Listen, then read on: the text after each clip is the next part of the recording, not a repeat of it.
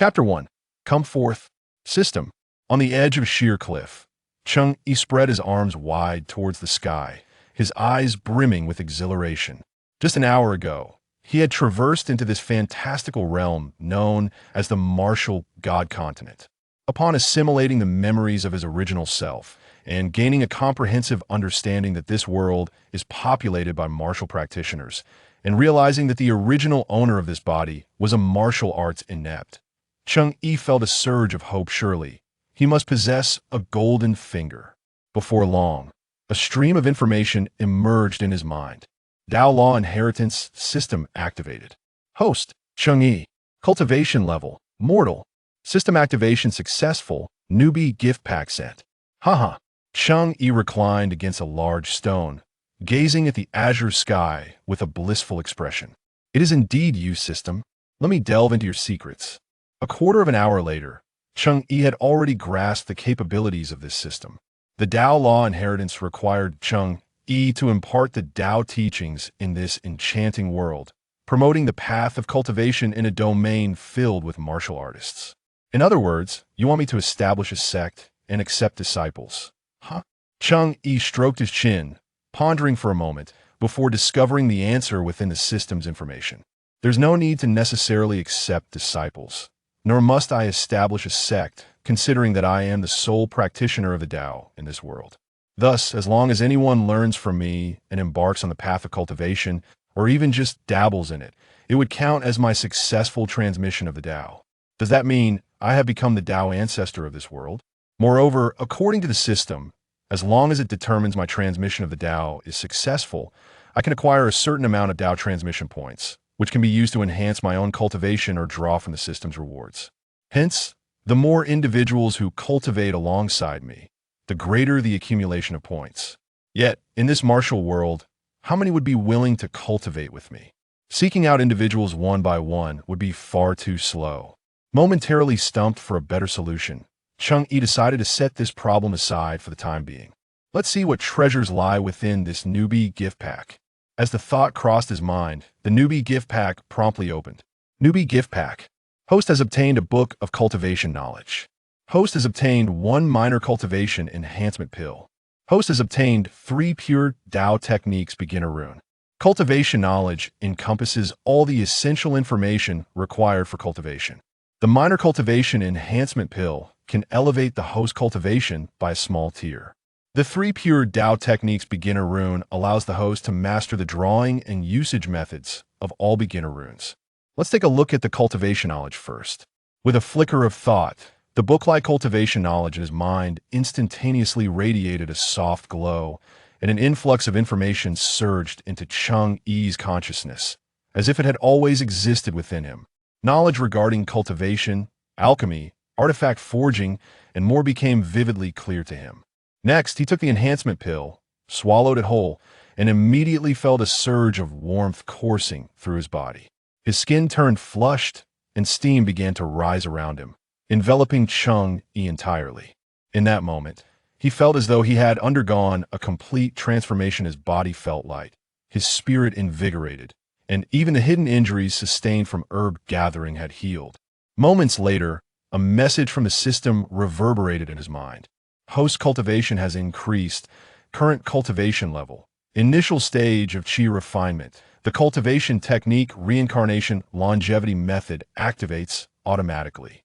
As the steam dissipated, Cheng Yi sensed within his body an inexhaustible force, the surging spiritual energy flowing through him, and the ambient spiritual essence of this world encircling him, leaving him feeling utterly refreshed. Cheng Yi then opened the 3 pure Dao techniques beginner rune, and in an instant, dozens of methods for drawing and utilizing runes appeared vividly in his mind. 3 pure Dao techniques runes. The myriad laws converge at the tip of the brush, dissolve in cinnabar, fall upon paper. The rune forms, and all laws are accessible. Goodness, I never imagined there would be so many applications for these runes. With these runes, I can lend more persuasive power to my teachings. However, I cannot simply perform tricks for entertainment that would be too demeaning. If only there were a live streaming platform in this fantastical world, or, at the very least, some television to promote me. Suddenly, A spark of inspiration lit up in Cheng Yi's eyes. A piece of knowledge unique to the martial god continent, drawn from his original self's memories, emerged in his mind. Advertisements and television. This is akin to the mirage and moonlight. Haha, it seems live streaming my teachings is within reach. In the central square of Water Gathering City, a large, smooth stone resembling crystal stood prominently at the center of the square. Surrounding this giant stone, a crowd had already gathered, standing 10 paces away. Cheng Yi was among them, his eyes fixed on the crystalline giant. Within this stone, the image of a man clad in a blue long robe wielding a large blade was visible as he swung his weapon, occasionally cleaving towards the surrounding wooden stakes. Though the blade did not make contact, it produced a series of tangible gusts of wind, slicing the stakes in half. Afterward, the man set down his blade and began addressing the crowd with cupped hands. Brothers and sisters of Water Gathering City, please listen. I am Wu Qingdao, the head of the Wind Blade sect. The blade technique I just demonstrated is the breaking wind blade. Should anyone be interested, feel free to register at number 43, Liushi Street, south of Water Gathering City. A detailed introduction of the related fees will be provided upon registration. Having spoken, he turned to leave, and another figure clad in black, wielding a staff, stepped into view to demonstrate staff techniques. This is the Mirage and Moonlight. Cheng Yi's eyes sparkled with excitement. The Mirage and Moonlight is a unique method of audiovisual transmission specific to the martial god continent, capable of broadcasting images and sound across vast distances. In Cheng Yi's modern understanding, this Mirage and Moonlight is akin to an exceedingly rudimentary television with a single channel, limited to live broadcasts, and prohibitively expensive. At least, that is how it appears concerning the giant stone in the current square. The people of the martial god continent are martial enthusiasts, and the Mirage and Moonlight in the central square of Water Gathering City broadcasts daily advertisements, showcasing the prowess of various sects and recruiting disciples. Among these, some belong to the few renowned sects, while others are the myriad smaller sects based in Water Gathering City. Though Water Gathering City itself may not be particularly large, it is home to hundreds of small sects. Thus, the City Lord's office conducts a 3-week selection process every quarter to choose 5 small sects from Water Gathering City to fill the remaining airtime after the major sects' recruitment advertisements. Cheng Yi turned to glance at the solemn and grand entrance of the City Lord's office on one side of the square, then squeezed through the crowd and made his way over. Today marks the first week of the sect selection in Water Gathering City. After registering at the City Lord's office, filling in his name and address, Cheng Yi held a token inscribed with the number 206 and was led by a guard to a separate courtyard within the City Lord's estate. Before he could enter, a middle-aged man clad in a blue robe and carrying a large blade emerged from within, the very same individual he had just seen in the Mirage and Moonlight. Out of politeness, Cheng Yi nodded to him. The man, Wu Qingdao, glanced at Cheng Yi, then nodded in slight confusion before departing. What could he be puzzled about? Cheng Yi furrowed his brow as he watched Wu Qingdao's retreating figure. Naturally, he is wondering why you arrived so late. The guard beside him, seemingly chatty, chimed in with a smile. Today is the last day of the initial selection for the sections.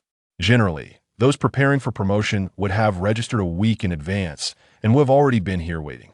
It's quite rare to see someone arriving at the last moment like you. Is that so?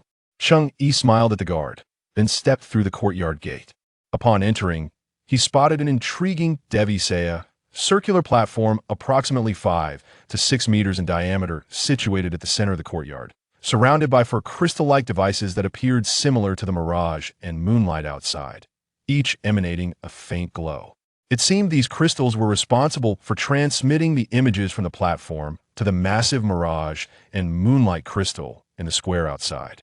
On the platform, a man clad in black holding a long staff was bowing to one of the crystals.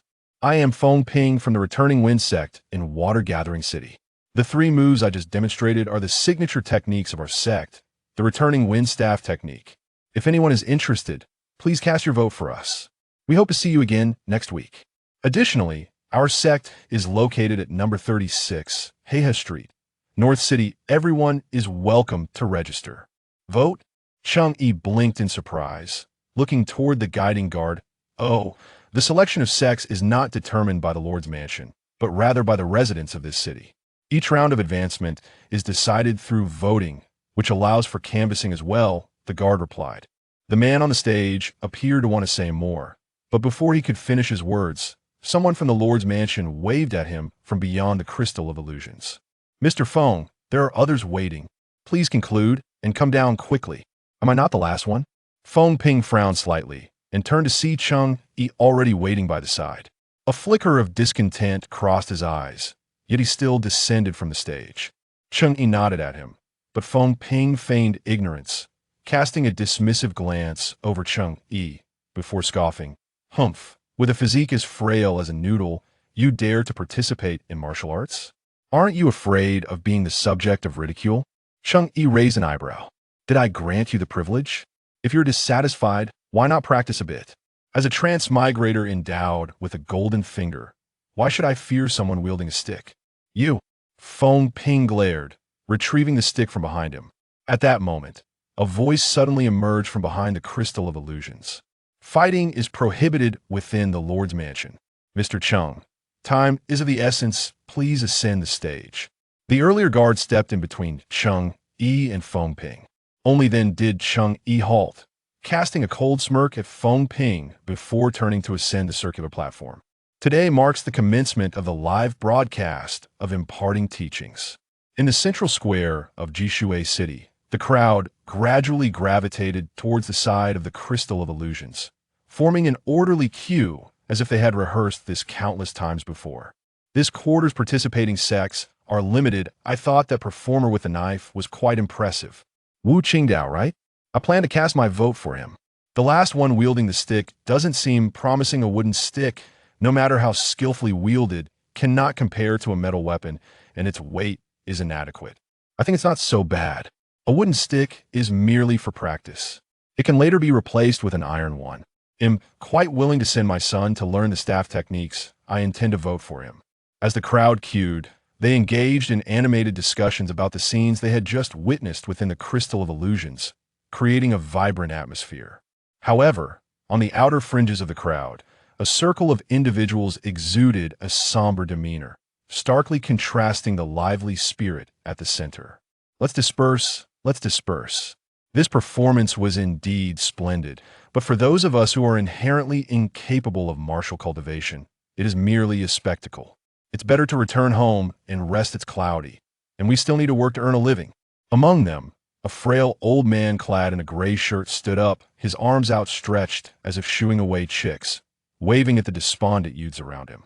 Some individuals rose alongside him, swaying as they made their way back.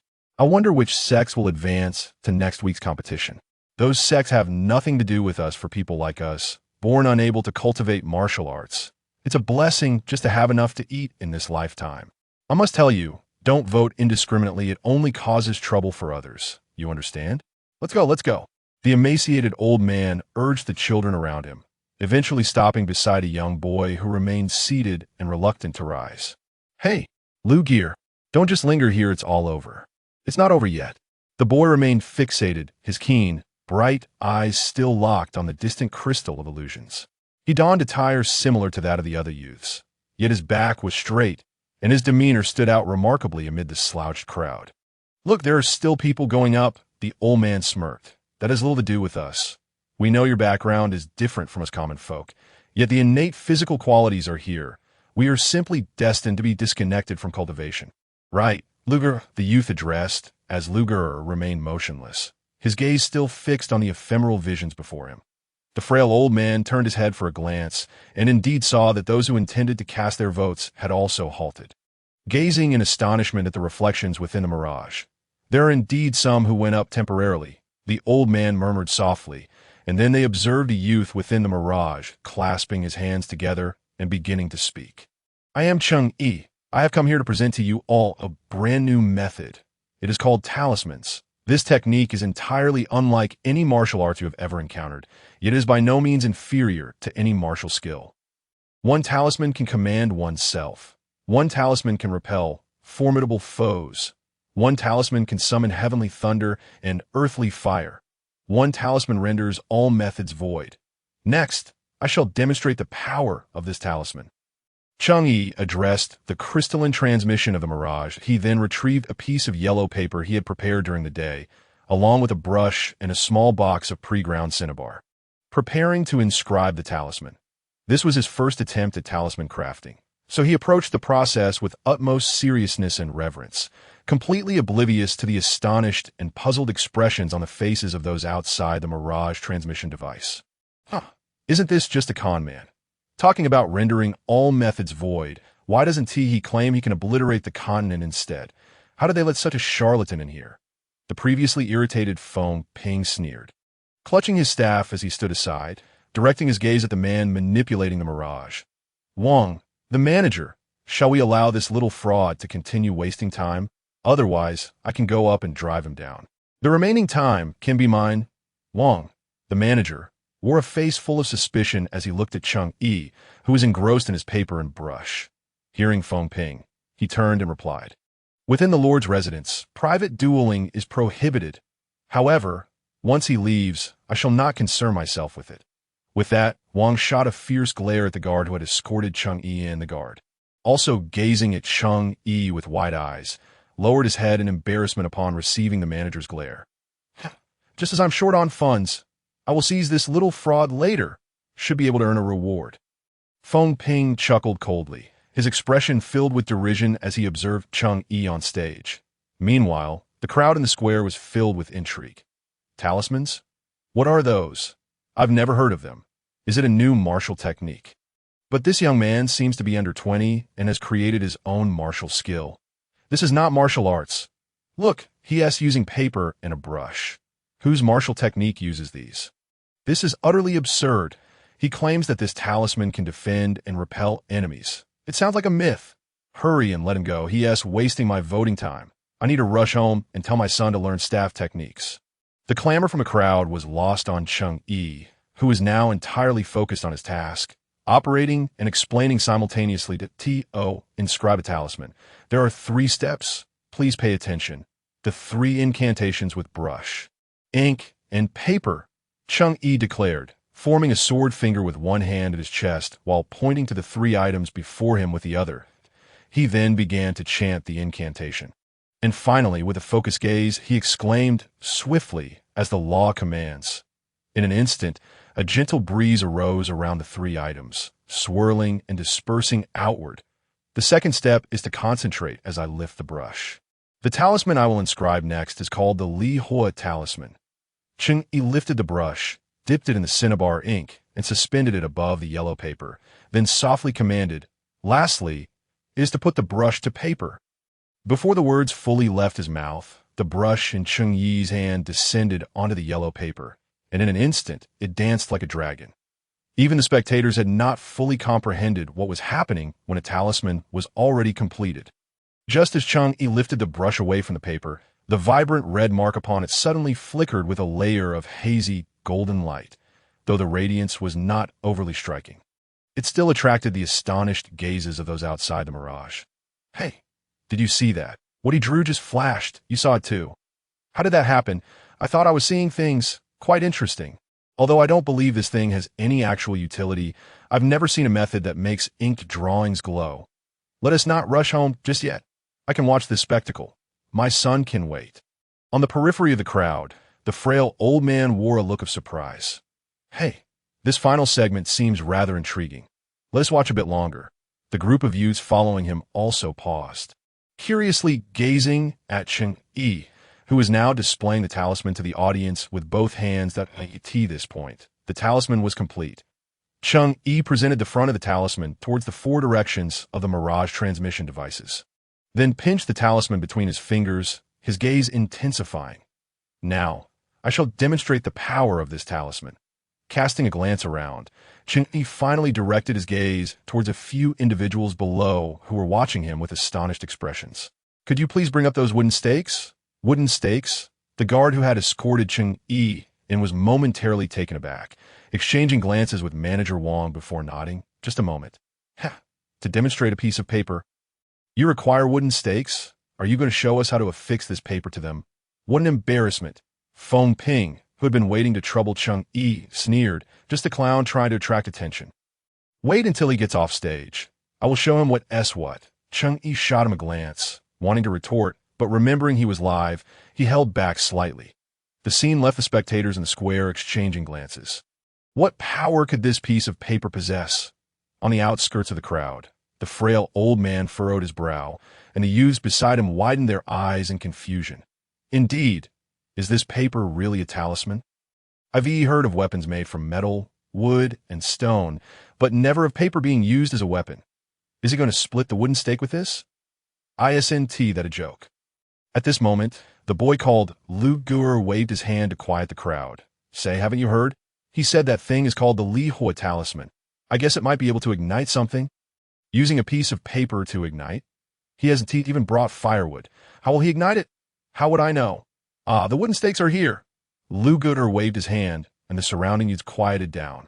Their curiosity peaked as they gazed towards the mirage. The crystalline projection. Cheng Yi held the Li Hua talisman before his chest. As his mind focused, he immediately sensed the connection between the spiritual energy within his body and the talisman in his hand. Then, with a swift motion, he hurled the talisman forward. The originally thin paper suddenly transformed as if it were an iron plate, soaring straight towards the wooden stakes that had just been moved onto the stage. Simultaneously, he uttered a soft command. Swiftly, as the law commands, the talisman and the wooden stake made contact in an instant. Boom! Suddenly, a sound akin to an explosion echoed throughout the back courtyard of the Lord's residence.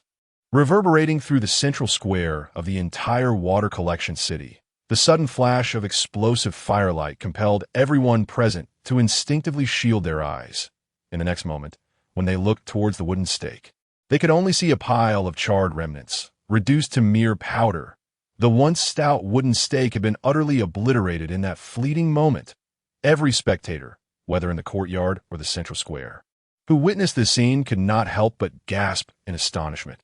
After a long while, someone finally spoke in a low voice that, "My heavens, what did I just see? Is this real? Impossible, absolutely impossible. That wooden stake must have been rigged with explosives. Are you out of your mind? Explosives would have blown the stake into pieces, but the reality is that the stake didn't even crack.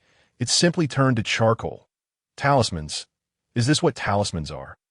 This seems rather intriguing.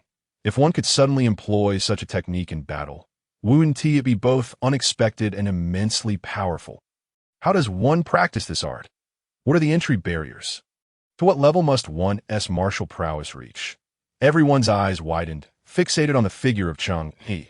Yet, Cheng Yi's next words plunged the entire central square of Jishui City into an instant silence. The talisman I just used is called the Li Hua talisman. Learn the way of talismans. There are no prerequisite conditions. Whether you're a practitioner of martial arts, an ordinary person who has never trained in combat, or someone like me, whose physical constitution disqualifies them from the martial path from the very beginning, you can still choose to cultivate the way of talismans. What I just demonstrated was merely a rudimentary technique within the realm of talismans. If anyone is interested in learning more about this art, please cast your votes. Next week, I will showcase more techniques related to talismans. My name is Cheng Yi, and I thank you all. After speaking, Cheng Yi nodded towards several astonished individuals beside him. Then, without needing Wang Guanshir's prompting, he gracefully descended from the live streaming platform of Jinghua Shuiwei. Only after he stepped down the stairs and exited the broadcasting range of Jinghua Shuiwei did the central square erupt into a thunderous wave of voices. Impossible!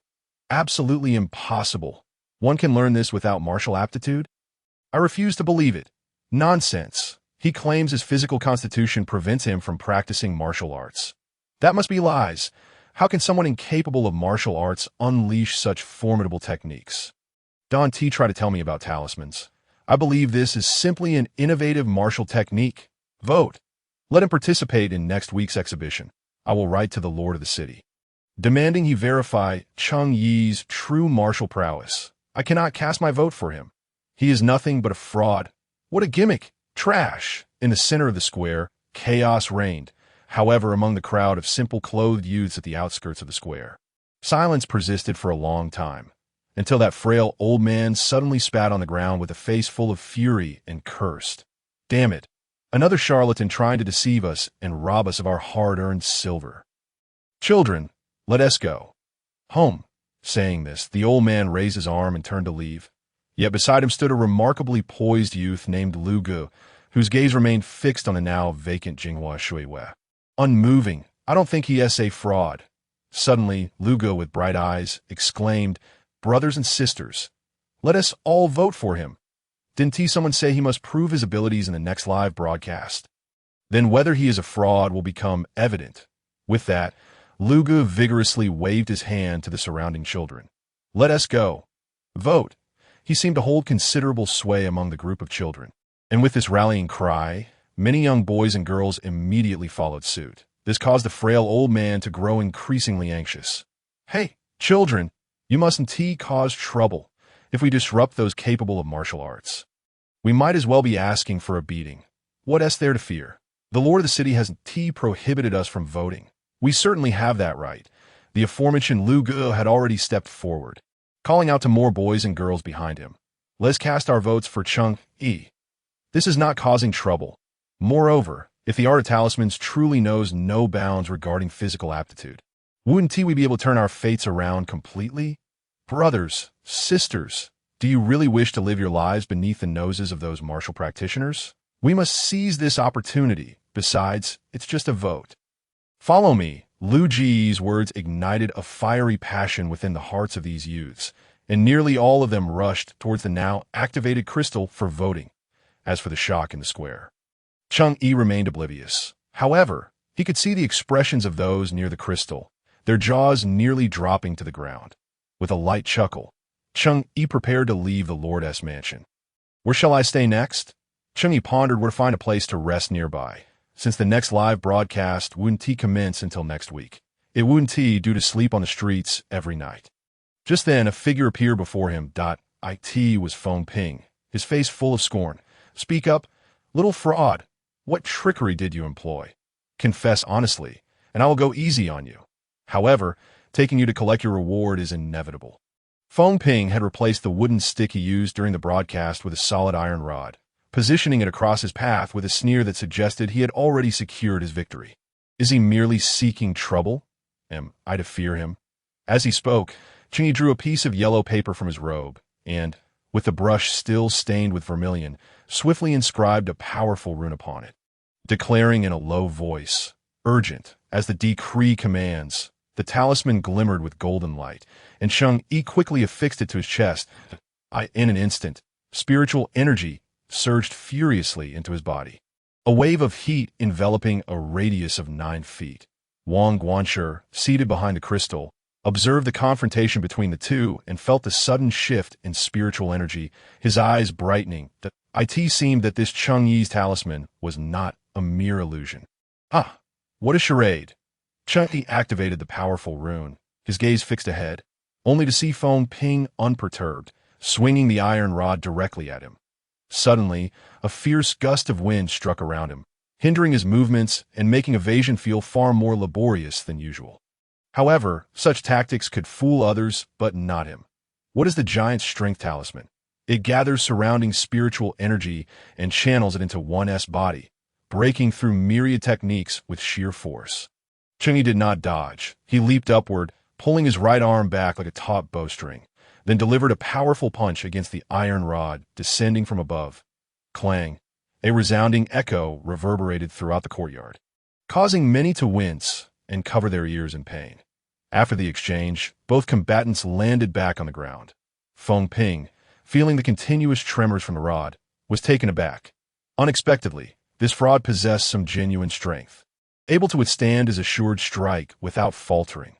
Wang Guanshi, witnessing Cheng Yi's astonishing punch from behind the crystal, was equally captivated and whispered in awe. This Cheng Yi indeed does not appear to be a martial artist. Yet he can withstand a blow from a martial master like Feng with nothing but a yellow talisman. After a moment's contemplation, he raised his voice to intervene. "Enough! Fighting is prohibited within the Lord's mansion." Wang Guanshi stepped out from behind the crystal, halting the two poised for conflict, his face feigning irritation.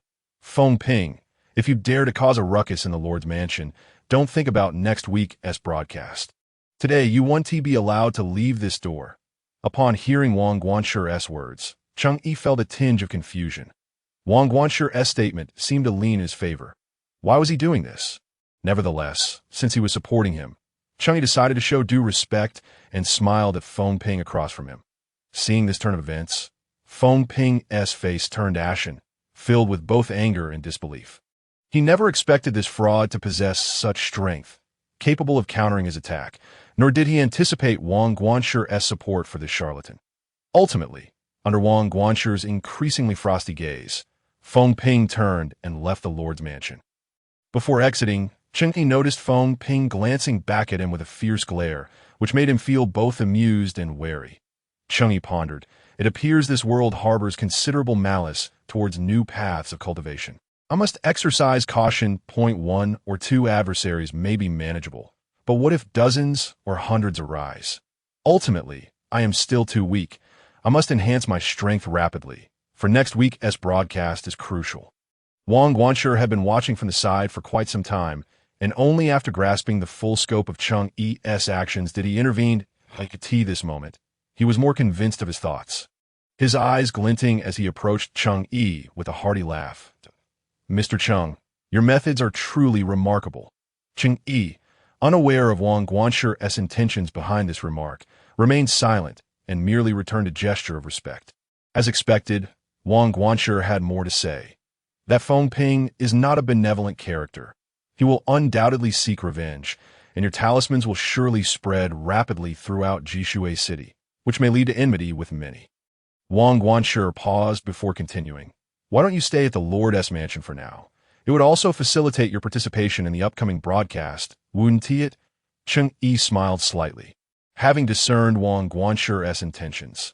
This Wang Guanshi had likely noticed something and wished to offer a personal favor before Cheng Yi's rise to prominence, that if that were the case, why not stay?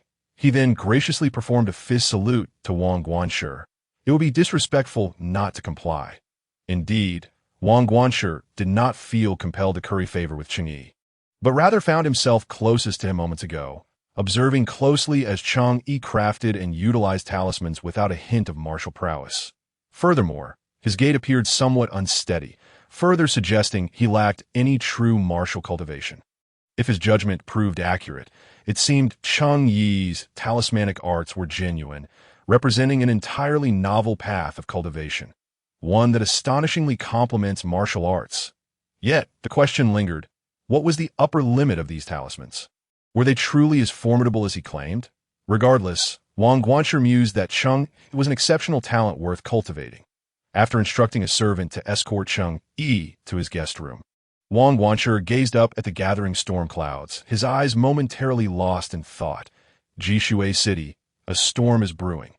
Those who had come to witness the live broadcast of the Mirror Flower Watermoon had cast their votes and returned home, sharing the day's events as lively topics among family and neighbors. The news of Cheng Yi's establishment of the talismanic arts spread like wildfire, sending ripples throughout the city. In the labor district of Jishui City, a woman, startled by her husband's words, forgot to eat her meal. What? A path of cultivation that does not require physical aptitude.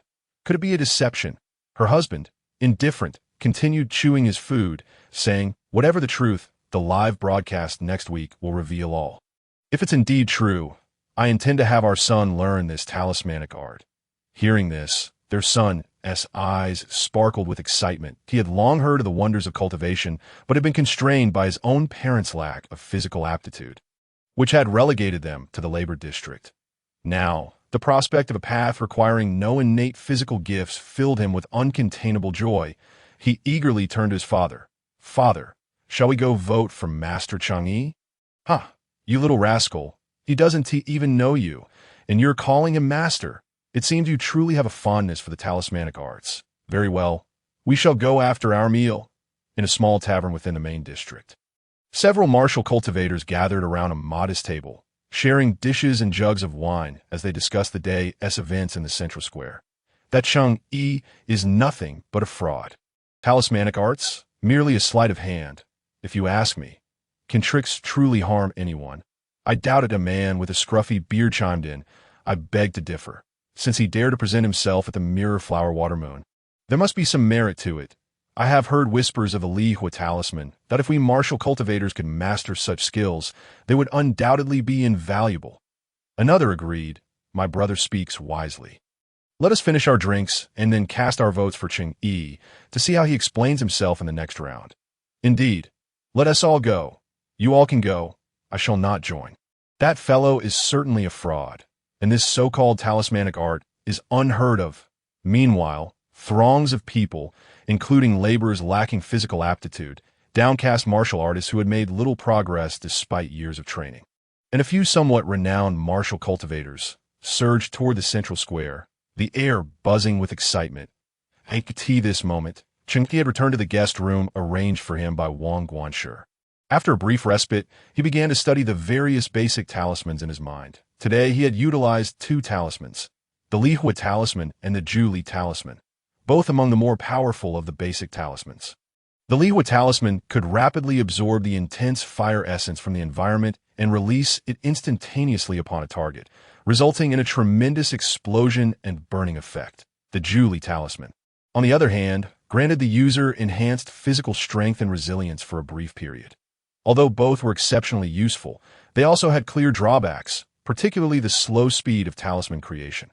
His ability to withstand Feng Ping's strike so easily was merely due to Feng Ping being a martial master of lesser caliber.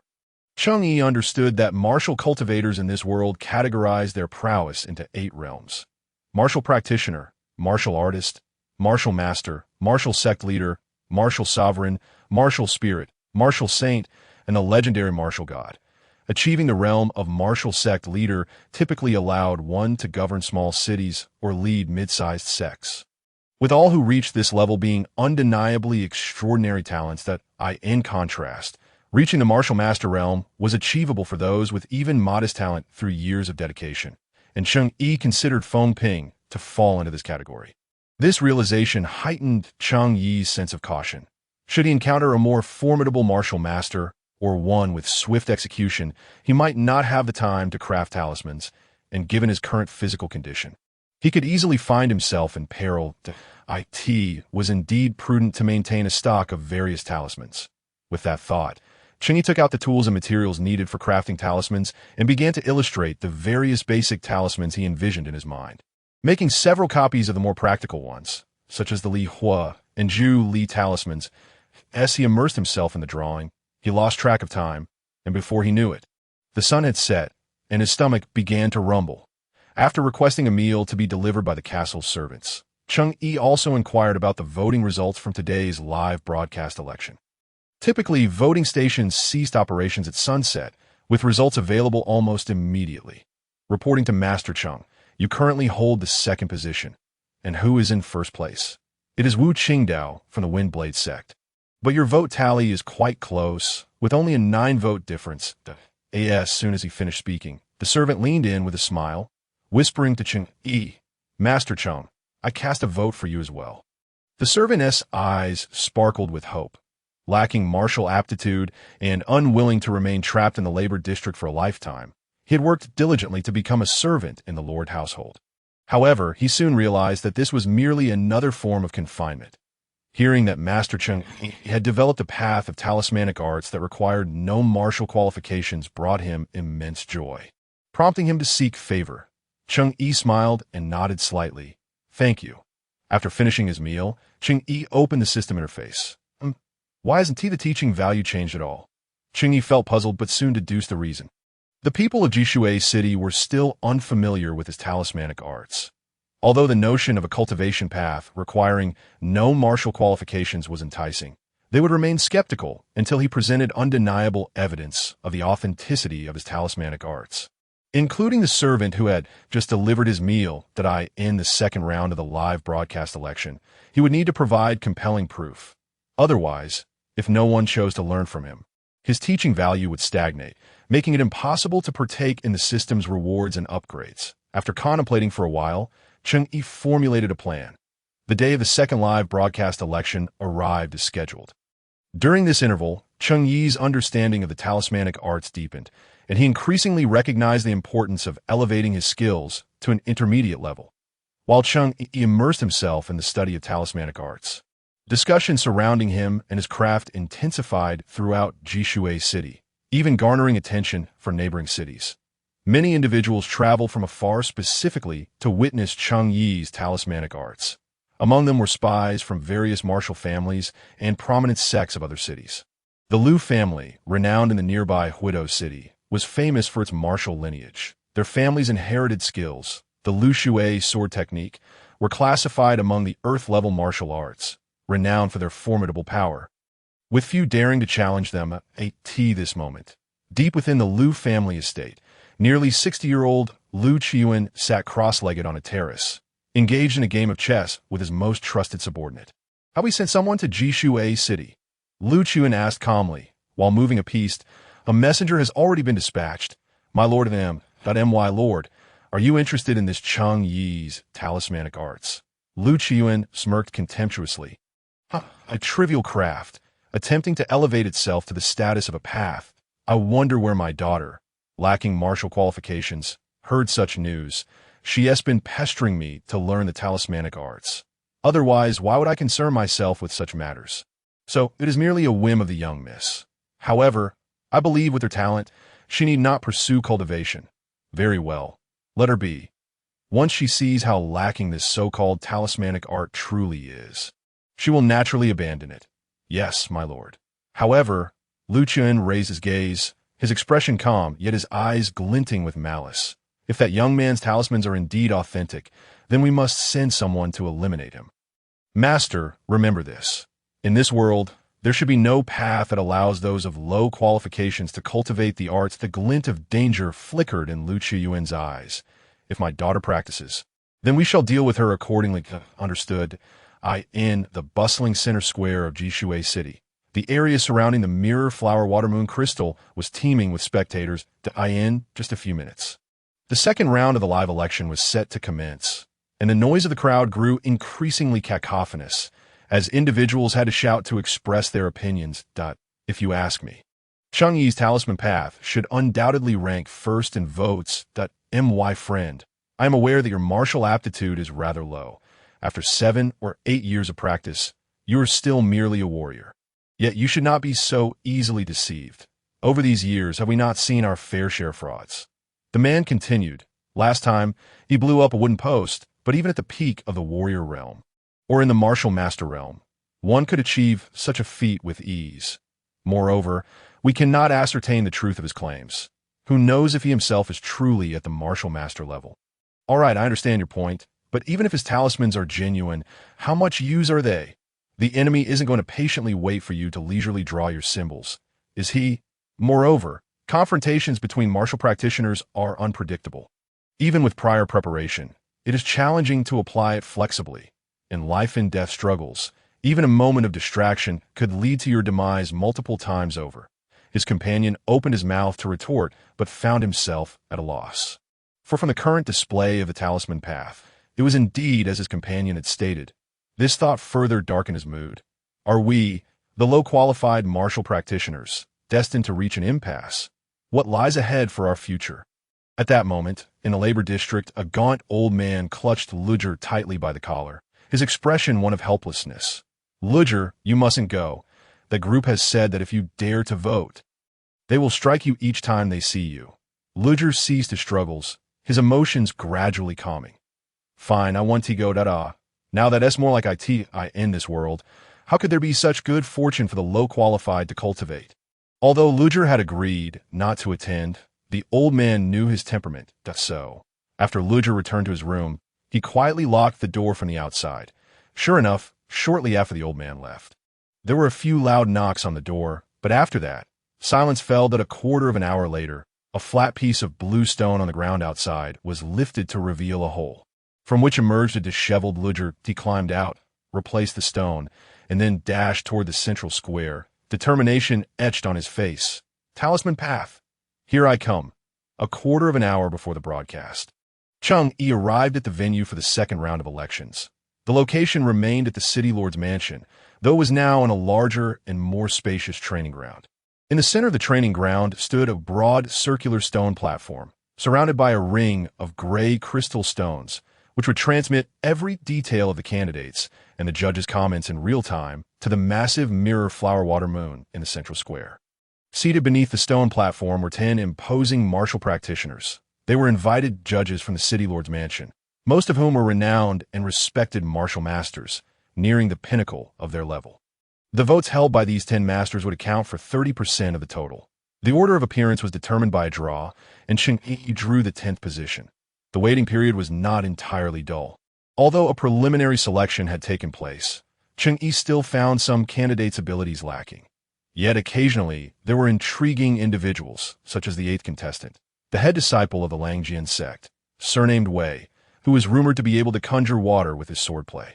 To Cheng Yi's surprise, as this individual drew his sword, the sound of crashing wave could indeed be heard, and he sent droplets flying in all directions, leaving small pits in the hard blue stone platform beneath.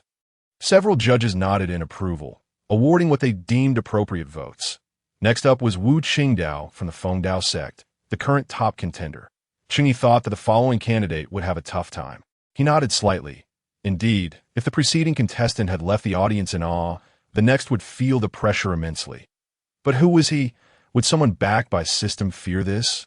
Wu Qingdao better not grow too proud. For if he did, he would soon find himself embarrassed when Cheng Yi took the stage that Wu Qingdao ascended the platform, first cupping his fists toward the judges. Esteemed judges and audience members, I am Wu Qingdao, the leader of the Feng Dao sect. This time, I shall present an even more complete demonstration than before. After saying this, he beckoned, and 4 wooden dummies were brought onto the stage, positioned around him as props were permitted. Provided they underwent strict inspection by the city lord's mansion, Cheng Yi noticed that the faces of the wooden dummies were reinforced with iron plates half an inch thick. What was the purpose of this? The judges below shared the same question, but Wu Qingdao soon commenced his demonstration. With the blade facing outward in position before him, he crouched slightly, then executed a swift spin, unleashing a circular blade wind that struck the iron faces of the wooden dummies. Once the crowd saw, they realized that the iron plates had been sliced through, revealing the wood beneath. Such power astonished the judges below. Just the wind generated by a strike could pierce through half an inch of iron. It was not only the impressive blade technique that was remarkable.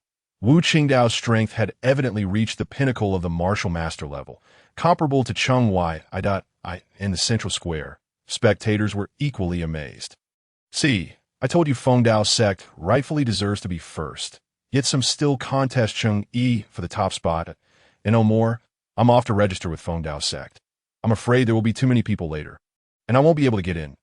Indeed, some spectators began to rise, preparing to register with the Feng Dao sect. Just as the crowd stirred, Wu Qingdao had already answered several questions from the judges and, after bowing, exited the stage. The coordinator immediately called for Cheng Yi to take the stage as he stepped onto the stone platform. He met the gaze of the 10 judges, his pace measured and calm. So this is Cheng Yi, ranked second in votes, trailing Wu Qingdao by only a few, one might think. Right in the previous round, he showcased his talismans, and now he approaches empty-handed, though his bag appears full. It must still pertain to the previous round. Talisman, is it that fire talisman? Surely, explosives could achieve a similar effect, perhaps even greater. What use then do his talismans serve? Cheng Yi discerned that the judges' impressions of him were far from favorable, even devoid of trust. After all, no one had previously conceived that peculiar patterns drawn on a piece of paper could wield immense power. It was beyond their imagination, let alone belief. Even now, very few chose to believe in him. It could be said that no one truly trusted him. Thus far, he had yet to accumulate a single point of teaching value. The reason for his relatively high vote count was that the low-qualified practitioners, who typically abstained from voting, had suddenly become active, casting their votes for him. However, the reason he could not surpass Wu Qingdao in votes was that this low-qualified demographic did not constitute the mainstream crowd in the cultivation market, insufficient to outpace the exceptional Wu Qingdao. Moreover, those who voted for him did not truly believe in themselves. They merely wished not to see their last flicker of hope extinguished, but it mattered not. Today, they would come to believe in the existence of hope. Esteemed judges and audience members, I, Cheng Yi, shall present a demonstration of more talismans than in the previous round in the central square. Some martial practitioners began to hurl scornful remarks as Cheng Yi spoke that a man with deep-set eyes and a sallow complexion, clearly a debauched wastrel, scoffed, "Talisman? Just get off the stage, you fraud." Beside him, a sharply dressed young man with a serious demeanor, exuding an air of righteousness, chimed in, "I have always despised those who deceive others. Once he exits the stage, I shall teach him a lesson with my silver sword on the stage." Cheng Yi was oblivious to the sounds emanating from the central square. Even if he had heard them, he would not have cared. After delivering his opening remarks, he reached into his pocket and retrieved vermilion powder, a brush, yellow paper, and various other tools for drawing talismans. Following the previous live broadcast, some had claimed that the fire talisman was impractical. They argued that if it missed its target, it would be a futile effort. Yet the art of talismans is infinitely varied and profoundly intricate. Cheng Yi had meticulously prepared for the task at hand. Today he would unveil the wonders of talismanic magic to all present to commence. He introduced the lightness talisman. With focused intent, he drew the talisman in one fluid motion, holding it aloft for the judges and the audience from the mirror flower, water moon side to see clearly. Those who needed it could take note of the design and attempt to replicate it, seeking to grasp the subtle energies involved in the creation of talismans. Having said this, Cheng Yi affixed the lightness talisman to his chest. Amusingly, he had taken on the role of a teacher who would instruct others during a competition. The accusation of deception loomed large, yet he soon had no time to chuckle, for at that moment, Cheng Yi was moving rapidly across the circular stage, leaving behind faint traces of his movement. The warriors in the waiting area were momentarily taken aback. This speed had clearly reached the level of a martial artist. It was unexpected that he truly possessed such skill. "Don't be naive, he's just a fraud, using his martial prowess to feign the effects of talismans that I could match that speed myself." Those in the mirror flower, water moon audience continued to cast doubt. "I told you so. He's definitely a martial artist. Look, the truth is out now." Sighing, one lamented, "If only it were true. I've stagnated at the warrior level for 7 years, that if these talismans were genuine, perhaps I could unleash martial artist level strength in battle." Though Cheng Yi could not hear these murmurs, he had anticipated such skepticism. With a smile directed at a crystal pillar transmitting the visuals and sounds, he said, "Take your time. No need to rush." At his behest, several members of the city lord's office collaborated to lift a 300-gene granite stone onto the stage. What was he planning to do? No one knew. They could only watch in suspense. Cheng Yi expressed his gratitude with a bow before extracting a great strength talisman from a stack of talismans and affixing it to his chest. Even from a distance, the martial artists in the waiting area could feel the shift in Cheng Yi's aura, indicative of a martial artist's strength, and it seemed to be at least at the mid-stage level in the realm of martial cultivation. Each stage is categorized into early, mid, late, and perfection phases, judging by his energy. Cheng Yi appeared to be at the mid-stage of a martial artist. Even if he were a fraud, given his age, he was still remarkably gifted. Not only did he possess talent, but at merely 20 years old, achieving mid-stage martial artist level would require ample resources. Could he possibly be a scion of a prominent sect or a martial arts family? Uncertainly, they speculated about the origins of his martial techniques. Perhaps he was a disciple of some reclusive master? As these thoughts circulated among the waiting warriors, Cheng Yi made his move. He stepped back with his right foot and delivered a powerful punch. With a thunderous crack, the granite shattered into hundreds of pieces, leaving all the martial artists stunned. What a punch! This strike nearly approached the perfection of a martial artist. How insidious! He pretended to lack cultivation while using talismans to deceive others, deliberately courting attention. Indeed, this lad had resorted to such shameless tactics to garner numerous votes. Without these tricks, his advancement to the next round would have been uncertain. Among the audience in front of the mirror flower, Water Moon, aside from a handful of skilled martial artists, most remained oblivious to the underlying truths, simply marveling at Cheng Yi's impressive punch. Cheng Yi is incredible. Was that really the effect of the talisman? Ladies and gentlemen, allow me to speak. Both the lightness talisman and the great strength talisman are deceptions. Can't you see? He is merely showcasing his martial artist strength and speed. Is that truly the case? I can hardly believe it. I voted for him earlier. How could I trust someone with such questionable character to teach my child? Indeed, I will not cast my vote for him this time. Not even for a dog. Absolutely. Let's not vote for him, lest others fall prey to his deceit. In the crowd, Luger stood, fists clenched, his face flushed with anger as he listened to the slander against him. Yet, he remained silent, his unwavering gaze fixed on Cheng Yi within the mirror flower. Watermooned, he had faith in his judgment, recalling someone with a similar aura to Cheng Yi who had never lied to him. The debris on the performance stage had been cleared, and Cheng Yi requested a small, fist-sized, semi-transparent black testing stone. Wait, isn't that a stone used to test martial aptitude? What does he need it for? Could it be that he intends to publicly test his martial aptitude? Wouldn't that expose his true nature? Murmurs of disbelief circulated. Is there a possibility, just a possibility, that his talismans are indeed genuine? Impossible. Absolutely impossible. Such miraculous things cannot exist in this world. If they did, why have they never appeared before? Not even a whisper of a legend. Yes, even if they did exist, only a figure of martial respect or higher could devote decades to their creation. It should not be within the grasp of a mere boy of 28. These thoughts echoed. One individual noticed an unusual silence enveloping the entire mirror flower, Watermoon venue. What is happening? He looked up at the screen, his expression frozen in shock. Cheng Yi had just dripped a single drop of his blood onto the testing stone, which emitted only a faint white light. Typically, when blood is applied to the stone, it can emit 5 distinct colors: white, green, blue, purple, and red. White signifies an ordinary person without martial aptitude. Green indicates a slight talent, and the colors ascend, with red representing an extraordinary genius. There are whispers of a golden light corresponding to those destined to become martial gods, but only a particularly rare testing stone can reveal it. Otherwise, it would only show white. Few were aware of the tale surrounding the golden light. Even if someone knew, they would hardly associate this moment with a legend. How could it be white light? He is clearly a martial artist. It must be fake. I refuse to believe it. Absolutely not. The martial artists in the waiting area reacted with unprecedented intensity, nearly losing their composure. They found it unfathomable that someone lacking martial aptitude could, through a mere piece of paper, attain the martial realm they had painstakingly cultivated for years. This cannot be true. The testing stone must be a counterfeit.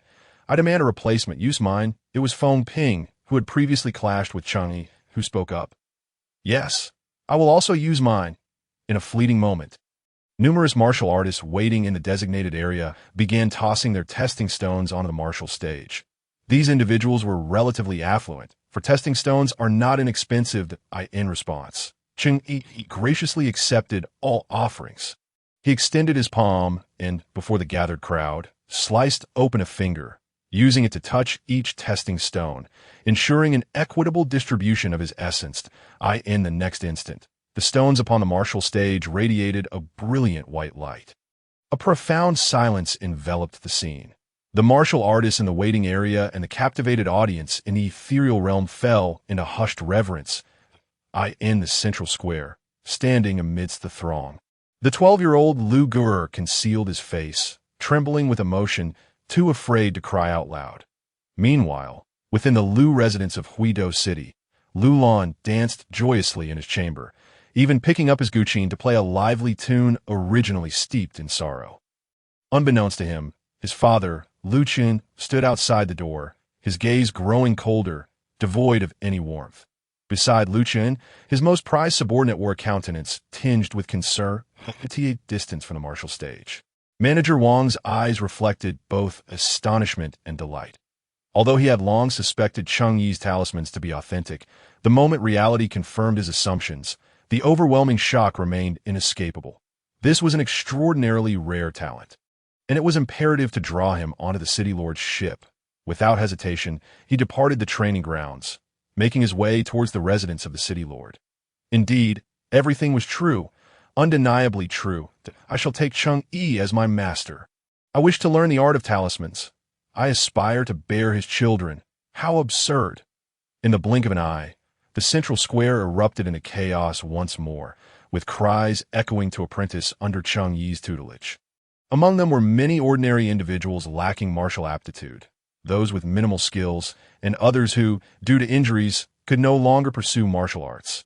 Naturally, some martial cultivators also harbored similar thoughts, wishing to utilize talismans as auxiliary combat tools. This included many who had previously mocked Cheng Yi. Hey, weren't you just calling Cheng Yi a fraud and shameless?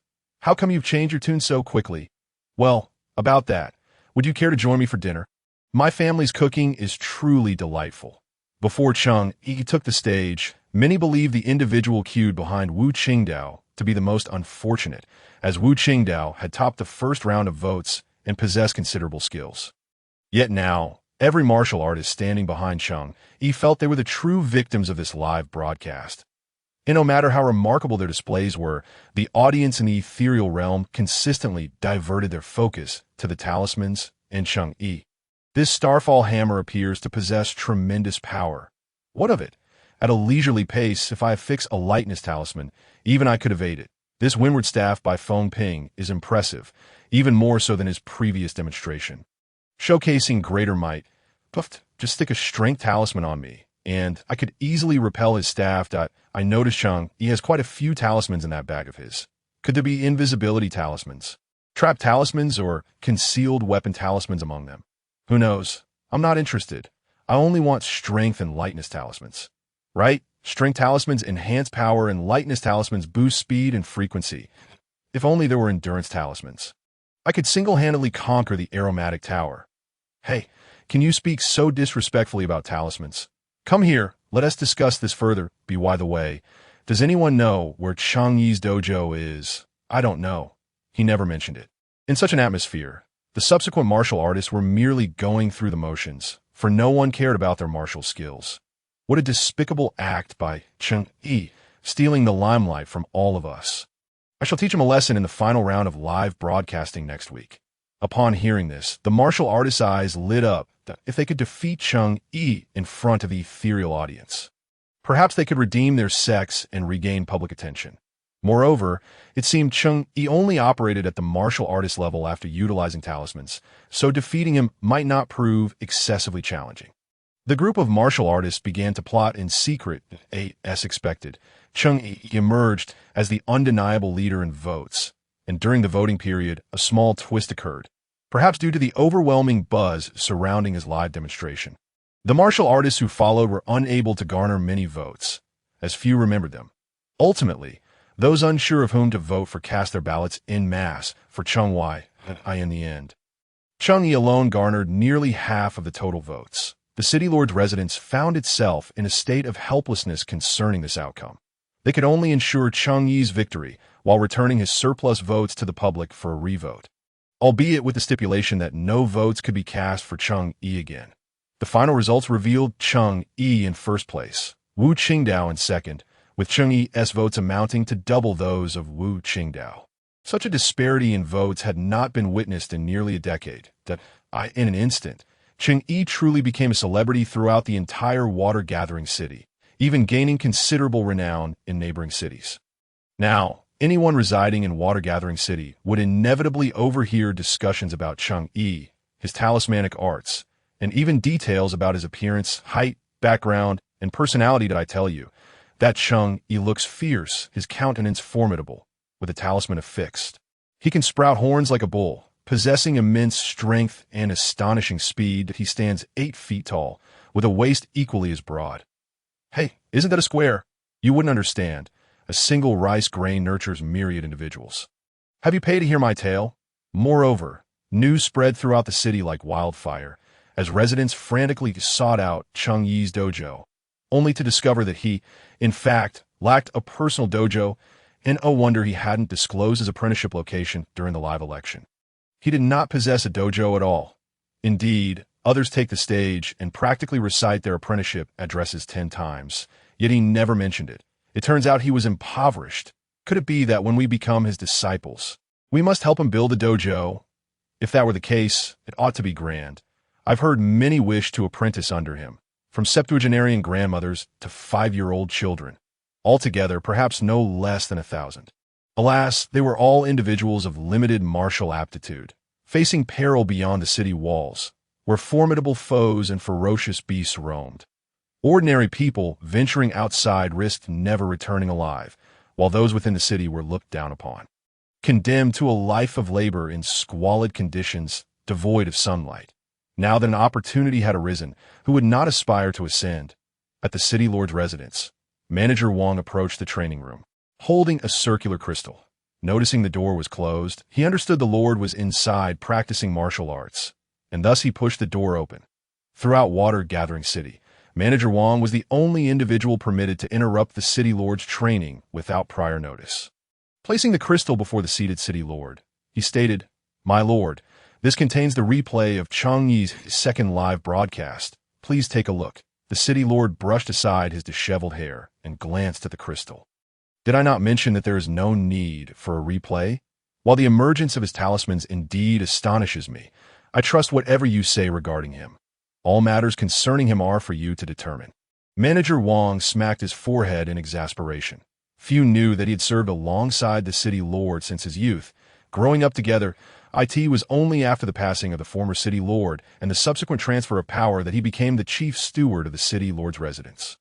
The city lord, however, had been consumed by martial pursuits from a young age, neglecting governance. Even under the old lord's guidance, he learned little, and with the old lord's demise, the current young lord became even more unrestrained, abandoning administrative duties in favor of his martial passions. Thus, the affairs of water-gathering city and the management of the city lord's residence were largely overseen by Manager Wang. Fortunately, the city lord was exceptionally gifted.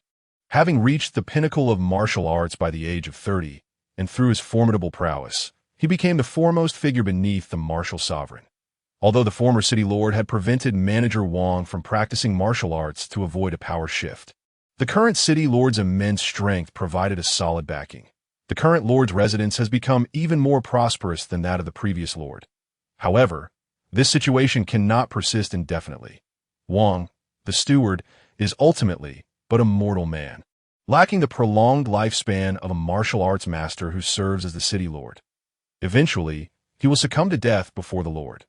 When that time comes, should the lord remain indifferent to governance, what will become of this vast lord's estate? It is imperative that the lord gradually take on responsibilities. Only then can a seamless transition occur after my demise. And why, dear lord, I implore you, please take on more duties, for what will happen when I am gone? Yu Feng frowned slightly and said, "Old Wang, I forbid you from speaking such words that I will seek out rare treasures to extend your life. Oh, it is no easy task to find such miraculous elixirs. You must focus and manage affairs well. Remember to check the contents within the crystal stones that I shall take my leave, after departing from the lord's training chamber."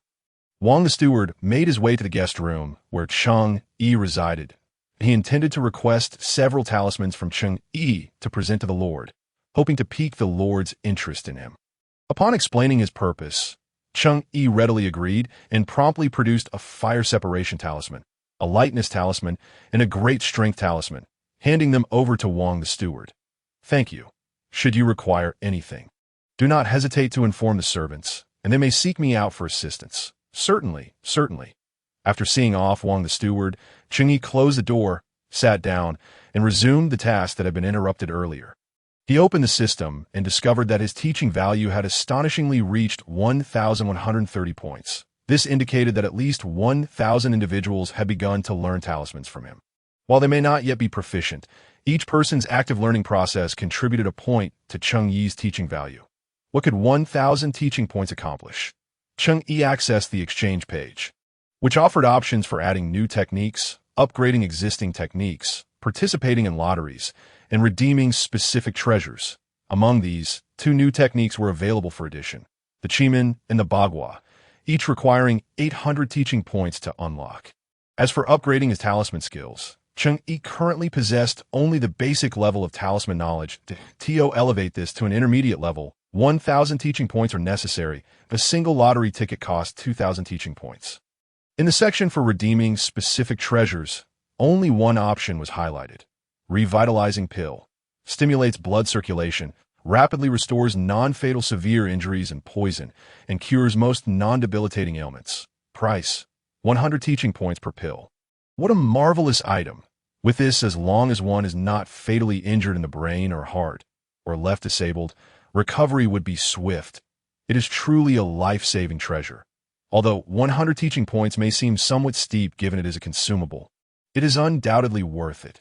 What could be more valuable than life itself? After careful consideration, Cheng Yi decided to upgrade his talisman skills to the intermediate level and use the remaining teaching points to redeem a revitalizing pill. Given the current circumstances, the versatility of talismans was sufficient to cope with challenges. However, the damage output of basic talismans was somewhat lacking. Now, he was competing against individuals at the martial master level. But Cheng Yi was confident that the ever-changing nature of talismans would suffice to deal with most martial masters. Yet, he sensed that martial artists at the martial sect level might soon emerge, at which point basic talismans would no longer suffice. By upgrading to intermediate talisman skills, he might stand a chance against a master, and even if he could not win, he would not be cornered. After confirming there were no oversights, Cheng Yi decisively paid the teaching points to the system in the blink of an eye. His teaching points dwindled from over 1,000 to merely 30, a loss that was undeniably painful. Yet, the ensuing enhancement in skills made him forget this loss entirely.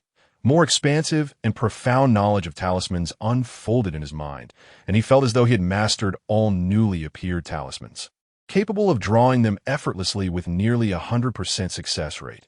Once this process concluded, Cheng Yi opened his eyes, which had grown even more profound than before. Delightful. At this moment, the talismans in his mind had exceeded 300 types, many of which were of considerable difficulty but offered limited utility.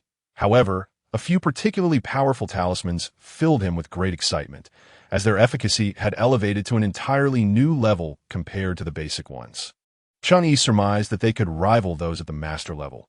The martial sect, which encompassed the realms of city lords and heads of minor sects, was indeed thrilling to contemplate. Nevertheless, Cheng Yi remained grounded.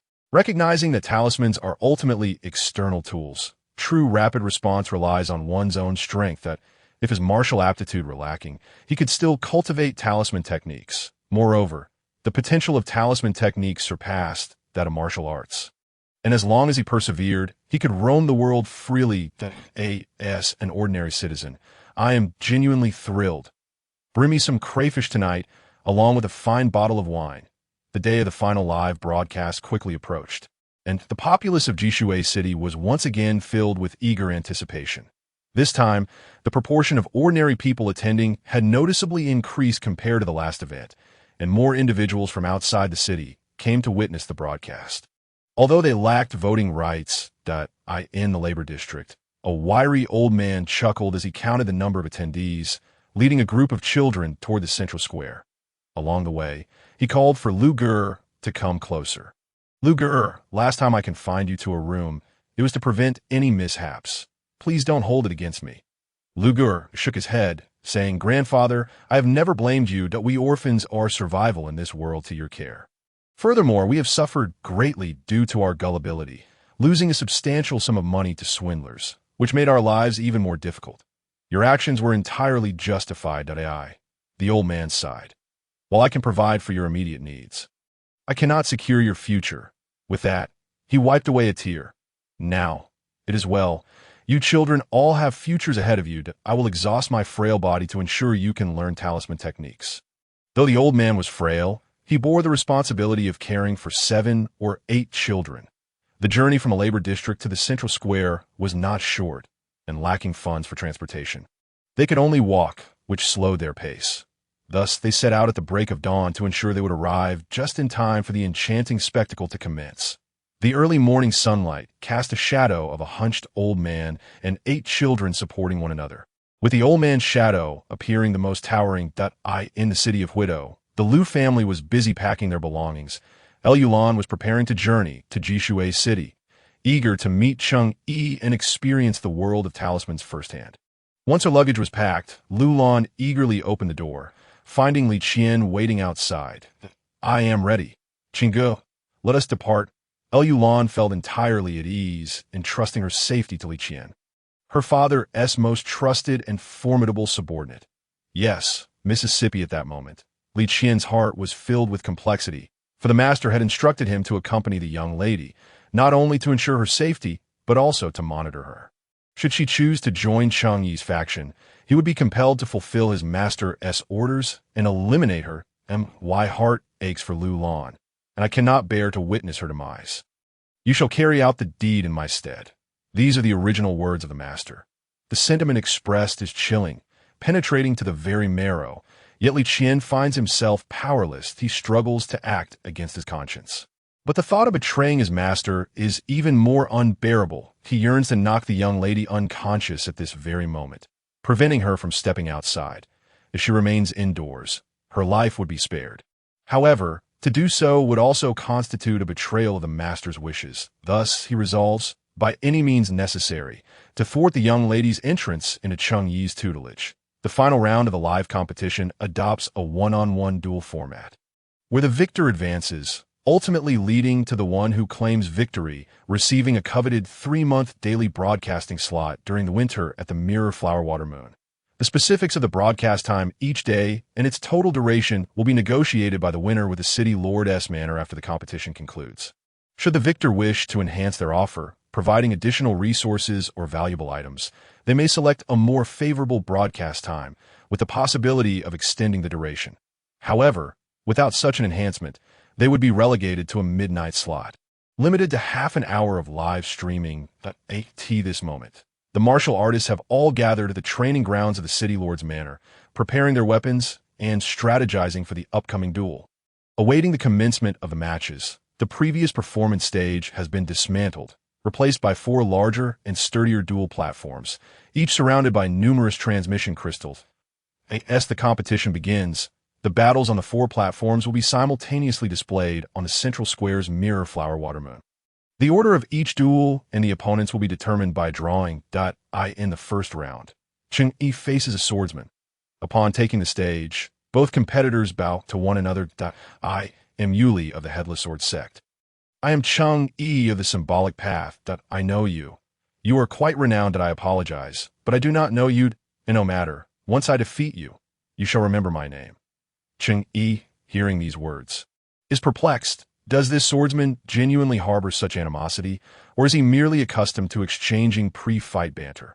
As the duel commences, the swordsman raises his sword to thrust, aiming for a preemptive strike, unaware that Cheng Yi's speed in applying his talismans is equally swift, allowing him to evade the attack effortlessly.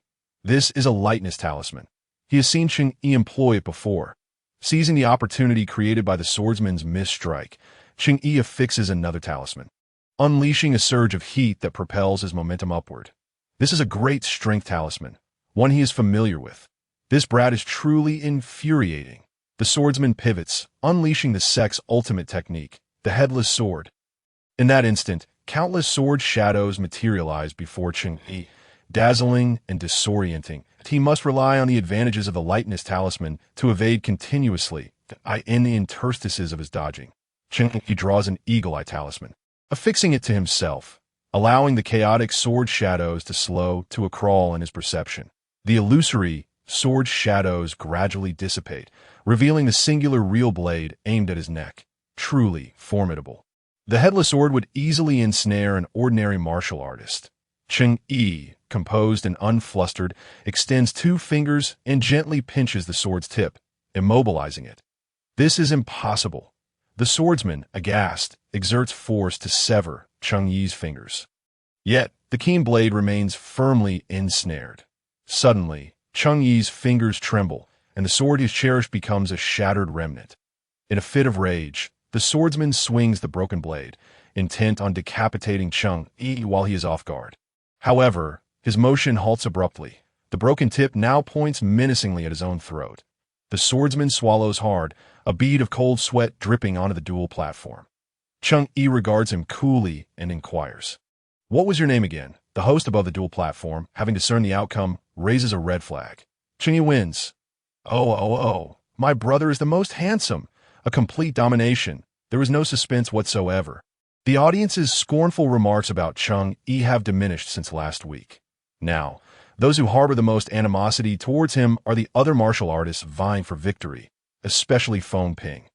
Previously, during the first round of the live broadcast, Feng had engaged with Cheng Yi, only to emerge unsuccessful. This incident has somehow circulated, morphing into a narrative of his humiliating defeat. Consequently, the reputation of the returning Wind sect has suffered, resulting in a significant decline in aspiring disciples. The sect leader has even reprimanded Feng, declaring that should he fail to vanquish Cheng Yi, he need not return. Feng, of course, desires to defeat Cheng Yi. He is consumed by a profound hatred. Yet, upon witnessing the dismal return of the swordsman, he grapples with uncertainty that he knows that swordsman was of similar caliber to himself. Should he face Cheng Yi, the outcome would likely mirror that of his comrade. The thought of being expelled from his sect fills Feng with resentment. Secretly, he produces a paper packet containing a small pill, an item he had stealthily brought along in case of emergencies. Undetected during the search, this substance, known as dragon medicine, is crafted from the precious dragon grass. Consuming it temporarily unlocks one's potential, elevating their prowess to the pinnacle of martial artists. However, it is not without its drawbacks. Excessive use can lead to a depletion of potential, resulting in stagnation or even regression in one's cultivation. Yet to avoid expulsion from his sect, he has no choice but to take the risk. Cheng Yi's displayed strength thus far is merely that of the late martial artist stage. Surely, with the dragon medicine, defeating him should not prove difficult. Cheng Yi, I shall ruin you. A flicker of malice crosses Feng's face. Cheng Yi proceeds to engage in 2 more rounds, each concluded in less than half a stick of incense, effortlessly dispatching his opponents. The path of talismans is truly remarkable. If I were to study the symbolic path, could I not become as formidable as Cheng Yi? Cheng Yi will only grow stronger, while we may only aspire to catch up to his current level. How I long for this live broadcast to conclude. I must seek out Cheng Yi to become his disciple, that I wish to bear his children. Once again, it's you. After the conclusion of the 3rd round, Cheng Yi steps down to draw his next opponent. Oh, Feng, not particularly strong, yet with a sizable ego. Merely a fool, is Cheng Yi's assessment of Feng. Let us resolve this quickly. Cheng Yi and Feng ascend the duel platform from opposite sides. The moment Cheng Yi lays eyes on Feng, he senses something amiss. Feng's vitality is excessively fervent. Could it be that he has unleashed a technique he has never used before to confront me? Cheng Yi decides to test the waters first, employing his usual strategy. First the lightness talisman, then the great strength talisman, complemented by a few auxiliary talismans, the very combination that brought down his previous 3 opponents. However, this time, things do not proceed as planned. After activating the lightness talisman, just as he prepares to follow up with the great strength talisman, he finds that Feng's speed surpasses his own, nearly ensnaring him by the throat. Fortunately, for reasons unknown, Feng seems ill at ease with his current state, allowing Cheng Yi to evade. What is happening? Have I finally encountered a worthy opponent? Cheng Yi contemplates. I know of Feng. He is from the returning Wind sect and did not seem this formidable before. Could he have been concealing his strength, only to unleash it now? I have heard he has a grudge against Cheng. That is a possibility. Lu Guer and Lu Lan have arrived at the Mirror Flower Water Moon in Jishui City, standing in the same vicinity, yet they remain unacquainted, thus refraining from conversation, as they witness Cheng Yi narrowly evade Feng's assault. Lu Guer grows anxious, nearly tearing his grandfather's garment in his distress. Grandfather, do you think Cheng Yi will be all right? Fear not. I have faith that Cheng Yi possesses many more abilities yet to be revealed. Once he unleashes them, Feng shall be defeated. Indeed, it must be so, though grandfather offered words of comfort. Deep down he too was uncertain and plagued by doubts regarding Cheng Yi's reassurances, standing nearby. Lu Lan, veiled, turned her head upon hearing their conversation. It was surprising to see that Cheng Yi had quite a number of supporters. It was no wonder, considering his striking looks and considerable talents. Lu Lan tugged at Li Qian's sleeve. Qinggu, you are a peak martial artist. What do you think are Cheng Yi's chances against his opponent, Feng? Upon hearing Lu Lan refer to Cheng Yi as master, Li Qian furrowed his brow but responded honestly. I'm not familiar with Feng, but his strength appears comparable to mine, likely also a peak martial artist. However, he seems to have just recently stepped into this realm and does not yet have full control over his body. Cheng Yi's prowess is likely at the late stage of the martial artist level, naturally giving him an advantage. Are you suggesting that Cheng Yi will lose? A flicker of concern crossed Lu Lan's eyes. Not necessarily. If Cheng Yi possesses a trump card that can defeat Feng Ping before he adapts to his body, there is still a chance for victory. Lu Lan's worry intensified. Isn't that akin to gambling? Yet, Cheng Yi remained composed and unperturbed, leading Li Qian to speculate privately. Could it be that he was concealing his true strength? On the competition stage, taking advantage of Feng Ping's misstrike, Cheng Yi swiftly employed the giant force talisman, eagle eye talisman, and spirit ear talisman. Nevertheless, he could merely maintain a situation of stalemate. There was something off about Feng Ping, having witnessed the unfolding battle. Wu Qingdao, who had come to observe Cheng Yi, immediately sensed something amiss upon seeing Feng Ping's condition. Having roamed the martial world, his experiences were vast. He had once battled a desperate fugitive who had consumed dragon medicine, whose state bore a striking resemblance to Feng Ping's at this moment. Wu Qingdao refrained from intervening, as he perceived that Cheng Yi also held a hidden card yet to be revealed. Even without his interference, Cheng Yi would likely triumph over Feng Ping. However, victory should come with fairness. Thus, Wu Qingdao made his way towards Manager Wang on the competition stage. Cheng Yi found himself increasingly strained, as Feng Ping gradually began to master his own body. Moreover, Feng Ping's attacks grew more ferocious and ruthless, seemingly aimed at incapacitating Cheng. Even the host began to frown, for Feng Ping's style was excessively brutal. One of the rules of the competition was to strike to the point of determining a victor without causing injury. However, to ring the bell and halt the contest now would seem unjustified, as neither combatant had yet sustained injuries, leaving the host in a quandary. Qinggu, why is Cheng Yi retreating more and more? Didn't you say he had a chance? Lu Lan's anxiety deepened. And beside her, Lu Ger appeared pale with fear. Li Qian too was perplexed. Indeed, why hasn't he revealed his hidden card? Does he lack one? But that contradicts Cheng Yi's calm demeanor, in truth. Cheng Yi did possess a hidden card. It just happened to be rather ostentatious. The intermediate talismans, once deployed, could unleash the power of a grandmaster, and having a grandmaster concealed among a group of martial artists would undoubtedly astonish everyone. Yet, now was not the time to contemplate such matters. That if he continued to hold back, defeat would be imminent, and the live broadcast of his teachings could not be allowed to falter. Cheng Yi was reluctant to use the intermediate giant force talisman and lightness talisman, as that would be too overwhelming for the martial artists. Rather, he preferred to utilize explosive talismans that would mislead others into thinking he was merely a specialist in a single field, not yet a grandmaster. Thus, he produced a finger, inserting it into a small pouch sewn into his attire. When he withdrew it, his fingertip was smeared with finely ground cinnabar. He then used his finger as a brush to swiftly inscribe a thunder palm on the palm of his other hand. Heaven and earth are boundless. The universe lends its power, urgently, as the law commands. Boom! A thunderous clap resounded, stunning all present at the venue and in the illusionary realm. What was that? It was heavenly thunder. The wrath of the heavens had struck down upon Feng Ping. No, I saw it clearly. That bolt of lightning emanated from Cheng Yi's palm. Indeed, Cheng Yi seemed to have uttered something about heaven and earth. Could this also be his talisman? This is utterly preposterous. He can control heavenly thunder. I must learn talismans.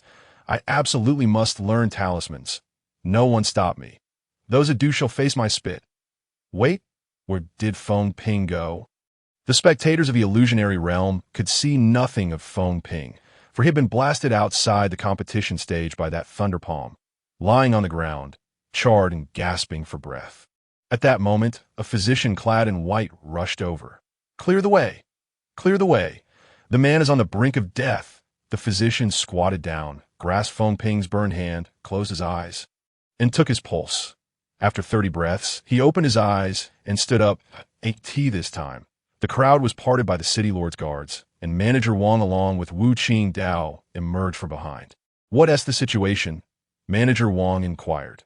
Feng Ping indeed used prohibited dragon medicine to briefly elevate his strength to the peak martial artist level, with hints of nearing the martial grandmaster stage. Very well, you may leave. Understood. Manager Wang stepped onto the competition stage, snatched the red flag from the host, and stood beside Cheng Yi. I declare that Cheng Yi has achieved a complete victory in this contest. Upon finishing, Manager Wang raised a red flag high. Master Cheng Yi is formidable. Master Cheng Yi is truly handsome. Master Cheng Yi, leave me a seed. Hey, I want one too. Manager Wang did not leave the stage, but instead announced another matter. Additionally, on behalf of the City Lord's office, I officially declare that the Feng sect will be permanently disqualified from participating in the live competition for using prohibited drugs. Lying on the ground. Feng Ping, who had been ignored for a long time, breathed his last after spitting out one final mouthful of blood. As he descended from the stage, Cheng Yi cast a fleeting glance at Feng Ping's corpse. I do not initiate conflict, nor do I wish to provoke others. The contest was set to continue, but Cheng Yi's experience in the upcoming rounds would undoubtedly differ from the others, while others engaged in fierce battles. His side was a different story.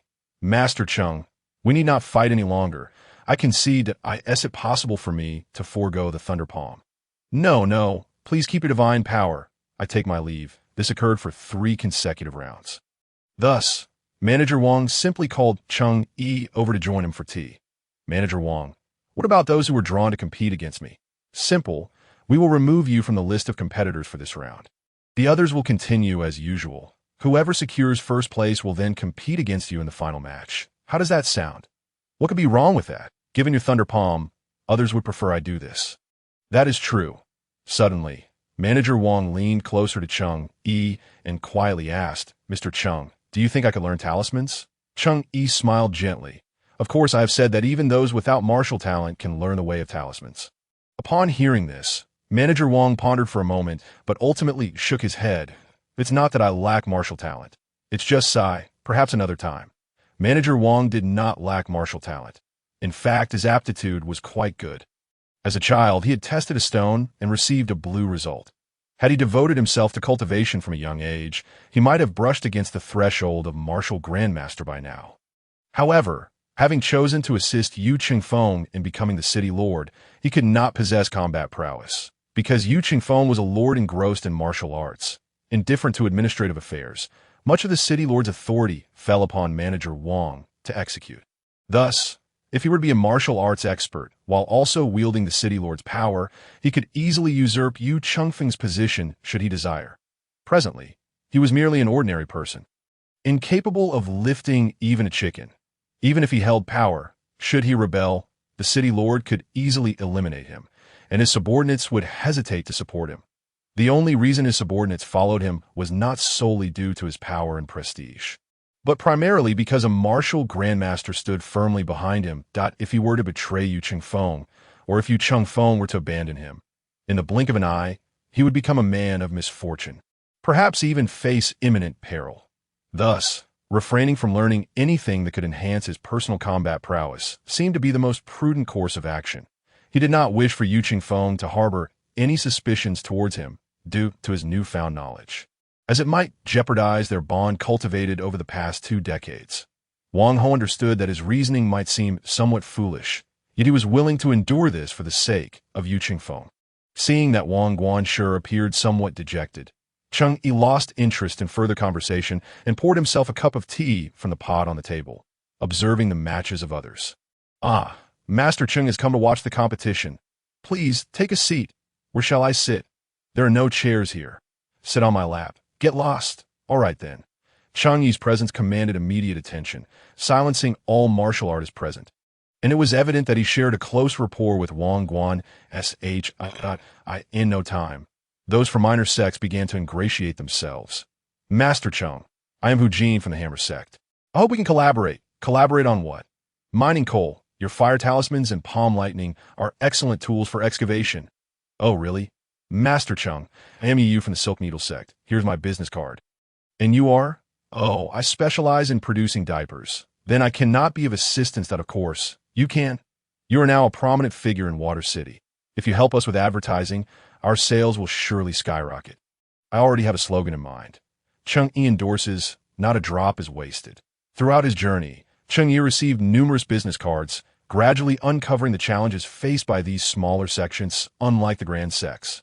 They lacked substantial heritage and often had only a couple of reasonably skilled martial arts instructors. Furthermore, the larger sects and martial families were voraciously absorbing talent from all corners. leading to the gradual decline of these smaller factions. As the major sects thrived, the minor ones dwindled. Yet the smaller sects were unwilling to let the skills passed down by their ancestors fade into obscurity. Thus, they clung to every opportunity to promote themselves while also pursuing alternative business ventures to sustain their sections. By offering incentives during recruitment, they managed to attract new members.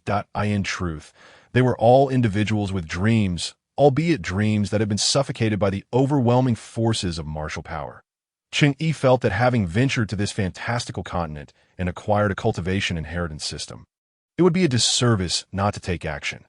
After all, he considered himself an educated individual, molded by great mentors. However, when it came to addressing such long-standing issues, he found himself at a loss for effective solutions. Why worry about that now? I should focus on earning teaching value and improving my strength first. As the rounds of competition progressed, Cheng Yi's tea had long been consumed.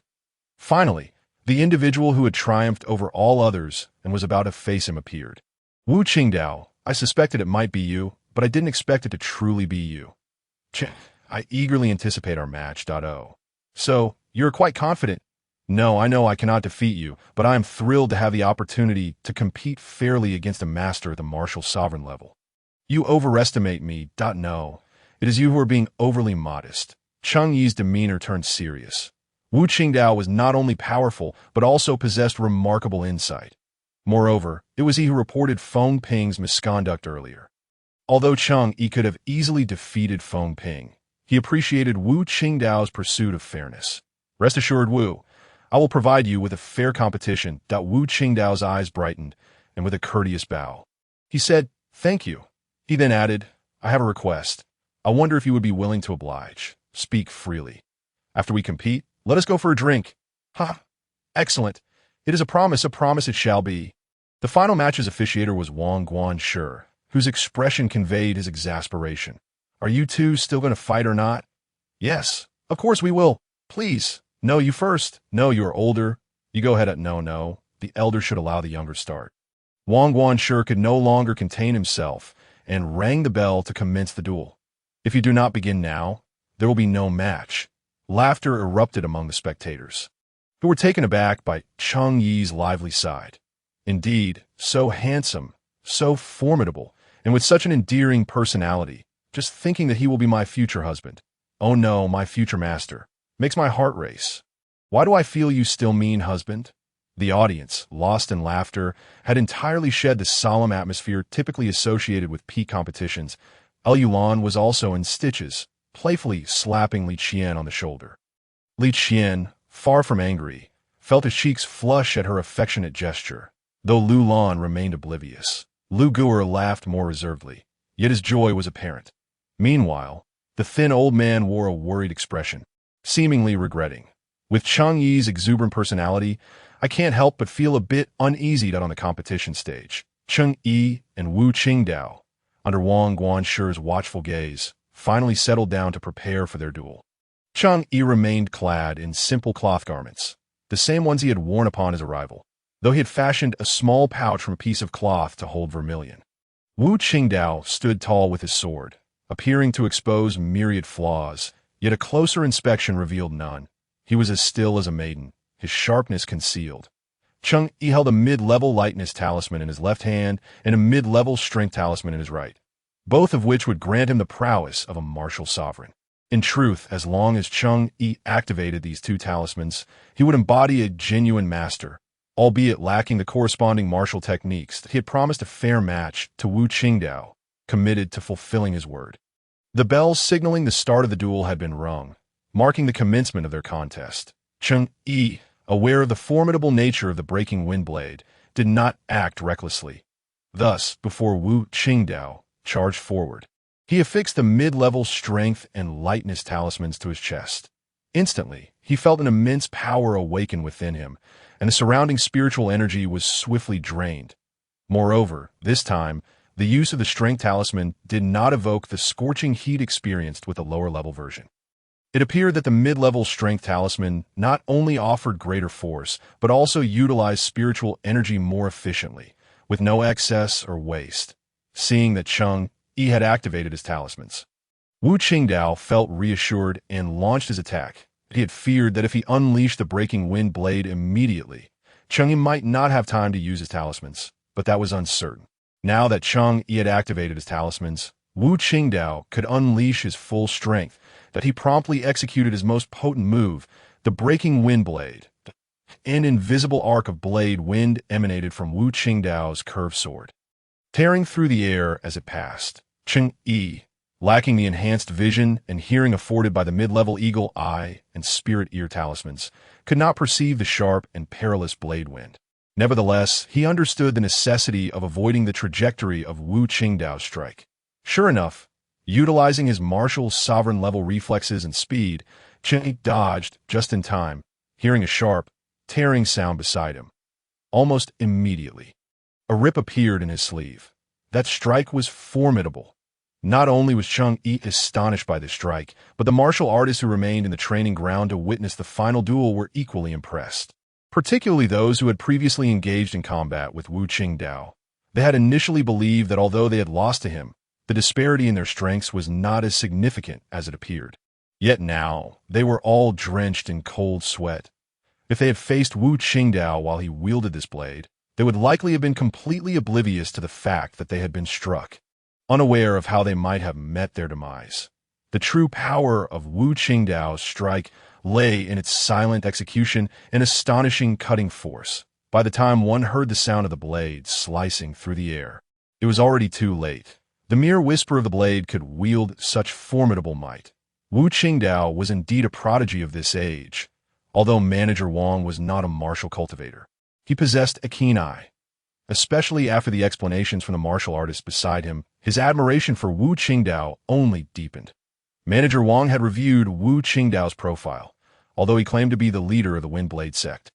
He merely operated a dilapidated and modest martial arts school, which had not even officially opened for apprentices. Perhaps during the live broadcast, a few individuals had come seeking mentorship, but it was unlikely to have formed any significant scale. This individual was powerful and upright, and as he was currently experiencing a downturn, it was an opportune moment for potential alliance, perhaps even to utilize him to his advantage. Manager Wang silently devised his plans. Having witnessed Wu Qingdao's prowess, Cheng Yi no longer held back, employing both the intermediate eagle eye talisman and the spirit ear talisman, instantly perceiving the world in a different light. If the basic eagle eye talisman merely enhanced vision and discernment, then the intermediate version seemed to grant him dynamic vision. He could even see the several gusts of blade wind that Wu Qingdao unleashed next. The sight of the blade wind tearing through the air was truly breathtaking, a pleasure unattainable by mere mortals. The intermediate spirit ear talisman was no less impressive. He could now hear the heartbeat of everyone present. Moreover, beyond the training ground, he detected a deep, steady breath and a slow, yet powerful heartbeat. There was a master at the martial sovereign realm, lurking in the distance. Observing him, Cheng Yi deftly evaded several of Wu Qingdao's wind blades and then glanced towards the direction of the observer. However, there was no one there. Have they left? Cheng Yi pondered, somewhat puzzled. Yet he dismissed the thought. After all, they were in the city lord's manor, and it was entirely normal for one or two martial sovereign experts to be present during the live broadcast finals. Within the city lord's manor, far from the training ground, Feng concealed himself behind a high wall, finding the situation amusing. This Cheng Yi had some skill. He might have the opportunity to meet him. Unbeknownst to Cheng Yi, the one who had just observed him was Feng, the city lord of Water City, who was currently engrossed in his duel with Wu Qingdao. This was, in essence, a battle without suspense. As long as Wu Qingdao had not broken through to the martial sovereign realm, he could not hope to defeat Feng. Although the gap between a martial artist and a martial sovereign was merely one major realm, one could only run a small martial arts school, taking on apprentices of mediocre talent, while the other could become the head of a sect or even a city lord. The chasm between them was insurmountable, akin to a vast canyon. This was not only due to the superior resources and considerable power typically possessed by martial sovereigns, but also because of their absolute dominance over those below their realm. It was time to apply some pressure. Wu Qingdao was determined to launch a fierce offensive, unleashing his strongest martial techniques like beans spilling from a bag, yet he still could not touch even the hem of Cheng Yi's clothing.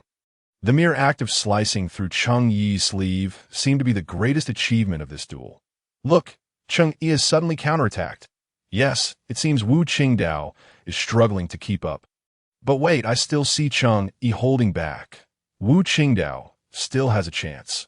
Whether in the central square's illusory reflections or within the training ground of the city lord's manor, there was no shortage of martial practitioners at the martial artist or martial master levels. They had sensed something amiss when they observed Cheng Yi dodging Wu Qingdao's techniques. Cheng Yi's speed and reflexes were astonishingly swift, and his senses were extraordinarily sharp. Countless times, they believed he could not evade the blade winds. Yet not once did he suffer even a graze. After days of observation, most martial masters had deduced Wu Qingdao's level to be at the peak of the martial master realm. Yet how could a martial master at such a peak find himself in such a predicament against Cheng Yi? Could Cheng Yi be like Feng, having consumed a dragon's elixir? Have you lost your mind? Feng was personally dragged out by Manager Wang, and both Cheng Yi and Wu Qingdao underwent thorough examinations by the medical officers before their match, revealing no abnormalities that, could it be that Cheng Yi has already attained the strength of a martial sovereign? To be precise, it was Cheng Yi's talismans that granted him power equivalent to 5 martial sovereigns. The talismans can enable someone with no martial aptitude to instantly become a master of the martial sovereign realm, a level that would take decades for others to achieve through cultivation. This is simply astounding. Had I not witnessed it with my own eyes today, I would never have believed it. But you think these talismans could be sold? You've hit the nail on the head. If I were to buy such a talisman from Cheng Yi, could I become a martial sovereign in an instant? Even if you could, it wouldn't last indefinitely, perhaps only for half an hour or even less. And the price would surely be exorbitant, enough to bankrupt you. What use is it to be a martial sovereign for less than half an hour? Alas, are talismans ultimately just the privilege of the powerful and the wealthy? You're foolish. Go and apprentice under Cheng Yi. Once you master talismans, you can produce them yourself. Plus, any surplus talismans can be sold for profit. It's a win-win. You're right, I want to apprentice under Cheng Yi. Just you. Everyone wants that. However, such an impressive skill must come with a hefty tuition. As the audience engaged in discussion, Cheng Yi officially launched his counterattack, delivering a relentless series of punches. Wu Qingdao, a seasoned expert accustomed to the martial world, managed to deflect Cheng Yi's strikes each time he felt that his punches had landed, employing strange techniques to dissipate much of the force. This style made Cheng Yi feel as though he was striking against cotton, which was quite frustrating. Enough is enough. It should come to an end. Suddenly, Wu Qingdao sensed that Cheng Yi's speed had escalated to another level, and he was unleashing a flurry of punches. In an instant, Wu Qingdao was overwhelmed by the multitude of punches approaching him, each one seeming genuine and utterly unavoidable. Faced with such terrifying techniques, he instinctively closed his eyes. Yet, contrary to expectation, the anticipated impact did not occur, and the sound of countless punches rushing through the air abruptly ceased. Upon opening his eyes, he saw Cheng Yi standing before him with a grin, and he could not help but smile and return. Wu Qingdao, holding his blade, offered Cheng Yi a fist bump, which Cheng Yi reciprocated with a bow. Witnessing this exchange, Manager Wang couldn't help but smile as well. This was truly the most harmonious competition he had ever witnessed. Manager Wang raised a red flag high and proclaimed loudly, "Cheng Yi wins. Oh. Cheng Yi is the most handsome. Cheng Yi, I love you." Even though the audience had already anticipated the outcome of this duel, they remained exhilarated at the sight of Manager Wang holding the red flag aloft. S for Lu Lan and the others. Their eyes were already brimming with tears. Cheng Yi believed the match had concluded and prepared to leave the stage, only to be pulled back by Manager Wang. This moment, he had dispelled the effects of his talismans and was no different from an ordinary person, making it easy for Manager Wang to restrain him. Mr. Cheng, you cannot leave just yet as per tradition. You must promote your sect and provide details about your martial arts school, including the address and the fees for accepting apprentices. This matter is something that Wang Guanshi is also quite eager to discern. Ever since the conclusion of the first livestream campaign, he had dispatched someone to investigate Cheng Yi's background. The results revealed that Cheng Yi was remarkably clean, as pure as a blank sheet of paper. Subsequently, Cheng Yi's astonishing performances piqued Wang Guanchu's interest in this emerging hero even further. Unfortunately, he still found himself at a loss for any concrete information.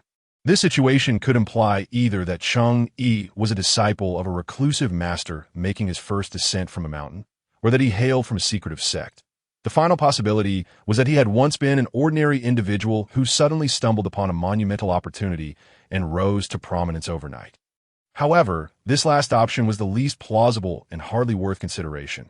Now he finally had the chance to confront Cheng Yi directly. How is it? Is there something unspeakable? Actually, there's nothing that can't be said. I have no sect, nor do I run a martial arts school that asks for accepting disciples. I plan to teach the art of talismans online during my daily live streams on Shui. What? Cheng Yi is actually without a sect. Could it be that this talisman art is something he created himself? It is highly likely. After all, we had never heard of such a thing as talismans before. Have we? To create a new path, he must be aspiring to become a Taoist ancestor. Naturally, Wang Guanchu was skeptical of Cheng Yi's claim of having no sect, anticipating that Cheng Yi might say such things to obscure his true origins. Yet, Wang Guanchu was taken aback by Cheng Yi's decision to teach the art of talismans during a live stream. That if you were to teach during a live stream, how will you charge for it? After all, you cannot discern who is watching your broadcast. Cheng Yi smiled and replied, that is precisely what I wish to convey, that I will teach the art of talismans free of charge. Anyone who wishes to learn, regardless of whether they belong to another sect or their social status, is welcome to join me at Jinghua Shui. Upon hearing this, the crowd was left utterly astounded, rendered speechless for an extended period. Even Yu Feng, who had returned his perch on the wall, stared in shock, finally whispering, what exactly is the background of this Cheng Yi free instruction in the art of talismans? This could lead to something monumental. Indeed, Cheng Yi aimed to make a significant impact, believing that the more people who knew, the more would come to learn the art of talismans. This would allow him to rapidly accumulate teaching values and swiftly enhance his own abilities. The system contained not just talismans, but also cultivation techniques and a myriad of devastating celestial arts, as well as countless miraculous elixirs and treasures. Before his transmigration, Cheng Yi had indulged in numerous fantasy novels, fostering an ardent yearning for such wonders. Not to mention, the beginner's gift package from the system included the reincarnation longevity technique, which continuously aided him in absorbing spiritual energy and expanding his spiritual sea. Otherwise, his success rate in crafting talismans would not have been so high, with nearly no failures. Moreover, the talismans activated at an astonishing speed, with minimal cooldown time between consecutive uses, significantly enhancing their power and safety. In his quest for Ascension, Cheng Yi had made the study of talismans nearly devoid of barriers, and martial aptitude was required, no fees to be paid, and no identity or sect constraints. Essentially, anyone could learn. The efficacy of the talismans was evident to all. Who could resist such allure? Cheng Yi believed that even the long-established martial sects would find themselves intrigued. Indeed, at that moment, within the Lu family of Huido City, someone had already taken a considerable interest in him, and not just a fleeting one. An acute headache ensued. From atop the Lu family's high-rise, a small projection of Jinghua Shui displayed the smiling visage of Cheng Yi. Lu Qin gazed at Cheng Yi, his expression fluctuating between joy and apprehension. He shared the same suspicions as Wang Guanchu. Could it be that this Cheng Yi emerged from a secret sect? The secret sects were the most enigmatic organizations on the fantasy continent. Numerous and immensely powerful, they often concealed themselves within natural sanctuaries, making them difficult for ordinary individuals to locate. The sanctuary could be right before one's eyes, yet remain unseen. These hidden realms typically harbored some form of mystery, which served as the source of their power. Whenever someone from a secret sect ventured into the land of dojo, they would introduce a new path to martial arts. Was this talisman art no different? If so, it would be utterly astounding.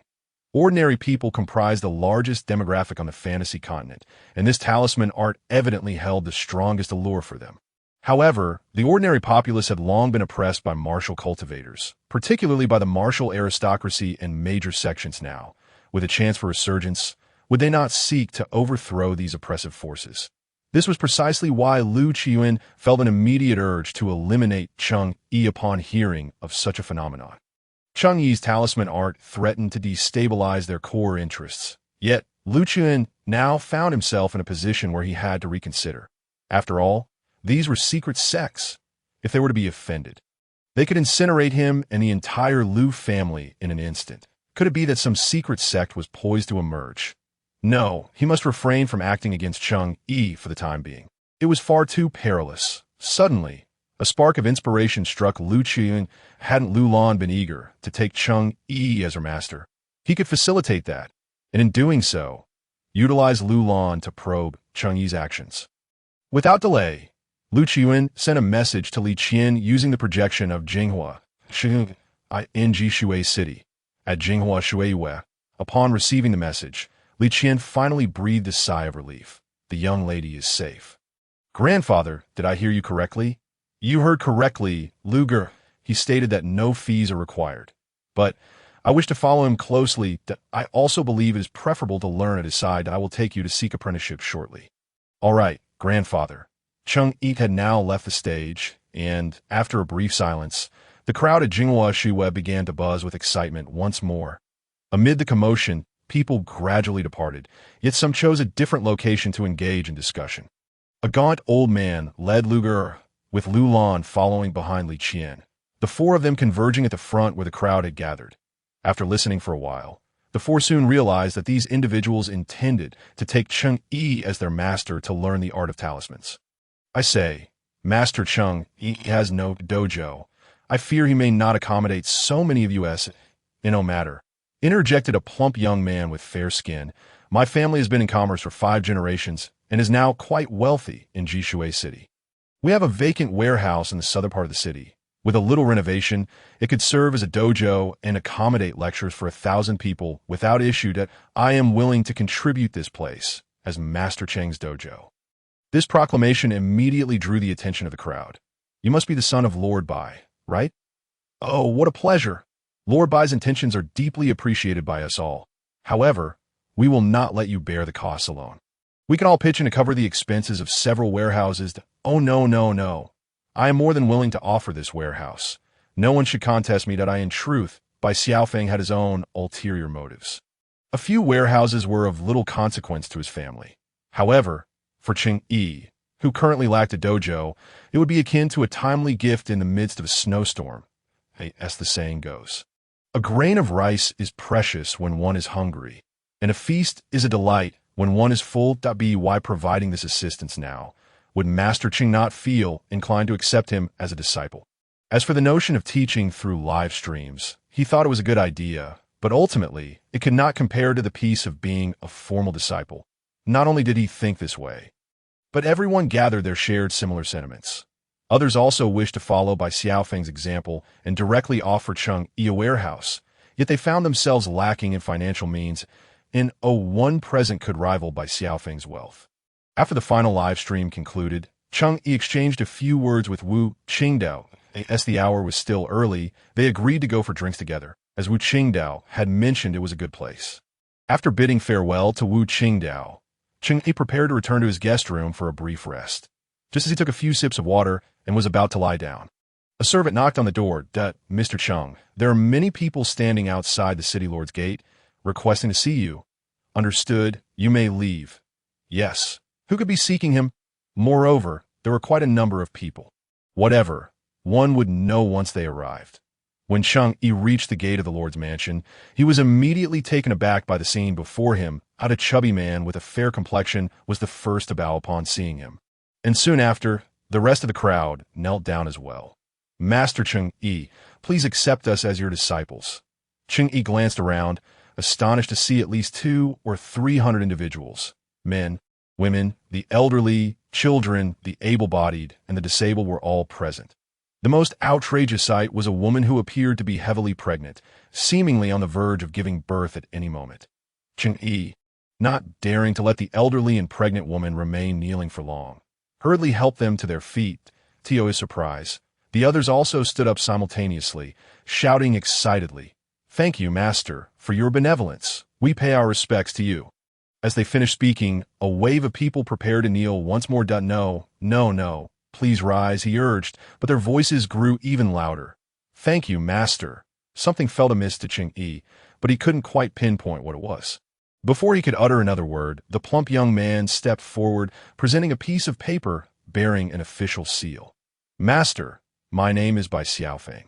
This is the deed and land certificate for a warehouse my family owns in the southern part of the city. It is currently undergoing renovations and will be completed in a few days to serve as our dojo. After speaking, Bai Xiaofeng pointed at the name printed beneath the official seal. The deed and land certificate have been transferred to your name. Indeed, beneath the seal was his own name. That moment, Cheng Yi was left speechless, realizing that this group of people intended to force his hand and make their intentions a reality. However, he felt that the analogy he was considering might not be entirely appropriate given that he was a man. Regardless, this group had certainly surprised him. After all, the live-streamed election had concluded, and he couldn't possibly remain in the Lord's mansion indefinitely. One ought to repay kindness. After all, they were offering him assistance. Moreover, it seemed that Manager Wang was keen to recruit him. Yet, he was a man endowed with a system of immortal cultivation that if he were to serve as someone else's subordinate, wouldn't that undermine the dignity of his system? It would be best to leave this place as soon as possible. Furthermore, he would eventually need to take on disciples himself. These individuals seemed quite understanding, having quenched his immediate thirst for followers. If that was the case, what harm could there be in accepting them? Most importantly, he had already publicly declared during the live-streamed election that anyone could come to learn his talisman techniques, regardless of their status or background, that if he were to reject them now, wouldn't it render his previous proclamation meaningless? Such a rejection would severely hinder the dissemination of his talisman techniques. Haha, very well. I have stated that I would accept disciples without regard to status. From this day forth, you shall all be my disciples. Thank you, master. As the crowd prepared to bow once more, Cheng Yi hastily intervened. And no need to kneel again. There are still many elderly, weak, and pregnant among you. Please stand up. Turning to Bai Xiaofeng, he continued, You are Bai Xiaofeng, correct? Yes, master. Then you shall be responsible for registering each of these individuals clearly and providing me with a copy of the records. However, do not include those who are absent today. I am currently too busy. Once I have taught all of you well, I will consider accepting new disciples. Yes, I shall fulfill your command. Bai Xiaofeng was overwhelmed with excitement at being entrusted with the registration task. All right, go ahead. Once you have finished, let them return home for now. We shall gather at the dojo once it is ready. Yes, master. After handing the crowd over to Bai Xiaofeng, Cheng Yi returned to the Lord's mansion. After inquiring with his servants, he finally located Manager Wang, who unexpectedly addressed him first. Mr. Cheng, I was just looking for you to know. What is the matter? You have won the live stream election. The streaming slot is scheduled for the next 3 months. Every midnight, lasting half an hour. Are you considering upgrading to a better time slot or extending the duration? Upon hearing this, Cheng Yi felt somewhat troubled. What do you mean by upgrading? I currently have no money. I do have some talismans, though. Manager Wang smiled slightly. If you possess talismans that can temporarily elevate someone to the level of a martial sovereign, that would be acceptable. However, our Lord's mansion is filled with many experts who do not have a pressing need for such items. Nevertheless, if you were to join our Lord's mansion, we would certainly welcome you warmly. Manager Wang's invitation was quite straightforward, yet Cheng Yi politely declined. Given his current strength, self-preservation should not pose a great challenge. Moreover, once his personal live stream commenced, he anticipated that the value of his teachings would suffice to upgrade his talismans to a higher level. Basic talismans were equivalent to the strength of a late-stage martial master, while using a mid-level great strength lightness talisman would grant one the power of a mid-stage martial sovereign. Following this logic, high-level talismans should at least correspond to the strength of an early-stage martial venerable. Of course, should he find himself in close combat with a genuine early-stage martial sovereign, he would undoubtedly be at a disadvantage. A formidable physique required corresponding martial techniques to be effective, and he clearly lacked in that area. His previous victories over opponents like Wu Qingdao were achieved through sheer dominance of cultivation level, rather than skill in martial arts. Although Manager Wang felt a twinge of regret at Cheng Yi's refusal, he had anticipated such a response, having already discerned that Cheng Yi was aiming for something greater. However, Even if he could not recruit Cheng Yi, establishing a good relationship now would facilitate future cooperation. Wang had a premonition that as long as Cheng Yi did not meet an untimely end before his growth, he would undoubtedly stir up a storm in the world. Thus, Manager Wang expressed a concern to Cheng. Mr. Cheng, since you have your own plans, I shall not press you. However, I must remind you of one thing. Please, go ahead, your live-streamed instruction in talisman techniques, which is free of charge and devoid of martial arts prerequisites, will usurp a significant portion of the disciples' resources that belong to the lower-tier sections. They are unlikely to remain indifferent to this, so you must exercise caution. Cheng Yi pondered for a moment. Thank you for the reminder. Subsequently, he took out several talismans, infused them with some spiritual energy, made a few modifications, and then handed them to Manager Wang. Manager Wang, these are the Great Strength Talisman, the Fire Separation Talisman, and the Lightness Talisman that I have made some alterations. When needed, simply drop a drop of blood on the talisman and affix it to your chest while reciting the incantation, and you will possess the strength equivalent to a mid-stage martial sovereign for a quarter of an hour. Activating a talisman requires spiritual energy, and currently, it seemed that only he could convert the ambient spiritual energy into his own. Those martial practitioners typically transform spiritual energy into their own vital essence. And Manager Wang was not even a martial practitioner. Thus, Cheng Yi infused the talismans with his spiritual energy, making further modifications so that when used, the energy he had infused would serve as a fuse, and the blood would ignite it like a flame. Manager Wang was utterly astonished by Cheng Yi's generosity, feeling an overwhelming sense of gratitude that he realized that not everyone could use talismans. They needed to be specially modified by their creators. Only someone like Cheng Yi could wield them effortlessly and achieve immediate effects without prior knowledge of talisman techniques. With a beaming smile, Manager Wang carefully accepted the talismans, tucked them safely into his clothing, and bowed gratefully. Mr. Cheng, you are truly a remarkable person. I shall count you as my friend. Whenever Wang Ho observed you, Cheng Feng, practicing martial arts, his heart would itch with anticipation, but he had restrained himself for many years. He never expected to personally witness the wonders of the martial sovereign realm in this lifetime. Even if it were only once, it would be worth it. As they parted, Wang Ho promised that even though Mr. Cheng had not enhanced his streaming conditions, he would do his utmost to secure better arrangements for him. This sentiment made Cheng Yi feel that this friendship was indeed worthwhile. After all, while Mirror Flower Water Moon was managed by the Lord's Mansion, the streaming rights were also entangled with the interests of other prominent sects and martial families in Water Gathering City, and were not solely at the discretion of the Lord's Mansion. Wang Ho's willingness to make such a commitment demonstrated his sincerity. Having established a good rapport with Wang Ho, Cheng Yi felt comfortable staying a few more days in the Lord's Mansion before the live stream began. After all, the dojo was not yet ready, and venturing outside would mean staying at an inn, which could be quite costly. Although he now enjoyed considerable fame, his finances remained limited, and he could only live frugally. He needed to find a way to monetize his impressive talisman skills. Whether for the sake of enjoying life or future development, he needed to devise a method that would allow even those without prior knowledge of talismans to utilize them effectively. However, the temporary alteration of talismans necessitates a certain level of proficiency and experience from the talisman masters. Currently, he is the only one capable of such feats among his disciples. If there were a couple of prodigies in the art of talismans, they could certainly alleviate some of the burden for him. These considerations pertain to the future. After contemplating briefly, Cheng Yi chose not to dwell on them further, instead opening the cultivation inheritance system within his mind. Previously, in his endeavor to elevate the talismans to an intermediate level, he had nearly exhausted his teaching value. Yet now it had surged back to over 3,000, along with the enhancement of his kidney function, which had increased by more than 1,000. This signifies that at least 4,000 individuals are currently engaged in learning the art of talismans. Once these 4,000 individuals successfully grasp the fundamentals of talismans through live broadcasts, a fresh influx of teaching value will ensue. Teaching value is not a one-time transaction. Once a person embarks on their learning journey, even if they do not master it, they still generate 1 point of teaching value. And as their learning deepens, they will continue to produce new teaching value. Thus, to amass substantial teaching value, a sufficiently large base of apprentices is essential. The greater the base, the more formidable the subsequent influx of teaching value. Furthermore, once his 200-plus disciples attain proficiency, they can venture elsewhere to conduct their own broadcasts, and the apprentices they cultivate will similarly contribute to his teaching value.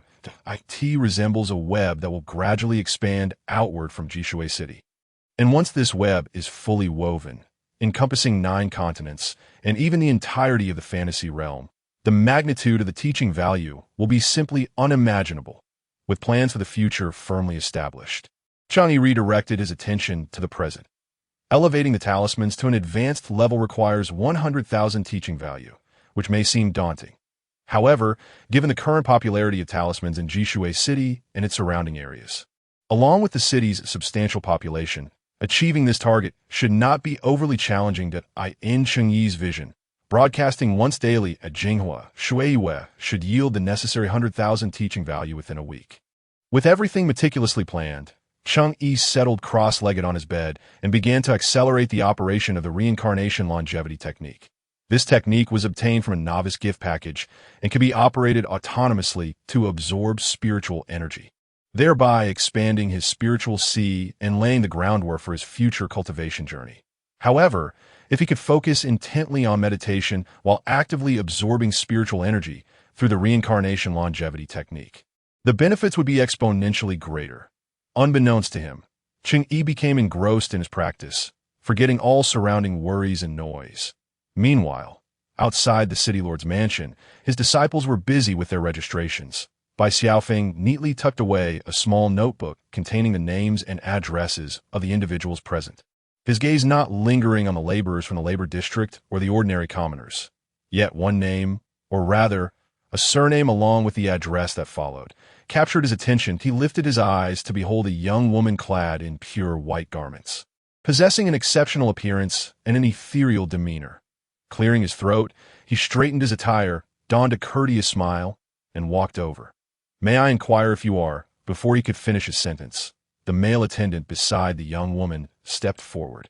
Blocking his path, Bai Xiaofeng paid it no mind, standing 3 meters away and bowing politely to the young lady. "Might I ask if the esteemed young lady is Lu Lan, the daughter of the Lu family from Huido City?" "Indeed, I am. And you are?" "I am Bai Qinshui-san from the Bai family business in Jishui City. Bai Xiaofeng, that we have had many business dealings with your esteemed household. It is the Bai family young master in person." This humble girl pays her respects that Lu Lan, lacking martial talent, had never trained in martial arts. Apart from her pursuits in music, chess, calligraphy, and painting, she was often summoned by her father to observe the management of the family business alongside the Lu family steward. Through these interactions, she had encountered many renowned merchants, including the Bai family from Jishui City. Now, witnessing Bai Xiaofeng here to pay homage to Cheng Yi as his master, she understood his intentions in the current world. To expand a business, one must not only possess capital and connections, but also formidable martial prowess. Although Bai Xiaofeng lacked martial talent, his older brothers were all skilled martial masters, especially his eldest brother, Bai Xiaomu, who had reached the pinnacle of martial mastery. Bai Xiaofeng's visit to pay homage to Cheng Yi indicated his unwillingness to lag behind, though the Bai family did not possess as profound a martial background as the Lu family. Their business was far more prosperous, making it worthwhile to return her greeting. Bai Xiaofeng, pleased by Lu Lan's return bow, saw the young man who had obstructed his path retreat to her side. Seizing the opportunity, Bai Xiaofeng stepped a bit closer while still maintaining a 3-step distance from Lu Lan. "I have long heard of Miss Lu's renown, but have never had the pleasure of meeting you. It is indeed a pity. I never imagined that today we would become fellow disciples under the same master. This is truly a cause for celebration that I hope that in the future, young Master Bai will take good care of me. In the presence of Miss Lu, how could I dare to presume to offer such care? Should you require anything, please do not hesitate to command me. I shall come to assist you even from 1,000 miles away." "Then I thank you, young Master B. By the way, Miss Lu, have you found a place to stay? Since our master requires a few days to get settled, why not reside at my Bai residence for the time being to avoid the trouble of back and forth?" "Thank you for your kindness, young Master Bai, but I have already secured a place to stay and would not wish to impose on your esteemed family that I shall visit another day." "Impose? My father would be overjoyed to have you. However, I respect your wishes. Bai Xiaofeng understood that they were ultimately unfamiliar with each other, and her refusal was only natural. After exchanging a few pleasantries, they parted ways. At this moment, the more than 200 individuals who had successfully paid homage to their master had also dispersed, each returning to their respective homes as twilight approached. Returning to the labor district on foot would certainly mean traversing the night roads, which posed too great a risk for the elderly Wang and several children. Thus, Wang decided to seek a place to stay in the main city for the night, intending to return with the children at dawn. Once the dojo was organized in a few days, he would bring the children back. The old man only wrote the names of the children in the registration book, omitting his own. Firstly, he understood that at his advanced age, he learned slowly, and even if Cheng Yi, the master, kindly wished to accept him, he would merely be a burden. Secondly, this family ultimately needed someone capable of supporting them. In the future, when the children required funds, he would be able to provide for them. Moreover, although Cheng Yi was kind and understood the struggles of everyone, not charging any apprenticeship fees, the old man felt a pang of guilt and wished to save some money to secretly offer to Cheng Yi later. Before sunset, Wang finally found a family willing to let him and the children stay in their cow shed for the night, free of charge. Upon hearing that there would be no cost, Wang expressed his heartfelt gratitude. The family's cow shed was reasonably clean and well kept, and even if it were dirtier, Wang and the children would not mind. They had endured far worse conditions. Now, having a shelter from the wind and rain without any cost was already a blessing. Wang pulled out a cloth bag from his bulging pocket containing 8 steamed buns and distributed them among the 8 children. "Grandpa, what will you eat?" "You all eat. Grandpa's already eaten." "Grandpa's lying. I heard Grandpa's stomach growling." The old man smiled bitterly. He had often heard that prices in the main city were high, and today he had deliberately brought extra money, but to his surprise, he spent it all just on buns. Enough only for 7.5.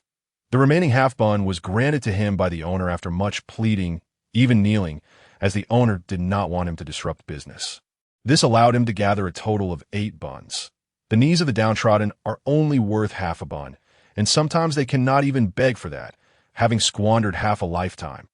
The old man knew this truth all too well and felt no grievance, as long as the children had something to eat. Even if it meant sacrificing his own portion, it was worth it.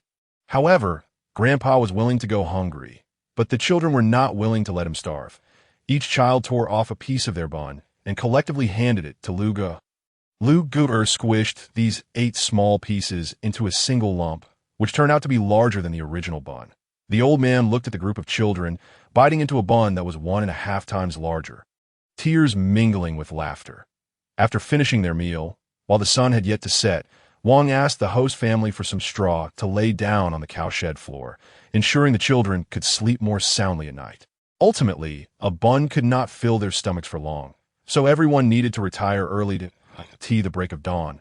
With energy still intact, they would return to their home in the labor district and be able to prepare coarse rice porridge. However, the children had witnessed so many novel things during the day, and many words were stuck in their throats, making it unbearable to keep silent. Now, with nothing to occupy their minds, they could no longer hold back. "Master Cheng Yi is so formidable. Will I be able to become as powerful as him in the future?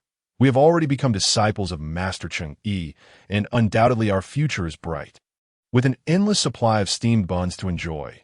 Look at your meager aspirations. I have heard that the wealthy indulge in meat at every meal. Is that really true?" a child exclaimed, causing the others to gaze in awe, their mouths watering. Even Wang Laotu could not restrain himself and secretly swallowed.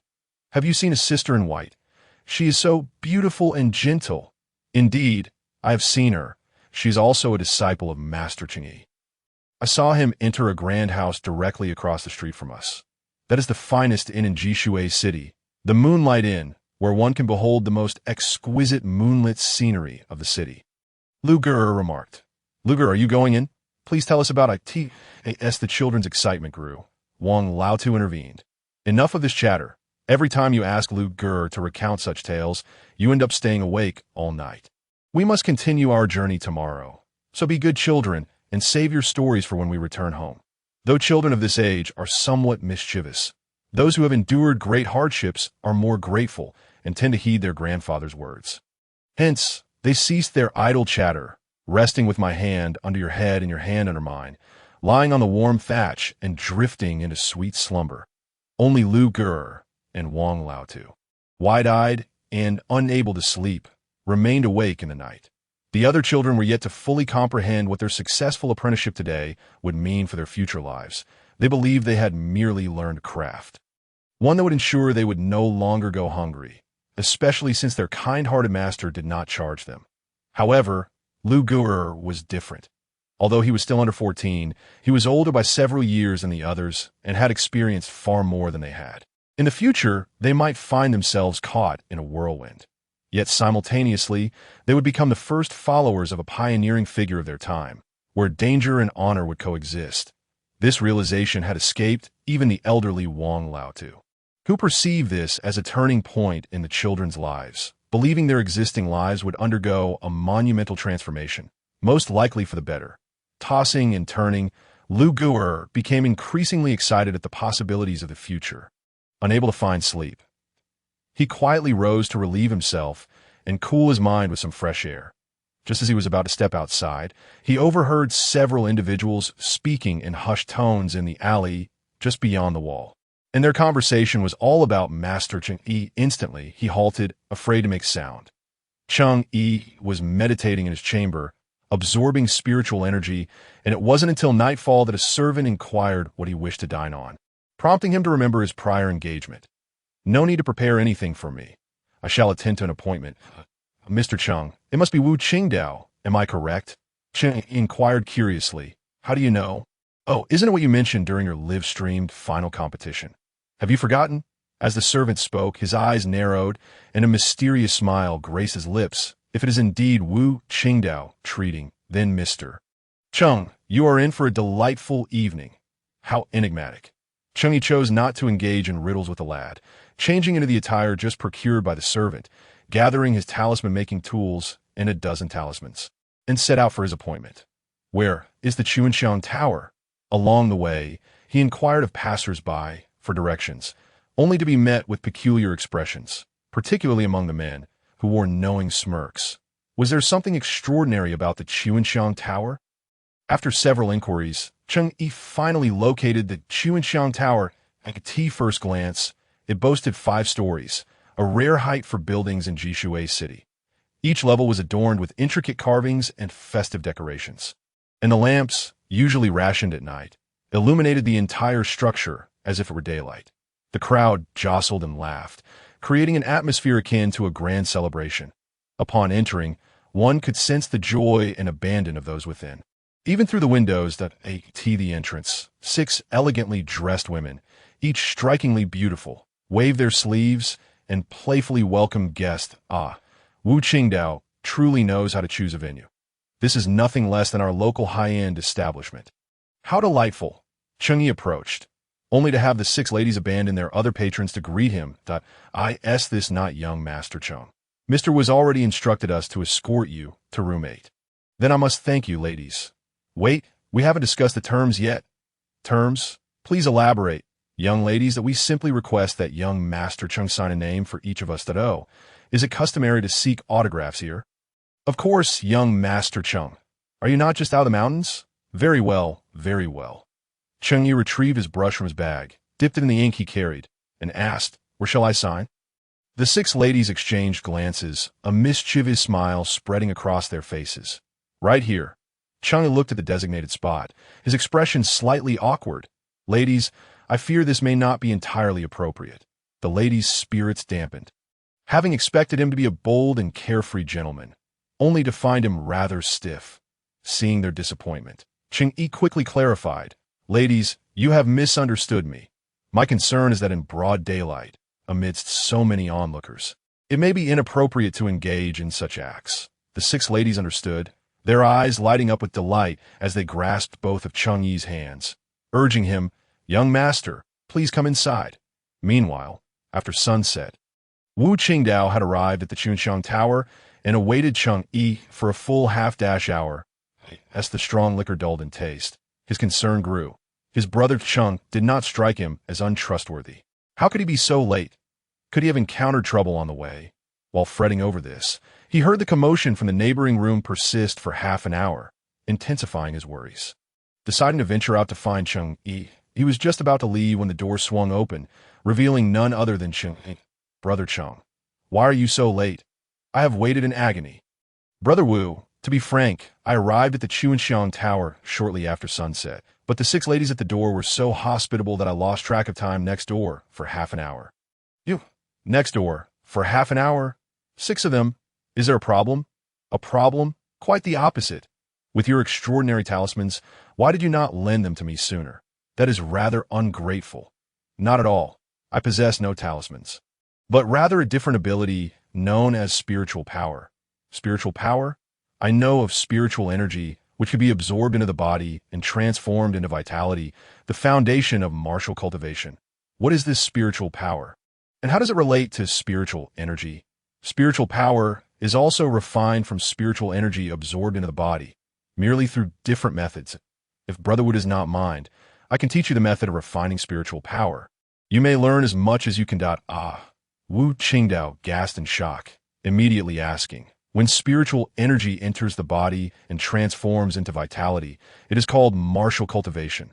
What then is the term for spiritual energy entering the body and transforming into spiritual power?" Cheng Yi pondered for a moment. He had not considered this question before, but fabricating a name was not difficult.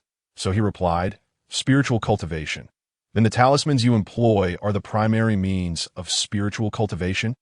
"No, merely one of many methods." Upon hearing this, Wu Qingdao sat in stunned silence for a long time, nervously swallowing. The world was about to change, an era that once revered martial cultivation, dominating all living beings, might soon be concluded by this very individual before him. It was uncertain how much standing martial cultivation would retain in the future. Now, Wu Qingdao faced 2 choices: either eliminate this individual before him, thus safeguarding his own martial path from upheaval, or seize the opportunity to align with Cheng Yi before he established his own power, becoming one of the pioneers of the future path of spiritual cultivation, or a principal supporter of the pioneer. There are 2 types of people in this world: those who follow the tide, drifting along, and those who carve their own rivers, seeking fortune amid peril. Wu Qingdao, of course, belonged to the latter. Wu Qingdao's eyes widened, his gaze burning intensely as he fixed it upon Cheng. This made Cheng Yi feel somewhat uneasy, prompting him to remind, "My friend, I have a preference for women. Do not forget, next door, half an hour, 6 of them. That serves as the best evidence." However, these words did nothing to diminish Wu Qingdao's enthusiasm. He suddenly grasped Cheng Yi's hand tightly. "Brother Cheng, no, Mr. Cheng, would you accept me as your disciple? Teach me the ways of spiritual cultivation." Initially, when Cheng Yi felt Wu Qingdao suddenly holding his hand, a shiver ran down his spine, and he nearly hurled a mid-level fire talisman at his face. Yet upon hearing Wu Qingdao's request, the hand that had reached into his pocket to clutch the fire talisman paused. "Accept you as a disciple. What is the necessity for that? I can simply teach you. Must we be so formal? No. To impart skills for life makes one a lifelong master. This is an ancient precept. It cannot be altered." Cheng Yi found himself momentarily at a loss. The man had spoken of ancient wisdom, a profound principle ingrained in the very marrow of existence, and he lacked the confidence to correct such a notion instantly. Although the transition from being half-brothers to master and disciple felt quite monumental, Cheng Yi, having undergone numerous experiences since his arrival in this realm, found it not entirely unacceptable. "Very well then. Thank you, Master." Wu Qingdao immediately attempted to kneel and perform the rites of master and disciple. But Cheng Yi swiftly intervened. "I may accept you as my disciple, but one condition must be met. We shall bear the names of master and disciple in public. Yet in private, you shall address me as brother. Can you manage that? If not, I cannot take you on." "Ha! How intriguing. I like it. Come, let us drink to that." In a dimly lit alley, 7 or 8 burly men stood silently, each wielding an iron rod. The leader held a particularly heavy one, which, when placed upon the ground, could crack the tiles with minimal effort.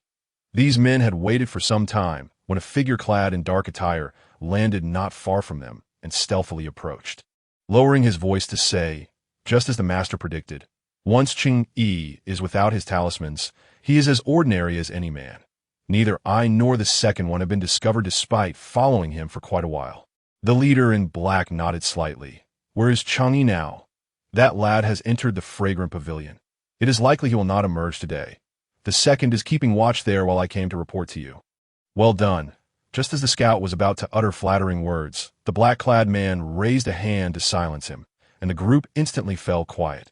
The man known as the master closed his eyes, listened intently, and sniffed the air carefully before opening his eyes once more. All is well. There's a cattle pen in the yard, likely housing 8 or 9 sheep. The group collectively exhaled in relief.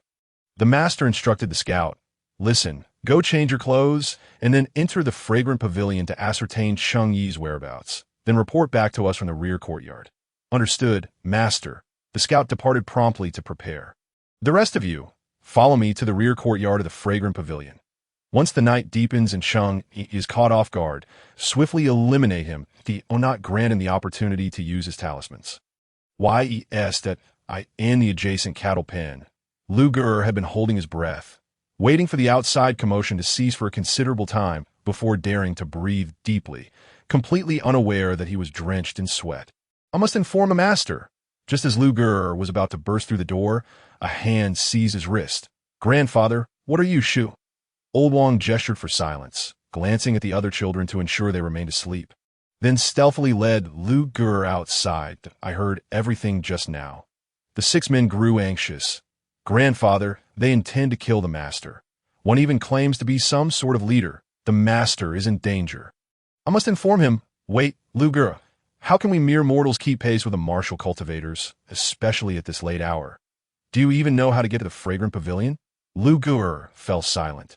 For he was barely 13, not yet 14, though he had heard of the fragrant pavilion. He had never ventured into such a place of revelry, so he did not know the way in my opinion. "We need to seek help from a martial cultivator. Which martial cultivator would assist us? Moreover, it's the middle of the night. Where shall we find one?" "Lu Gur, have you forgotten? That Lu Lan who came to pay respects to Cheng, he has a skilled companion." Lu Gur's eyes lit up. "Right. Lu Lan is staying at the Moonlight Inn just across the street. Yes, let us seek her out. She will surely help since it is for the sake of saving her own master." At the Moonlight Inn, Lu Lan's room was strewn with a dozen sheets of rice paper, each adorned with drawings of fire talismans, great strength talismans, lightness talismans, and other talismanic symbols. I could see that moment. Lu Lan was examining a basic lightness talismans alongside a mid-level one, trying to discern the differences between them. Suddenly, there was a rapid knocking at the door. "Miss, an old man and a child claiming to be your fellow disciples say that Cheng Yi is about to be ambushed." Upon hearing this, Lu Lan's eyes widened, and she sprang to her feet, rushing to open the door, revealing Li Qian outside. "Where are they?" "Take me to them immediately." Li Qian led Lu Lan to her room, where Lu Gur and Old Wong were sitting, their faces filled with anxiety. Upon seeing Lu Lan, they immediately stood. Lu Lan recognized the two slightly, but still sought confirmation. "What are your names? Are either of you listed on the disciple registration from earlier today?" Old Wong replied, "I am called Wang Yu, but the one who is your fellow disciple is my adopted grandson, named Yu Qianlu. Yu." Lu Lan recalled this surname, but could not quite place it, so she did not press further. She simply remembered the registration list she had seen earlier, which indeed contained the name Yu Qianlu, marked as a 13-year-old boy. Confirming the information, Lu Lan wasted no time, urgently saying, quickly, "Tell me everything that just happened at S. Lu Gur," and Old Wong recounted the events. Lu Lan and Li Qian gradually pieced together the situation. After conferring, they ultimately decided that Lu Lan and Lu Gur should remain at the Moonlight Inn, while the most capable Li Qian would head to the fragrant pavilion alone to warn Cheng. Those plotting the ambush intended to strike stealthily, likely fearing Cheng Yi's talismans. If he were prepared, their scheme would fall apart. Thus, it was essential to send someone swift and unobtrusive, making Li Qian the ideal choice, and one present could match his martial prowess or speed. Before departing, Li Qian arranged for the strongest of his followers to stay by Lu Lan's side, while the more observant ones were dispatched to keep watch around the Moonlight Inn, ready to raise the alarm at the first sign of trouble. After ensuring the safety of Lu Lan and Lu Gur, Li Qian set off without delay. Meanwhile, In room 8 of the fragrant pavilion, Wu Qingdao and Cheng Yi found themselves surrounded by a throng of young women from the establishment. Knowing Cheng Yi was present and having heard the accounts from the 6 ladies, they surged in like a pack of wolves, filling what had once been a spacious room to the brim, that if any more entered, there would be no room to stand. Yet, what could be done? Cheng Yi was not only a figure of renown, but also remarkably handsome. Such a promising prospect was a treasure to behold, and who would not desire to be close to him? Young Master Cheng, I too wish for an autograph. Very well, another time that I want one too. Today, I have urgent matters to discuss with Brother Wu. We shall do this another time. Young Master Cheng, I too desire one. Old Turtle, why are you here causing a ruckus? Your autograph is worth a great deal. After much coaxing and pleading, Cheng Yi finally managed to usher the crowd out that Wu Qingdao emerged from the corner with a wry smile. Returning to the table, Master, oh no, brother, you truly make me envious. With so many here, you don't leave me even one. Cheng Yi retorted, I see you are quite the regular here. Do you still require me to reserve some for you? 2 individuals each grasped a wine jug, eschewing cups and goblets, and began to drink directly from the bottles, engaging in a spirited conversation that meandered from the southern reaches to the northern expanse, reveling in unrestrained joy. Today, Cheng Yi was indeed in high spirits. The unexpected allegiance of Wu Qingdao brought him delight, for it assured him a measure of safety during his developmental phase, as long as the martial sect did not intervene. Wu Qingdao would be more than capable of resolving most troubles on his own. Even if the martial sect were to take action, Wu Qingdao could simply hold them off momentarily until he unleashed his talismans, ensuring all would be well. As for those opponents at the late martial master level or above, it was highly improbable they would target him at this time. While Cheng Yi and Wu Qingdao indulged in their libations and lively discourse, a man with a shrewd gaze entered the Chuanxiang building. The 6 young women who had previously greeted patrons at the entrance were now rendered half incapacitated and were resting inside. Presently, a new set of 6 maidens awaited at the door, though they were of slightly lesser quality than their predecessors. One of the maidens, upon noticing the approach of the man, immediately stepped forward to escort him into the Chuanxiang building. Excuse me, fair maiden, I have heard that a gentleman named Cheng Yi is present here, he inquired. Indeed, sir. Master Cheng arrived after sunset, she replied. May I inquire as to his current location? I have long admired him and have been eager to make his acquaintance. As he spoke, the man slipped a silver ingot into the maiden's hand, causing her eyes to light up with delight. Oh my, sir, you are too generous, she exclaimed, quickly stowing the silver. Master Cheng is in room 8 of the heavenly wing. I shall introduce you at once, and no need, my dear. Please remain inside and await my return. I shall converse with Master Cheng briefly and will come to find you. He instructed that I shall wait for you within. She replied, Very well, off you go. Once the maiden had distanced herself, the man eyed her figure with a greedy gaze. Before recalling the task at hand, he made his way toward room 8 of the heavenly wing, slowing his pace as he passed the door to eavesdrop on the conversation within. After a short while, he reappeared in the rear courtyard of the Chuanxiang building. He cleared his throat and emitted 2 peculiar sounds. Cuckoo. Before long, a response echoed from the other side of the wall. Quack. Having received the correct reply, the man tossed a pre-prepared note over the wall and promptly turned back, eager to re-enter the Chuanxiang building. He intended to continue masquerading as an ordinary patron, engaging in the activities expected of a guest at the establishment. The individual on the other side of the wall retrieved the note, crouched low, and swiftly infiltrated a nearby residence. The original occupants of this house had vanished, leaving behind a trail of dragged blood and a child's shoe on the floor. 8 tall men clad in dark outfits, their faces obscured, stood silently, offering no words. Master, the news has arrived, announced one of the black-clad figures, handing the note to their leader. The man designated as the leader opened the note, reading aloud, Room 8 of the heavenly wing, occupied solely by Cheng Yi and Wu Qingdao. Excellent, he exclaimed. Listen closely. Once they have retired for the night, you 4 shall restrain Wu Qingdao while the 3 of you accompany me to eliminate Cheng. Understood. The man, known as the leader, smirked ominously.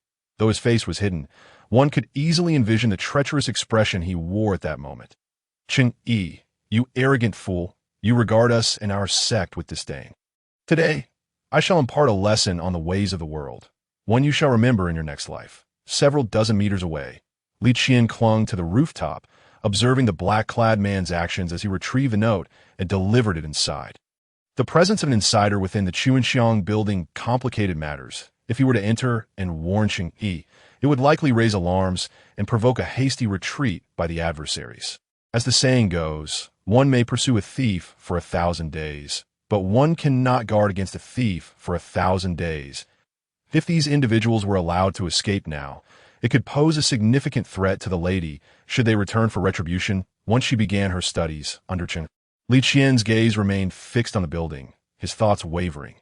According to the old man and the child, someone referred to as the leader was inside, likely a formidable opponent at the late martial master level or even a martial sect expert. Accompanied by numerous others, being a late martial master himself, he understood that he would likely be outmatched in a direct confrontation that to annihilate them completely. He would require the strength of Cheng Yi and Wu Qingdao. Resolutely, Li Qian decided to remain still and concealed, biding his time for the opportune moment to act. Dear brother, until tomorrow, he whispered. That Wu brother, rest well, came the reply. Room 8 of the heavenly wing was not merely a solitary chamber. It featured a small hall in the center that could accommodate a dozen guests for merriment, flanked by 2 private rooms on either side. Cheng Yi had purposefully chosen the room farthest from Wu Qingdao, knowing the latter had ordered a few lovely companions for the night, intending to indulge in revelry. Having fulfilled his own desires for the day, Cheng Yi sought no further disturbances and wished to avoid any interruptions from Wu Qingdao. Before settling down, he took care to affix delay talismans to the door and window, ensuring that any martial sect expert who attempted to breach them would find their movements impeded. This would grant him the necessary time to employ his martial sect talisman set, including the mid-level giant strength talisman, light body talisman, eagle eye talisman, and spirit ear talisman. Once in bed, he placed a stack of mid-level fire separation talismans beside his pillow, ready to unleash a barrage of fire if needed. Just before drifting off, he contemplated what further preparations might be necessary. Yes, one must guard against toxic gas and smoke. He promptly retrieved a protective talisman, a ward that could only be acquired upon reaching the mid-level. Capable of passively blocking malevolent forces, absorbing a single physical attack, and defending against poison and hidden weapons, a most valuable preventive measure. Feeling somewhat uneasy with just one, he decided to apply 2 additional protective talismans to his person. All is well, he muttered to himself. Master, the second has reported, Cheng Yi is now asleep, while Wu Qingdao continues to revel, the black-clad subordinate relayed. The leader nodded approvingly. Excellent. Now is their most vulnerable moment. Everyone proceed as planned. Li Qian had waited atop the roof for an extended period, growing weary. Suddenly, 8 figures burst forth from a room. They were making their move. Without hesitation, Li Qian leapt from the rooftop and raced toward Cheng Yi's chamber. Fully aware that the individual referred to as the leader would undoubtedly target Cheng Yi, as he had anticipated, among the 4 rushing toward Cheng Yi, Li Qian discerned a formidable adversary, one whose presence, movements, and speed indicated a martial sect expert. Damn it, I can't catch up. The black-clad figures were closer to Cheng Yi's room than Li Qian, and with the advantage of initiative and the presence of a martial sect expert, the odds were decidedly against him. In a moment of desperation, Li Qian's eyes darted, and he seized a stone from the ground as he sprinted, hurling it toward Cheng Yi's 3rd-floor window. However, the leader was swifter than the stone, already at the window. Yet, as he breached the window, his body suddenly felt as if ensnared, as though invisible ropes pulled him backward, preventing him from advancing. What is happening? Though Li Qian and the black-clad leader had different objectives and positions, they simultaneously expressed their astonishment. Could this be the work of talismans? Li Qian felt a surge of yearning to learn the art of talismans himself. Approximately 3 seconds later, the leader sensed the bindings on him loosening and prepared to lunge toward the slumbering Cheng Yi. However, just then, a yellow paper talisman appeared before his eyes, emblazoned with the symbol of fire separation. Boom! The black-clad leader was unable to enter, instead being propelled backward by the explosive force of the fire separation talisman. Blood spewing from his mouth, clearly suffering significant internal injuries. As he attempted to regain his composure and land safely, Cheng Yi leapt from the window, delivering a powerful kick to his chest. "Rascal! How dare you attempt to ambush me? Prepare to meet your end." The black-clad leader, struck by Cheng Yi's tremendous force while airborne, spat forth another mouthful of blood, propelled even further away. The remaining 3 black-clad figures, witnessing their leader endure 2 grievous blows, assumed his demise was inevitable. They turned to flee, but Cheng Yi swiftly cast 3 talismans, which struck them like arrows. Their expressions shifted to one of sheer terror as they frantically attempted to tear the talismans from their bodies. Yet it was already too late. Boom! Boom! 3 consecutive explosions echoed through the air, and 3 figures clad in black met a gruesome fate, their bodies left unrecognizable. Cheng Yi descended from the sky, landing squarely upon the back of the black-clad leader, who was attempting to rise. "Confess, and I shall allow you to leave," he commanded. The leader, bloodied and grimacing, retorted with a cruel smile, "In a life-and-death struggle, how can one speak of mercy?" As he finished speaking, Cheng Yi felt a sudden surge of energy within the leader, propelling him backward. In the next moment, the leader drew a dark staff from behind, wielding it with ferocity, conjuring a tempest that sent dust and debris swirling, obscuring vision.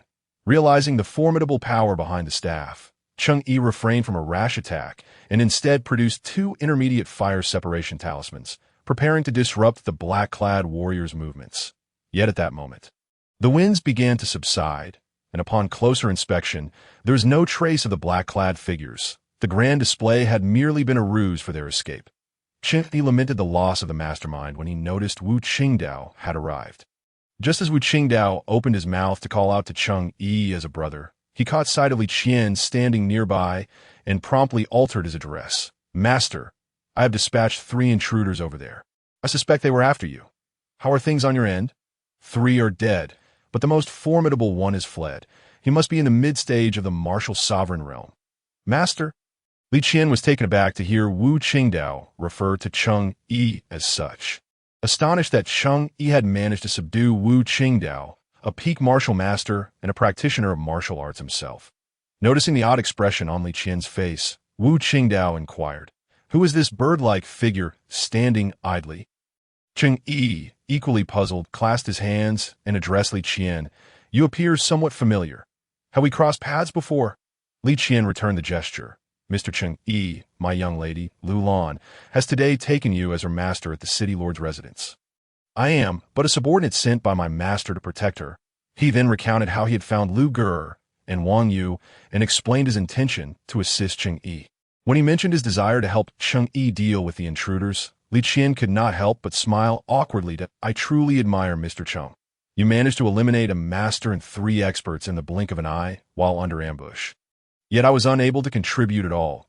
I feel quite ashamed." Wu Qingdao was equally astounded by Cheng Yi's accomplishments. The more powerful Cheng Yi's talismans appeared, the more delighted he became, for he had already become Cheng Yi's disciple and would thus gain the opportunity to learn those formidable skills.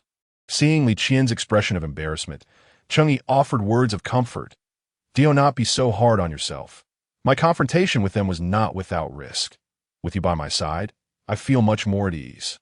Mr. Cheng's magnanimity is commendable. Might I request to meet your young lady and the 2 gentlemen? As we are now master and disciple, it is only fitting to express our gratitude. Of course, please follow me." Li Qian replied. Under Li Qian's guidance, Cheng Yi and Wu Qingdao arrived at the Moonlight Inn. Staying at the Moonlight Inn, it seems that junior sister Lu is not from an ordinary family. Cheng Yi remarked, puzzled though. "What leads you to that conclusion?" Wu Qingdao responded, "This inn cannot be accessed merely with wealth. Although its decor may not rival that of the Aroma Pavilion, it is indeed simple on the outside, yet opulent within." With a sigh, he continued, "Furthermore, this place has always been a gathering spot for major sects, martial families, and those in PowerPoint 1 needs a certain background to be accommodated here. I, with merely silver in hand, would find it easier to enter the Aroma Pavilion than this Moonlight Inn." Suddenly, Wu Qingdao's eyes lit up. "There aren't any prominent families named Lu in Jishui City. Could it be that the Lu family from Huido City is involved?" Li Qian smiled slightly, offering no response. Wu Qingdao, understanding the implication, pressed on. Mr. Wu, Mr. Cheng, please come in quickly. The young lady and others are likely quite worried about you. Inside Li Qian's room, 8 children, including Wang Yu and Lu Ge, along with Lu Lan and her maid, sat together, the atmosphere tense, with Lu Lan nervously twisting a handkerchief. Miss, stop tugging at it. If you keep pulling, it will tear. Someone advised. That moment, a commotion arose outside, and the door swung open. Upon seeing Cheng Yi behind Li Qian, Lu Lan was filled with joy, nearly exclaiming, but her long-standing composure held her back. She had never realized how deeply she worried for any man until Cheng Yi approached to greet her. Miss Lu, Uncle Wang, Cheng Yi said, cupping his hands in acknowledgement. Wang Yu, seeing Cheng Yi in person, grasped the children and prepared to kneel, but Cheng Yi quickly stepped forward to support him. Uncle Wang, please, there is no need for that. It is only right. You are a person of great distinction, and we mere commoners ought to pay our respects.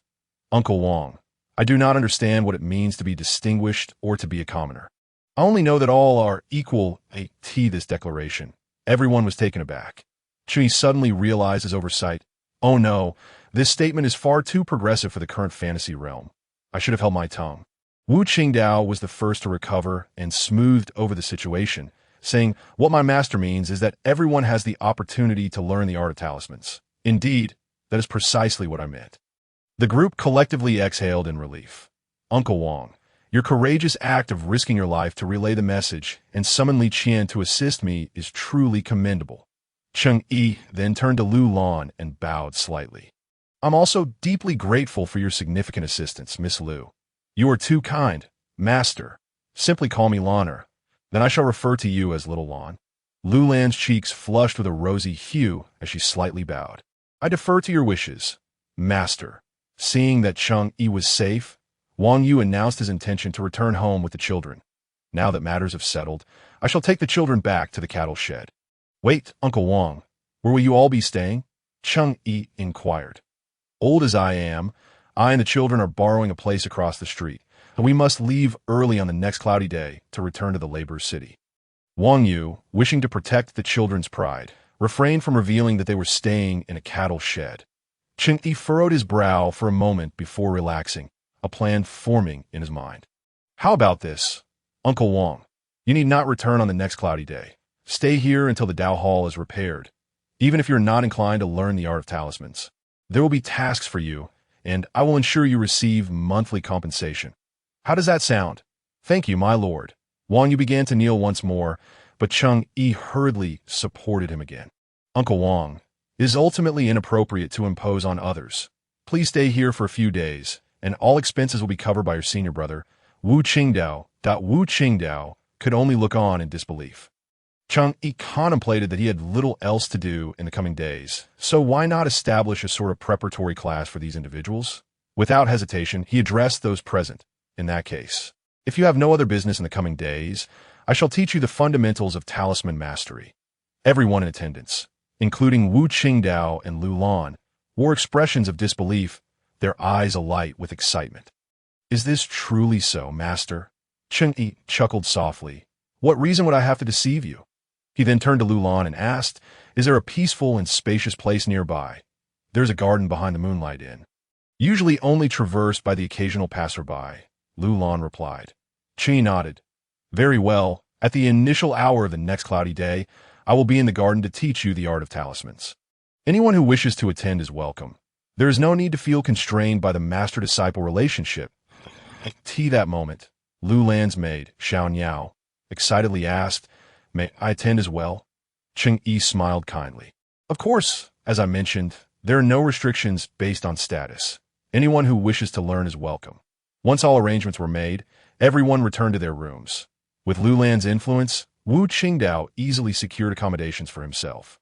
Cheng Yi, Wang Yu, and the 8 children at the Moonlight Inn, they surveyed the room's exquisite furnishings, the smoothness of the bedding, and the pillows as soft as clouds.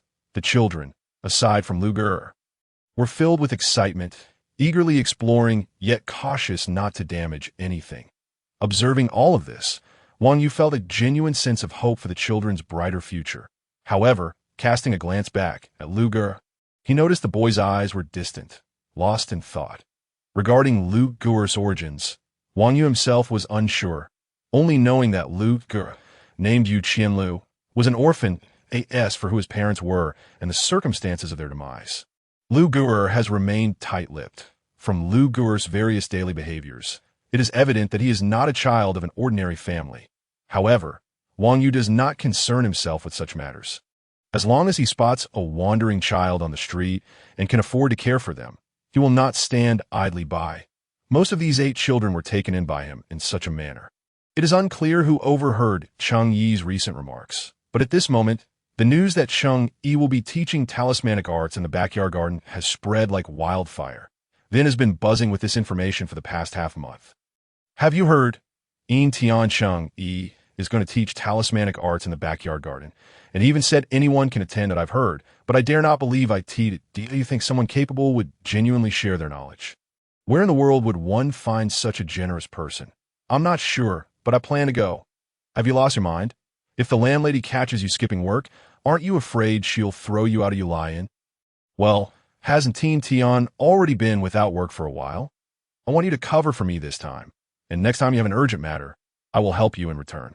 One time is not enough. I want you to cover 2 shifts. The person gritted their teeth and replied, Deal. Li Qian, in his own room, used a communication stone to inform Lu Qiyuan of the events that transpired that evening. Before long, a message came back. Continue to stand by to IT. Seems Master still hasn't investigated Cheng Yi's background. Lu Qiyuan has always regarded Cheng Yi with hostility because Cheng Yi's method of teaching talismanic arts threatens the very foundation of their martial families. Lu Qiyuan would gladly eliminate Cheng Yi if he could.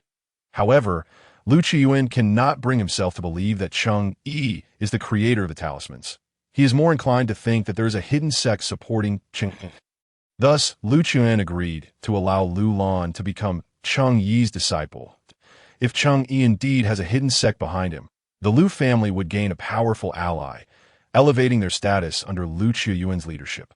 Conversely, if Cheng Yi is merely a solitary figure, then Lu Qiyuan would have no further reservations about eliminating him. For martial powers like theirs, while talismanic arts may complement martial arts, they ultimately encroach upon the space necessary for the latter to thrive, causing unrest among the lower classes, which is detrimental to governance. How could those lowly commoners possess the strength to resist us? This is what Lu Qiyuan expressed to Li Qian Qian's side. If given a choice, he would prefer to befriend Cheng Yi rather than oppose him. He can only hope that the hidden sect behind Cheng Yi truly exists. Meanwhile, on the side of the dark-clad sect leader, after executing a swift shadow technique, Lu Haifeng managed to escape. Even after sustaining a mid-level fire talisman strike from Cheng Yi and a powerful kick, Lu Haifeng still possessed the strength to fight. However, at that moment, Cheng Yi was still at full strength while he himself was already injured internally, compounded by the presence of a formidable expert nearby, that he realized that his best course of action was to flee immediately. Cursed be this underestimation of Cheng Yi. I never expected his talismanic methods to be so versatile. In the darkness, Lu Haifeng's agile figure darted under the moonlight, eventually entering a martial arts hall, where the sign of the returning wind sect hung prominently. Upon entering, Lu Haifeng removed his black mask, and several disciples of the returning wind sect, still awake, greeted him with respectful bows. Sect leader. Lu Haifeng had already wiped the blood from his face and donned a complete black outfit, so his disciples could not see any bloodstains on him.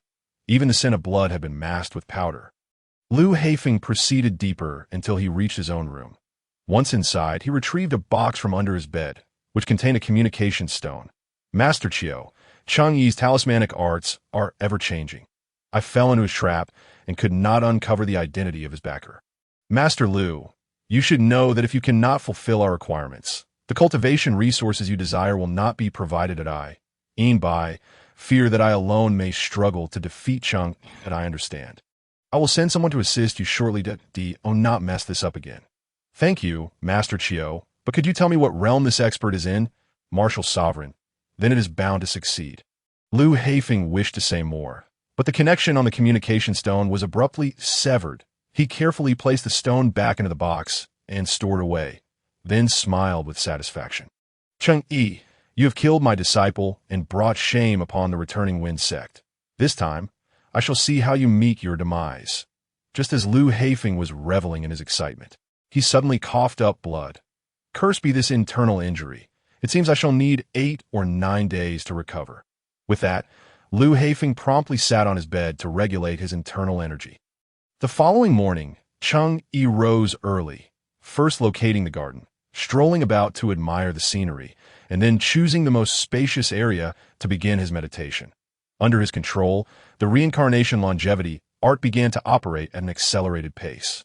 With a torrent of spiritual energy surging into Cheng Yi's body from all directions. Since obtaining the reincarnation longevity art, Cheng Yi has made it a habit to meditate for at least an hour each morning whenever he has the opportunity, not allowing any spare moments to pass by unutilized.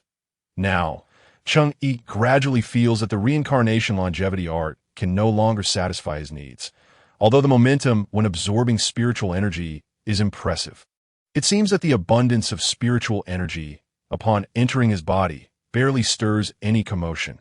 Through daily refinement, Cheng Yi's spiritual sea has already widened like a lake, to advance further and truly transform his spiritual sea into an ocean. The required spiritual energy and intensity of refinement far exceed what the current reincarnation longevity art can provide. After some time of research, Cheng Yi discovered several functions of spiritual power. Firstly, if the spiritual energy from the spiritual sea is drawn out and concentrated on a specific part of the body, it can enhance its endurance and strength. Secondly, individuals with substantial spiritual power can elevate the effectiveness of talismans when using them. Cheng Yi distinctly feels that he is now stronger when employing the mid-level giant strength talisman than he was during the live competition against Wu Qingdao. For Cheng Yi, spiritual power currently cannot yet be transformed into direct combat capability. Its role is predominantly supplementary. He is akin to possessing a mountain of gold, yet lacking the means to utilize it. It is frustrating to have wealth that cannot be spent. Perhaps other techniques for utilizing spiritual power in the system have been unlocked, while maintaining the operation of the reincarnation longevity art. Cheng Yi opened the Immortal Cultivation Inheritance System, 4,000 teaching points. I haven't even officially started broadcasting yet. How can my teaching points increase so rapidly? Cheng Yi recalled that yesterday, upon parting ways with Manager Wang, the system displayed only 3,000 teaching points. How could there be an inexplicable increase of 1,000 points in just one day? Could it be that his words from yesterday spread? He had announced that anyone, regardless of status, could attend his lectures. Perhaps someone overheard and shared the information. Regardless, an additional 1,000 teaching points is certainly a welcome development. Cheng Yi continued to peruse the options and discovered new purchase possibilities. Spirit control technique gradually enhances mastery over spiritual power, allowing it to be externalized and serve as a medium for talismans. Price, 800 teaching points. What a valuable item. I shall buy it. The talismans made from vermilion and yellow paper were already immensely powerful. If spiritual power itself serves as the medium, how formidable would the talismans drawn from it be? Previously, spiritual power acted as a fuse or energy source for talismans. Now, using it directly as a talisman medium, could it perhaps mobilize even greater quantities of spiritual energy, as Cheng Yi was engrossed in operating the cycle of eternal life and examining the system? A considerable number of individuals had already arrived at the garden. The earliest among them was Lu Ge, also known as Yu Qianlu. Upon noticing Cheng Yi meditating with his eyes closed, Yu Qianlu chose not to disturb him. Instead, sitting quietly about 3 to 4 meters in front of Cheng Yi, patiently awaiting the conclusion of his meditation. The second to arrive were Lu Lan and Li Qian. Observing Yu Qianlu seated before Cheng, Lu Lan mistakenly assumed that Cheng Yi had instructed Yu Qianlu to wait in such a manner, and thus took a seat beside him, holding a favorable impression of Yu Qianlu to eye in contrast. Li Qian, since entering the garden and encountering Cheng Yi, had not ceased to display an expression of confusion and astonishment. It was already irrefutably established during the second round of the live competition that Cheng Yi possessed no martial arts aptitude. Yet, why was he able to absorb spiritual energy and at a speed that rivaled even that of a peak martial sovereign? Li Qian pondered, Could it be that there exists another method within the realm of talismans for absorbing spiritual energy? One that does not necessitate martial arts aptitude? The third to arrive was Wu Qingdao, who naturally took a seat beside Yu Qianlu and the others, remaining silent and not interrupting Cheng. Though his demeanor was notably less restrained than that of the other three, Wu Qingdao had also observed Cheng Yi's ability to absorb spiritual energy, but he found it unremarkable. During their previous live duel, every time Cheng Yi utilized the talisman, it had stirred a violent disturbance in the surrounding spiritual energy. Thus, his capacity to absorb it seemed entirely reasonable. Following the four, others gradually arrived, many of whom were not even Cheng Yi's disciples. "Boss, what brings you here?" "Why may I not come?" "And you, Xing, aren't you supposed to be working today?" "I had a FA cover my shift. That must have come at a cost." "Indeed, I traded one of my shift for two of his." "TSK. That fool, a Liang should be charging more." A look of surprise crossed Xing's face. "Boss, are you saying I profited?" The boss regarded Xing as if he were foolish. "Of course it's worth it. It might just alter your fate. Look, all those patrons have come." In attendance were not only Cheng Yi's disciples, but also numerous unfamiliar faces, including guests residing at the Moonlight Inn, staff within the inn, and the boss herself. However, apart from Yu Qianlu and a few others, the rest dared not approach Cheng Yi closely. Thus, a formation emerged where Cheng Yi sat at the center, surrounded by his disciples, while the others congregated at the periphery. Among the onlookers were several martial practitioners, who expressed astonishment at Cheng Yi's spectacle of absorbing spiritual energy. Could long last? Cheng Yi slowly opened his eyes. During the preceding moments, he had fully comprehended the spirit control technique and was even capable of controlling the spiritual energy to draw basic talismans in midair. Nevertheless, to create intermediate talismans would require further practice. Now that everyone has arrived, let us commence. The gathered individuals straightened themselves and focused intently. Martial practitioners absorb spiritual energy into their bodies, transforming it into vital essence, while spiritual practitioners absorb spiritual energy into their bodies, converting it into spiritual power. Spiritual cultivation, spiritual power. Except for Wu Qingdao, every other face present displayed expressions of confusion and contemplation, yet no one whispered among themselves. Since the dawn of humanity in this fantastical continent, countless methods have been devised for survival in a world teeming with formidable beasts, and ultimately, it was martial arts that propelled humanity to the forefront of all beings, becoming the supreme dominator. Now, with the emergence of spiritual cultivation, some rejoiced while others despaired. Cheng Yi continued his discourse to cultivate martial arts. One must possess the requisite aptitude, and the primary criterion for determining whether one possesses such aptitude is the ability to sense spiritual energy. Many in attendance could deeply relate to this, for their inability to sense spiritual energy relegated them to a lower status, perpetually suppressed by martial practitioners. Moreover, to my knowledge, there currently exists no artifact capable of aiding those without martial arts aptitude in sensing spiritual energy. Even if such an artifact did exist, it would be a rare treasure, usable by only a select few.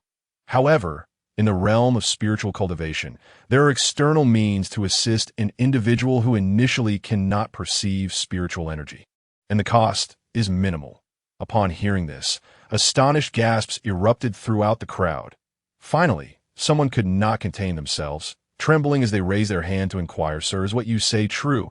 Do such treasures truly exist?" Cheng Yi smiled gently. "Merely a trifle. How could it be deemed a treasure?" With that, he clasped his hands together and swiftly formed a seal. "Talismans, come forth." In an instant, leaves from nearby trees detached from their branches and flew toward Cheng Yi, beginning to orbit around him. Then, with a flash of golden light in his eyes, hundreds of tendrils of spiritual power extended from his body, commencing the drawing of talismans upon these leaves. Each line of the talisman drawn with spiritual power shimmered with a silver glow. Cheng Yi silently recited the talisman incantation. "With this mortal form, I sense the heavens and earth, swift as the law commands. Go!" In a heartbeat, hundreds of talismans crafted from leaves soared towards everyone present, halting just before striking them and gracefully descending to the ground before them. Everyone stood in astonishment. What is this sorcery? How can the leaves be under his control? I recall him using yellow paper and cinnabar previously. How is it that leaves can also be utilized? Cheng Yi appeared calm, yet he too felt a sense of novelty. This was his first genuine application of the spirit control technique, extending spiritual power. Plucking leaves and using spiritual power in lieu of ink and cinnabar to draw talismans was a remarkable feat moreover. The Seeking Spirit Talisman was merely a basic talisman. Drawing several hundred simultaneously posed no challenge. Since he had initially possessed the cycle of eternal life, he had never before drawn a Seeking Spirit Talisman. The talismans before you are known as Seeking Spirit Talismans. Hold them in your palm and carefully sense the difference between this world and the previous one. That subtle distinction is the trace of spiritual energy. You need not worry about failing to find it. If one attempt proves insufficient, you may return for more. Your perception of spiritual energy will grow increasingly profound until you successfully sense it. At that point, you may commence the next stage. The vast majority of individuals unhesitatingly picked up the Seeking Spirit Talismans and held them in their palms, while a few, after a brief moment of hesitation, followed suit. Wu Qingdao also attempted to grasp a Seeking Spirit Talisman in his palm, closing his eyes to feel. Indeed, his perception of spiritual energy intensified. However, for someone like him, who could already sense spiritual energy, it was of little significance. Nevertheless, Wu Qingdao was more eager for the next stage that Cheng Yi had mentioned. He believed that the true distinctions between spiritual cultivation and martial cultivation would manifest from the second stage onward. Yu Qianlu and Lu Lan each held the silver glowing leaf before them. Instantly, they felt the world transform, precisely as their master had described. The presence of spiritual energy. What is happening? The effect of this Seeking Spirit Talisman is extraordinary. Yu Qianlu and Lu Lan exchanged glances, both astonished at what they perceived in each other's eyes in near unison. They exclaimed, "This is incredible!" Cheng Yi, observing their expressions, could not help but feel surprised. Why Yu Qianlu? Lu Lan, come here. Obediently, the two approached and knelt before him. Cheng Yi began to release spiritual power, probing into their meridians, tracing the location of the spiritual sea within a typical individual. Normally, for those who had yet to open their spiritual sea, this area would bear no substance. Yet at this moment, Yu Qianlu and Lu Lan's positions revealed a glimmering point of light, an innate spiritual sea. Cheng Yi had encountered this concept within the knowledge of cultivation found in the novice package of the system. An innate spiritual sea was a superior talent among cultivators, and the act of opening the spiritual sea was as simple to them as drinking water. Furthermore, once established, their spiritual sea would surpass that of ordinary cultivators by tenfold or even more, allowing for greater storage of spiritual power. It was no wonder these two had been unable to measure their martial arts aptitude. Their talents lay entirely in the realm of celestial cultivation. It seemed he had stumbled upon two treasures. However, while their talents were indeed precious, they remained far too weak. His current strength was insufficient to shield them from external threats. Should a martial sovereign expert arrive, he would be unable to protect them. Cheng Yi promptly resolved to keep Yu Qianlu and Lu Lan's astonishing talents a secret from the outside world, treating them instead as individuals with slightly above-average aptitude. A fact he would even conceal from the two of them. Concealment was their best form of protection at this moment. Cheng Yi smiled gently, nodding at Yu Qianlu and Lu Lan. Your talents are quite commendable, falling within the upper middle range. Thus, sensing spiritual energy and progressing through the subsequent stages will be easier for you than for others. However, you must still exert effort and remain humble. Yes, Master. Yu Qianlu and Lu Lan exchanged a glance, and in each other's eyes, they beheld Joy.as time flowed. Half an hour later, individuals began to sense the spiritual energy around them. I can sense the spiritual energy. It truly works. Thank you, Mr. Cheng Yi. Me too. Me too. Mr. Cheng Yi, may I take you as my master? Mr. Cheng Yi, with this ability to sense spiritual energy, can I pursue martial arts? You ungrateful wretch. Mr. Cheng Yi teaches the way of talismans, yet you speak of pursuing martial arts?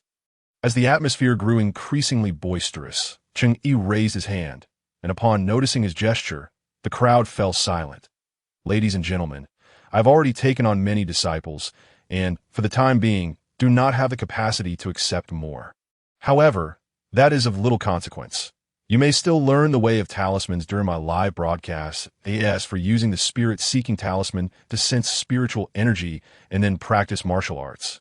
That is also permissible. It is your freedom. Nevertheless, the aptitude for martial arts is not solely determined by the ability to sense spiritual energy. One must also be capable of absorbing that energy into the body, transforming it into vital force. If you cannot achieve this, you will still be unable to practice martial arts. Some individuals exchanged glances, clearly undeterred, intending to personally try after the lecture concluded. Cheng Yi chose not to concern himself with them. Those eager to learn he was willing to teach. The more, the merrier. His strategy for imparting knowledge would involve expanding his reach through live broadcasts while enhancing the quality of instruction through offline guidance. If all went well, this would be his approach for a considerable time to come. About an hour had passed when Cheng Yi utilized his spiritual power to assess the situation, discovering that nearly half of the more than 200 individuals present had sensed the spiritual energy. The remaining ones who had yet to experience this sensation would likely require several more attempts. However, Cheng Yi continuously calculated, realizing that they were hindering the pace of his teaching, and thus he decided to commence the second phase of his lecture. All right, everyone. Now that half of you have sensed the spiritual energy with the aid of the spirit-seeking talisman, do not be disheartened if you have not yet felt it. I will teach you how to create the spirit-seeking talisman. The crowd displayed clear astonishment. They had not anticipated that such a miraculous talisman would be demonstrated right before them. They hadn't even paid a fee. Many had come merely to audit the session. When had auditing a class ever afforded such privileges? Do you think Mr. Cheng Yi will teach us to casually pluck leaves and draw talismans in midair? What are you thinking? Even if he taught you, could you execute it? Do you think you could learn it? Besides, Mr. Cheng Yi must have spent countless years in arduous training to achieve such feats. Are you jesting? Shh! Quiet. Mr. Cheng Yi is about to begin. The creation of the spirit-seeking talisman is quite simple. All you need is yellow paper, black ink, a brush, vermilion, and a drop of animal blood. Then, follow a specific sequence to draw the talisman and its commands. It is important to note that any animal's blood will suffice, be it from livestock, fish, insects, or any other creature. The type of blood used will neither enhance nor diminish the talisman's efficacy, and only a single drop is required for each talisman. Cheng Yi emphasized the blood component, wishing to discourage anyone from resorting to excessive violence or even murder for this purpose. Having concluded his explanation, Cheng Yi produced the materials he had just mentioned and began crafting the talismans on site. While making the talismans, it was imperative to maintain utmost focus. Should one fail to concentrate, the probability of success would substantially decrease. Create the spirit-seeking talisman. One must first mix the ground black ink with the vermilion in a 3-to-1 ratio. Then accurately draw the prescribed patterns and commands. Finally, when in use, simply add a drop of blood to activate the talisman. Cheng Yi quickly created over a dozen talismans, passing them from the front to the back for everyone to examine. The audience diligently noted the dimensions of the spirit-seeking talismans and replicated the designs to practice later at home. As they appear to have memorized the details, Cheng Yi advanced to the next phase. He then began to explain how to absorb spiritual energy into the body and transform it into spiritual power. This section was also foundational. Even those who had yet to sense spiritual energy could benefit from listening. The ability to absorb spiritual energy and transform it into spiritual power was the most significant distinction between spiritual cultivation and martial cultivation. Achieving this required specific techniques. Subsequently, Cheng Yi recited the relevant passages from the rebirth longevity technique concerning how to absorb spiritual energy and convert it into spiritual power. Everyone present listened intently. Some, fearing they might forget, even inscribed the content on the insides of their garments. Following this, they began to guide the spiritual energy into their bodies.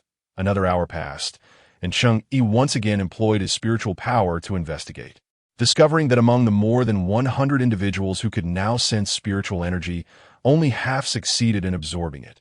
Furthermore, only 20 or 30 managed to successfully convert it into spiritual power, with over 70% being his own disciples. Though it was past noon, not a single person wished to leave, even while hungry. Since you all are eager to learn, Let us take a brief respite to have a meal, and we shall reconvene in half an hour. Only then did the crowd disperse. Many who were unaccustomed to sitting realized their legs had gone numb and, with the help of their companions, managed to rise. Earlier, out of respect for Cheng Yi, everyone had refrained from casual conversation, but now, with the lecture temporarily paused, the expansive garden became lively. Brother, you can actually absorb spiritual energy now. Were you able to convert it into spiritual power? What does it feel like? Alas, I failed in the process of conversion. However, I have memorized the rebirth longevity technique, and I will practice daily when I return. I refuse to believe I cannot achieve it. By the way, brother, can you sense the spiritual energy? Oh, I can already convert it into spiritual power. Impressive, impressive. Nearby, the proprietress of the Moon's arrival and overheard their conversation and felt a surge of frustration. Yet, being unable to confront them, she retreated to a distance, seething in silence. Curse it. I haven't even managed to sense spiritual energy, and these two are flaunting their prowess. I must find an opportunity to teach them a lesson. Half an hour later, the crowd reconvened in the garden behind the Moon's arrival inn, settling down quietly, waiting for Cheng Yi to commence once more. Now that everyone is present, we shall continue. Next, we will address our final topic for the day, opening the spiritual sea. The spiritual sea? The audience, hearing this term for the first time, felt a wave of confusion wash over them. Yet they refrained from inquiring, patiently awaiting Cheng Yi's explanation. The spiritual sea is the foundation of all means for spiritual cultivators. Without having opened the spiritual sea, the spiritual power you convert will have nowhere to be stored. Some of you may have already sensed that once spiritual energy is transformed, it traverses the meridians of the body, only to vanish without a trace. This is the reason for not having a spiritual sea. Only by opening it can one truly be considered a spiritual cultivator.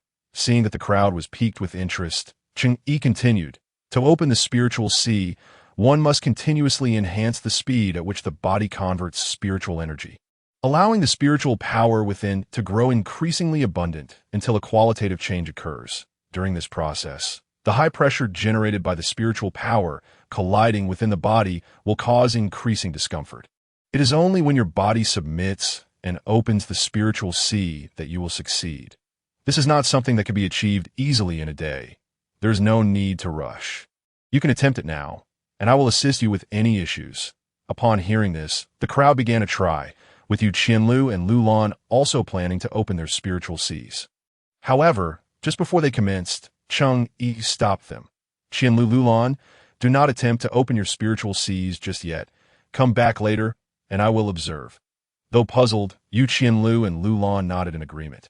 Trusting Cheng Yi that moment, Wu Qingdao pulled Li Qian forward. Master, both Li Qian and I are martial cultivators, so sensing spiritual energy is not an issue. With the rebirth longevity technique, the process of converting spiritual power is not difficult either. Strangely, no matter how fast we try to convert the spiritual power or how hard we impact our bodies, we are unable to grasp the sensation of opening the spiritual S. Is this a normal phenomenon? Cheng Yi furrowed his brow slightly and probed their bodies with his spiritual power, indeed discovering a wall-like barrier. What is happening here? Cheng Yi meticulously reviewed the knowledge of cultivation embedded in his mind. And after a brief moment, he finally found the answer. The barrier within you is a manifestation of your martial realm, preventing you from practicing other paths. Upon hearing this, both Wu Qingdao and Li Qian were taken aback, pondering whether breaking that barrier would lead to the dissolution of their martial realm. If that were the case, Wu Qingdao would need to contemplate it thoroughly, while Li Qian would certainly refrain from making a unilateral decision, insisting on consulting the family head first. Noticing their expressions of concern, Cheng Yi reassured them, "You need not worry. Breaking down this barrier will not affect your martial realm. However, it is equally true that opening your spiritual sea will prove exceedingly challenging. You will require an immense surge of spiritual energy to flood into your bodies instantaneously to shatter that barrier, of course. If you are resolute in becoming spiritual practitioners, you might consider forsaking your martial realm, which would cause the barrier to disappear on its own." Wu Qingdao and Li Qian exchanged glances, each discerning hesitation on the other's face. How could they possibly abandon the martial realm they had painstakingly cultivated over decades. In truth, if you only utilize talismans without delving into other realms of spiritual practice, there is no issue with not opening your spiritual sea. Without a spiritual sea, the energy generated cannot be stored. Yet for talismans, they can be utilized as they are conjured. While this approach may not yield the highest potential, it suffices as a support for martial arts. Upon hearing Cheng Yi's words, both of them exhibited expressions of delight and simultaneously clasped their fists, expressing their gratitude. "Thank you, Master. Thank you, sir." Cheng Yi then proceeded to instruct a few other disciples, but regrettably, none present were able to successfully open their spiritual seas as twilight approached, accompanied by the croaking of frogs and the increasing presence of mosquitoes. Cheng Yi declared the lecture concluded. The attendees, still lingering with unquenched curiosity, gradually departed. But Wu Qingdao, having heard tales of the renowned chef at this establishment, was eager to experience it firsthand. Cheng Yi, who had not yet tasted the cuisine, sent Wu Qingdao and Li Qian to arrange dinner for everyone that evening. In the blink of an eye, the once bustling garden was left with only Yu Qianlu and Lu Lan, gazing expectantly at Cheng Yi. "Master, is there something amiss with our bodies?" Cheng Yi chuckled lightly. "The greatest issue with your bodies lies in your exceptional talents." Upon hearing this, their faces lit up with joy.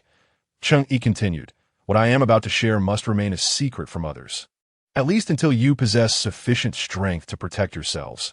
Observing Cheng Yi's seriousness, the two nodded earnestly.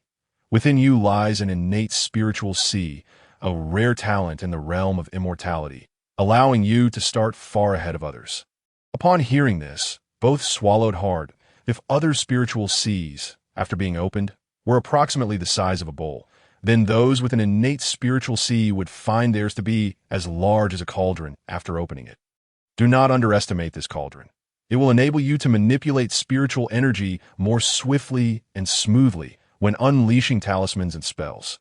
Moreover, as your realms continue to ascend, this disparity will only grow, until others can only look up in awe.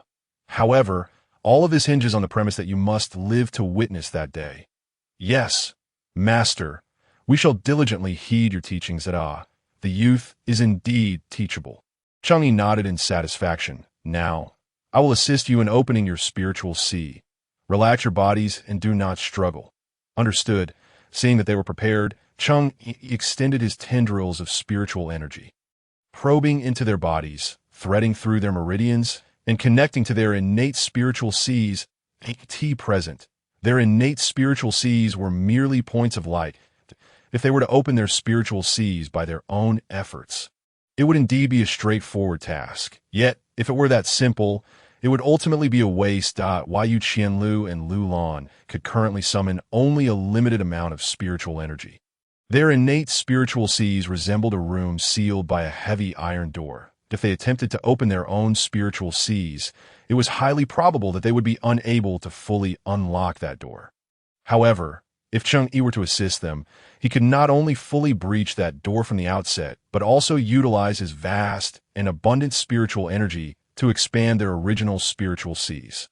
Just as a child's flexibility and malleability are at their peak during infancy, this was their singular opportunity in life to expand their spiritual seas without adverse effects, yet yielding immense results. There may be some discomfort. Bear with it. Both nodded, closed their eyes, and bit their lips. Then they felt an overwhelming torrent of spiritual energy surging into them like seawater flooding into a harbor, crashing against all their acupoints. In an instant, Cheng Yi's formidable energy shattered the barrier, and that energy surged into their innate spiritual seas like a mighty dragon. This moment, Cheng Yi intensified his efforts, accelerating the influx of spiritual energy.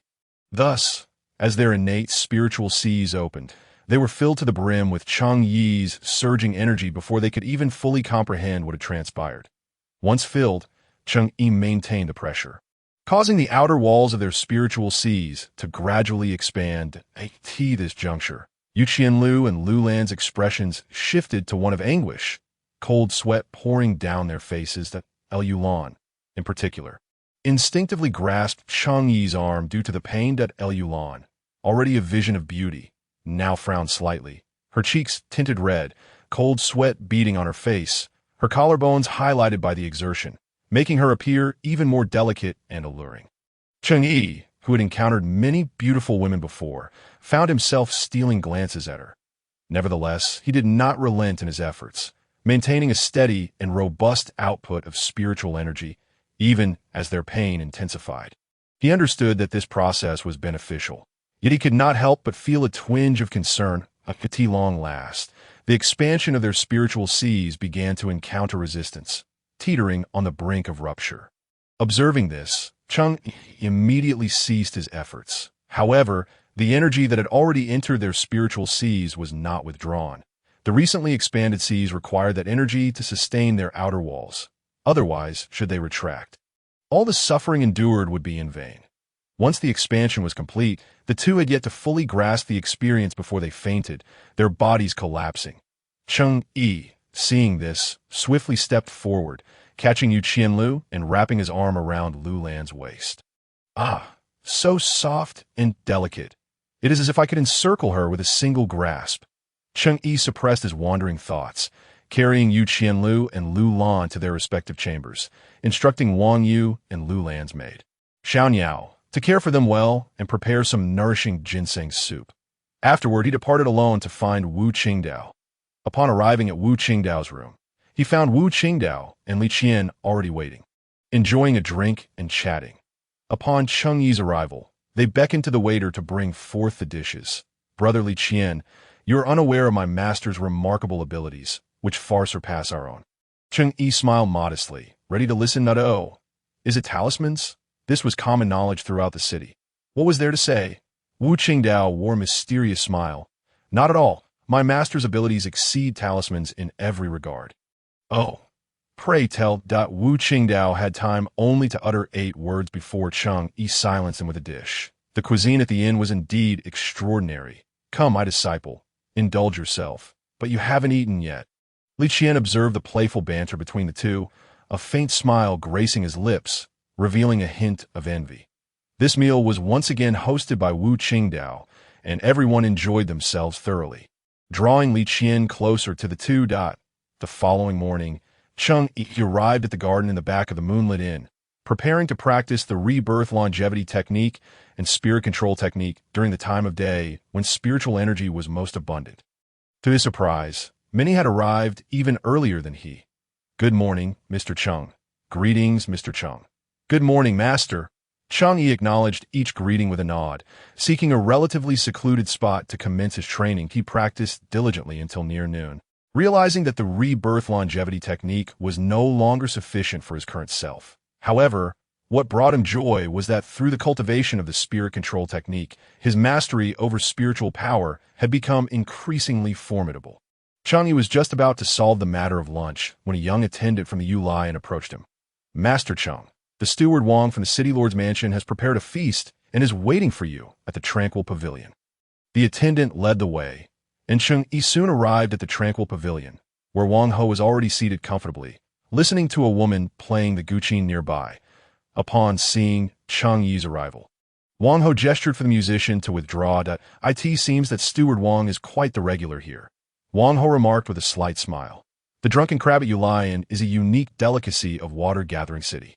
Every year on the 15th of September, when the crabs are at their fattest, I come here to indulge in its flavors. Steward Wang has exquisite taste. I shall certainly try this drunken crab when September arrives. Cheng Yi replied as he poured a cup of wine for Wang Ho. Did Steward Wang come looking for me regarding the live streaming matter? Has there been any progress? Indeed, as you rightly surmised, the live streaming has been arranged. A designated time slot will be the first half of the noon hour each day. Cheng Yi pondered for a moment. Generally speaking, without providing certain benefits, the live streaming slot would typically be allocated to the latter half of the midnight hour, which is from 12 to 1 o'clock. At that hour, the majority of people are already preparing to rest, rendering the live streaming effect significantly inferior compared to daytime. Yet now, he had not offered any substantial benefit to the city lord's mansion. However, Wang Ho was willing to negotiate with other factions to shift the original midnight slot to noon. While it may not be the perfect time for live streaming, he had not invested a single coin. To placate the interests of other factions, some form of compensation was undoubtedly necessary. Thus, it was likely that the city lord's mansion or Wang Ho himself had covered this expense on his behalf. This favor must not go unacknowledged. Cheng Yi bowed respectfully. I only won the live streaming competition yesterday, and today's steward Wang has already arranged everything, securing such a suitable time slot for me that I express my gratitude. And in the future, should you require anything, please do not hesitate to command. Wang Ho smiled with satisfaction and returned the bow. For Mr. Cheng's matters, how could I not exert my utmost effort? The two raised their cups, clinked them together, and drank heartily. By the way, Mr. Cheng, is there any connection between you and the late-night brawl at the Fragrant Group last night? Cheng Yi replied candidly, to be honest, it does indeed concern me. Could you elaborate? After a moment of recollection, Cheng Yi recounted his attendance at the meeting, the heavy drinking with Wu Qingdao, and the ambush by a group of men in black during the night. Detailing how he managed to kill 3 and injure 1, Wang Ho listened attentively, his brow furrowing in contemplation at a martial artist of the martial sovereign realm. Wielding a staff, he mused, already forming suspicions in his mind. However, lacking sufficient evidence, it was not prudent to jump to conclusions that, Mr. Cheng, upon my return, I will conduct a thorough investigation and provide you with a response within a few days. Additionally, it would be wise for you to exercise caution. I suspect that since they can dispatch a martial sovereign expert, they will not simply let this matter rest. Thank you for the warning, Steward Wang. Cheng Yi produced 2 sheets of yellow paper from his clothing, inscribing 2 delay talismans with his spiritual power, and handed them to Wang Ho. Steward Wang, these 2 talismans are called delay talismans. When activated, simply apply a drop of blood to the talisman and throw it at the opponent. It will momentarily incapacitate a martial sovereign expert. Wang Ho received the 2 delay talismans with delight. Since spiritual power is colorless, formless, and tasteless, he merely saw 2 blank sheets of yellow paper. Nevertheless, he trusted that Cheng Yi would not jest with him using 2 empty talismans. And he chuckled. It appears that Mr. Cheng's talisman skills have reached new heights. Not at all, Cheng modestly replied, choosing not to elaborate further. He was not yet strong enough and preferred to maintain an appropriate air of mystery for his own safety. After finishing lunch and sharing a few more casual remarks over drinks, Wang Ho took his leave. Before departing, he reminded Cheng Yi that the live stream could commence at noon on the overcast day, and he could begin preparations. Cheng Yi felt no concern regarding this. The lecture he had conducted yesterday served as a rehearsal for his first official live stream, and he had already planned how to arrange the upcoming session. Upon returning to the city lord's mansion, the first order of business for Wang Ho was to instruct someone to post the announcement on the public bulletin board regarding Cheng Yi's live stream at noon on the overcast day. Wang Ho believed that this live stream would surpass all previous ones in popularity.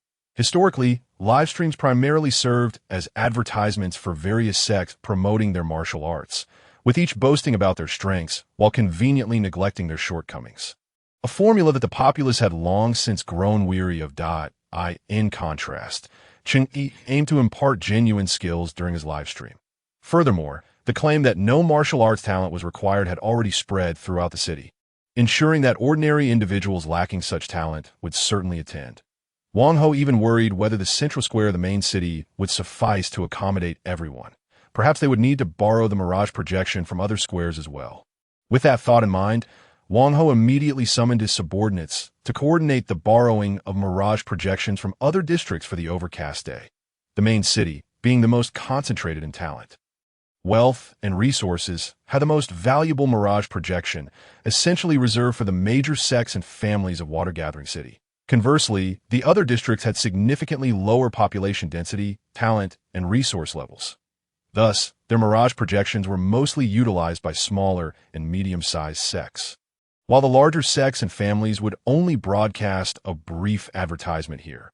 However, given the potential phenomenon that Cheng Yi's livestream could become, it was likely that the main city's mirage projection would be insufficient, necessitating the borrowing of those from other districts to ensure that individuals from those areas would not need to trek to the main city to watch the livestream for the major sects and families. The mirage projections in the other districts were inconsequential, and thus Wang Ho held complete control over them. As for the smaller sect that had originally planned a live stream at noon, they could only lament their misfortune.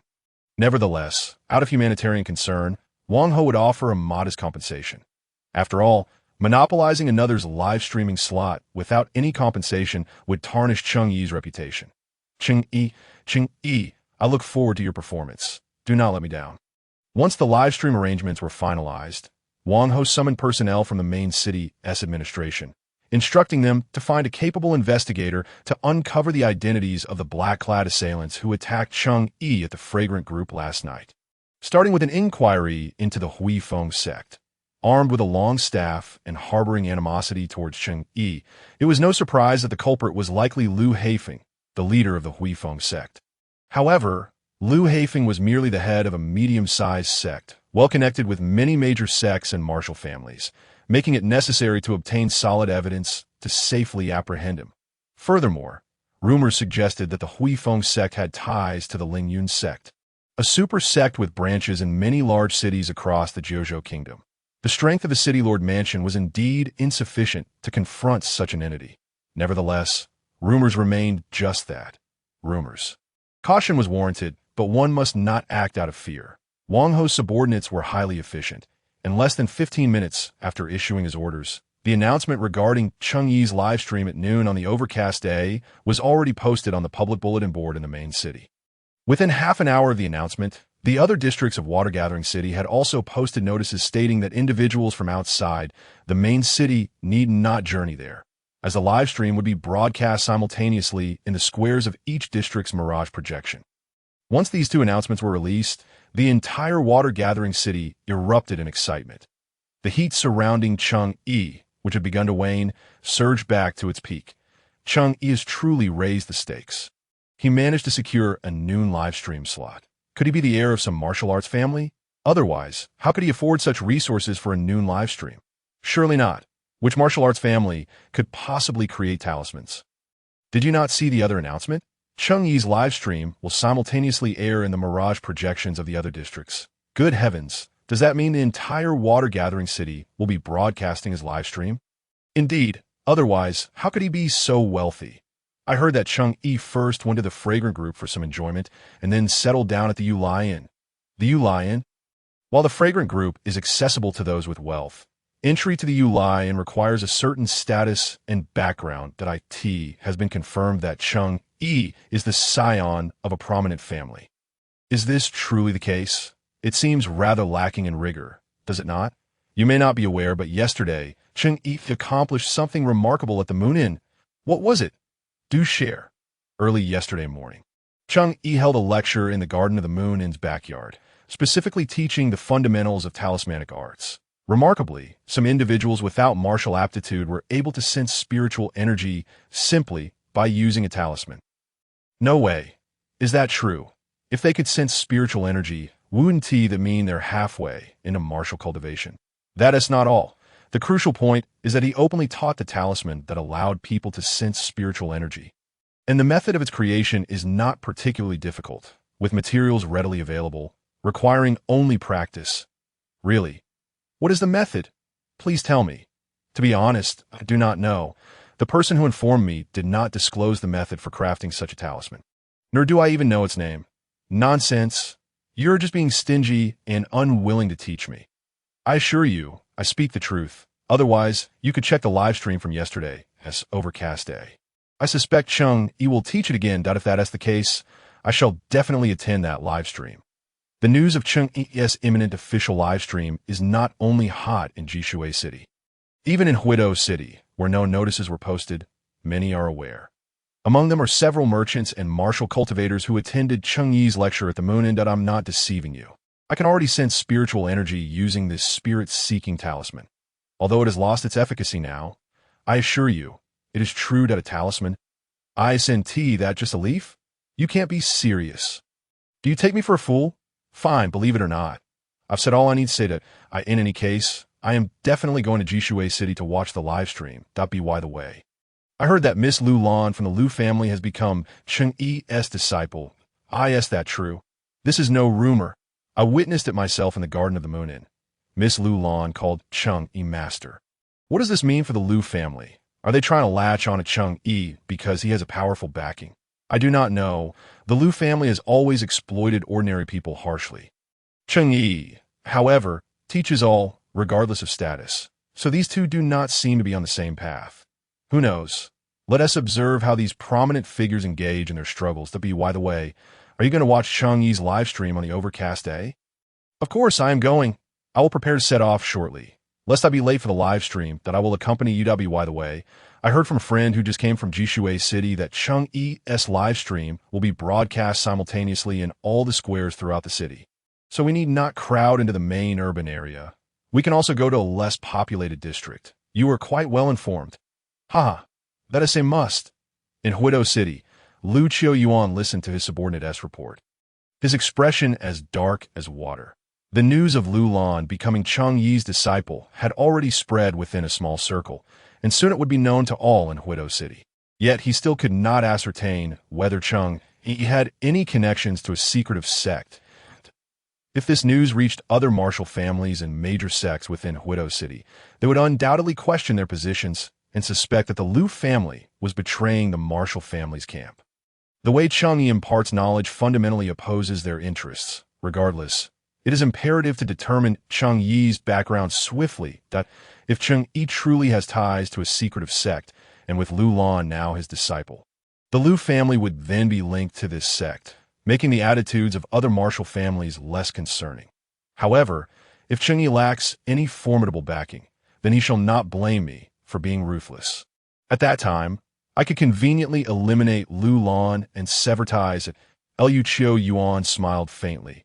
As if everything were within his control, he waved his hand, summoning a subordinate, and instructed go prepare the horses. Yes, my lord. Lu Qiuyuan's eyes glimmered. Since the last black-clad martial expert was easily defeated by Cheng Yi, sending other martial expert from the estate would likely be of little use. Thus, he decided to go personally. To see just how remarkable Cheng Yi's talismanic arts truly are, that if the opportunity arises, he could also test his capabilities. At the initial hour of the Qin period, Cheng Yi arrived at the backyard garden. Just as he had the previous day, there were still people practicing the reincarnation longevity technique, though the number had increased significantly compared to yesterday. Cheng Yi felt a sense of satisfaction as he noticed that nearly all present could sense spiritual energy, with about 70% able to absorb it into their bodies and convert it into spiritual power, though no one had successfully opened their spiritual sea yet. This is a gradual process that cannot be rushed. Upon seeing him arrive, everyone greeted him warmly, and Cheng Yi responded with nods, occasionally offering guidance to some disciples, who expressed their immense gratitude. In the same secluded spot as before, Cheng Yi decided not to practice the reincarnation longevity technique again, instead focusing entirely on the spirit control technique. However, this time, he did not intend to practice until noon as he had done yesterday. He planned to practice for an hour, then visit the city lord's mansion to familiarize himself with the various details and procedures for the live stream. An hour passed swiftly, and Cheng Yi exhaled deeply, a light sheen of sweat forming on his skin. Using a cleansing talisman, his body and clothes quickly became clean and dry, without needing to change his attire. He made his way directly to the city lord's mansion. Upon arriving at the mansion, Cheng Yi first sought out Wang Ho. After exchanging pleasantries, Wang Ho led him to the location where the live stream would take place. It was a hall within the city lord's mansion, with circular cushions arranged on the wooden floor. At the very back, there was a larger cushion set apart for Cheng Yi to sit on during the live stream. The remaining seats were for the audience, who could pose questions to him, which he could choose to answer selectively. The audience must have paid for their seats, correct? Wang Ho smiled gently, of course, but in the past. The content of the live streams here has not been particularly engaging, which resulted in poor sales. However, with your live stream, I believe there will be no shortage of buyers. Following this, Wang Ho summoned a rather short and slender young man with a fair complexion. This is Yu Xiao. During a live stream, he will filter the audience comments collected from the Mirror Flower Water Moon and relay them to you. He will also inform you of the identities of the commenters and their questions, allowing you to choose whether to respond or not. Yu Xiao bowed to Cheng Yi. I hope to receive your guidance, sir. Cheng Yi nodded with a smile. Wang Ho continued, your live stream will commence today and last for 3 months. Whether it can be extended after that will depend on your capabilities. Otherwise, your live stream will have to be transferred to other districts. Cheng Yi understood Wang Ho's implication. If by the end of the 3 months, His influence was sufficient to warrant the attention of the major sects and martial families in Jishui City. He could continue broadcasting in the main urban area. Essentially, it meant that his status had reached theirs. Achieving this in merely 3 months is exceedingly challenging. For others, it would be akin to climbing to the heavens, as those major sects and martial families have built their scale and prestige over generations.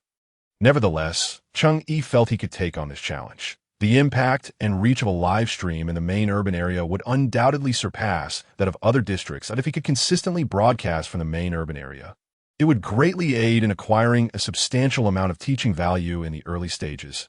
All matters were settled, and as Wang Ho had other affairs to attend to, he took his leave from Cheng. At this point, it was already the hour of the sea period, half an hour until noon. Some individuals began to enter the courtyard, sitting in the pavilion outside, awaiting the start of the live stream.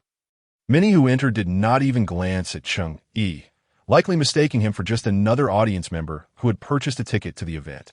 Although Cheng Yi was quite famous. In present-day Jishui City, he was nearly a household name. However, there were still many who had not had the opportunity to witness the live campaign and had never seen Cheng Yi's true visage. In response, Cheng Yi paid no heed. Whenever someone he recognized greeted him, he would nod in acknowledgement. As the final quarter of an hour before the broadcast approached, Cheng Yi entered the hall, prompting others to follow suit upon seeing him. Noticing Cheng Yi heading towards the innermost position, one person hastily interjected, "Ah, that is the host's seat." Cheng Yi smiled gently and replied calmly, "I am aware. I shall be the host shortly." The individual was momentarily taken aback and then apologized softly before returning to his own seat. Before long, the hall was filled to capacity, and Yu Xiao approached at the opportune moment to remind him, "Mr. Cheng, it is already noon. May we commence?" "Let us begin," he responded. Indeed, Yu Xiao moved to a corner of the hall, retrieved a key, and unlocked an iron cabinet, from which he extracted a palm-sized, smooth crystal. After performing some operations on the crystal, the mesmerizing projection devices throughout the hall ignited with light. In no time, images began to stream, not only in the central district, but across all districts, showcasing Cheng Yi seated at the foremost position, surrounded by 300 live audience members. Some awaited in silence, while others engaged in hushed conversations with familiar companions. After all, this was a live broadcast, and this occasion marked a rare city-wide transmission. No one wished to embarrass themselves in such a setting. The audience was not only at full capacity, but even the central square, invisible to them, was teeming with people. Fortunately, the city lord's office had promptly noticed this and summoned personnel to maintain order, preventing further entries. Otherwise, in the event of a stampede or chaos, this densely packed crowd could have resulted in the loss of at least a third of those present. Yet, those unable to enter remained unwilling to leave, waiting outside the square in hopes of catching some snippets of the event. Wealthier individuals had congregated in the inns and taverns surrounding the central square, or even in the homes of locals, climbing to upper floors or rooftops to watch the broadcast through telescopes and speaking tubes. Some merchants, seizing the opportunity presented by the demand for telescopes and speaking tubes, quickly brought in a cartload of goods. Nonetheless, the supply still fell short of the insatiable demand. All those tasked with maintaining order were astonished. Indeed, this is a spectacle rarely seen in a century. Typically, live broadcasts do not attract much attention. Yet this one has incited such fervor. One must consider who is hosting the broadcast. Mr. Cheng Yi is not here for advertisement. He comes to impart genuine skills without any charge. Consequently, many impoverished lives will undoubtedly change for the better. We are indeed fortunate, as we need not spend a single coin or jostle with the crowd to witness the broadcast. Look, there are even individuals selling seats. In the central square, a ruffian commonly referred to as Lai Papai seized the opportunity to slip in during a lull. However, as the crowd continued to swell, he soon found himself overwhelmed by the midday sun, having not eaten a single bite the previous day. That moment, the scorching rays felt as though they would cause him to faint. "Damn it, if I don't perish before this broadcast concludes, I will have done well." Thus, Lai Papai began to push his way through the throngs toward the exit as he neared the boundary of the square. A merchant he had previously robbed spotted him and shouted, Lai Papai, do not run. I am not here to demand repayment. I come bearing gifts. Startled, Lai Papai halted and turned back, bewildered by the offer. What do you mean by gifts? The merchant wore a smile and replied, You are currently inside. I see you wish to exit, while I intend to enter. How about this? You speak to the guards of the boundary, saying you are leaving, and I will enter in your stead. I shall give you 51. What do you say? Upon hearing this, Lai Papai's small eyes twinkled with interest. A good deal. However, he did not immediately acquiesce, but instead donned a serious expression and declared, No, I want 301. The merchant's eyes widened, and he stomped his feet in frustration. Fine, 300 when it is. Just hurry and let me in. May you prosper. Boss Chien. Lai Papai approached the boundary, explained the situation to guards, and then exchanged positions with Boss Chien. Seeing this transaction unfold, others around began to emulate the exchange, engaging in similar bartering with those inside the square. Boss Chien watched Lai Papai leave with a cheerful expression, his disdain unabashed that a ruffian is merely a ruffian, lacking foresight, unaware of the opportunity for redemption he has squandered for a mere 301. Not only was the central square bustling, but the squares in other districts were equally lively. Particularly in the labor district, workers were taking leave from their employers, disregarding whether their requests were granted, and made their way to the Mirror Flower Water Moon Square. The factory owners were infuriated, their faces flushed with rage, yet the usually submissive workers seemed to have suddenly found their backbone, daring to rebel against their masters. Consequently, they began reporting back to their respective employers. The employers, primarily from prominent sects and martial arts families, erupted in fury upon receiving news from their subordinates. They immediately activated a large-scale sound and image transmission array capable of relaying voices and images in real time to multiple recipients. Coordinating strategies with other sects and martial families, these laborers truly possess audacity, daring to defy us. Let the factory owners withhold their wages for half a month and see if they still dare to oppose us. Brother Wong, did you not just enforce a wage deduction last month? The man addressed as Brother Wong smirked derisively, saying it matters not. They are mere lowly folk that a day without 2 bowls of rice will not kill them. Besides, where else can they turn for sustenance? Ha ha! I assure you, regardless of how we press them, they will swallow their grievances silently. I believe the most pressing concern is Cheng Yi. I wholeheartedly agree with Brother Liu.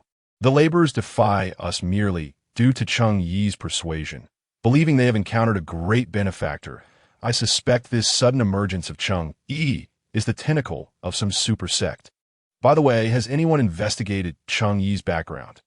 I have dispatched numerous individuals, yet we have not uncovered where he hails from, who his master is, or who stand behind him. As for the origins of his talismanic abilities, they remain shrouded in mystery. This is indeed the strangest aspect. A person cannot simply materialize from thin air. If such an individual truly exists, it would either be a ghostly apparition or a manifestation of an incredibly powerful force behind him. I have heard that a master of the martial sovereign realm attempted to ambush Cheng Yi at the fragrant pavilion the night before last, but failed and was instead defeated, fleeing in a severely injured state, with his whereabouts now unknown. Brother Li, your spies from the Tyranny sect are reputed to be the best in the water-gathering city. Do you have any intelligence? Li Xiong, the leader of the Tyranny sect, pondered briefly before raising his head and sharing what he knew. Esteemed colleagues, I received a report today confirming that the masked assailant who attacked Cheng Yi was none other than Liu Haifeng. What? It was him? Leader Li, is your information reliable? I cannot claim it is entirely accurate. It is still under verification. However, I believe there is an 80 to 90% chance it is correct. The wind-returning sect has connections to the Lingyun sect and likely sought to test Cheng Yi, attempting to draw out his connections, but did not anticipate Liu Haifeng's inadequacy, which not only failed to expose Cheng Yi's allies, but instead revealed his own identity. This matter requires further validation. We must keep it within our circle and not let it leak. The Lingyun sect is not an entity we can afford to provoke. Understood, understood. How shall we handle Cheng Yi then? Li Xiong stroked his beard and replied, For now, we shall remain still and wait until we ascertain the identity of his backer. We can then decide whether to ally with him or eliminate him. Until then, we must refrain from taking any rash actions. Leader Li's words are quite reasonable. I shall adhere to them. After all, The Lingyun sect's first attempt was unsuccessful, was it not? Let us bide our time. I predict the Lingyun sect will make another move soon. Outside the central district, the squares in other districts were similarly crowded, with numerous individuals standing beside the mirror flower water moon displays, though lacking the breathtaking grandeur of the central square in the main urban area. The spectacle within these districts is nonetheless unprecedented. It is truly astonishing that Mr. Cheng Yi has managed to purchase the entirety of this time slot across all districts to impart his teachings on the art of talismans. One can only imagine the fortune this must have cost. Indeed, and what is even more remarkable is that Mr. Cheng Yi offers his instruction without charge. Have we ever encountered such a selfless individual? Truly, Mr. Cheng Yi's benevolence is rivaled only by the sages of millennium past. I believe we must not allow Mr. Cheng Yi to make such sacrifices on our behalf. Why don't we pool our resources and find an opportunity to present him with a token of our gratitude? Yet, I have heard that Mr. Cheng Yi does not even possess a dojo, so where would we find a residence to offer him? Precisely, this only underscores the necessity of providing him with funds to establish his own abode. We cannot allow the virtuous to suffer in silence. Your reasoning is sound. I shall speak to my fellow workers about this matter upon my return. Hush, be quiet. Mr. Cheng Yi is beginning his lecture. In the live broadcast hall, Mr. Cheng Yi has commenced his exposition on the concept of spiritual cultivation. The martial practitioners absorb spiritual energy into their bodies, transforming it into vital essence, while spiritual cultivators draw in spiritual energy, converting it into spiritual power. Upon uttering these words, the city trembles. Previously, in the garden behind the Moonlight Inn, Mr. Cheng Yi had introduced this concept, but at that time, only a few hundred were privy to it. And those who resided at the inn were not from ordinary backgrounds. They understood the stakes involved, aware that any misstep could lead to a bloody upheaval, and thus refrained from spreading the word. Even when confiding in their closest acquaintances, they would caution against its dissemination. Consequently, the term spiritual cultivation did not gain traction, and those who had attended Mr. Cheng Yi's lecture in the garden could scarcely have anticipated that he would dare to declare the existence of spiritual cultivation to the entire city via a live broadcast. Was he not concerned about the threat to his life? Mr. Cheng Yi was undoubtedly aware of the gravity of the situation, yet he had already devised a strategy. Within the system, there existed a powerful tool that he intended to redeem once the broadcast concluded. He planned to solidify his connection to a formidable force that could shield him from harm. As Mr. Cheng Yi completed his opening remarks, the comment board across various districts was already inundated with messages. The officers from various districts, akin to shimmering mirages, relayed the top 10 questions from the comment board to the live broadcast crystal in Yu Xiao's possession. Faced with a barrage of inquiries, Yu Xiao selected the 3 most representative questions to present to Mr. Cheng Yi. However, upon hearing these questions, Mr. Cheng Yi opted not to respond. Yu Xiao did not press further. The lecturer had his own rhythm, and her role was to assist diligently. After elucidating some key points about spiritual cultivators, Mr. Cheng Yi proceeded to impart the detailed method for crafting the spirit-seeking talisman. Once again, the city was set abuzz. Merely mentioning the name of a spiritual cultivator had already left the audience in disbelief. And now, Mr. Cheng, who was directly presenting a talisman that would enable those without martial aptitude to sense spiritual energy, inciting complete hysteria among the crowd. Among the throng, countless individuals who had long lamented their lack of martial talent were now confronted with the prospect of overcoming the seemingly insurmountable barrier of sensing spiritual energy. Although Mr. Cheng Yi hastily added that merely being able to sense spiritual energy did not guarantee one could cultivate martial skills, those without the requisite aptitude would still find themselves unable to progress. The crowd remained unabated in their excitement, for a situation they had never dared to imagine had now been resolved by Mr. Cheng Yi's talisman. Furthermore, the simplicity of its crafting, requiring only yellow paper, ink, and cinnabar, meant that even those of modest means could afford the materials. And borrowing from neighbors was a feasible option, as these were not extravagant items. In the central square, many gathered to hear Mr. Cheng Yi's instructions on crafting the spirit-seeking talisman, immediately seeking to gather the necessary items from those around them, eager to attempt the creation of the talisman. Witnessing this, others readily lent their backs for drawing the talismans. Although most individuals failed on their first attempt, a select few succeeded, prompting those who initially faltered to retrieve more materials and try again. With each successive attempt, the number of successful creations grew. However, the demand for crafting materials far exceeded the limited supplies brought by the crowd. Yet, they soon discovered that a vendor was selling such items just outside the square. It turned out to be a merchant by the name of Chien, whose shop was in the vicinity of the central square. Observing the frenzy for crafting materials, he hastily summoned his son to bring supplies from their home and set up a stall at the edge of the square. Once the stall was established, it was sold out in less than the time it takes to burn a stick of incense, and the merchant's son was beaming with joy as the items were priced 50% higher than usual. What are you grinning about? Quickly fetch all our stock. Also, have your mother take some workers to replenish our inventory. Remember, we need only stock on hand. Whatever they have, we shall take. In the central square, numerous wealthy merchants lacking martial aptitude, having acquired materials yet unable to succeed in crafting the talisman, witnessed others achieving success and began offering exorbitant prices to purchase ready-made talismans. However, the competition to buy these talismans became fierce, transforming the scene into a veritable auction. Ultimately, a single talisman sold for an astonishing 100 taels. For ordinary individuals at the bottom rung of society, the cost of a single talisman could sustain them for the better part of their lives. The sellers of the talismans were radiant with joy, while others could only sigh in envy, rushing to acquire the necessary materials to craft their own talismans, hoping to secure their future well-being. Those who successfully acquired talismans or crafted their own were eager to follow Mr. Cheng Yi's guidance in utilizing them. Those who had not procured a talisman resorted to pricking their fingers to use their own blood. I did it. I succeeded. I can sense the spiritual energy. It's real. This is truly happening. With the first ordinary person successfully sensing spiritual energy through the spirit-seeking talisman, the atmosphere erupted once more. Not only in the central square, but across other districts, particularly in the labor district, celebratory firecrackers were ignited to commemorate this momentous day. The common folk, long oppressed by the martial practitioners, finally saw a glimmer of hope for liberation.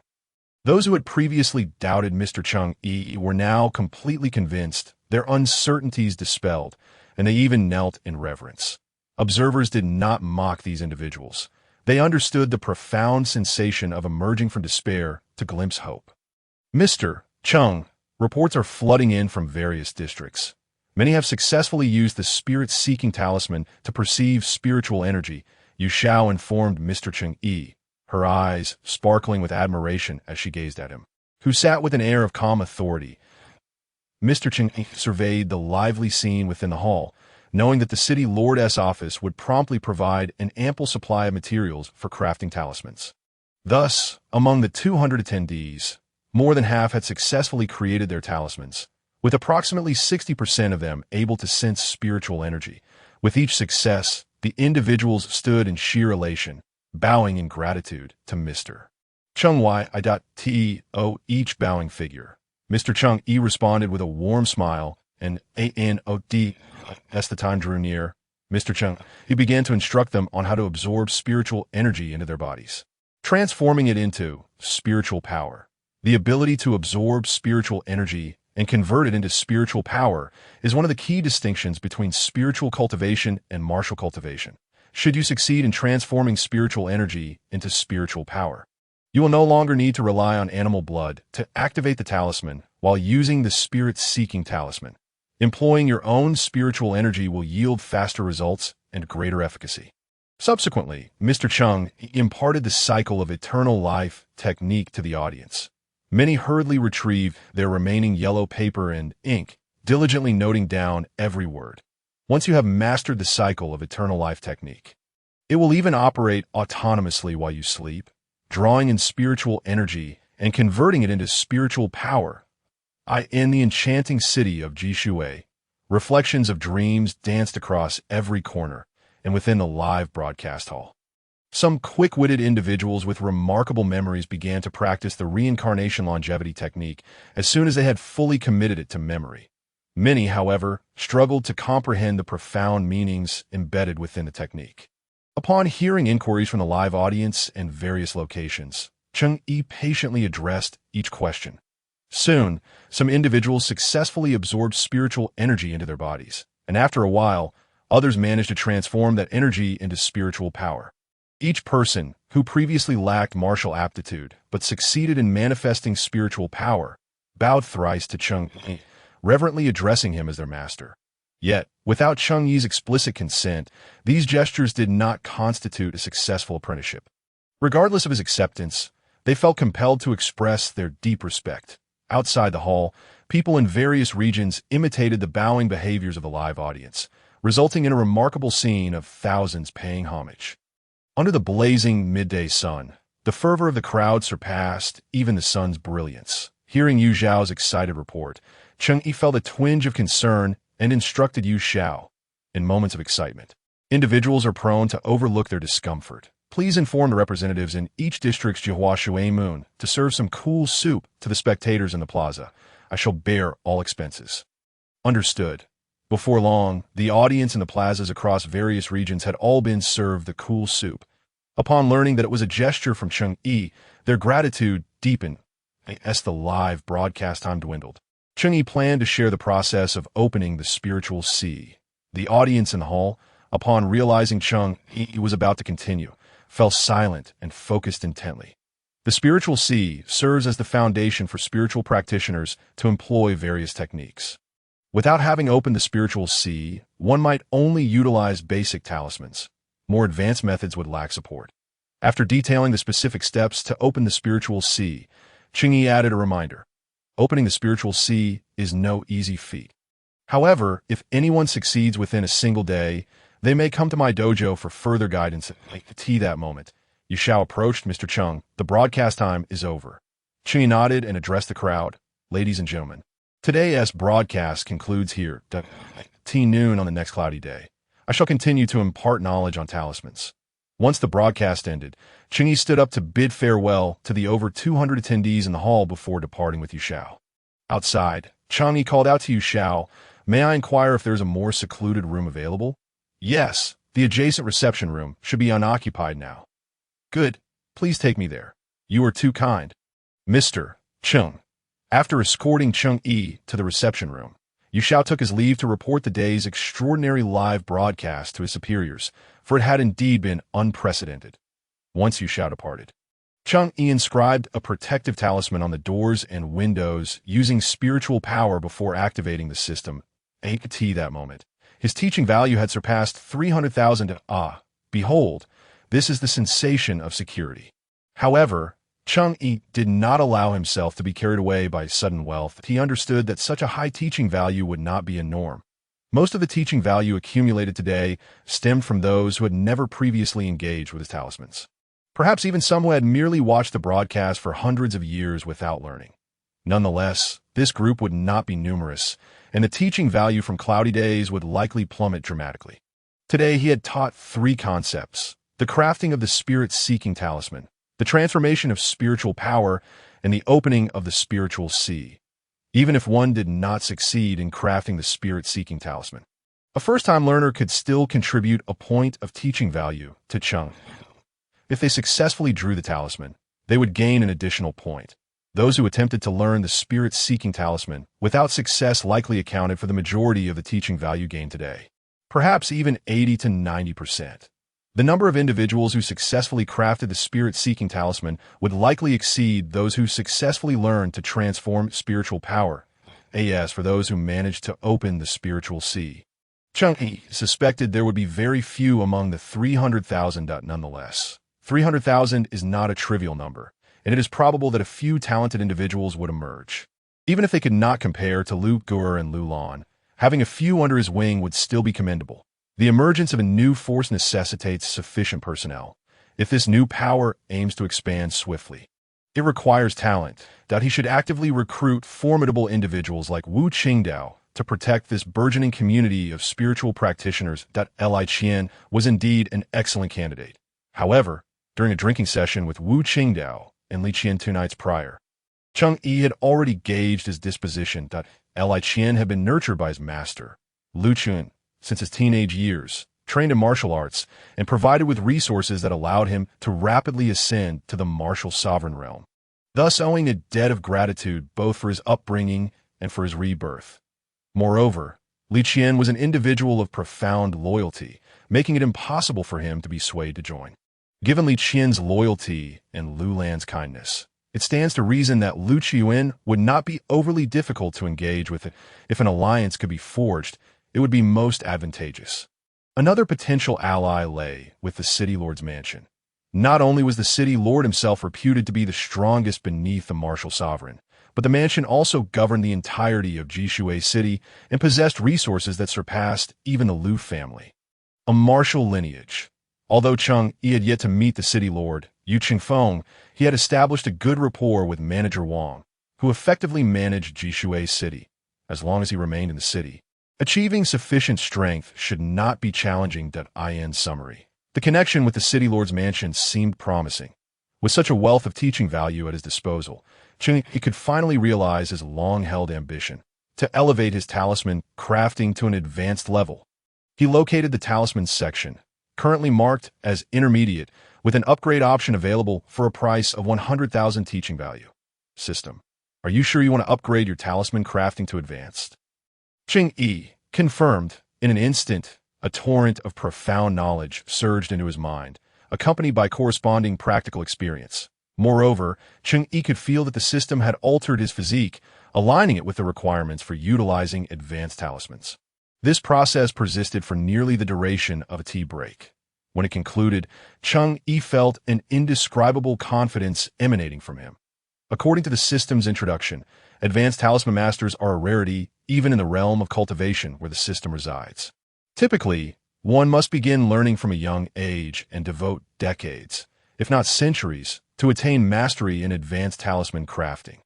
Many do not live long enough to become advanced talisman masters and thus depart this world filled with regret.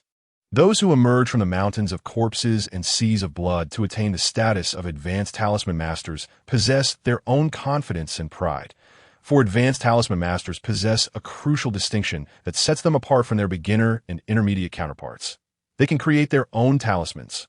Crafting elementary talismans is a trivial task for advanced talisman masters, while creating intermediate talismans merely requires some dedicated research. The moment Cheng Yi became an advanced talisman master, he transitioned from being a mere user of talismans to a creator. Beyond the ability to create talismans, the combat effectiveness of advanced talisman masters is significantly superior to that of beginner and intermediate masters. Among the beginner talismans, the most powerful is the Fire of Departure talisman, while the corresponding intermediate talisman is the Palm Thunder, followed closely by the intermediate Fire of Departure talisman. Upon reaching the advanced level, the quantity of high-power talismans experiences an explosive increase. The advanced Fire of Departure talisman, while formidable, is merely the baseline among high-explosive talismans. The most astonishing talisman, which thrilled Cheng Yi, was as follows. Talisman, Tenli Divine Light, emits a beam of divine light from the fingertips. Capable of penetrating any object with a maximum range of 10 miles, in Cheng Yi's perspective, this resembles a portable ground-based laser emitter. Even against those of the martial sovereign level or higher, if it strikes true, they would be severely injured, if not killed. However, Cheng Yi surmised that such an extraordinary item could not be deployed without limit. Its consumption would likely be substantial. Additionally, there exist many powerful functional talismans, such as the Wall of Obstruction talisman, which can summon an earthen wall from thin air. If the ground were composed entirely of stone, one could summon a formidable stone wall. Furthermore, the more spiritual energy infused within, the taller and sturdier this wall would become. Additionally, there exists the Electric Current Domain talisman, which conjures a spherical area filled with surging electricity within a designated range. All entities entering this domain, apart from the caster, would be affected, and, akin to the blocking wall, the greater the infusion of spiritual energy, the larger the area and the stronger the current. Both of these talismans possess significant tactical value, and there are numerous other talismans equally formidable. This prompted Cheng Yi to ponder, if advanced talismans are already so powerful, what might exist at an even higher level? A glance at the talisman section revealed that beyond advanced talismans, Only a perfect grade talisman remained. However, the conditions for upgrading were indicated merely by a question mark. It seems that the requirements for upgrading to a perfect grade talisman involve more than just educational points. They may not even pertain solely to educational points. Elevating a mid-level talisman to advance it cost him 100,000 educational points. Presently, Cheng Yi had just over 200,000 educational points in the system's account. Considering the stagnation of the reincarnation longevity technique, he resolved to exchange for a superior cultivation method. In the cultivation method section, he spotted something familiar.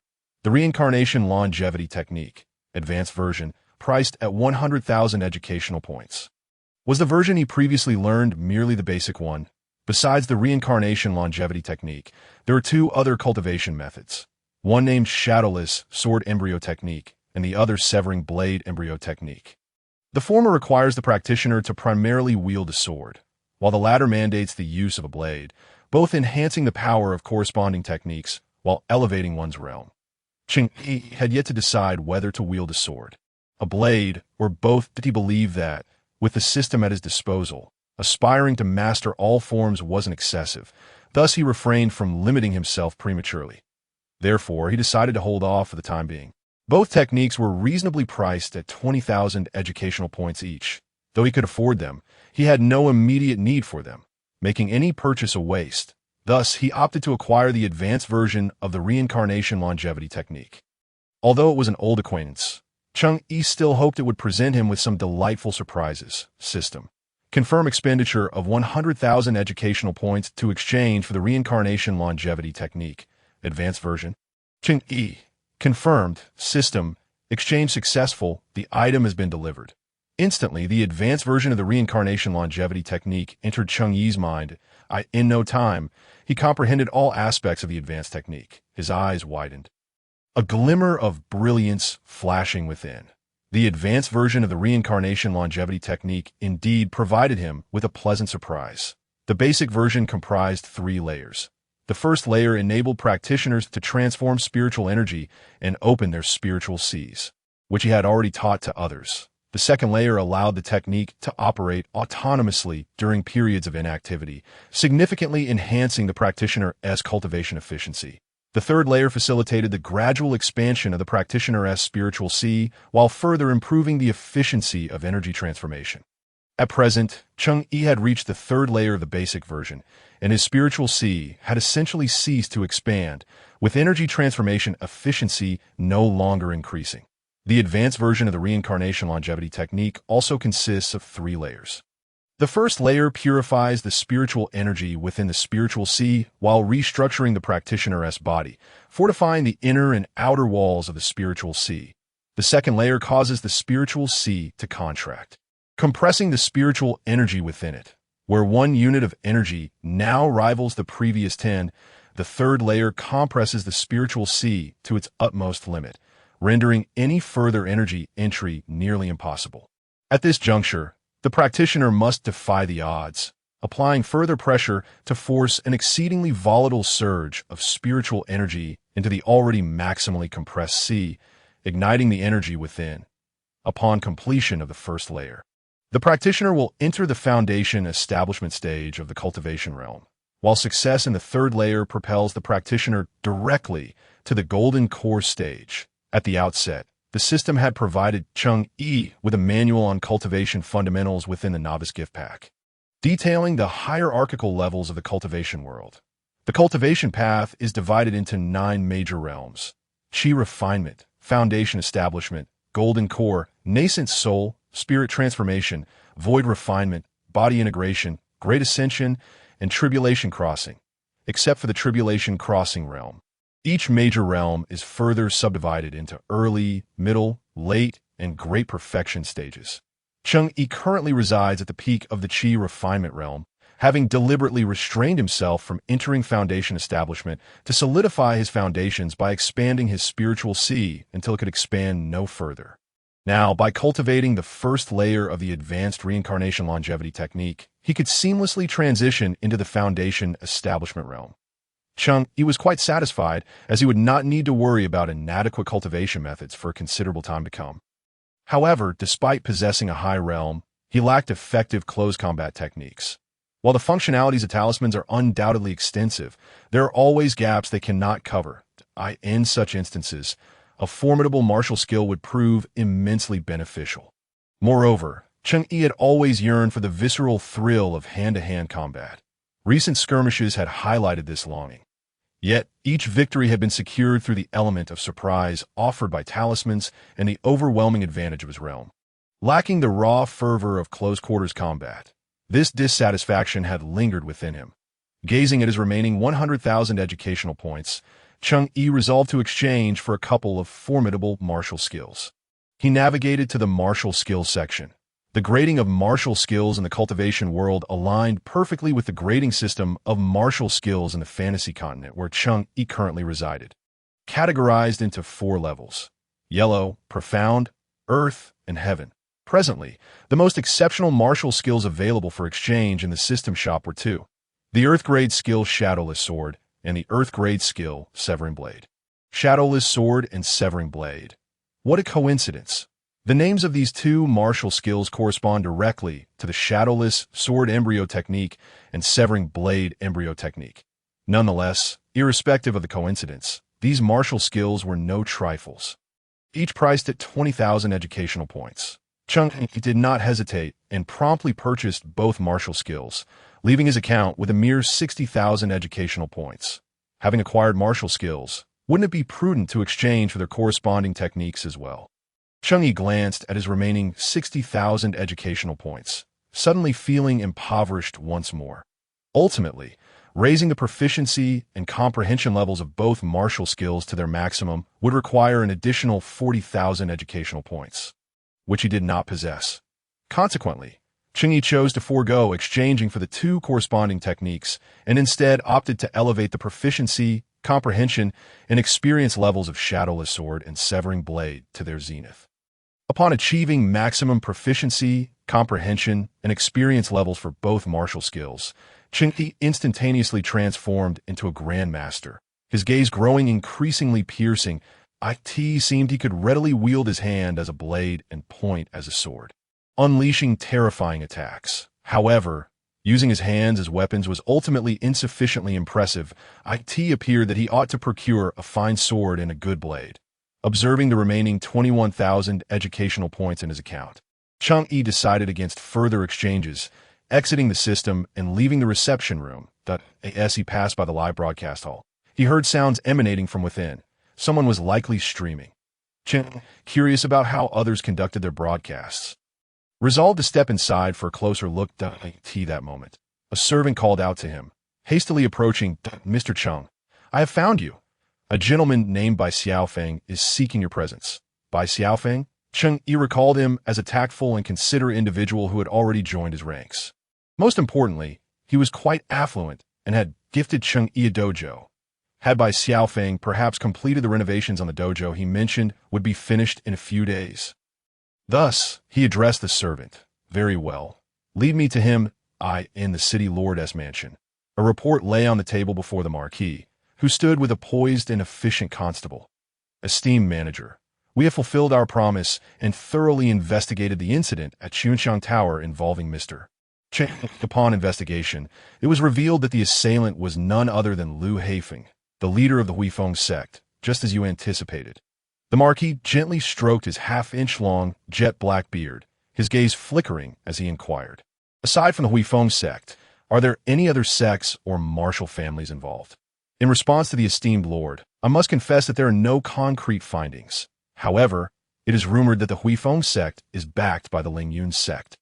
We have conducted an investigation and discovered that Lu Haifeng has indeed maintained a close relationship with the Lingyun sect for many years, suggesting the possibility of directives from them. Lingyun sect? Upon hearing those 3 words, Wang Ho furrowed his brow. He had long been aware of the rumors regarding the Feng sect's connection to the Lingyun sect, but without substantial evidence, he had dismissed it as mere posturing. A tactic employed by the Feng sect to flaunt the Lingyun sect's prestige. Now he found himself confronted with the unsettling reality. Wang Ho's eyes widened in astonishment. This rumor had been investigated by many over the years. All to no avail. Yet this constable had managed to uncover Liu Haifeng's clandestine dealings with the Lingyun sect in less than 3 days. Wang Ho could not help but regard the stout man before him with newfound respect. Gently inquiring, "What is your name? What is your background?" "Esteemed lord, I am called Qiu Yunhu, 23 years of age, a native of Jishui City, with my family having resided in the main urban area for generations." "And what of your martial prowess?" "Esteemed lord, I am currently at the late stage of the martial master realm, having trained under the esteemed Chang Qian of the Qianjun Blade, and have received his true teachings." Wang Ho nodded appreciatively. "Well done, Qiu Yunhu. Your investigation has borne fruit. Shortly, proceed to the reward platform to claim a steed of fine blood and 10 taels of gold. Furthermore, your monthly stipend shall be increased by 10 taels of silver, as I hope for you to achieve further merit." Upon hearing this, Qiu Yunhu's face lit up with joy, and he immediately knelt on one knee, bowing his head in gratitude for the reward. After Qiu Yunhu departed, Wang Ho stroked his beard, closing his eyes in contemplation for a moment, before picking up the report and making his way to Yu Chengfeng's training room. Upon arrival, Wang Ho was startled by a loud explosion emanating from within the training room, causing several cracks to appear in the beams, with dust cascading down. His expression tightened as he rushed into the room like a man possessed. When he beheld Yu Chengfeng, unharmed, he finally exhaled in relief. "City Lord, you startled me. I thought you had succumbed to the perils of reckless training." Wang Ho surveyed the disarray around him, concern etched on his face. The tea table lay overturned, the floor tile shattered. The fish in the pond had perished from the shock, and the roof had been breached, leaving a gaping hole the size of a door. Turning to Yu Chengfeng, who sat dejectedly on the ground with disheveled hair. Leaning against the cracked beam, Wang Ho slowly approached and sat beside him, gently patting his arm. "Feel free to share your troubles with me. There is no need to bottle them up." Yu Chengfeng lifted his gaze to Wang Ho, releasing a heavy sigh. "Since being ambushed 3 years ago, injuring my dantian, I have made no progress in my cultivation.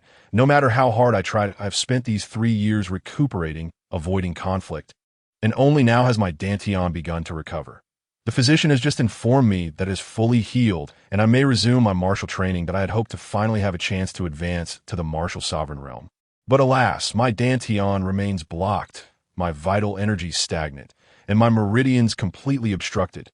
The physician said that to break through these blockages, one must possess the power of a martial sovereign, and it must be one's own strength. If I were to rely on another's power, it would shatter my meridians, resulting in the loss of all my cultivation." With that, Yu Chengfeng cried out to the heavens in despair to require the strength of a martial sovereign while simultaneously needing to clear my own meridians. "I find myself utterly helpless in my quest for advancement." Upon hearing Yu Chengfeng's lament, Wang Ho felt a surge of unexpected joy and laughed heartily. Yu Chengfeng looked on in confusion and a hint of anger. "Old Wang, why do you mock me?" Wang Ho, still smiling, replied, "I do not mock you. Rather, your predicament may have found a glimmer of hope." These words, the spark of hope ignited in Yu Chengfeng's eyes, and he grasped Wang Ho's arm, shaking it fervently. "Quickly, tell me more." "Calm down, do not shake so. Allow me to explain." Wang Ho urged Yu Chengfeng to regain his composure before continuing. "Do you recall Cheng Yi from before? Indeed, his talismans are remarkable, enabling an ordinary person's physique to temporarily possess the strength of a martial zone. But what does this have to do with my predicament? I require the strength of a martial sovereign." Wang Ho smiled knowingly at Yu Chengfeng. Yu Chengfeng's eyes widened in astonishment. Could it be that he can create talismans for the martial sovereign realm? Wang Ho handed over the report he held, and Yu Chengfeng quickly read through it. Cheng Yi effortlessly defeated Liu Haifeng, who is at the mid-stage of the martial zone realm. Yu Chengfeng inquired, "Is this true?" Wang Ho responded earnestly, "Absolutely true. Consider this. Cheng Yi is now capable of achieving a level beyond the mid-stage of the martial zone realm with his talismans. Moreover, he was able to defeat Liu Haifeng without sustaining any injuries during a surprise attack. His true strength may very well be at the late stage of the martial zone realm." Wang Ho continued, "Think further. Could it be that he is merely concealing his abilities? After all, it is not the first time. During the initial live competition, he did not exhibit exceptional prowess, only revealing his martial zone strength in the finals. Might he still be withholding his true capabilities? Seeing Yu Chengfeng's face clouded with uncertainty, Wang Ho pressed on. Even if he cannot yet create talismans for the martial sovereign realm, he has already attained strength at the late stage of the martial zone realm. How far can he be from the martial sovereign? Even if he cannot immediately resolve your dilemma, given a little more time, he will surely succeed. This is far better than being at an impasse. Observing Yu Chengfeng's expression brighten, Wang Ho finally allowed a smile to grace his features. I believe it is essential for you to personally seek him out and establish a rapport. Doing so would demonstrate sincerity and would benefit the city lord's estate. Why Yu Chengfeng nodded in agreement. Very well. I shall go find him. Where is he now? Upon exiting the city lord's estate, he overheard that the son of the Bai family was seeking Cheng Yi, having taken him as a master and even gifted him a dojo. He would likely be heading to the south of the city at that moment. Yu Chengfeng, upon hearing this, dashed off, but Wang Ho called out after him, "Wait, you should at least tidy yourself before going. How can you expect anyone to believe you are the lord of this city looking so disheveled?"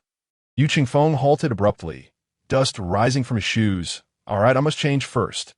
Earlier that morning, Bai Xiaofeng had received word that the dojo had been renovated and repaired, so he went to the east of the city to inspect it. Indeed, the lavish expenditure had yielded extraordinary results. Situated in the southern part of Jishui City, the warehouse was originally intended for grain storage, and during construction, it consisted of a single, lofty level, with each warehouse covering nearly 4 acres of land, totaling 8 in number. Around the warehouses, a 3-meter-high earthen wall had been erected, unsightly, yet functional. Regardless of the warehouse's design or the earthen wall, Bai Xiaofeng found them utterly unsatisfactory. How could a dojo meant for his master be so austere? Thus, he decisively ordered the entire structure to be demolished and rebuilt. To ensure completion within 3 days, he poured considerable funds into the project, hiring an entire team of designers who worked tirelessly, providing architectural blueprints overnight. Moreover, he employed countless skilled martial artists and craftsmen who worked around the clock, achieving the miraculous completion of the entire dojo within 3 days. This phenomenon elucidates why the realm of fantasy places such a high value on martial prowess. Even if an individual's martial aptitude only enabled them to reach the realm of a warrior or even the lowest tier of martial artists, possessing martial cultivation invariably resulted in superior efficiency in any endeavor compared to ordinary individuals. Consequently, their hiring costs were naturally higher. This reality has rendered the lives of ordinary folk increasingly difficult. Faced with a plethora of martial cultivators, they find themselves devoid of competitive advantage, compelled to undervalue their labor. Working tirelessly for meager wages that barely suffice for sustenance to save money, they would have to live in a manner akin to beggars. From a young age, Bai Xiaofeng exhibited a keen intellect far surpassing that of his brothers. In terms of managing the family business, none among his siblings could rival him. Even the head of the family, Bai Sheng, held him in high esteem.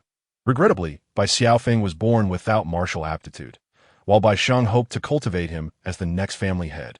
He found himself powerless to do so.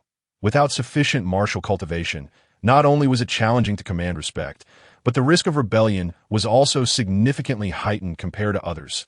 Thus, despite having entrusted Bai Xiaofeng with numerous business endeavors early on, he did not disappoint, thriving in his pursuits. However, as Bai Sheng grew older and less experienced, the patriarch of the family would have to rely on Bai Xiaofeng's elder brother, Bai Yuanhua, to take charge. Meanwhile, Bai Xiaofeng could only play a supporting role, forever living in the shadow of his elder brother. It was not until the appearance of Cheng Yi that the perspectives of the two men began to change. Whenever Bai Xiaofeng reminisces about that time, his heart swells with emotion. From the moment Cheng Yi validated the authenticity of his talisman, his father sought him out for a conversation. His father expressed that if he could attain power akin to Cheng Yi's, then the position of patriarch would rightfully belong to him. Of course, even without his father's encouragement, Bai Xiaofeng would have sought to apprentice under Cheng Yi. His desire for personal strength had been long-standing. As a young man already deeply entrenched in the business world, Bai Xiaofeng understood that in order to earn the attention of someone like Cheng Yi, he must first extend substantial assistance and show the utmost respect. Regardless of his natural talent in the art of talismans, his master would surely lend him unwavering support. Once he reaches the cultivation level of a martial sovereign, he would secure his position as the patriarch. Moreover, he anticipated that his master's influence would only grow stronger over time, and by becoming Cheng Yi's disciple, he would effectively link himself to Cheng Yi's burgeoning power, which would significantly benefit his family's development. Now that the dojo had been completed and constructed so magnificently, wasn't it time to invite his master to inspect his contributions? Additionally, he hoped his master might bestow a name upon the dojo. During the livestream at noon, Bai Xiaofeng watched with regret, as he had failed to secure a seat in the audience. He found it challenging to purchase tickets from those who had acquired them, as they were not easily swayed. Thus, he spent the midday hours in a 3-story restaurant beside the central square, watching the livestream through a telescope and using a speaking tube. After several attempts, he successfully crafted talismans. Although the process of converting spiritual energy took longer than anticipated, he ultimately succeeded. As for opening his spiritual sea, there were no signs of success whatsoever. Nevertheless, he remained undeterred, as many could not even manage to convert their spiritual energy, indicating that his talent for talismans, while perhaps not exceptional, was at least moderate, allowing him to pursue the path of talismans and spiritual cultivation without issue. Once the live stream concluded, Bai Xiaofeng hurried to the city lord's mansion, arriving just before Cheng Yi was set to depart. Upon seeing Cheng Yi, Bai Xiaofeng respectfully bowed, saying, "Master, the dojo has been completed. I have come to invite you to inspect it and suggest any modifications or additions. And I would also appreciate it if you could name the dojo." Suddenly, Bai Xiaofeng recalled something to, "Oh, by the way, Master, you haven't had lunch yet, have you? I have invited several skilled chefs at the dojo to prepare a meal that is quite palatable. It would be an honor to share a drink with you." Cheng Yi was somewhat taken aback. His disciple was exceedingly attentive. However, one does not strike a smiling face, especially when the individual has been genuinely helpful. Therefore, Cheng Yi smiled in satisfaction and replied, "Perfect timing. I have nothing pressing at the moment. Let us go." The two mounted their horses and set off toward the southern part of the city. As they were in a bustling area, the horses could not gallop, but instead walked leisurely, allowing them to engage in conversation, with Cheng Yi primarily listening and Bai Xiaofeng speaking. They discussed everything from Bai Xiaofeng's family's influence and business scope to his grandfather's entrepreneurial history and the historical context of Jishui City, even touching on the recent situation in the Dojo Kingdom. The topics ranged far and wide, and Cheng Yi felt that with Bai Xiaofeng around, future gatherings at the dojo would never lack for conversation. However, just as they were about to ride out of the bustling area, Cheng Yi sensed something amiss. The warning talisman reacted. Ever since he had been followed by a group of cloaked figures, Cheng Yi had grown increasingly vigilant.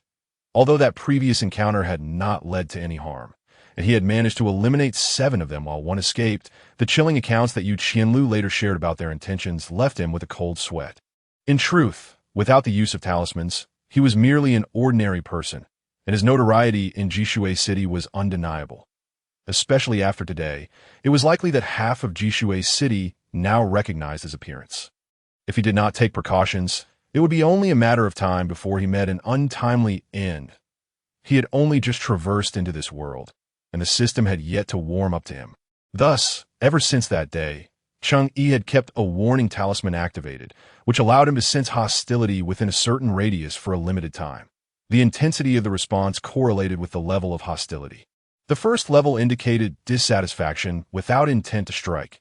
The second level suggested someone within range intended to attack, but did not yet harbor lethal intentions, while the third level implied a genuine desire to kill. Currently, the talisman's reaction aligned with the second level.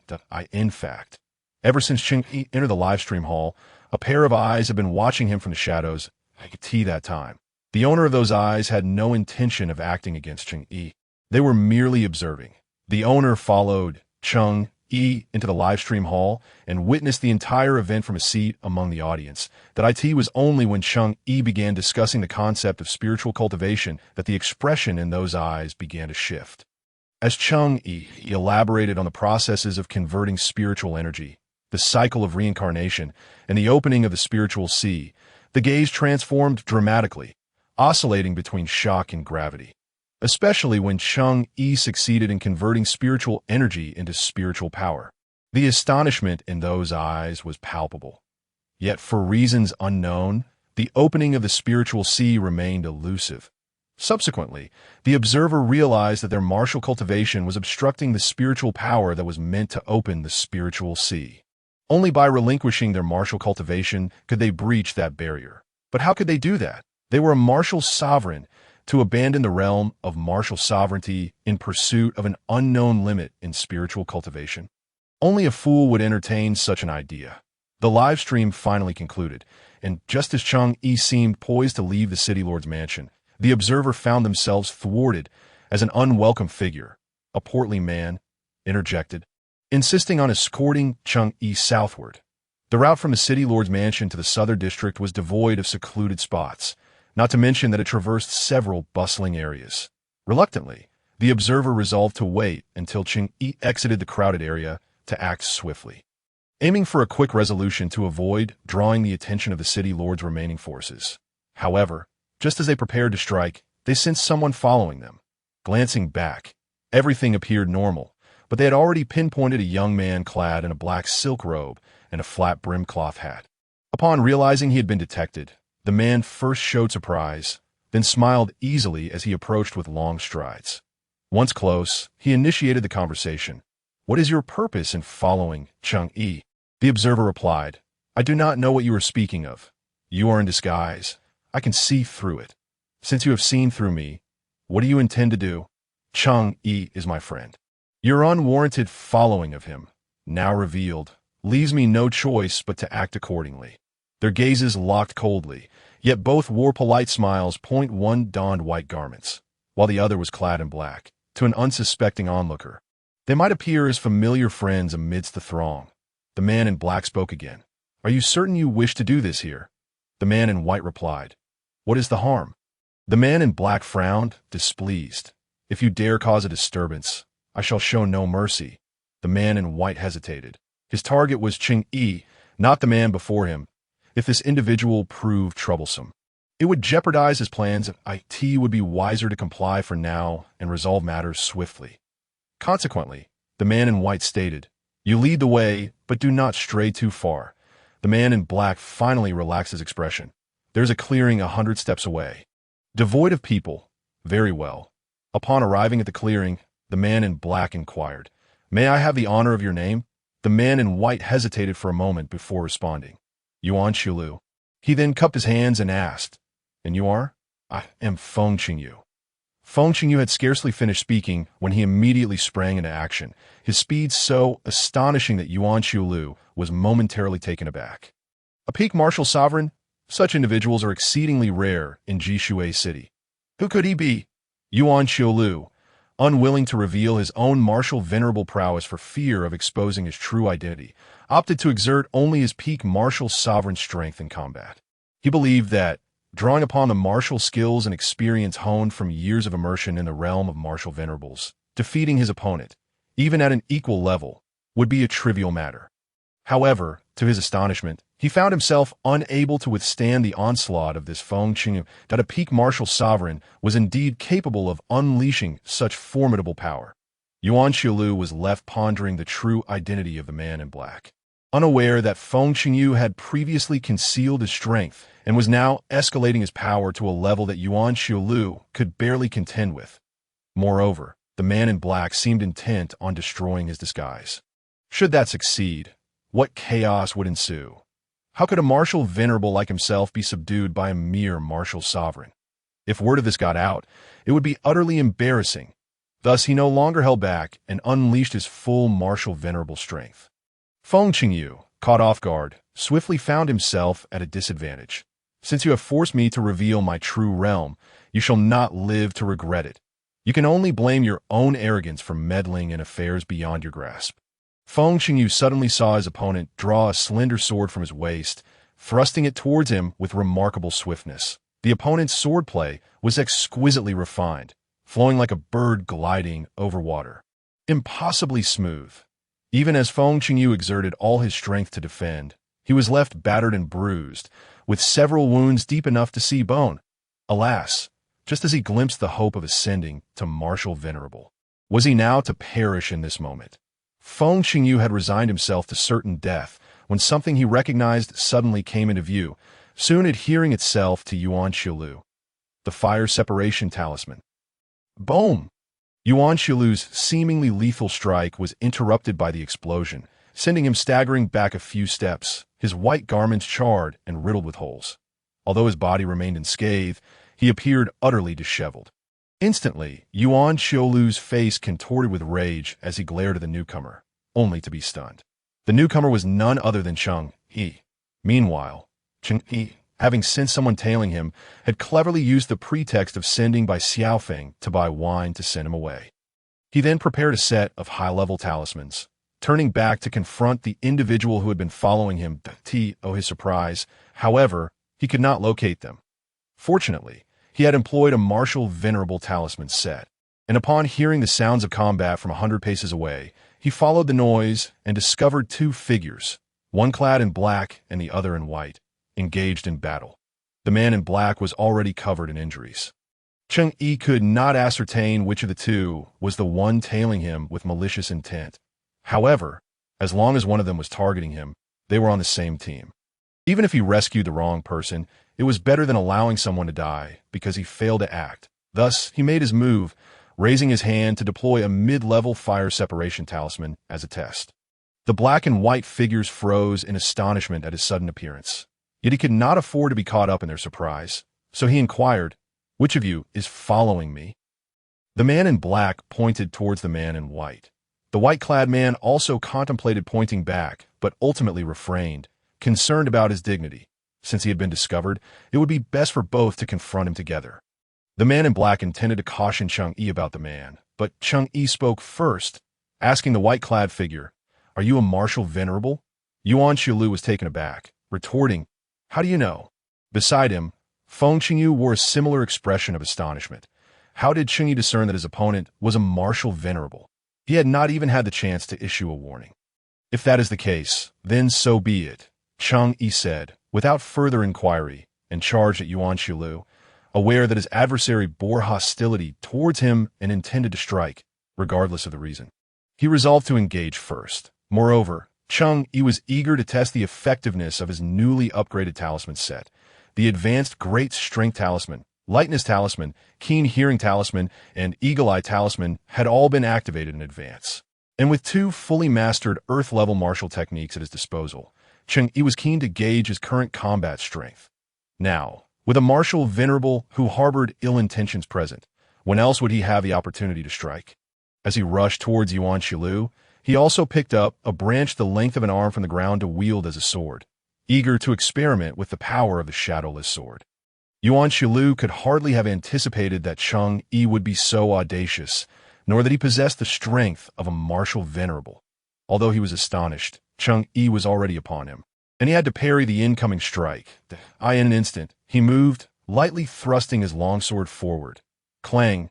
What is happening? Yuan Shilu's heart sank. He had clashed his prized sword against Cheng Yi's branch, only to find the branch unbroken and a metallic, ringing echoing. What was going on? Upon closer inspection, he discovered that Cheng Yi had wrapped the branch in a long talisman, covered in intricate, radiant symbols that shimmered with golden light. Cheng Yi noticed his gaze and smiled slightly, lifting his branch to showcase it. "Just a little trinket, quite entertaining if you manage to defeat me. I'll gift you one." A flicker of annoyance crossed Yuan Shilu's face, having gauged Cheng Yi's true capabilities from their earlier exchanges. He assessed him to be at the initial stage of martial venerable, while he himself was at the mid-stage. Coupled with his family's time-honored and perfected water flow sword technique, there was no reason he should not best Cheng Yi. Thus, he scoffed, "Anyone can boast, but without adequate strength, one risks becoming a laughingstock."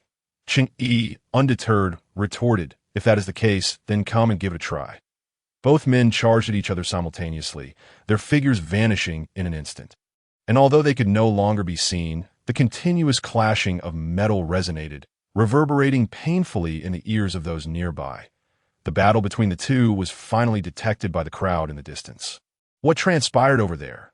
Why do we only hear the sound of metal clashing, yet see no figures? Some martial artists of the martial master realm leaned closer, intrigued. They were high-level martial cultivators, at the very least. They were martial sovereigns, if not martial venerables. I have witnessed battles among martial sovereigns before, and they were nothing like this. Could they be martial venerables? Impossible. I recall that Jishui City has no martial venerable martial cultivators.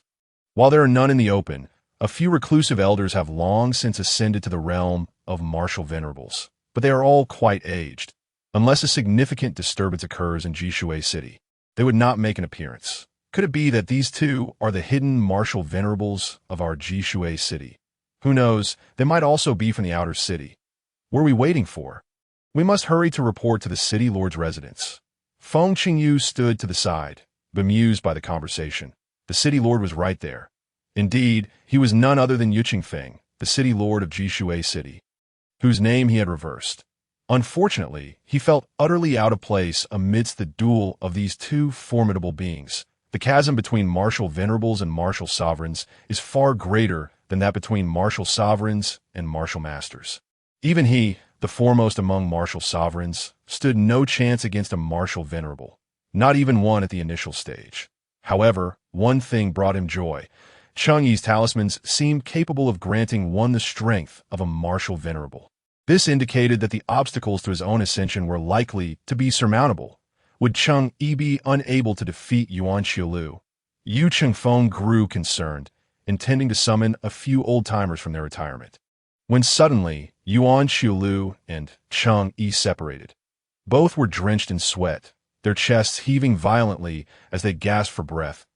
As the fight progressed, Yuan Xiaolu's expression grew increasingly grim. He had never anticipated that. Having used the majority of his techniques, he could only match Cheng Yi, who, in contrast, appeared to be growing more exhilarated.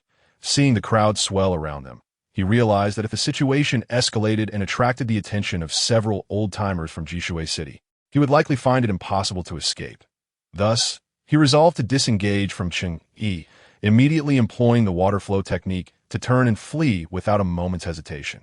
Cheng Yi, caught off guard, recognized that the speed of his opponent's escape would likely make pursuit impossible. After all, he was a martial venerable with a realm higher than his own, that if one is determined to escape, it is indeed quite difficult to retain them. After all, even when employing binding talismans, there are limitations concerning range and necessary reaction time. While Cheng Yi lamented his inability to keep the other party, the onlookers were utterly astonished that it is Mr. Cheng Yi. It is Master. Oh my, I just finished watching his live lecture. He is actually at the martial sovereign level. Don't speak carelessly. My master is a spiritual cultivator, possessing strength equivalent to a martial sovereign, but he is not one that I don't care. Master Cheng Yi is the most handsome.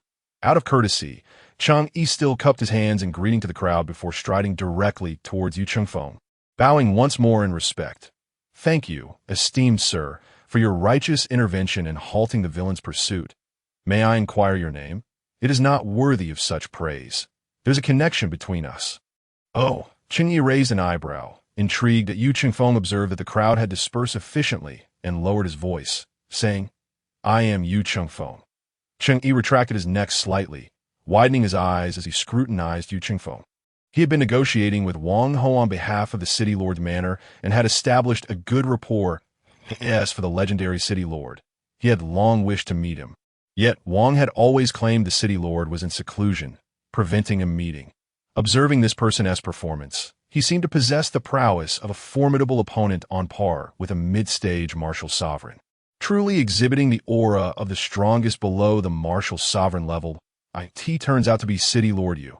I beg your pardon for my rudeness. Mr. Cheng is being courteous. Let us speak plainly. I have a request. May we converse in a more secluded location? It would be remiss not to comply with the city lord's request. Please allow me to call back my disciple, Xiaofeng. Not far away, Xiaofeng gaped in shock, dropping one of the 2 jars of wine he held. His own master possesses the strength of a martial sovereign. The dojo in the southern part of the city has been fully prepared, devoid of any distractions, and it is akin to his own territory, thus quite manageable. Hence, when Yu Chengfeng sought a quiet place, he proposed going to his dojo, to which Yu readily agreed. The 3 mounted their swift steeds and soon arrived at the southern part of the city. Cheng Yi gazed at the grand and exquisitely crafted dojo before him, feeling somewhat unworthy. Feng, are you truly willing to part with such a dojo for your master and senior siblings? What does it matter? It is for master to use. He should graciously accept it. Since Feng has said so, Cheng Yi felt that further refusal would appear petty to in that case. Thank you. Master is too polite. Ever since learning of Cheng Yi's martial sovereign strength, Feng increasingly believed that his initial choice had been correct. He had built the dojo to such grandeur, and initially his father had remarked that he was being overly extravagant. Upon returning home tonight, he would surely inform his father of Cheng Yi's true prowess, and see what remarks he would have then. The two, guided by Feng, entered the dojo and settled in a meticulously decorated dining hall, whereby Feng tactfully excused himself. Yu Feng, having held back some words for quite a while, expressed them before the chefs could finish serving the dishes. To be honest, Mr. Cheng, I have been trapped in the martial zone realm for a long time due to an injury to my dantian. The only way to resolve this is to acquire the inner strength of a martial sovereign to clear the blockages in my meridians. I wonder if you might have a method? Cheng Yi pondered briefly, realizing that none of his talismans met Yu Chengfeng's requirements. However, the inner strength of a martial sovereign shared some commonalities with advanced power talismans. While he could not create advanced talismans from scratch, he could modify existing ones. Of course, this process would not be simple. He replied, City Lord Yu, I do not possess such talismans, but I can attempt to make modifications to the existing advanced talismans. This may fulfill your needs, although it will require some time. Hearing that this was feasible, Yu Chengfeng stood up excitedly. Thank you, sir. If you can truly assist me in advancing to the martial sovereign level, please do not hesitate to call upon me for anything in the future. Cheng Yi smiled and returned the gesture. Not at all. After finishing the meal and bidding farewell to Yu Chengfeng, Cheng Yi summoned by Feng. Feng, please send a letter to everyone who registered their names in front of the City Lord's manor that on this overcast day, our dojo will officially open. Allowing them to come over, but we will not be accepting new disciples for the time being. Additionally, could you kindly fetch Yu Qianlu and the others from the Moonlight Inn? Yes, master. Feng paused for a moment before inquiring. Master, what should we name this dojo? Cheng Yi lowered his head and contemplated for a moment before responding. Our sect shall be called the Immortal Sect, and this dojo shall be named the Longevity Dojo. As Feng departed, he increasingly felt that these two names, the more he pondered, the deeper their significance became. Cheng Yi, however, did not think much of it. The Immortal Sect corresponded to his cultivation inheritance system, while the Longevity Dojo represented the first lesson of spiritual cultivation concerning the reincarnation longevity technique. Moreover, it served as a selling point, as those who embarked on the path of immortality could indeed attain a longer lifespan than ordinary individuals, with greater strength leading to even greater longevity. Ultimately, one could even achieve immortality alongside heaven and earth, enduring through the ages. After issuing these instructions, Cheng Yi retreated to his quarters within the Longevity Dojo to begin cultivating the advanced version of the reincarnation longevity technique.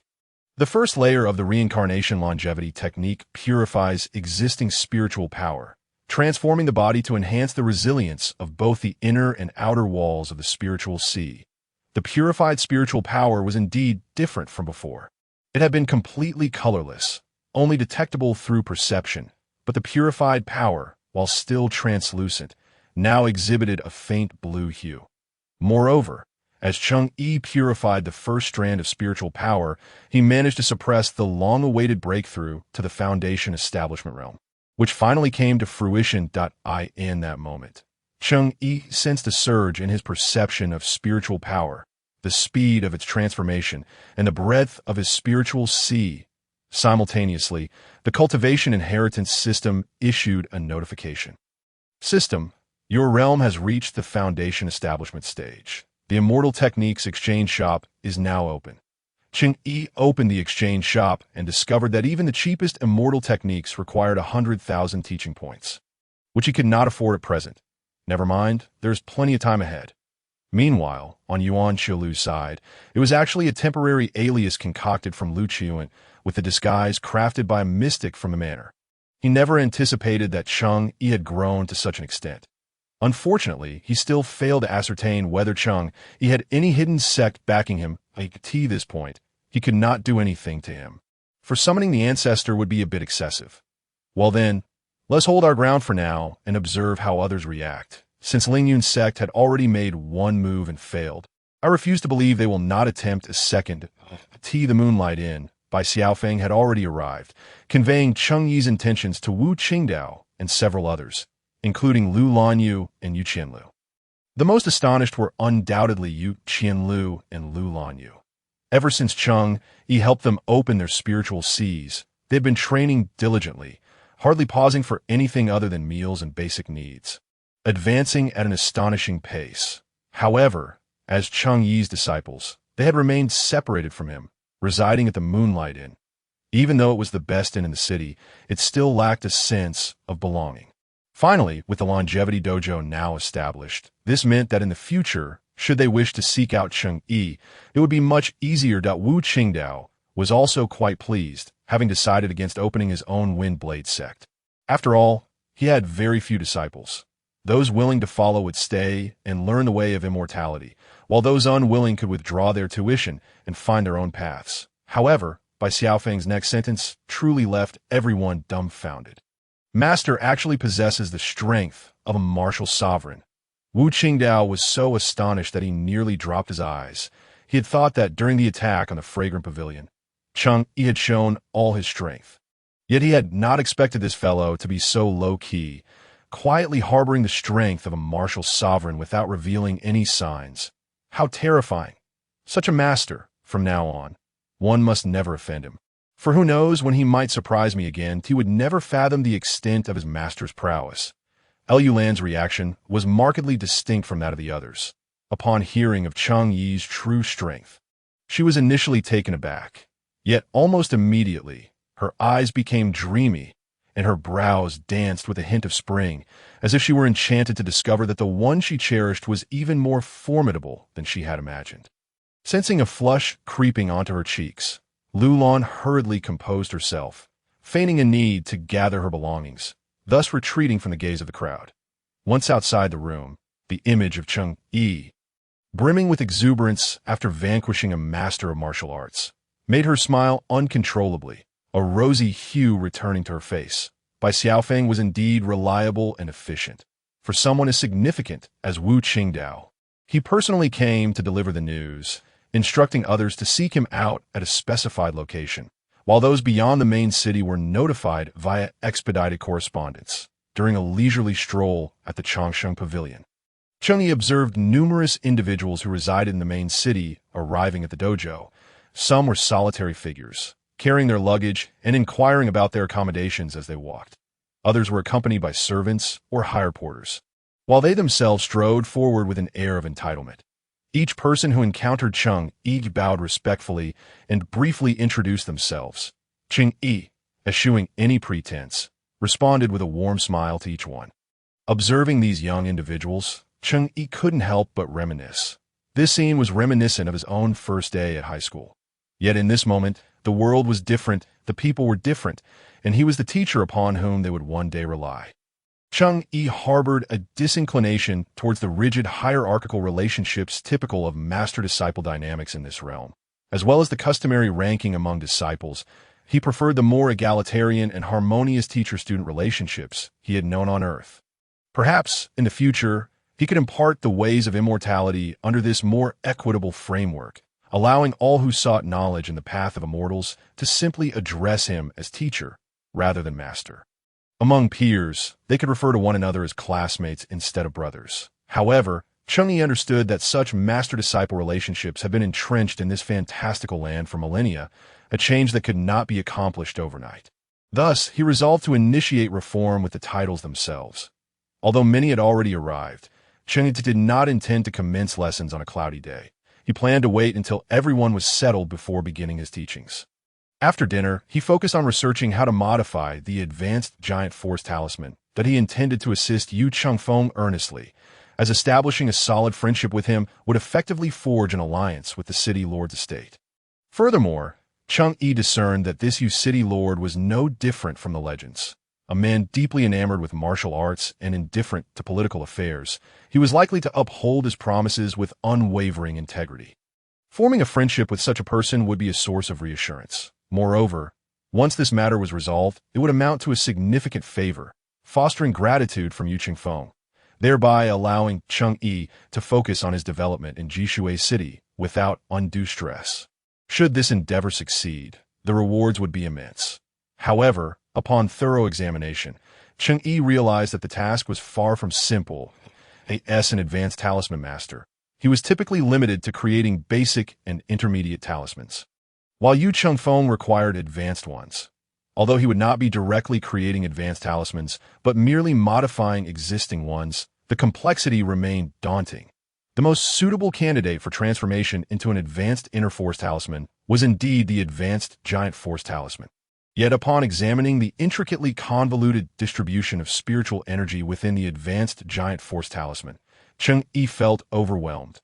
While it was not beyond his capabilities, deciphering the myriad of spiritual pathways and the esoteric runes embedded within would be an exhaustive endeavor. Analyzing each detail meticulously could lead him astray, prolonging the process unnecessarily. Cheng Yi furrowed his brow, momentarily at a loss. Seated atop the roof, he gazed at the faintly glowing spiritual lines illuminated by the moonlight. Suddenly, a spark of inspiration ignited within him to resolve Yu Feng's ailment. The use of talismans was not a strict necessity. Spiritual energy could suffice. The nature of spiritual energy is boundless, capable of being as ferocious as fire or as gentle as flowing water. By mastering the control, he could gradually assist Yu Feng in clearing the blockages within his meridians using spiritual energy. Furthermore, the manipulability of spiritual energy surpassed that of the internal force wielded by martial practitioners. Akin to a precise surgical instrument, as long as the practitioner maintained sufficient control, success was nearly guaranteed. Fortuitously, Cheng Yi had honed his spiritual control technique over the past few days, instilling him with confidence in executing this intricate procedure. He discovered that regardless of the immortal techniques he studied, even without the need for teaching points to enhance his skills, his progress was extraordinarily rapid. Could this be indicative of his innate talent? Regardless, he resolved to discuss this plan with Yu Feng at the earliest opportunity, as utilizing another's spiritual energy for meridian clearing carried inherent risks, and Cheng Yi could not guarantee that Yu Feng would acquiesce. If Yu Feng declined, he would have no choice but to resort to talisman techniques, though the timeline for that remained uncertain. That if he could elevate the talismans to a perfect grade, the creation of advanced talismans would be effortless. Yet at present, he was unaware of the conditions necessary to achieve that perfect level, making it unwise to make promises. With his plans for the upcoming cloudy day in place, Cheng Yi bid the moon good night and descended from the rooftop, returning to his quarters for rest.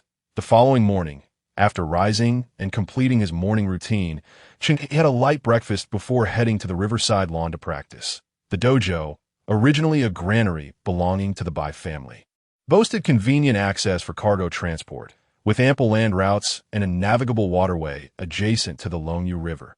The Longyu River, wide and deep enough to accommodate large vessels, often showcased dragonfish during its turbulent flows, earning its name.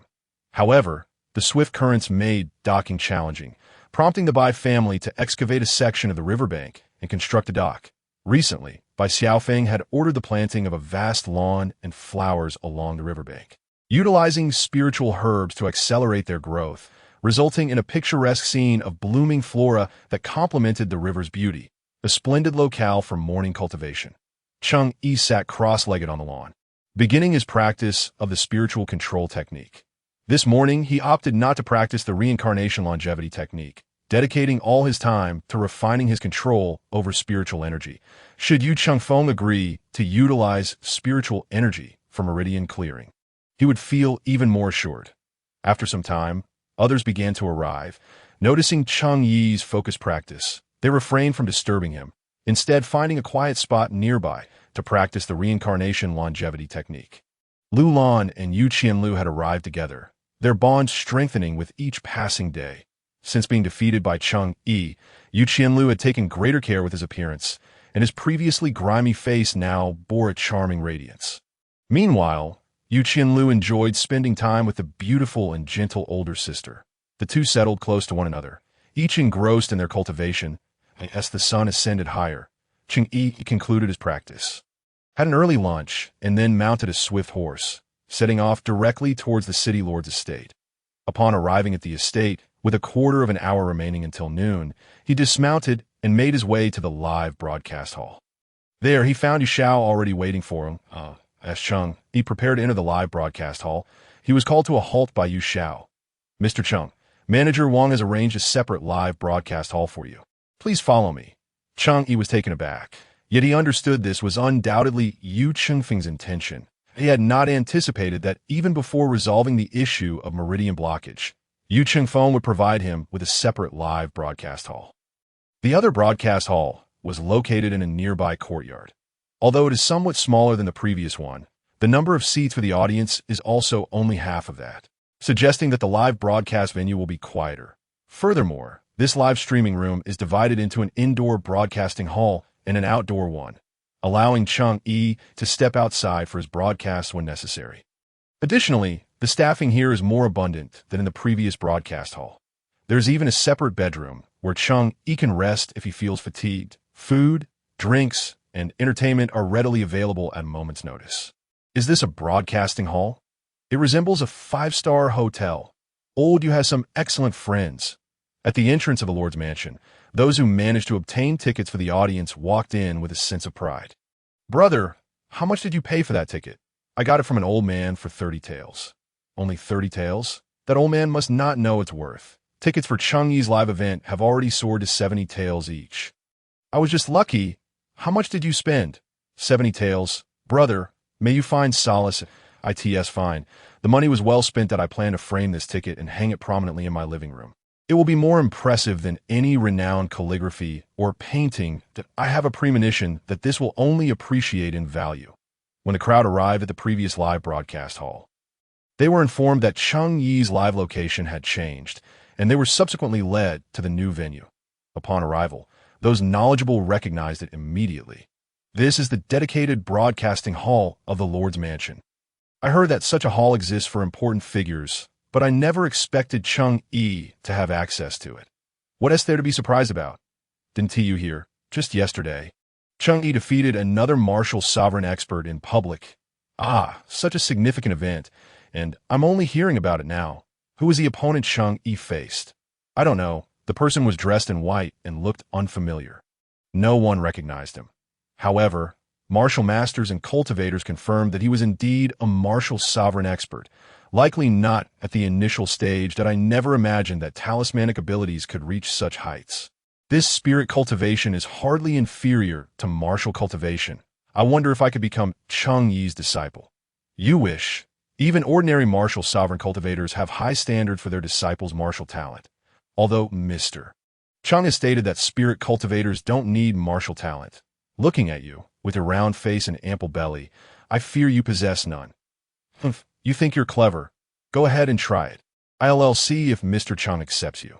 Before long, noon arrived, and the audience was fully seated, with no empty spots. Due to the halved seating capacity compared to yesterday, many who failed to secure tickets expressed a desire to peer through the windows outside the broadcasting hall. However, they were refused by the Lord's Mansion staff on the grounds of maintaining decorum.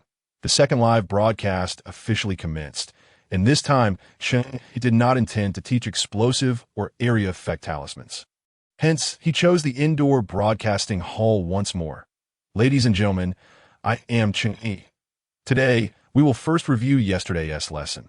Then you may submit any questions you have encountered during your cultivation to the envoy at the Mirage Square, and I will do my best to address them. Indeed, shortly after these words were spoken, a flurry of messages erupted on the live-streaming communication crystal mirror in Yu Xiao's hands, and they continued to multiply rapidly. Yu Xiao closed her eyes and sighed helplessly, retrieving 3 more communication mirrors from the cabinet and managing 4 workstations simultaneously. Before long, a batch of pre-screened questions related to cultivation was transmitted to Cheng Yi. Upon reviewing these inquiries, he found them quite representative, prompting him to regard Yu Xiao with newfound respect. This is the most powerful mind in the fantasy realm. Under Cheng Yi's meticulous explanations, all questions were answered one by one.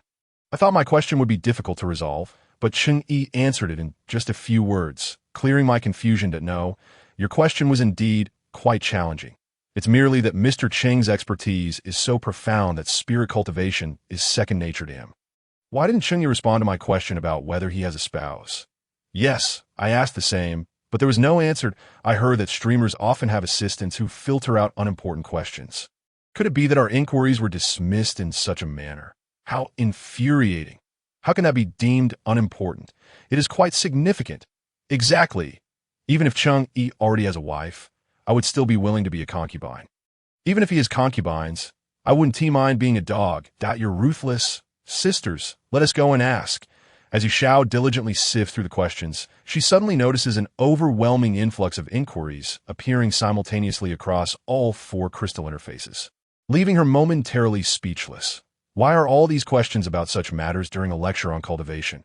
If she were to filter them out, it would seem inappropriate, as their volume has far surpassed other questions concerning cultivation. Such inquiries must also be considered quite representative that, in fact, it was not only the crowd at the square that was concerned with this issue. In a live streaming room of the Changshan Dao Pavilion in the southern city, Lulan was also quite invested in it.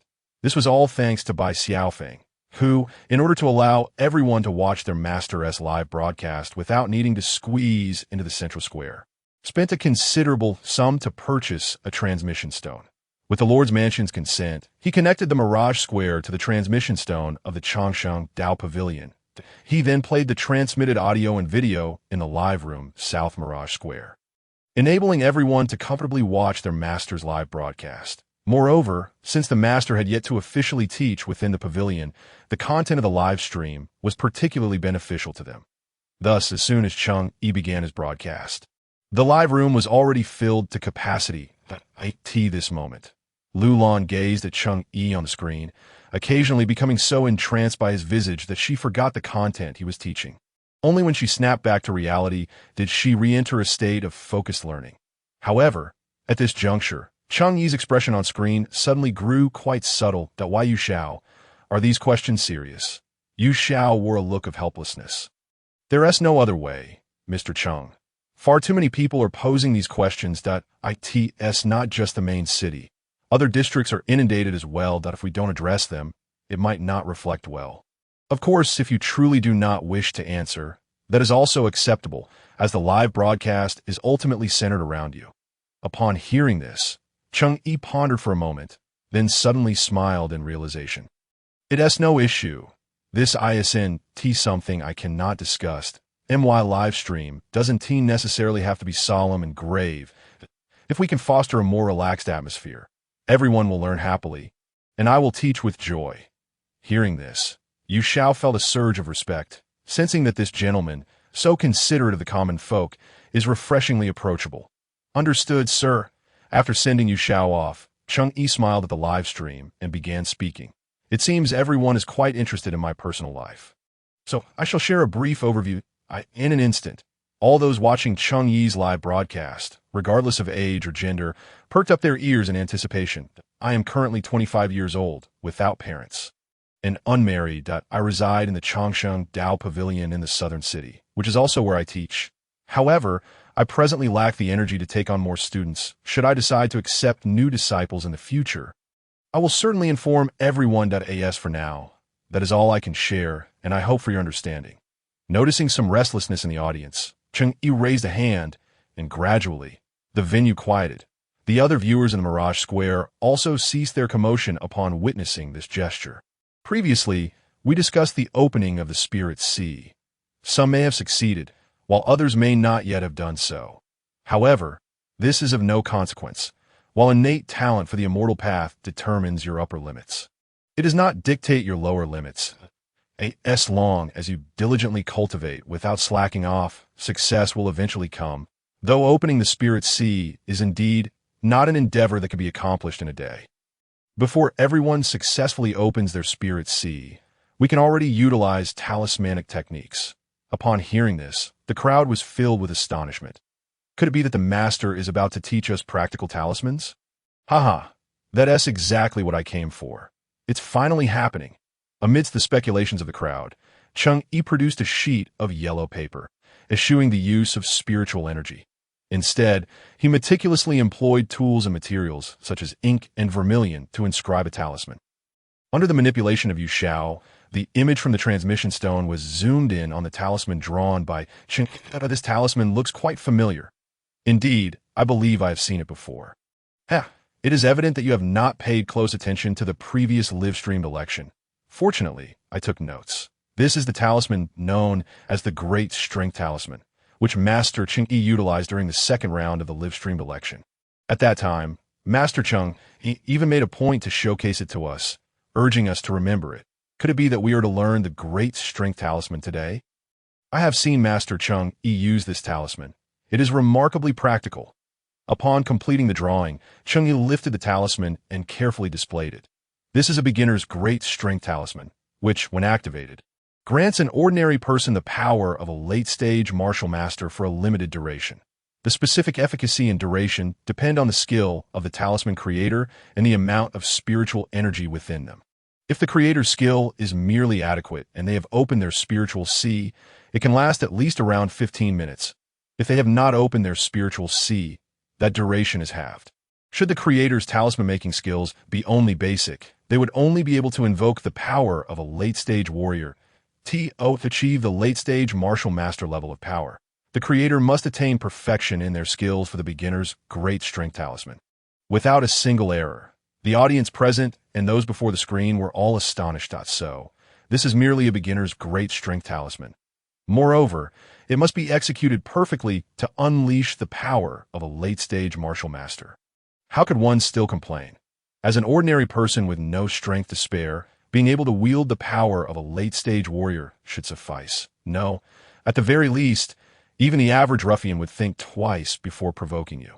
I am curious, if a martial master requires at least a beginner's Great Strength Talisman, what level of talisman would a martial sovereign need? You haven't even mastered the beginners yet, and you're already pondering the martial sovereign.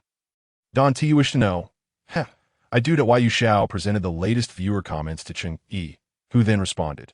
Now that everyone knows that the beginner's Great Strength Talisman can maximally manifest the power of a late-stage martial master, I shall continue to elaborate on the rest. The intermediate Great Strength Talisman can yield the power of a mid-stage martial sovereign, while the advanced Great Strength Talisman can unleash the power of a martial sovereign. As for the ultimate Great Strength Talisman, it remains too distant for you. Knowing it now would be of no benefit. When one among you becomes an advanced talisman master, I will share it then. Since we are discussing talisman masters, let me digress slightly. Cheng Yi took a sip of the fine chrysanthemum tea beside him and continued. The path of immortality is a grand journey, on which many branches diverge. The path of talismans is but the first branch on this journey. Should you ever tire of this path, you may return to the main road and choose another branch to traverse. Naturally, if you can reach the end of the talisman path, you will be able to traverse the world with ease. At that moment, someone from the audience suddenly inquired, Master Cheng Yi, have you reached the end of the talisman path? Cheng Yi smiled faintly, his expression enigmatic. That is a secret. The live stream soon came to an end, and before the scheduled time, Cheng Yi had completed his discussion on the creation of the beginner's Great Strength Talisman. Alright, everyone, this concludes today's live stream. We shall meet again tomorrow. The audience stood up in unison, bowing respectfully to Cheng Yi, exclaiming, Master, take care. Cheng was momentarily taken aback by this unexpected scene, but after a brief pause, a confident smile returned to his face. Class is dismissed. Students, as the live stream concluded, the crowd dispersed, and Yu Xiao was busy compiling a report on Cheng Yi's live session when Cheng Yi approached him. Yu Xiao, do you know where City Lord you might be at this moment? Without needing to ponder, Yu Xiao promptly replied, If you are looking for the City Lord, then you should first check the training room. You can't go wrong there. Upon hearing this, Cheng Yi contemplated briefly and understood the implication. Truly a martial arts enthusiast, he raised his hand and clasped it in gratitude. Thank you. Why Yu Xiao returned the gesture. You are too kind. Knowing Yu Xiao had other matters to attend to, Cheng Yi did not ask him to lead the way.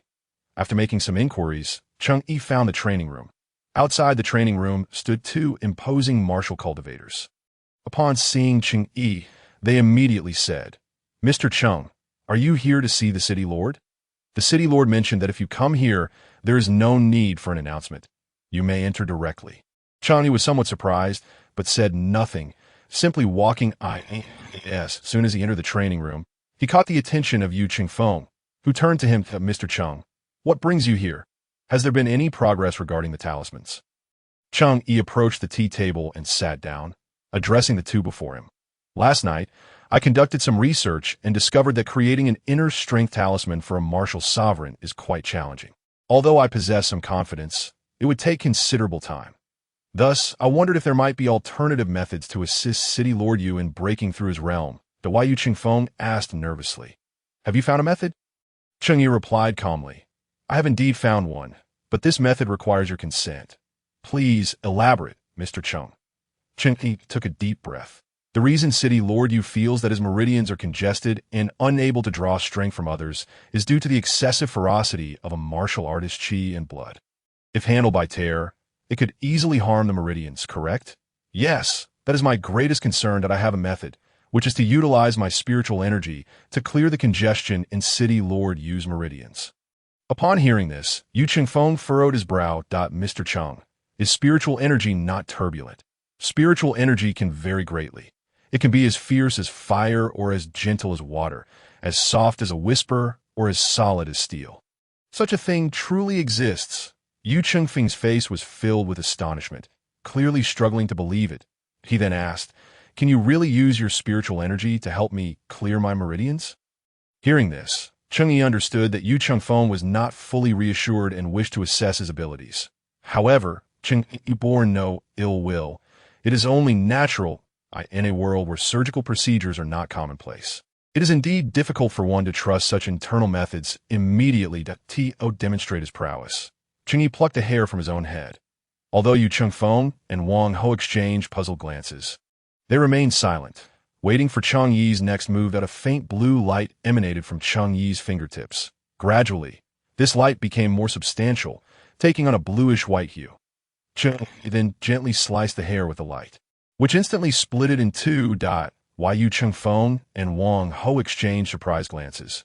This ability to solidify the ethereal was indeed rare, but it was still insufficient to convince them. Next, the light at Cheng Yi's fingertips began to narrow. Until Wang Ho's naked eye could scarcely perceive it. Cheng Yi then moved his finger slightly, inscribing something upon the hair.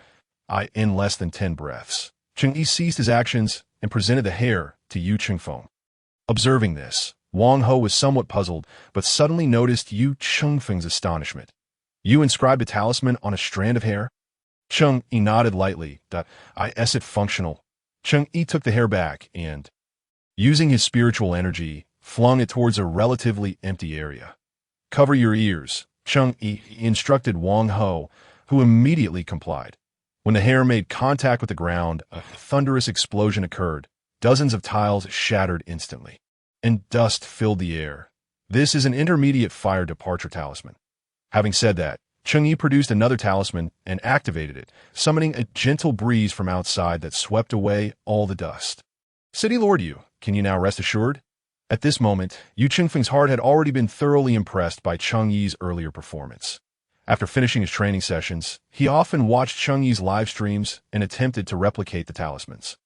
Moreover, Wang Ho had previously requested a basic Li Hui talisman from Cheng Yi on his behalf, and he frequently practiced by copying that initial talisman. This day, he had yet to successfully complete a single basic Li Hui talisman, let alone the intermediate one crafted by Cheng Yi just moments ago. The complexity of those runes and patterns was simply astonishing. What was most terrifying was that Cheng Yi managed to inscribe such intricate and densely packed runes onto a single strand of hair. Such extraordinary control, employed to clear the obstructions within his meridians, seemed like using a sledgehammer to crack Nut. Yu Qingfeng bowed deeply to Cheng Yi, saying, Mr. Cheng, I implore you. Cheng Yi stepped forward to assist Yu Qingfeng up and returned the gesture with a cupped fist, asking, So, when shall we begin? There is no time like the present. Let us commence now. The excitement and eagerness in Yu Qingfeng's eyes were evident, even to Wang Ho, who stood nearby, under Yu Qingfeng's guidance.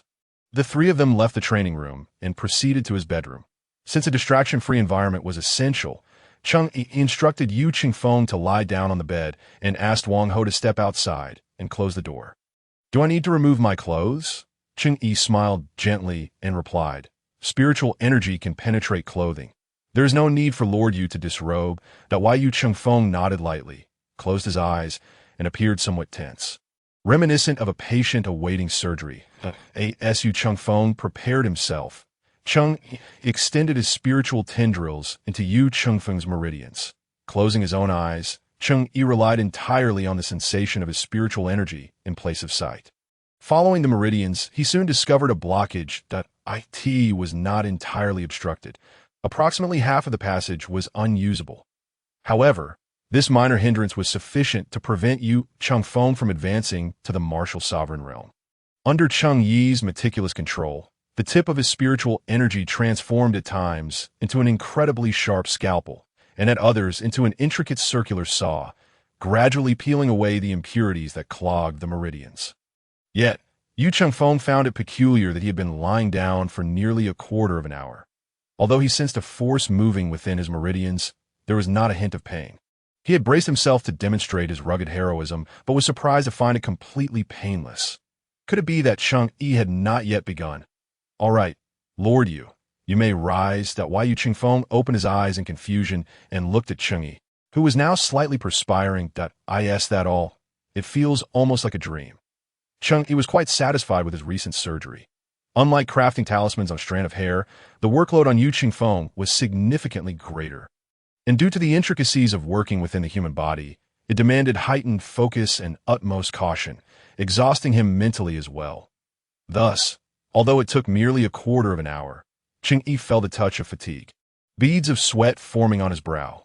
Lord Yu, you may attempt to circulate your internal energy and see if your meridians are clear. Upon hearing this, Yu Qingfeng immediately began to try.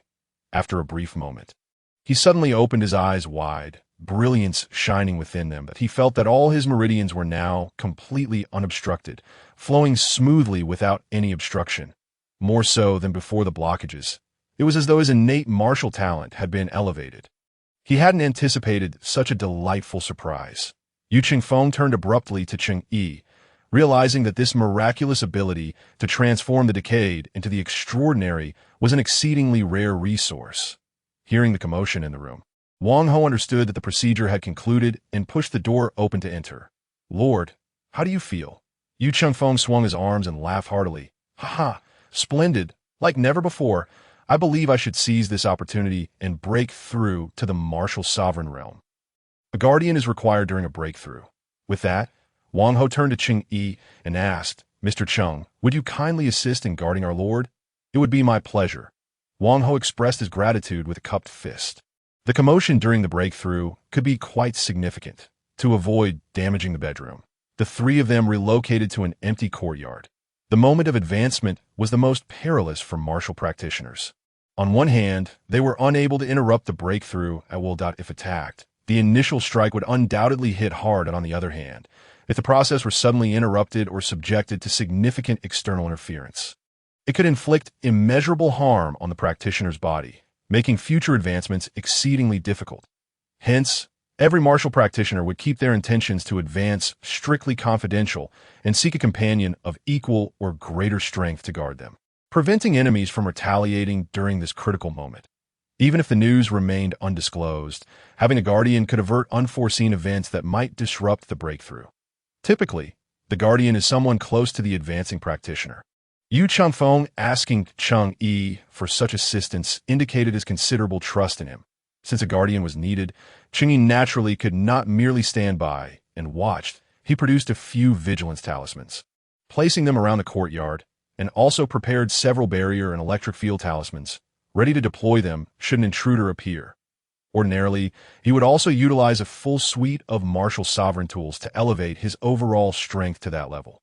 However, Cheng Yi was uncertain how long Yu Qingfeng's breakthrough process would take, so to prevent the effects of the talismans from expiring before the completion of Yu Qingfeng's advancement, he only employed a spiritual ear talisman for perimeter vigilance. Once Cheng Yi had arranged everything, Yu Qingfeng wasted no time and began his breakthrough. Pulses of blood energy erupted from Yu Qingfeng's dantian, swiftly tightening his entire meridian system. Simultaneously, he activated the powerful technique he had practiced since childhood, flooding his muscles and blood vessels with energy. The Dantian was once again filled with the surging energy to in just a few breaths. Yu Chengfeng's stature had doubled, his body solid and robust, taking on a blood-red hue, resembling a giant of flesh and blood. Following that, his aura surged dramatically, causing the spiritual energy in the courtyard to frantically rush towards him. Within merely 3 breaths, the spiritual energy in the courtyard was entirely consumed. However, this amount was obviously insufficient. Yu Chengfeng's eyes were tightly shut, his brows furrowed as he exerted all his strength to absorb the energy, yet it remained pitifully scarce, and his expression began to reflect his agony. Wang Ho, witnessing this, was immediately alarmed and urgently said to Cheng Yi, "Oh no." In the past, when Old Master Yu suddenly vanished, he was unable to pass on the method for advancing to the martial sovereign realm. "It seems there is a problem now. I am not a martial practitioner. Please, Mr. Cheng, quickly assist our lord and identify the issue and how to resolve it."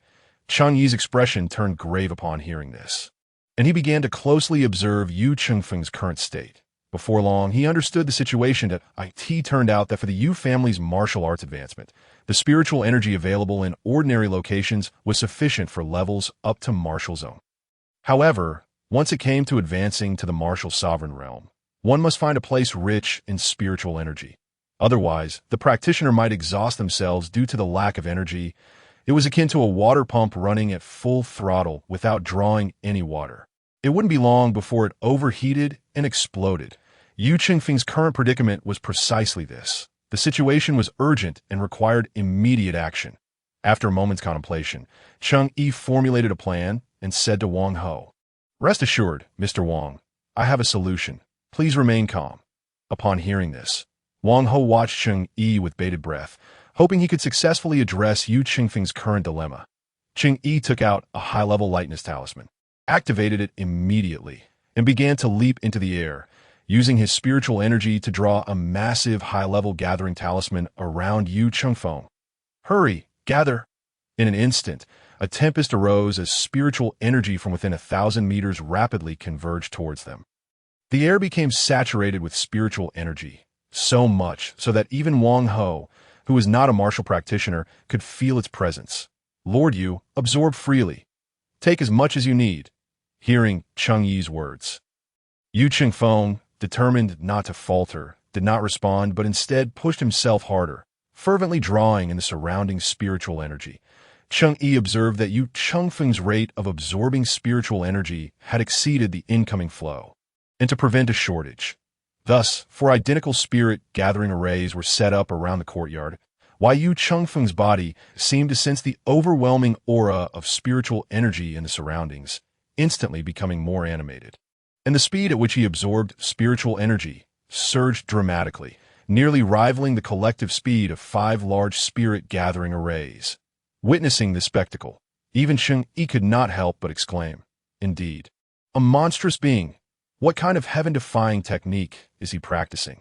Noticing Cheng Yi's curiosity, Wang Ho pondered for a moment, considering Cheng Yi's character and the assistance he had offered earlier, ultimately concluding that he could be deemed a trustworthy ally. Thus, he proceeded to explain the origins of Yu Chengfeng's technique. "Young Master Cheng, the technique of the Yu family is no ordinary matter. It is the innate skill of an ancient ferocious beast. This savage giant stood nearly 100 meters tall, weighed as much as a mountain, capable of shattering towering peaks with a single kick and splitting the heavens with a single punch. On one occasion, the savage giant was ambushed by evil forces and gravely injured. After escaping, he received the utmost care from the ancestors of the Yu family. Once healed, he bestowed his innate talent upon them. Being illiterate, the savage giant did not name his technique, so the ancestors of the Yu family named it the giant's brutality technique. Over generations, it was refined until it became a form that could be practiced by humankind, and thus it has been passed down ever since.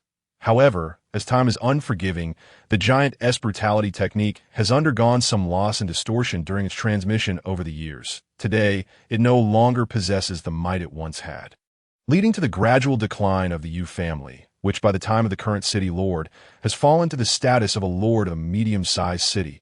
Upon hearing this, Cheng Yi couldn't help but twitch his lips. To refer to the lord of a medium-sized city as having fallen from grace suggests that the ancestors of the Yu family must have once been extraordinarily illustrious.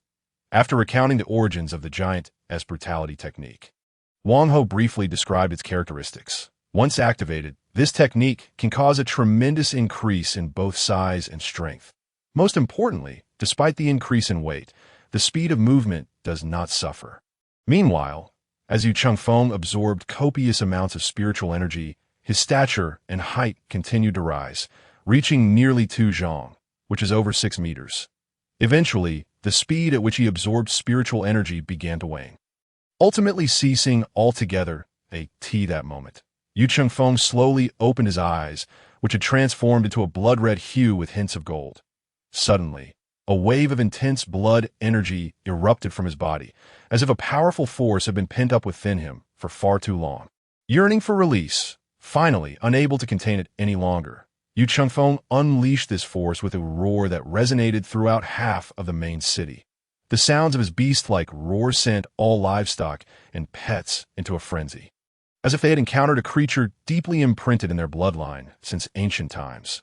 Cattle and sheep frantically charged against their enclosures. Dogs raced about in panic, seemingly desperate to escape this terrifying place, while piglets collapsed, frothing at the mouth.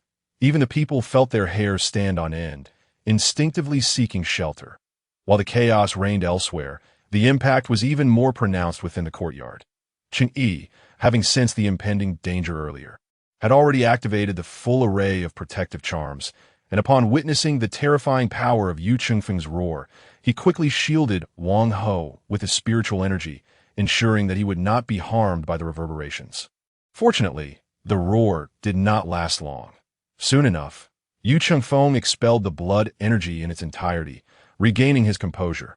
With his hands flat against his chest, palms interlocked, he took a deep breath and gradually drew the energy back into his dantian. During this process, Yu Chengfeng's form visibly shrank back to that of an ordinary person.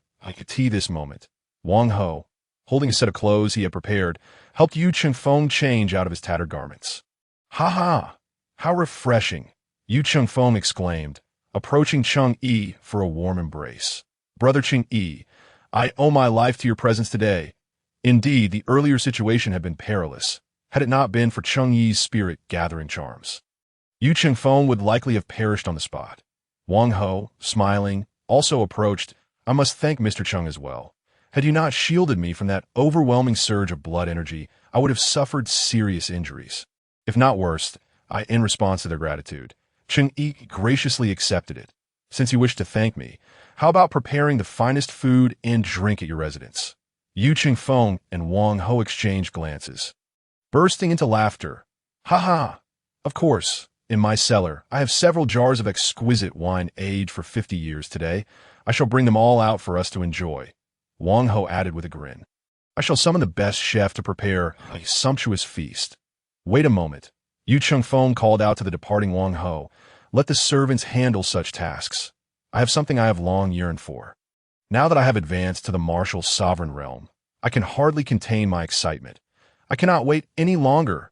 Oh, what could possibly weigh so heavily on your mind, brother Yu?" Yu Chengfeng looked at Cheng Yi earnestly and said, "I wish to spar with you, Dao. Why do you wish to fight me?" Cheng Yi was puzzled, but Wang Ho, standing nearby, quickly grasped the situation. "Mr. Cheng, have you forgotten that the city lord is a martial arts enthusiast?" Yu Chengfeng chuckled. "I heard that you easily defeated a mid-level martial master last time, and I have been eager to spar with you since then. My encounter with that unknown martial sovereign was merely a coincidence. For I had originally intended to challenge you. Besides, after witnessing your prowess with charms, how could I dare to mention a duel? Now that I have ascended to the martial sovereign realm, we are of equal standing. Might you indulge this foolish brother's wish?" Cheng Yi smiled gently. "Since you are willing to share your cherished wine, how could I refuse to grant this wish?" Splendid. Old Wang, go arrange the banquet for later, and then hurry back to bear witness to our duel. That sounds delightful. Though I'm not a martial artist myself, I do enjoy watching martial duels." With that, Wang Ho set off to organize the banquet. ensuring all details were thoroughly addressed. Before long, Wang Ho returned. "Mr. Wang is back. Brother Yu, shall we remain here or find another location?" "Let us stay here. I have already caused enough destruction during my breakthrough. So might as well finish the job and allow for a complete renovation of the courtyard." It seemed that this time they would be able to engage in a truly exhilarating battle. Haha, let Brother Yu take the lead. In truth, ever since Cheng Yi had advanced to the rank of senior talisman master, he had been eager to engage in a contest with a renowned city lord, but had lacked a suitable opportunity. Now, it seemed that the chance had presented itself. Moreover, witnessing Yu Chengfeng's earlier display of might had only intensified Cheng Yi's desire to compete. The combat prowess of a senior talisman master far surpassed that of a mid-level talisman master. He had yet to fully unleash his capabilities, and it was quite vexing to possess such skills without a chance to demonstrate them. Now, at last, an opportunity had arisen for a thrilling confrontation. Before the duel commenced, Cheng Yi prepared 2 high-level protective talismans, activating them and affixing them to Wang Ho. He then instructed Wang Ho to find a safe distance from which to observe the battle. Once Wang Ho had reached a secure vantage point, Cheng Yi faced Yu Chengfeng, and they exchanged respectful gestures. "Brother Yu, please proceed." Yu Chengfeng did not hesitate, immediately activating the giant brutality technique, causing his body to swell to an impressive height of 1 zhang. And then he swung his fist, charging swiftly toward Cheng Yi. It appeared that Yu Chengfeng was not willing to hold back. Thus, Cheng Yi decided to demonstrate the might of his talismans. The protective effect of the martial sovereign family talismans still enveloped Cheng Yi, and as long as he wished, he could maintain this state until his spiritual energy was depleted. Given his current reservoir of spiritual energy, he could sustain the power of a martial sovereign for an entire day of intense combat without any issues. However, since they were scheduled to dine shortly, it was best not to prolong the duel excessively. Therefore, he resolved to let Yu Chengfeng experience a minor setback to allow him to unleash his true strength. With this in mind, Cheng Yi gathered all fingers of his right hand, positioning his palm as a blade, and executed the ultimate slash-blade technique, aiming for the opening presented by Yu Chengfeng as he charged forward.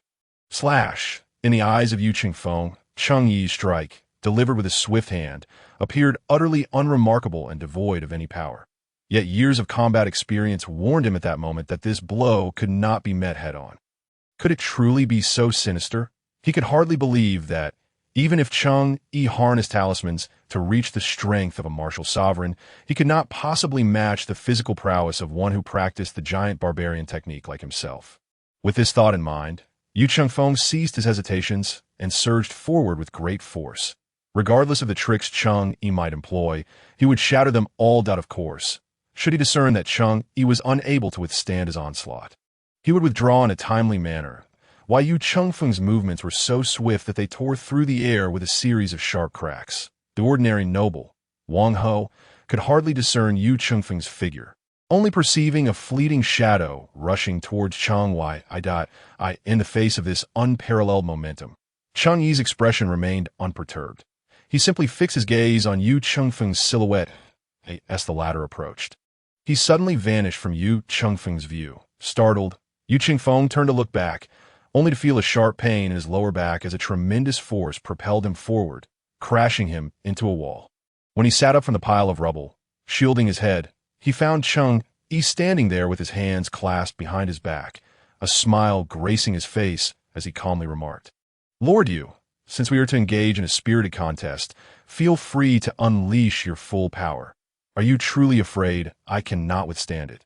Yu Chengfeng brushed the dust from his clothes, laughing heartily as he clasped his hands in a gesture of respect. "I underestimated you, brother. I deserved this lesson. Now, I implore you to be cautious." With that, Yu Chengfeng's expression turned serious, his vital energy surging within him, causing his stature to rise once more, reaching a height of 2 zhang, now indistinguishable from his previous form post-advancement. Seeing this, Cheng Yi nodded in satisfaction, then picked up a branch that Yu Chengfeng had knocked to the ground. Employing the shadowless sword technique as he charged towards the towering figure of Yu Chengfeng, in this instant, not only could Wang Ho not see Cheng Yi's figure, but even Yu Chengfeng found himself unable to pinpoint Cheng Yi's location. "Not again. I was defeated in this manner earlier. I cannot allow history to repeat itself. However, Cheng Yi's speed had far surpassed Yu Qingfeng's reaction time, just as Yu Qingfeng prepared to defend himself. Cheng Yi had already struck his knee with the branch. Curiously, though it was merely a branch, Yu Qingfeng felt his leg buckle beneath him from the impact. Had he not swiftly steadied himself with his hands, he would have collapsed to the ground. Moreover, that knee, now struck, seemed incapable of gathering strength, rendering him unable to stand. In that moment, Cheng Yi reappeared before him, his expression still unchanged. "Brother Yu, if you do not showcase your true abilities, I shall not hold back." Yu Qingfeng smiled gently, his vital energy surging as he infused it into his knee, allowing both legs to regain their strength, enabling him to stand upright once more. "Your keen eyesight is commendable, Cheng brother. Now, I shall advance." No sooner had he spoken than Yu Qingfeng lunged forward at Cheng Yi, his speed now exceeding that of before by more than double. While he still lagged slightly behind Cheng Yi, given his massive size, this was already an impressive feat. It seemed he had employed martial techniques for his movements. Cheng Yi, undeterred, alternated between his slashing knife techniques and shadowless sword techniques, always evading Yu Qingfeng's strikes, eluding his grasp, even when occasionally landing successful blows. Yet that immense force was continually diffused by Cheng Yi in various ways. Nonetheless, as Yu Qingfeng truly harnessed his power, his strength and velocity became terrifying, causing Cheng, despite mitigating some of the force, to feel discomfort from the impact, even affecting his speed of movement, resulting in increased frequency of hits landed upon him. Furthermore, regardless of the magnitude of impact from Cheng Yi's attacks, Yu Qingfeng could swiftly gather his vital energy at the affected area, restoring himself to his former state. The giant barbarian technique truly maximized the potency of vital energy to its limits. As time passed, the accumulated hidden force from Yu Qingfeng's strikes began to slow Cheng Yi down considerably. Sensing he was on the verge of losing ground, Cheng Yi could no longer remain passive. Talismans, electric field, a bolt of white lightning descended from the heavens, striking the location indicated by the talisman in Cheng Yi's hand, precisely where Yu Qingfeng stood. After the lightning struck, it did not dissipate immediately, but rather transformed into a semicircular dome with a diameter of 6 zhang, enveloping Yu Qingfeng within. Inside the lightning dome, arcs of white electricity danced wildly, incessantly coursing through Cheng Yi's body.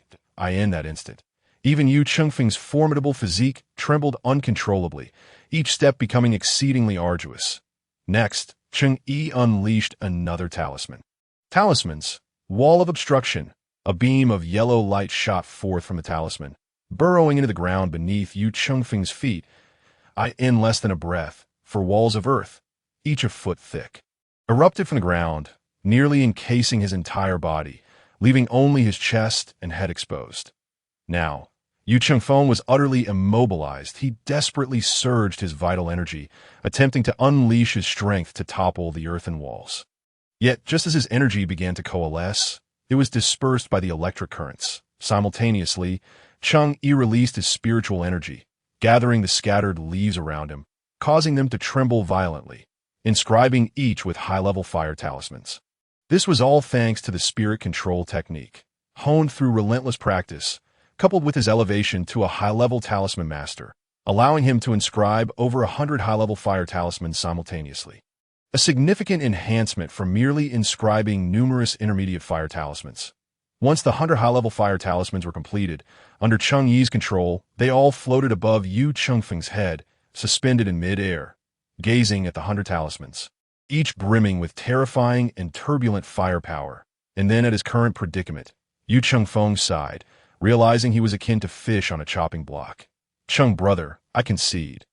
Upon hearing this, Cheng Yi promptly retracted the spiritual energy attached to the 100 high-level fire talismans, transforming them back into ordinary fallen leaves, which gently descended to the ground. Following that, Cheng Yi activated another talisman, directing it towards the earthen walls imprisoning Yu Qingfeng, causing the electric field to vanish and the wall of obstruction to crumble into soft earth, easily toppled by Yu Qingfeng. Witnessing Cheng Yi's mastery over the talisman techniques, effortlessly manipulating them with boundless power, Yu Chengfeng's eyes sparkled with admiration as he approached Cheng, brother, if I were to follow your path in the immortal way, how long would it take for me to attain such talismanic prowess? Cheng Yi chuckled in response. How could one predict such a thing? However, should you wish to dabble in it, be aware that to reach my level, you would need to abandon your martial arts foundation. Yu Chengfeng, upon hearing this, allowed a soft sigh. Although the allure of talismans was undeniable, relinquishing the martial heritage passed down through generations was inconceivable. Yet soon his disappointment faded away. Having excelled among his peers throughout his life, encountering someone as formidable as Cheng Yi did not warrant undue self-deprecation. With a hearty laugh, he clapped Cheng Yi on the shoulder. No worries, your prowess reflects my own. You pursue the immortal path while I follow the martial way. What is there to lament? Let's not dwell on such trivial matters. Instead, let us drink to our heart's content. Wang, have the servants prepare the wine and urge the chef to hasten the dishes. The three of them walked side by side, discussing their recent contest, while Wang Ho listened quietly, a smile adorning his face. Before long, they arrived at the dining hall specially designated for Wang Ho and Yu Chengfeng, where they gathered around a round table laden with a dozen jars of wine, one of which had been uncorked, filling the air with an intoxicating aroma that made their mouths water and noses twitch.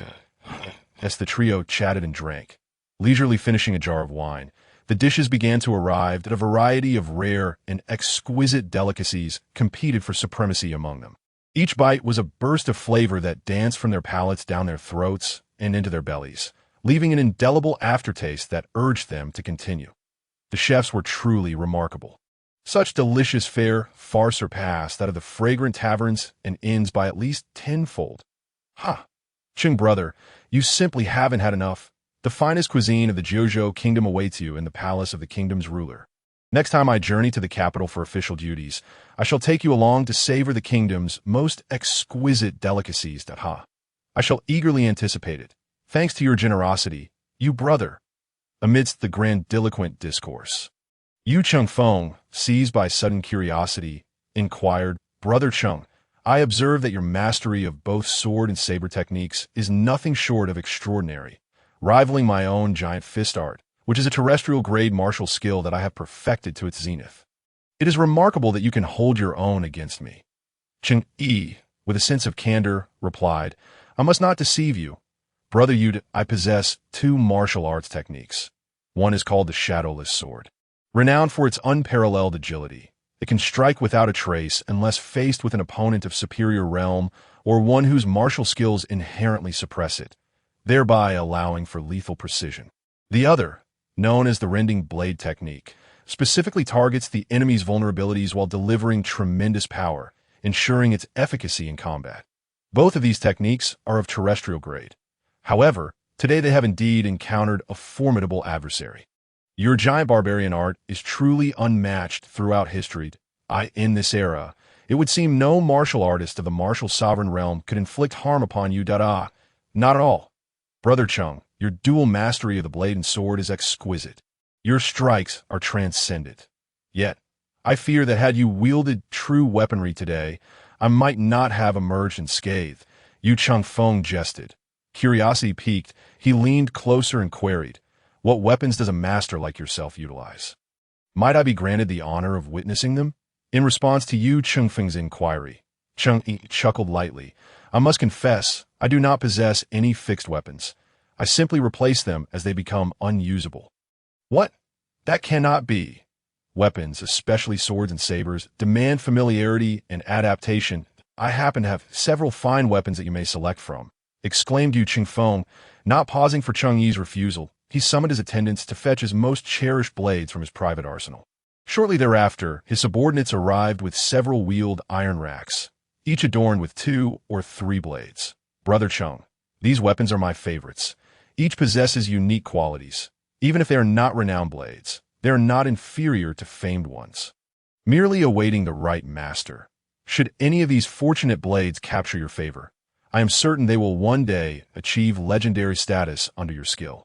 Noticing Cheng Yi's hesitation, Yu Chengfeng feigned irritation and stated emphatically, if you do not accept them, it would suggest you do not regard me as a friend, and I would be quite upset.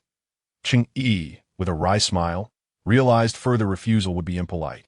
He clasped his hands in gratitude. In that case, I humbly accept your generosity. Rising, Cheng Yi examined each of the 8 racks before ultimately selecting a knife and a sword. The knife bore a sharp yet rugged appearance, while the sword was both resilient and exquisitely crafted. Truth be told, Cheng Yi held countless memories of the shadowless sword and rending blade from his training, and he found the ordinary iron before him somewhat lacking. No matter how well crafted, mortal iron could never compare to the divine weapons forged from rare, celestial materials. Only such divine weapons could truly unleash the combat prowess of a cultivator. Seemingly attuned to Cheng Yi's thoughts, Yu Chengfeng continued, I acknowledge that my weapons cannot compare to true masterpieces. However, in our city of Jishui, there exist a few reclusive elders, all of whom are martial sovereigns. One among them possesses an unparalleled mastery of forging, likely unmatched by more than a handful in the world. Cheng Yi raised an eyebrow at this revelation, surprised that such extraordinary talent could be concealed within the relatively modest Jishui city. Yu Chengfeng proceeded, I share a close rapport with this elder. I shall send a letter shortly to inform him, and then we can arrange a time for you to visit the mountains with me to seek a peerless weapon. Cheng Yi understood the rarity of celestial materials.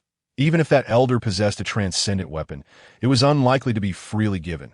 Yet, given Yu Chengfeng's enthusiasm and their solid friendship, he thought it reasonable to accept the offer. I am grateful for your kindness, Brother Yu. As the evening banquet concluded, Cheng Yi, armed with his newly selected knife and sword, prepared to return to the Changshan Dao Pavilion. Wang Ho and Yu Chengfeng accompanied him to the gates of the city lord's residence. As twilight descended, he urged his horse to quicken its pace, hoping to reach the pavilion before nightfall. After bidding farewell to his companions, Cheng Yi rode forth and ultimately arrived at the Changshan Dao Pavilion just before darkness enveloped the land. Contemplating the knife and sword he had chosen, he had already devised a plan. The knife would be gifted to Yu Qianlu, while the sword would be presented to Lu Lan. Although today's live stream might not yield the same rewards as yesterday's, he anticipated a substantial accrual of teaching points. Cheng Yi intended to redeem some teaching points to obtain the shadowless sword and rending blade techniques, subsequently imparting them to Yu Qianlu and Lu Lan. These promising talents must not be squandered. He was determined to nurture them diligently. Upon returning to his chamber, Cheng Yi initially intended to access the system, but hesitated, fearing it might take too long. Thus, he summoned a servant to notify Yu Qianlu and Lu Lan to meet him by the Longyu River at Inri Chen's first moment. Having completed these tasks, Cheng Yi activated the system. He first checked his accrued teaching points. After the first live stream, he had amassed a total of 300,000 points, spending 100,000 to elevate his talismans to an advanced level. Another 100,000 to acquire the upgraded version of the Reincarnation Eternal Life technique, and yet another 100,000 on the Rending Blade and Shadowless Sword techniques, leveling them to their maximum. This left him with a balance of 21,000 points. Initially, Cheng Yi had planned to redeem the Shadowless Sword and Rending Blade techniques as well, but alas, his points fell short, with the intention of imparting these two techniques to Lu Lan and Yu Qianlu. It was imperative to also teach them the corresponding cultivation methods that in today's duel with Yu Chengfeng, despite not having practiced the Rending Blade or Shadowless Sword techniques, Cheng Yi had managed to engage in a fierce contest. Demonstrating the formidable nature of these techniques, if paired with their respective cultivation methods, Cheng Yi was confident he could easily dominate Yu Chengfeng in combat, assessing his current teaching points, which totaled 150,000 when added to the previous balance. Cheng Yi promptly redeemed the Shadowless Sword and Rending Blade techniques, which cost 40,000 points, but he had grown accustomed to the system's method of knowledge infusion, multitasking between absorbing the information and reviewing it. Upon further investigation, he discovered that when the Shadowless Sword and Rending Blade techniques were practiced in conjunction with their respective cultivation methods, they could potentially yield 3 to 4 times greater combat effectiveness than when used independently. However, Cheng Yi did not intend to cultivate both techniques simultaneously. Firstly, these two techniques could not be practiced together. Secondly, with the upgraded Reincarnation Eternal Life technique already in his possession, he believed there would be even higher versions to acquire as he accumulated teaching points. Moreover, in the realm of cultivation, quality matters more than quantity. The compatibility of various techniques can be complex. While some may coexist harmoniously, others are incompatible. The shadowless sword and rending blade techniques fell into the latter category. The more techniques one attempted to cultivate, the stricter the compatibility requirements became, leading to a diminishing pool of viable options. Occasionally, one might encounter exceptionally rare techniques only to be forced to forego them due to incompatibility with existing methods. Such principles are well documented in the annals of cultivation knowledge. Thus, Cheng had long since established his criteria for selecting techniques, unless a technique was of extraordinary value or there was an indispensable reason to pursue it. He would refrain from doing so. After redeeming the shadowless sword and rending blade techniques, Cheng Yi retained 11,000 teaching points. How should he utilize these points? Whether to elevate the talismans to perfection or to acquire a higher-tier version of the reincarnation eternal life technique. He found himself lacking in sufficient points, and no additional conditions for redemption were met. Thus, the potential applications for these 11,000 teaching points were numerous. Should he redeem consumables? No. At this moment, Cheng Yi sought to acquire items that could enhance his own potential or tangibly bolster his combat effectiveness. Reflecting on Yu Chengfeng's earlier words, he found them quite insightful. Had he wielded genuine weapons instead of mere branches, the battle would undoubtedly have been far easier. Currently, aside from his talismans, his primary means of attack remained his martial techniques, specifically his sword and saber skills. However, lacking both a blade and a sword, how can one proceed? It is hardly feasible to rely on mere branches or bamboo sticks in every skirmish. Such actions would be an utter waste of one's fully mastered terrestrial martial skills. Thus, Cheng Yi opened the exchange shop and navigated to the weapons section. To his dismay, the prices were exorbitant.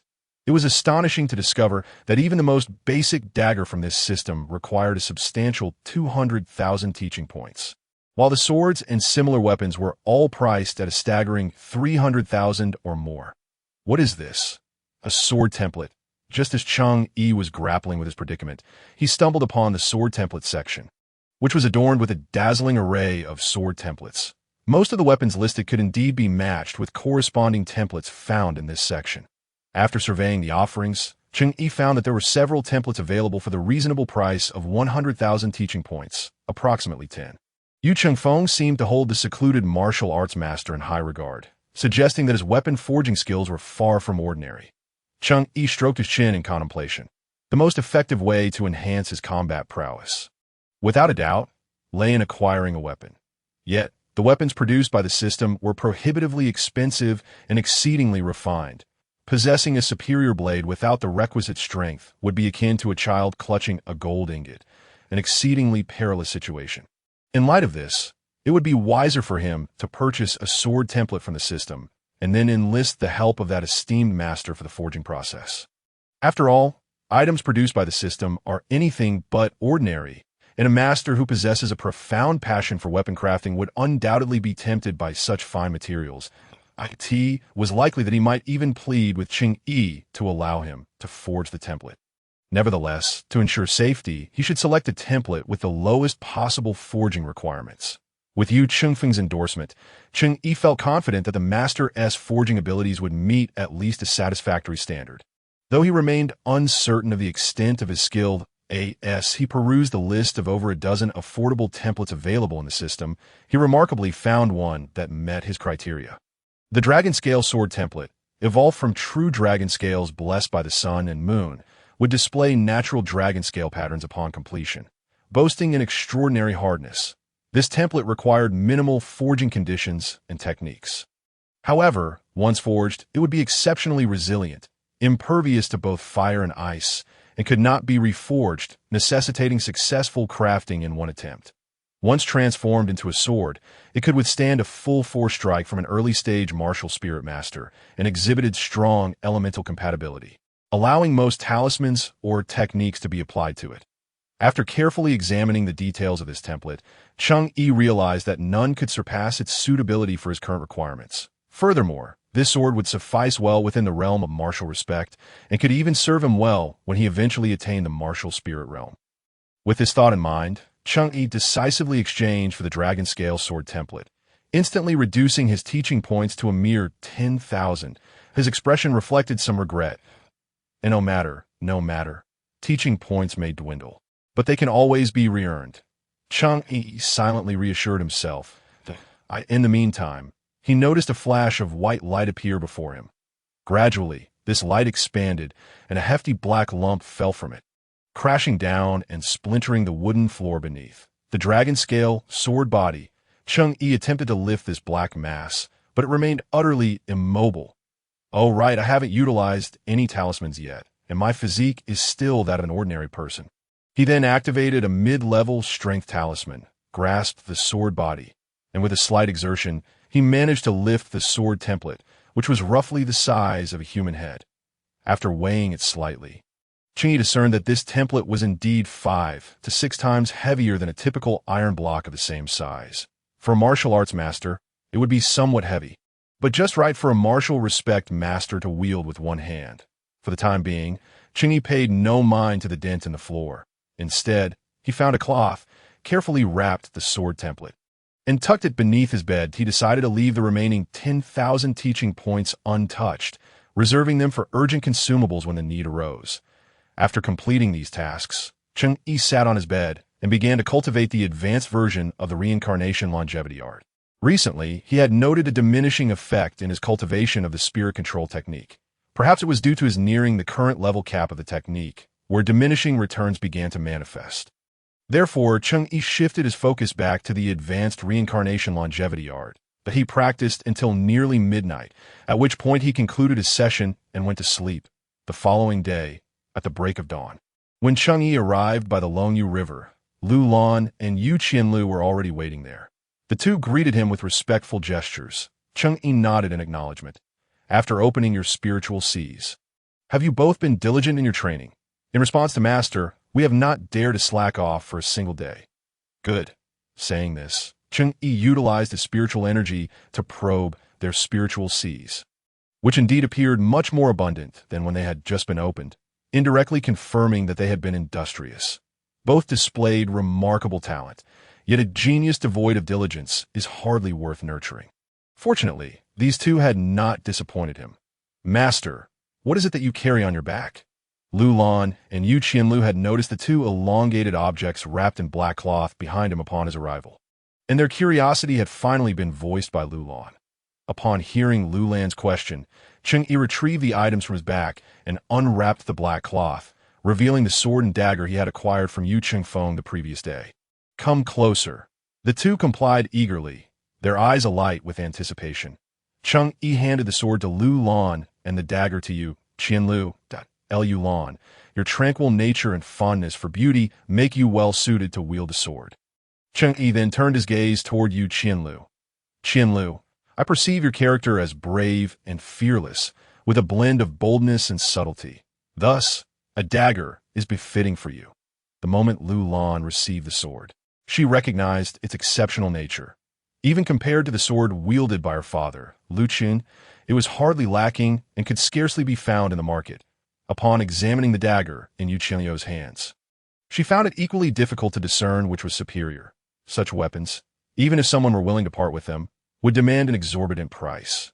Yet, as far as she knew, Cheng Yi himself did not possess much wealth. Where had he acquired these? Yu Qianlu, still young and inexperienced, glanced at the dagger and noted its unique patterns and sharp edge, unaware of its true value. Thus, Lu Lan ventured, Master, such a treasured dagger. How could I dare to use it? Surely, it is more fitting for you.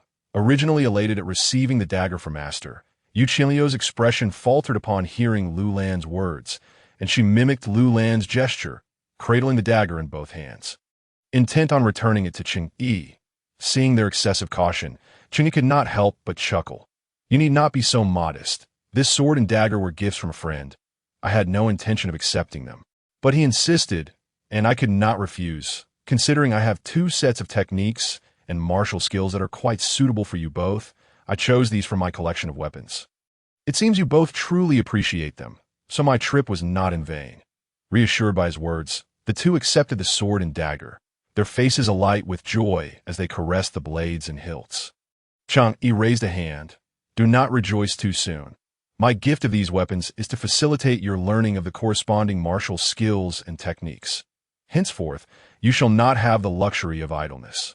Lu Lan and Yu Qianlu exchanged glances, both reading the questions in each other's eyes. They bowed deeply in gratitude to Cheng Yi, after which Lu Lan asked, "Master, are we not to study talismans? Why must we also learn techniques? Is it not true that only those with martial aptitude can learn techniques?" Cheng Yi shook his head. "Not at all. First, I must clarify. The techniques I referred are not martial techniques, but rather celestial techniques. Each breakthrough in realm not only extends lifespan, but also wields extraordinary power. Furthermore, the path of talismans is but a minor path within the celestial way, indeed the first among them. Cultivating talismans requires neither martial nor celestial aptitude, thus making it more accessible, albeit with a relatively low ceiling. While the average person may find talisman cultivation manageable, you too, with your remarkable celestial talent, should not settle for the minor path. You ought to pursue the greater path directly. Starting today, what I will teach you pertains to the grand path within the celestial realm. What you will learn is not talisman techniques, but celestial arts.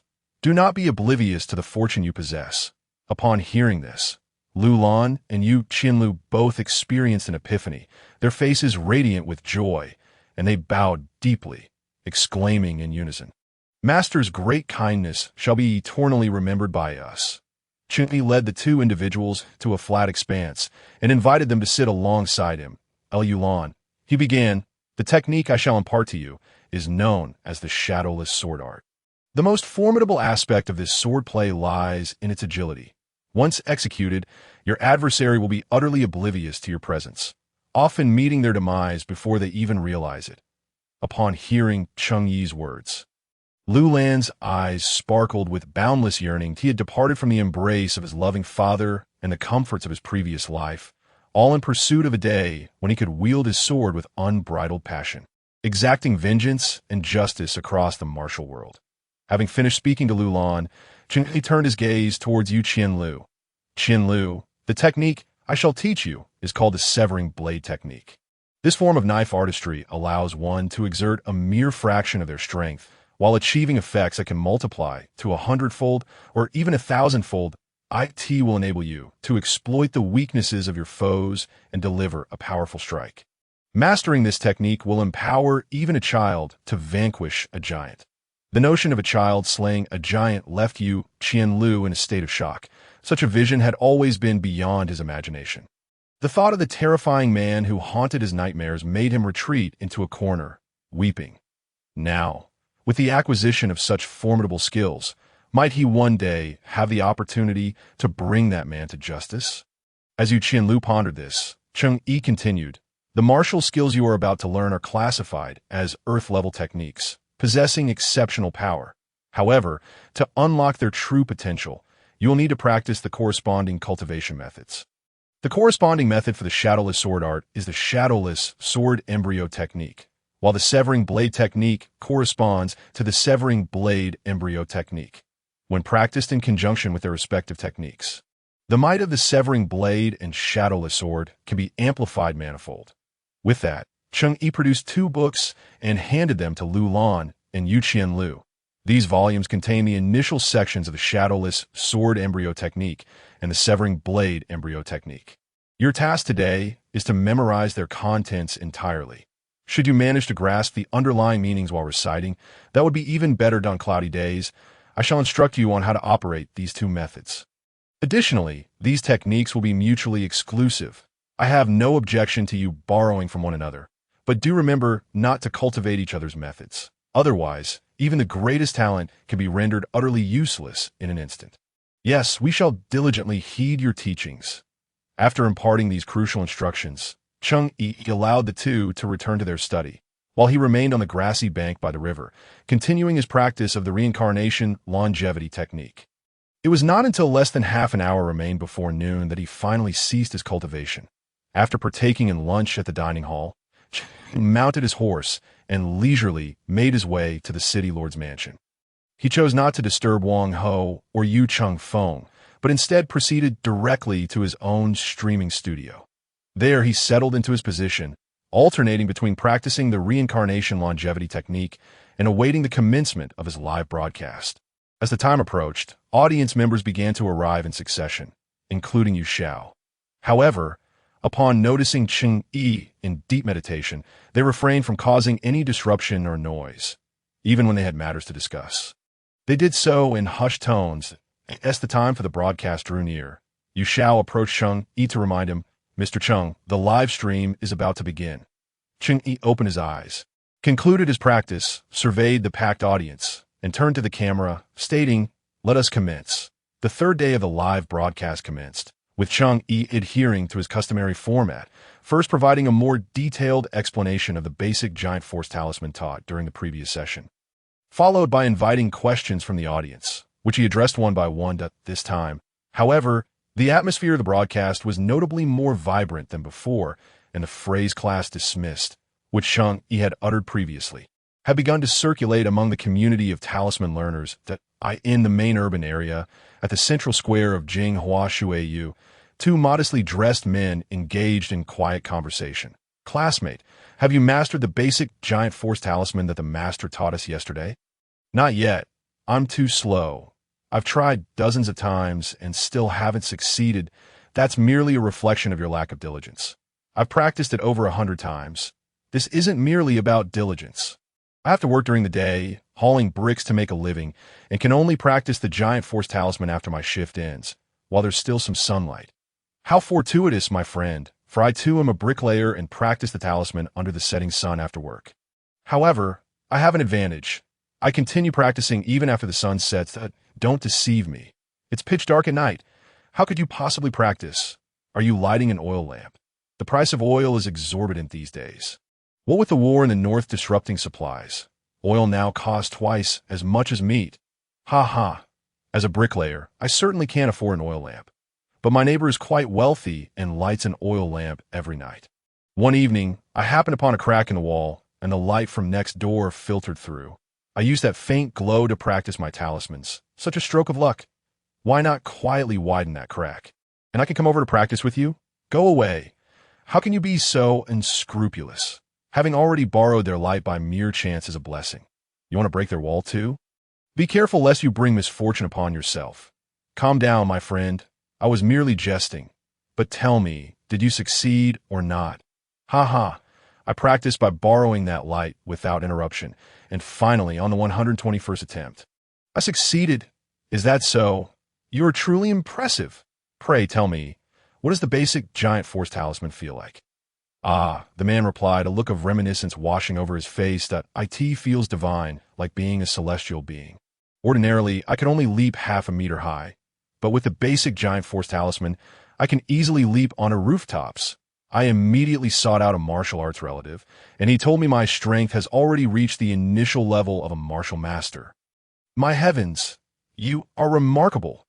Indeed, you should have seen the expression on my relative's face. He looked as if he could fit 10 eggs in his mouth. With only one day to practice, the number of individuals who successfully drew the basic giant force talisman was not particularly high. Roughly 1/3, and among them, perhaps only 2 or 3 out of 10 truly mastered it. However, this was sufficient, as Cheng Yi could not afford to wait for the majority to learn before proceeding with his teachings. The live broadcast was limited to 3 months, and he aimed to impart as much knowledge as possible to cultivate formidable apprentices. Even if these individuals did not formally join his sect, they would become steadfast supporters. The greater their strength and the larger their numbers, the more formidable his own influence would become, enriching his pool of talent. Cheng Yi could have easily arranged for Yu Feng to extend his streaming period beyond its expiration. Yet, through this live teaching experience, the value of the Jinghua Shuiyu broadcast would be highlighted, prompting other grand sects and martial families to follow suit. When the time came for the city lord's mansion to seek his continued streaming services, they would have to concede certain benefits. Mere gifts of fine blades and swords would not suffice. Thus, Cheng Yi was eager to expedite the growth of his own influence in due time. Even if Yu Feng did not negotiate benefits with other factions, he would be able to maintain his streaming position securely.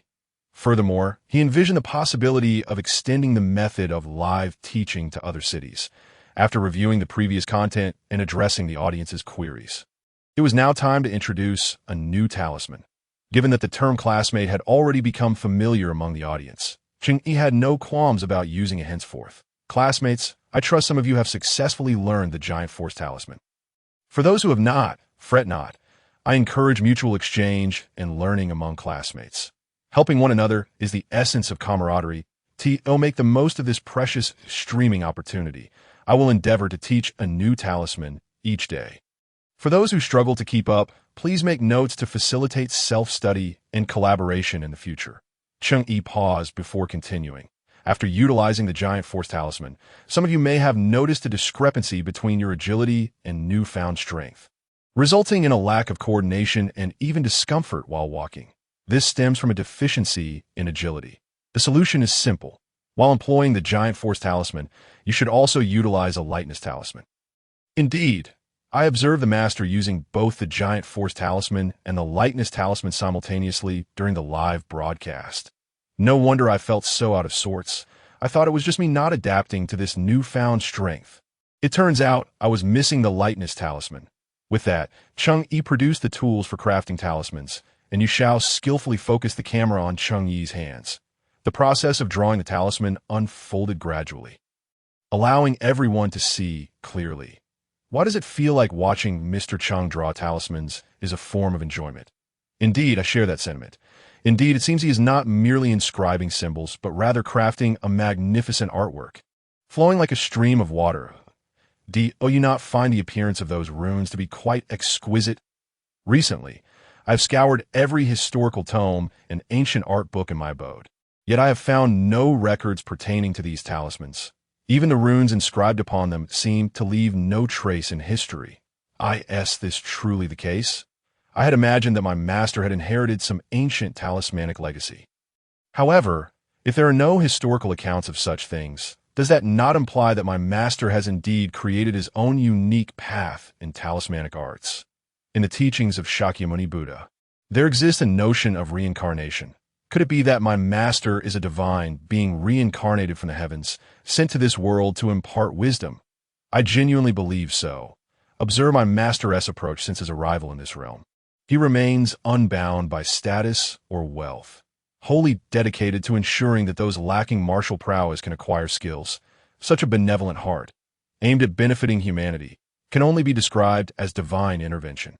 My classmate speaks wisely. Cheng Yi is unaware of how his fellow students perceive him. He remains focused solely on teaching the essentials and effects of crafting a basic lightweight talisman. Classmates, he begins. The lightweight talisman shares many similarities with the powerful talisman in various aspects. However, in terms of effect, it merely transforms the bestowal of strength into an endowment of agility. Yet this singular distinction leads to numerous differences in the runes and spiritual energy involved. It is imperative that you accurately replicate the runic patterns of a lightweight talisman. As he speaks, Cheng Yi holds the freshly drawn lightweight talisman aloft, releasing it, and it astonishingly floats in midair. Did you see that? The talisman hovers effortlessly, motionless. Is this yet another talismanic technique? A floating talisman? Or perhaps a control talisman? Before long, Yu Xiao organizes the audience's inquiries onto a piece of paper and presents it to Cheng Yi. Cheng Yi glances at it briefly before returning it to Yu Xiao and proceeding with his explanation. What you are witnessing now, the floating effect of the lightweight talisman, is not a result of talismanic arts, but rather a fundamental skill of cultivators, the manipulation of spiritual energy. Previously, we have learned how to transform spiritual qi into spiritual energy and how to cultivate a spiritual si to store this energy within our bodies. In due course, we shall explore how to control this energy for various tasks, such as inscribing talismans, enabling the circulation of energy within our bodies to enhance physical capabilities, and projecting energy outward for object manipulation, among other applications. However, all these require diligent practice, coupled with a modicum of innate talent to master the control of spiritual energy. For now, we shall focus on utilizing talismans to enhance our own strength, while the cultivation of spiritual energy will be a more advanced course. After Cheng Yi's elucidation, all present experience a moment of enlightenment, and upon learning of the myriad applications of spiritual energy, their excitement intensifies. They vow to diligently master the current lessons and subsequently follow Cheng Yi to delve into advanced content. Those who struggle to keep pace with the lessons, fervently scribbling notes, now motivate themselves internally, swearing to catch up swiftly, for they may soon rely on these skills to alter their destinies. With Cheng Yi's resonant voice, an hour swiftly passes, and all depart, reluctant to leave. Some who have yet to dine form a group to go for lunch together. Thanks to the enriching atmosphere of the live-streamed lessons, many forge new friendships and gain broader perspectives, transcending the mundane cycle of labor and the daily return to their modest abodes. After bidding farewell to Yu Xiao, Cheng Yi exits the city lord's mansion directly, choosing not to seek out Yu Feng and Wang Ho, but instead makes his way back to the Changsheng Dao Pavilion. Upon his arrival, before he can step into his quarters, a voice calls out to him. Master, Xiao Feng, what brings you here? It is nothing of great significance. My father is hosting a banquet at Longjiang Tower tonight and wishes to invite you to dine with us. He sent me to inquire if you have time this evening. Cheng Yi ponders for a moment, surmising the underlying intentions behind by Xiao Feng's father's invitation. It becomes apparent to him that by Xiao Feng's generous gift of such an opulent Dao pavilion indicates more than mere goodwill. It signifies an interest in his potential as a valuable ally. After the news of Cheng Yi's martial prowess spread, the Bai family's attitude towards him has notably shifted in light of this. Cheng Yi had previously consulted Wang Ho to learn more about the Bai family. According to Wang Ho, the current head of the Bai family is Bai Qianhe, a man in his 60s, of the martial sect realm, although the specifics of his rank remain unclear. Bai Xiao Feng, at 19, is the youngest son. Bai Qianhe had him later in life. Above Bai Xiao Feng are two elder brothers. The eldest, Bai Zhao Mu, 39, is the strongest martial artist in the family, having reached the pinnacle of the martial master realm. Bai Xiao Feng's second brother, Bai Chenyang, is merely 2 years his senior and currently stands at the peak of the martial soldier realm, just a step away from advancing to martial master. While Bai Zhao Mu was regarded as the rightful heir to the family leadership 2 years prior, he fell victim to a vengeful attack, poisoned and ambushed. Although the assailants were ultimately eradicated, Bai Zhao Mu's health has been deteriorating ever since, and he is likely to perish before Bai Qianhe does.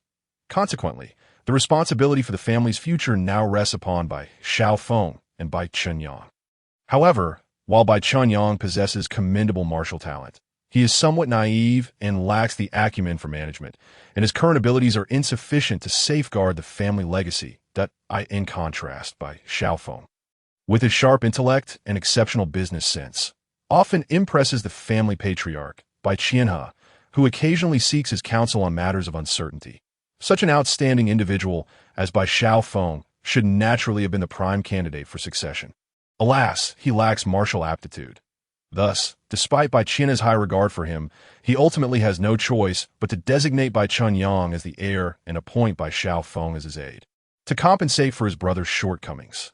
Understanding this context, Cheng Yi gains insight into the Bai family's current predicament. Externally, they may appear prosperous, yet this fade conceals an impending crisis of succession, as they currently require a formidable ally to bolster their standing. Bai Xiao Feng, with his keen intuition, has become one of the first to align himself with Cheng Yi, and Bai Qianhe's invitation is a formal request for Cheng Yi to become their family's patron and to impart the art of talismans to Bai Xiao Feng, thereby equipping him with the means to protect his family while enhancing his already agile mind. Bai Qianhe's intentions are clear. Should Cheng Yi accept the invitation, it would signify his willingness to become a patron of the Bai family, with the terms to be negotiated later. Conversely, if he declines on the grounds of unavailability, it would be interpreted as a rejection of their request. Cheng Yi does not oppose the notion of becoming a patron for the Bai family. On the contrary, he recognizes the potential benefits of leveraging their commercial influence to expand the reach of talismanic arts, preparing for future endeavors in teaching. Moreover, the Bai family's demeanor towards him is neither servile nor overbearing, exhibiting courtesy, goodwill, and substantial financial backing, all of which greatly please Cheng Yi. Thus, he sees no reason to refuse the alliance with the Bai family. While these thoughts may seem intricate, they occupy only a fleeting moment in Cheng Yi's mind. After formulating his decision, he smiles at the expectant Bai Xiao Feng and states, "Xiao Feng, please inform your father that I shall certainly attend this evening." Upon hearing Cheng Yi's affirmative response, by Xiao Feng beams with delight. Knowing the evening's events will unfold smoothly. Excellent. Master, my father will be overjoyed to hear this news. As Bai Xiao Feng turns to leave, Cheng Yi suddenly remembers something and calls him back. Xiao Feng. Wait a moment. Bai Xiao Feng turns back, a grin on his face. What is your command, master? Have all the other disciples arrived? The last of them arrived yesterday evening.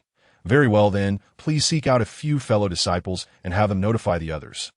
At the beginning of the Yin Day, during the first watch, all disciples of the Changshan Dao Pavilion are to gather by the Longyu River. We shall commence our formal lessons. Bai Xiao Feng's expression brightens once again as he joyfully responds. Yes, master. After sending Bai Xiao Feng on his way, Cheng Yi indulges in a brief nap.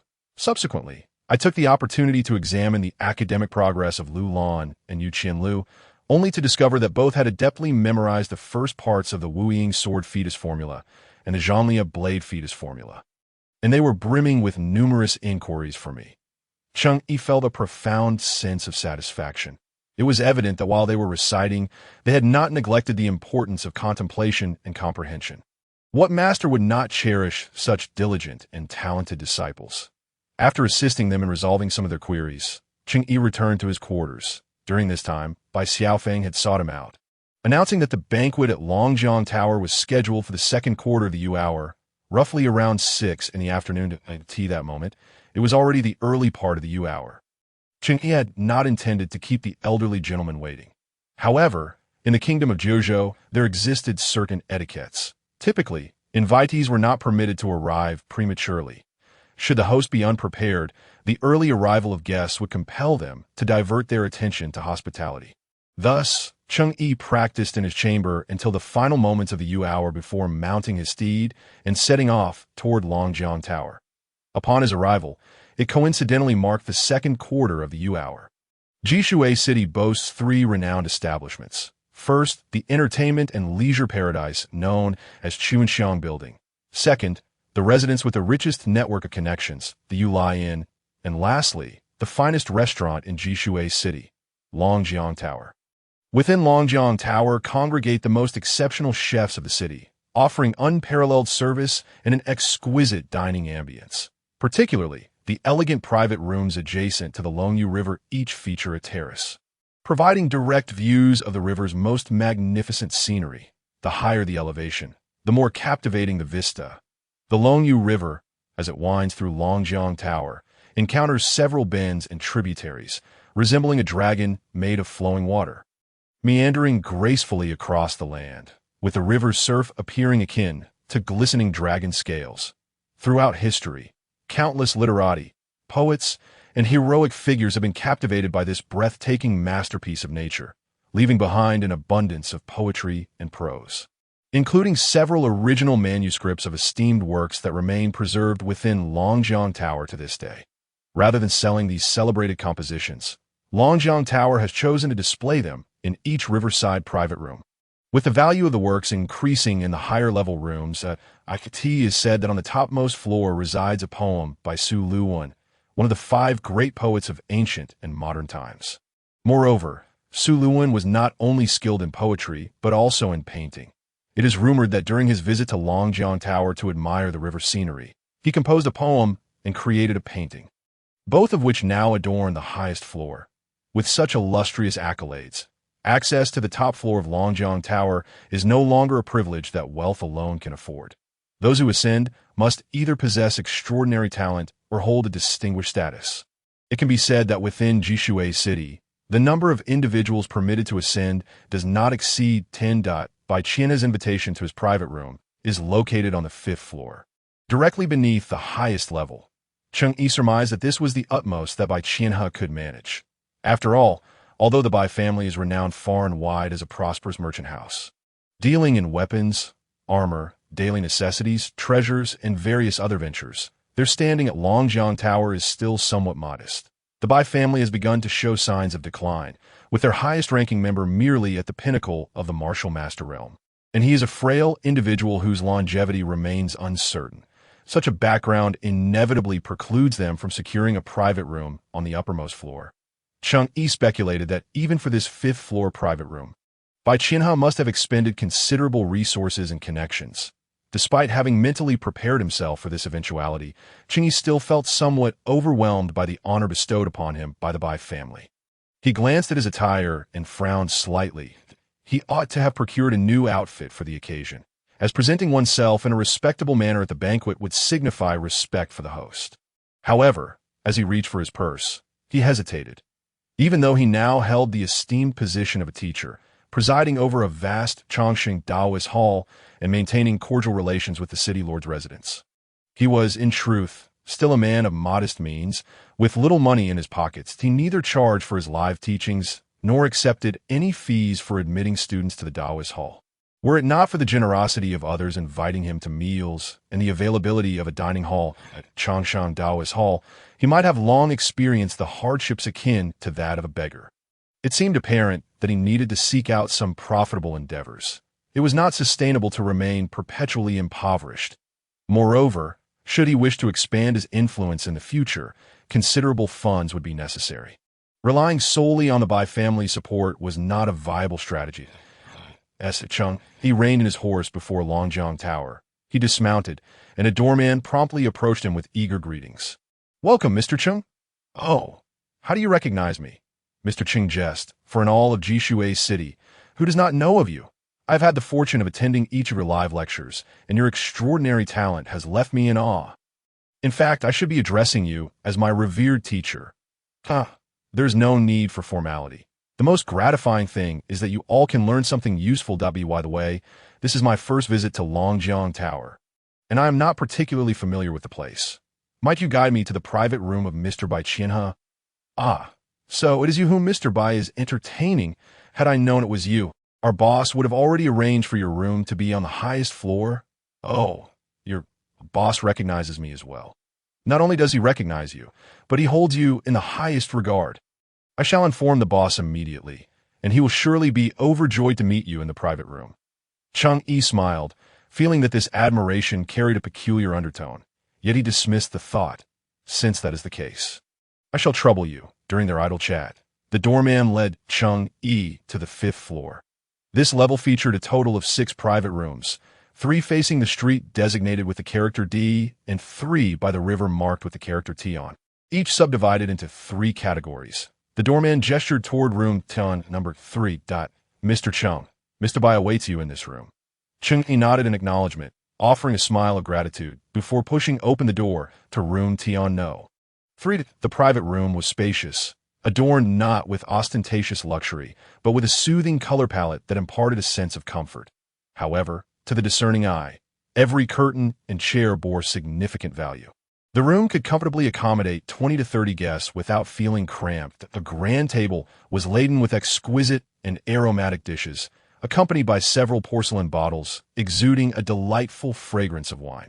Yet, only Cheng Yi and an elderly gentleman with silver hair and profound eyes, who sat reading a paper, were present to enjoy this feast. Upon sensing an entrance, the elder lowered his newspaper and looked up to see Cheng. He slowly rose, a warm smile gracing his features as he clasped his hands in greeting. "I am Bai Qianhe. Honored to meet you, Mr. Cheng." "The honor is mine, Mr. Bai. Please take a seat." With Mr. Bai's invitation, both men settled down. Cheng Yi spoke first. "Mr. Bai's reputation precedes him. I have long admired your accomplishments. I had intended to visit in person, but various commitments have kept me occupied, allowing you to beat me to it. I'm truly overwhelmed by your kindness, and I raise this glass in your honor." As he spoke, Cheng Yi poured wine for both himself and Bai Qianhe, then lifted his glass in a toast before consuming it in one go. Bai Qianhe, surprised yet delighted by Cheng Yi's regard, also raised his glass and drank heartily, wiping a trace of wine from his lips with a smile. "Your respect for the elderly touches my heart. Mr. Cheng, I have heard much about your remarkable deeds for my son and hold you in high esteem. Today, I have arranged this banquet to honor your distinguished presence." After a brief pause, Bai Qianhe continued, "I have inherited my father's business, toiling for half a lifetime to establish our family's fortune, with enterprises spanning numerous cities and countless guests at our door. But if you ever require anything in the future, do not hesitate to voice your needs. Given your care for my son, I shall certainly offer my utmost assistance." Upon hearing these words, Cheng Yi paused slightly. Bai Qian's assertion of inheriting his father's legacy and expanding the family business to its current scale serves to demonstrate his capabilities. Moreover, the mention of business flourishing across dozens of cities indicates the extensive influence of the Bai family. However, Cheng Yi mused that while their territory may be vast, the strength of their influence remains uncertain. Nevertheless, he does not place great importance on influence. As long as it is sufficiently wide-reaching to elevate the reputation of the talismans to distant lands, that suffices. Furthermore, the phrase "with countless guests in the hall." They can still accomplish some tasks humbly hints at the martial prowess of the Yin family. Although their combat strength may not be particularly high, their foundational capabilities are undoubtedly solid. The final remark about taking care of by Xiao Feng essentially implies a duty to protect the Bai family, positioning him as a guardian during their future endeavors and expansions. The specific mention of Bai Xiao Feng also signals that he is destined to be the future head of the Bai family. Coupled with a mentor-student bond between himself and Bai Xiao Feng, there is no need for concern about any potential betrayals. Indeed, the wisdom of the elder is profound. In just a few words, he conveys his advantages, the assistance he can offer Cheng Yi, and the corresponding conditions, while still leaving room for negotiation. Should Cheng Yi decline, he could easily laugh it off, making polite conversation without committing to anything, maintaining harmony amongst them.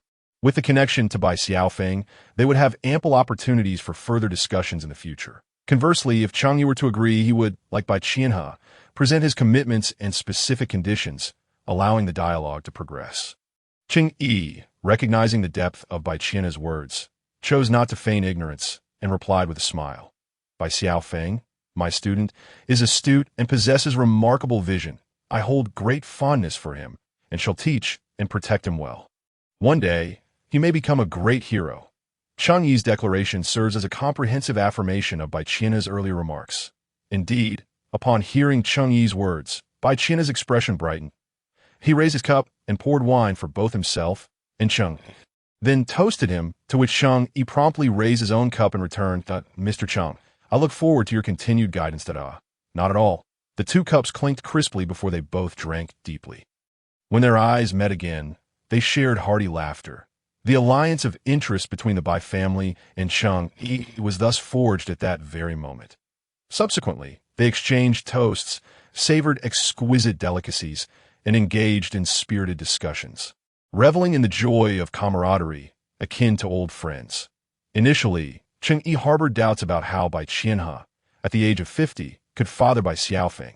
However, it became apparent that Bai Xiaofeng was indeed Bai Qianhe's son, having inherited his knack for navigating societal intricacies. Yet there remained one aspect Bai Xiaofeng needed to learn: maintaining composure when faced with those stronger than himself. This quality, exemplified by Bai Qianhe, is one that Cheng Yi could not help but admire in the elder. During their conversation, Bai Qianhe inquired about various details regarding talismans, and when he learned that modifications could enable even those without any spiritual or martial aptitude to attain the strength of a martial sovereign, his eyes gleamed with interest. Mr. Cheng, since even high-level talismans can be modified for general use, why not utilize your spare time to create more such talismans for auction? Cheng Yi's brows arched in response. A lucrative endeavor indeed. Mr. Cheng, although these talismans may offer only temporary benefits, they could decisively influence a person's life or death, even the survival of a family. Such talismans possess immeasurable value, and auctioning them would maximize financial returns. Conveniently, my Bai family owns several taverns and marketplaces, where we regularly auction treasures that if you aim to expand the influence of your talismans, why not auction them across various cities, allowing others to taste their sweetness and paving the way for your future teachings? It must be said that Bai Qianhe's suggestion was quite astute, with little to critique. Thank you, Mr. Bai, for considering my interests. It is indeed a splendid idea. However, I do not have ample time to dedicate solely to crafting talismans for auction. I can only manage to create a few high-level talismans during my spare moments. That is of no consequence, Mr. Cheng. The value of auction items lies not in quantity, but in rarity and utility. The more exclusive and beneficial an item, the higher its price, a fundamental principle of commerce. After discussing the auction, the conversation turned casual, allowing them to engage in light-hearted banter. During this time, a few musicians and dancers entered, having been arranged by Cheng Yi in advance, with fine wine, delectable dishes, enchanting melodies, and an awe-inspiring view of the river. They found great joy. Since Cheng Yi's arrival in this world, he had been devoid of the entertainment provided by computers and mobile phones, filling his free time solely with cultivation. Yet, such a routine eventually breeds monotony. It appears that as long as there is wealth, entertainment can be found anywhere, provided one is willing to seek it out. After some time, as darkness enveloped the sky and the food was nearly consumed, the musicians and dancers exited.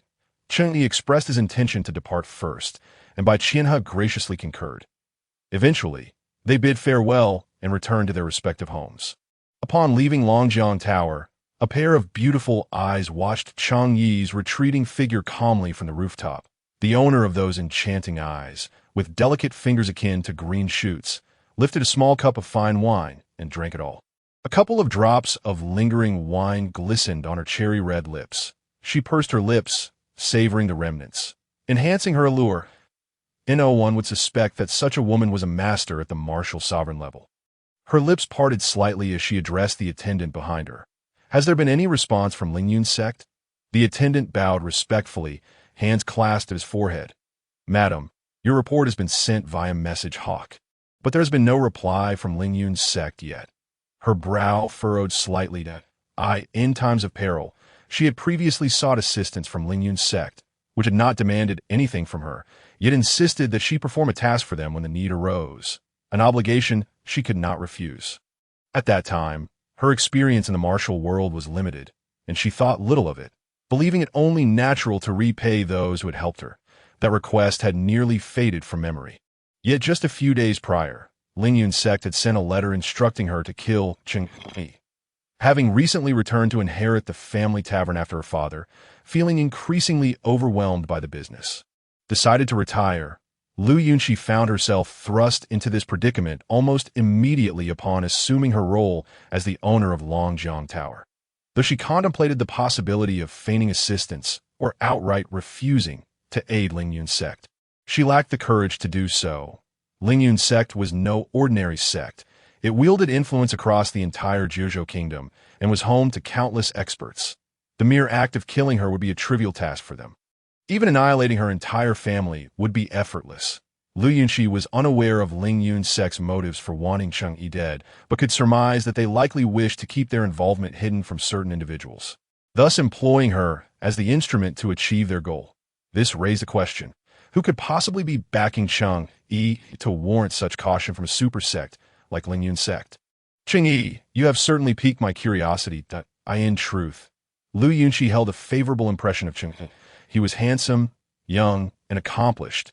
Recent accounts of him revealed a man with great ambition, aspiring for greatness. Most importantly, his talismans were unique in the world, possessing at least the strength of a martial sovereign. According to what was known thus T 20 years old, Lu Yunxi considered her martial talent and beauty unparalleled, having encountered no peer worthy of her attention throughout her travels. Yet, she had genuinely captured her interest. However, it was precisely at this moment that Lingyun's sect demanded she eliminate the one man she had been fortunate enough to admire. She had contemplated various solutions. Upon realizing Cheng Yi possessed the strength of a martial sovereign, she drafted a letter stating her inadequacy and inability to fulfill the task, suggesting they seek someone else instead, a move that would alert them to their motives. Yet, 2 days had passed since sending the letter, and still there was no response. Given the speed of the message hawks, it should have taken only a day for a round trip to the nearest information hub of Lingyun's sect. It has been quite some time without a response, and I fear that there may have been unforeseen circumstances. However, Lu Yunxi remains indifferent, choosing to let it linger, and will seek a discreet opportunity to subtly remind Cheng that Lingyun's sect intends to eliminate him. Surely, with this forewarning, Cheng Yi will be on guard, making it more challenging for Lingyun's sect to act against him. After all, Lingyun's sect must also consider the influential figures backing Cheng Yi. The question then arises, when is the right moment to offer this counsel? After bidding farewell to Cheng Yi, Cheng Yi mounted his steed and made his way directly back to the Changshan Dao Pavilion. Following a refreshing bath, he commenced crafting talismans intended for auction. The business of auctioning had only just begun.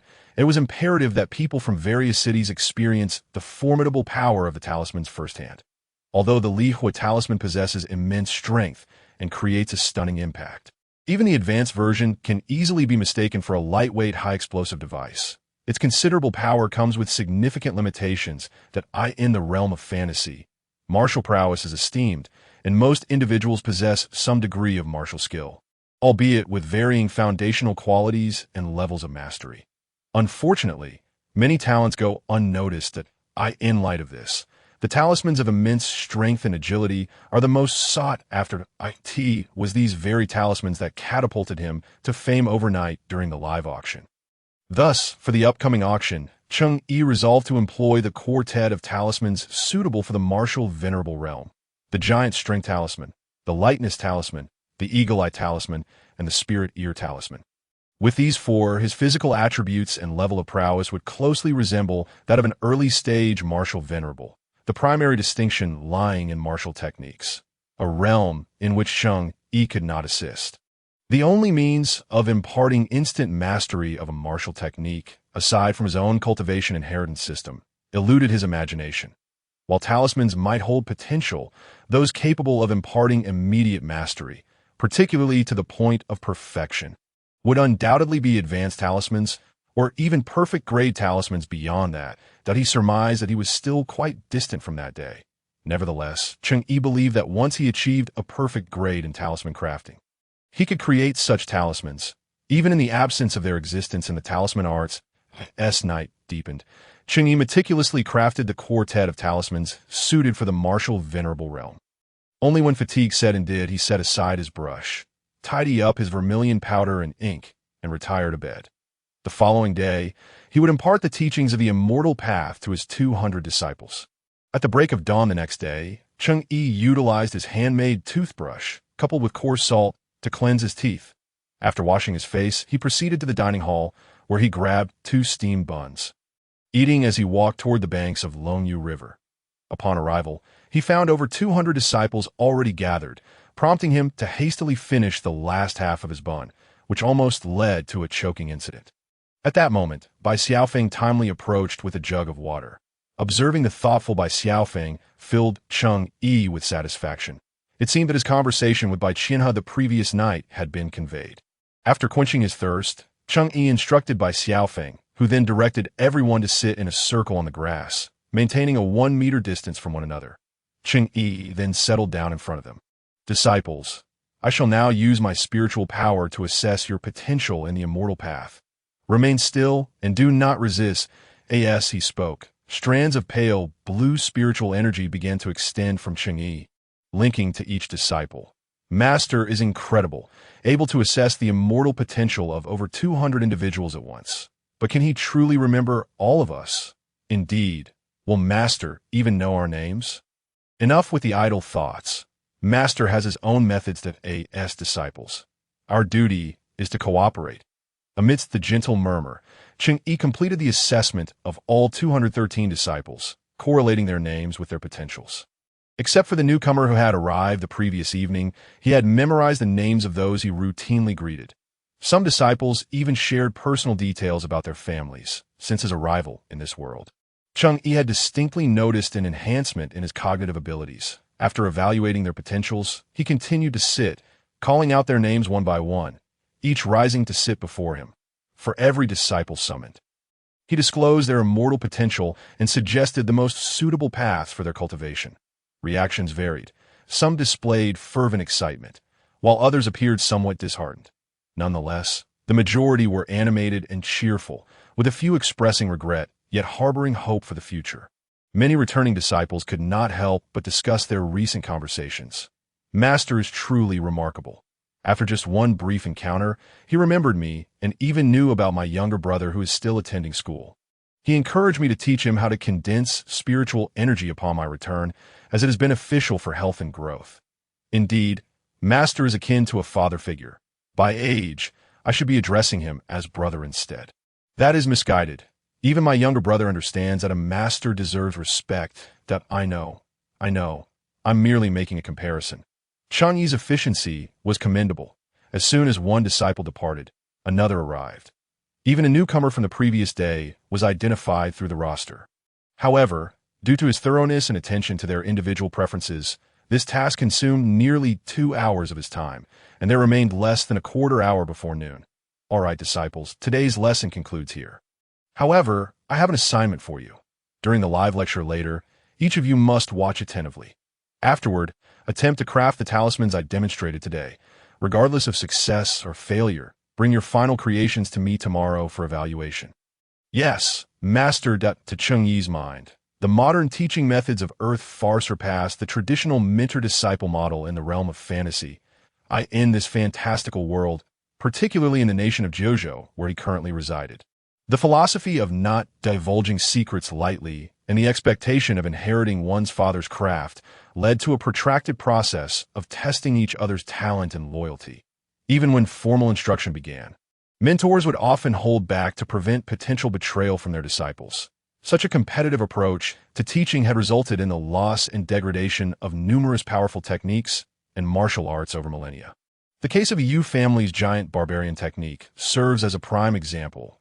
In its heyday, the Yu family thrived due to this technique, establishing themselves as one of the most formidable martial families in Dojo. However, internal strife among heirs and a lack of trust, compounded by external adversaries, led to a gradual decline in the technique's integrity.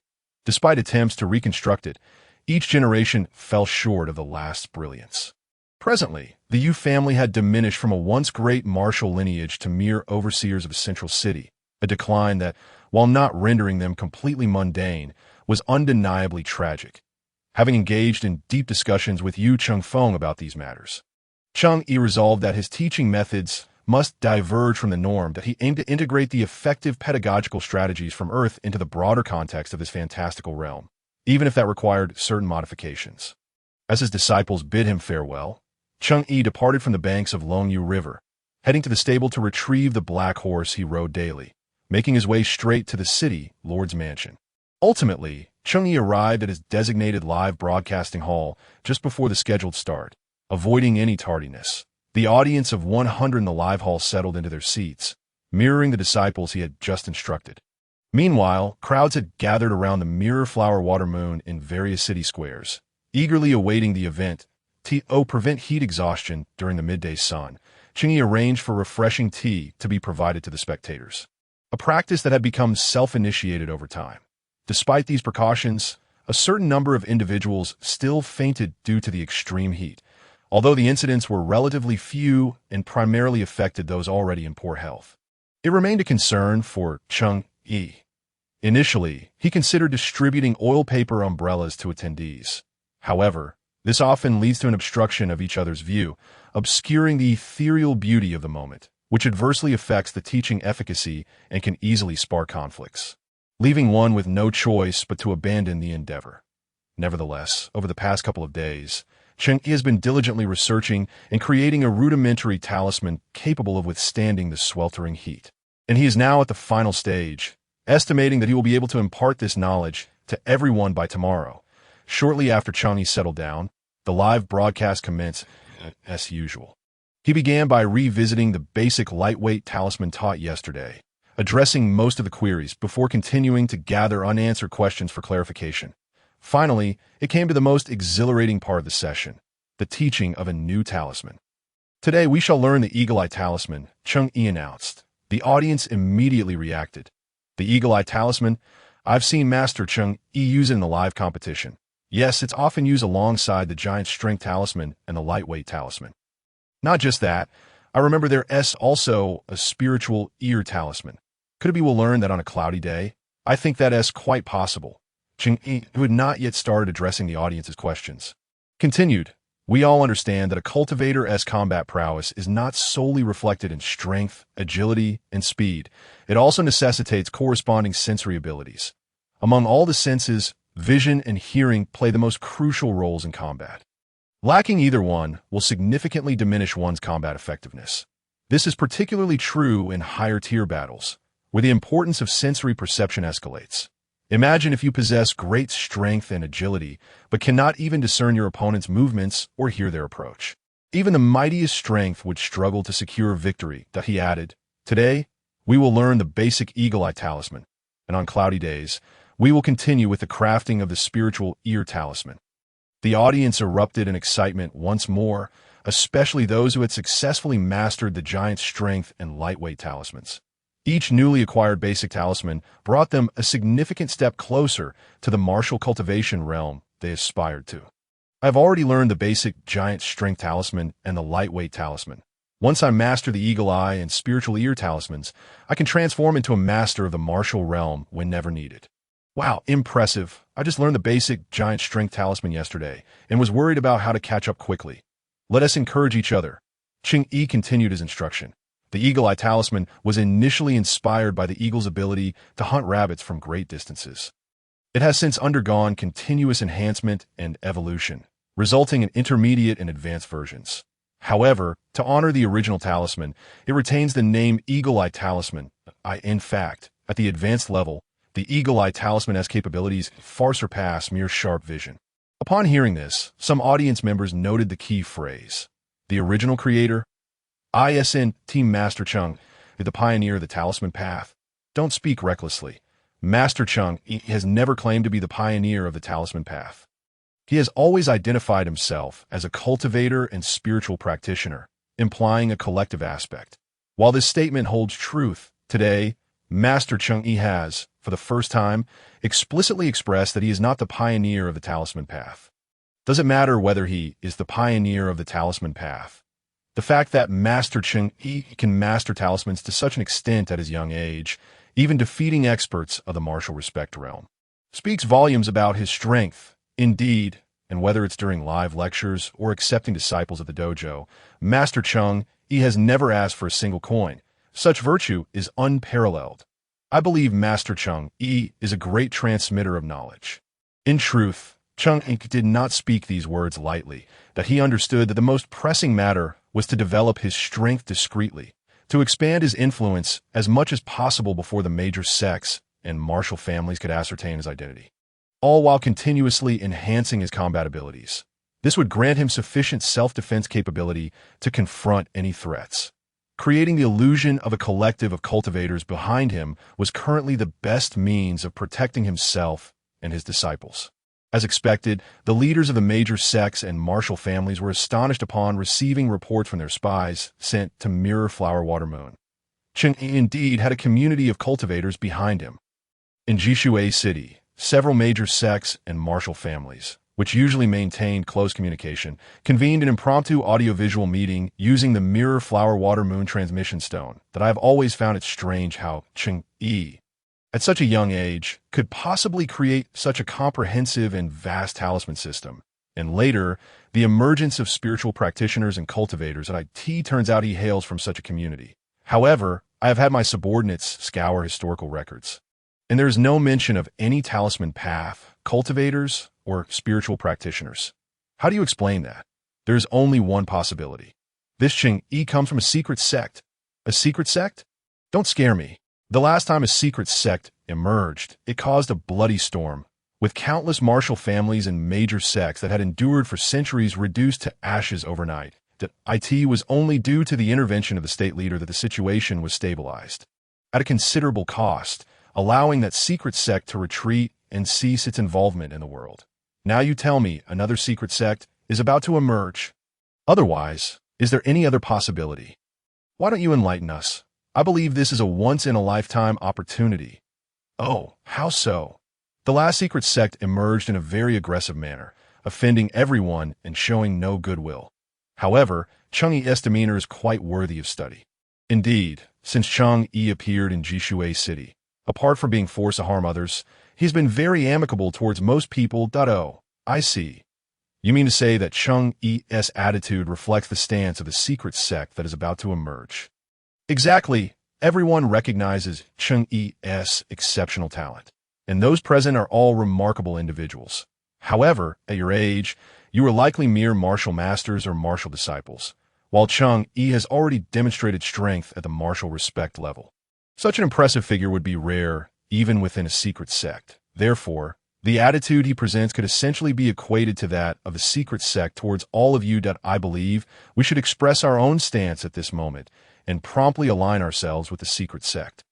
I have a premonition that this secret sect intends to adopt a policy of conciliation from the outset, surely intending to gain much following in their wake. Even if we only share a mere fraction, it will be enough for us to grow our influence. I imagine all of you here do not wish to remain in Jishui City for a lifetime. Do you? Damn it. Count me in. I must catch this ship. Yes, look at how clever the Bai family and the city Lord S. Manor are. They got on board early and are likely to be among those who will enjoy the feast later. Everyone, we can no longer hesitate. The fact that Cheng Yi belongs to a secret sect is practically a given that if we do not promptly express our stance, when the secret sect truly emerges, we will all become cannon fodder. This statement indeed holds weight, yet I believe that the investigation into Cheng Yi's background must not cease.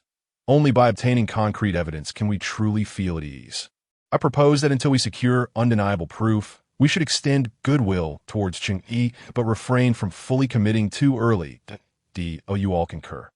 After recounting the origins of the eagle-eye talisman, Cheng Yi proceeded with a comprehensive teaching of the talisman, adhering to the established routine that he slowed his motions, crafting the talisman on-site, while meticulously explaining every detail of the current operations to be why the time the live broadcast session was nearing its end.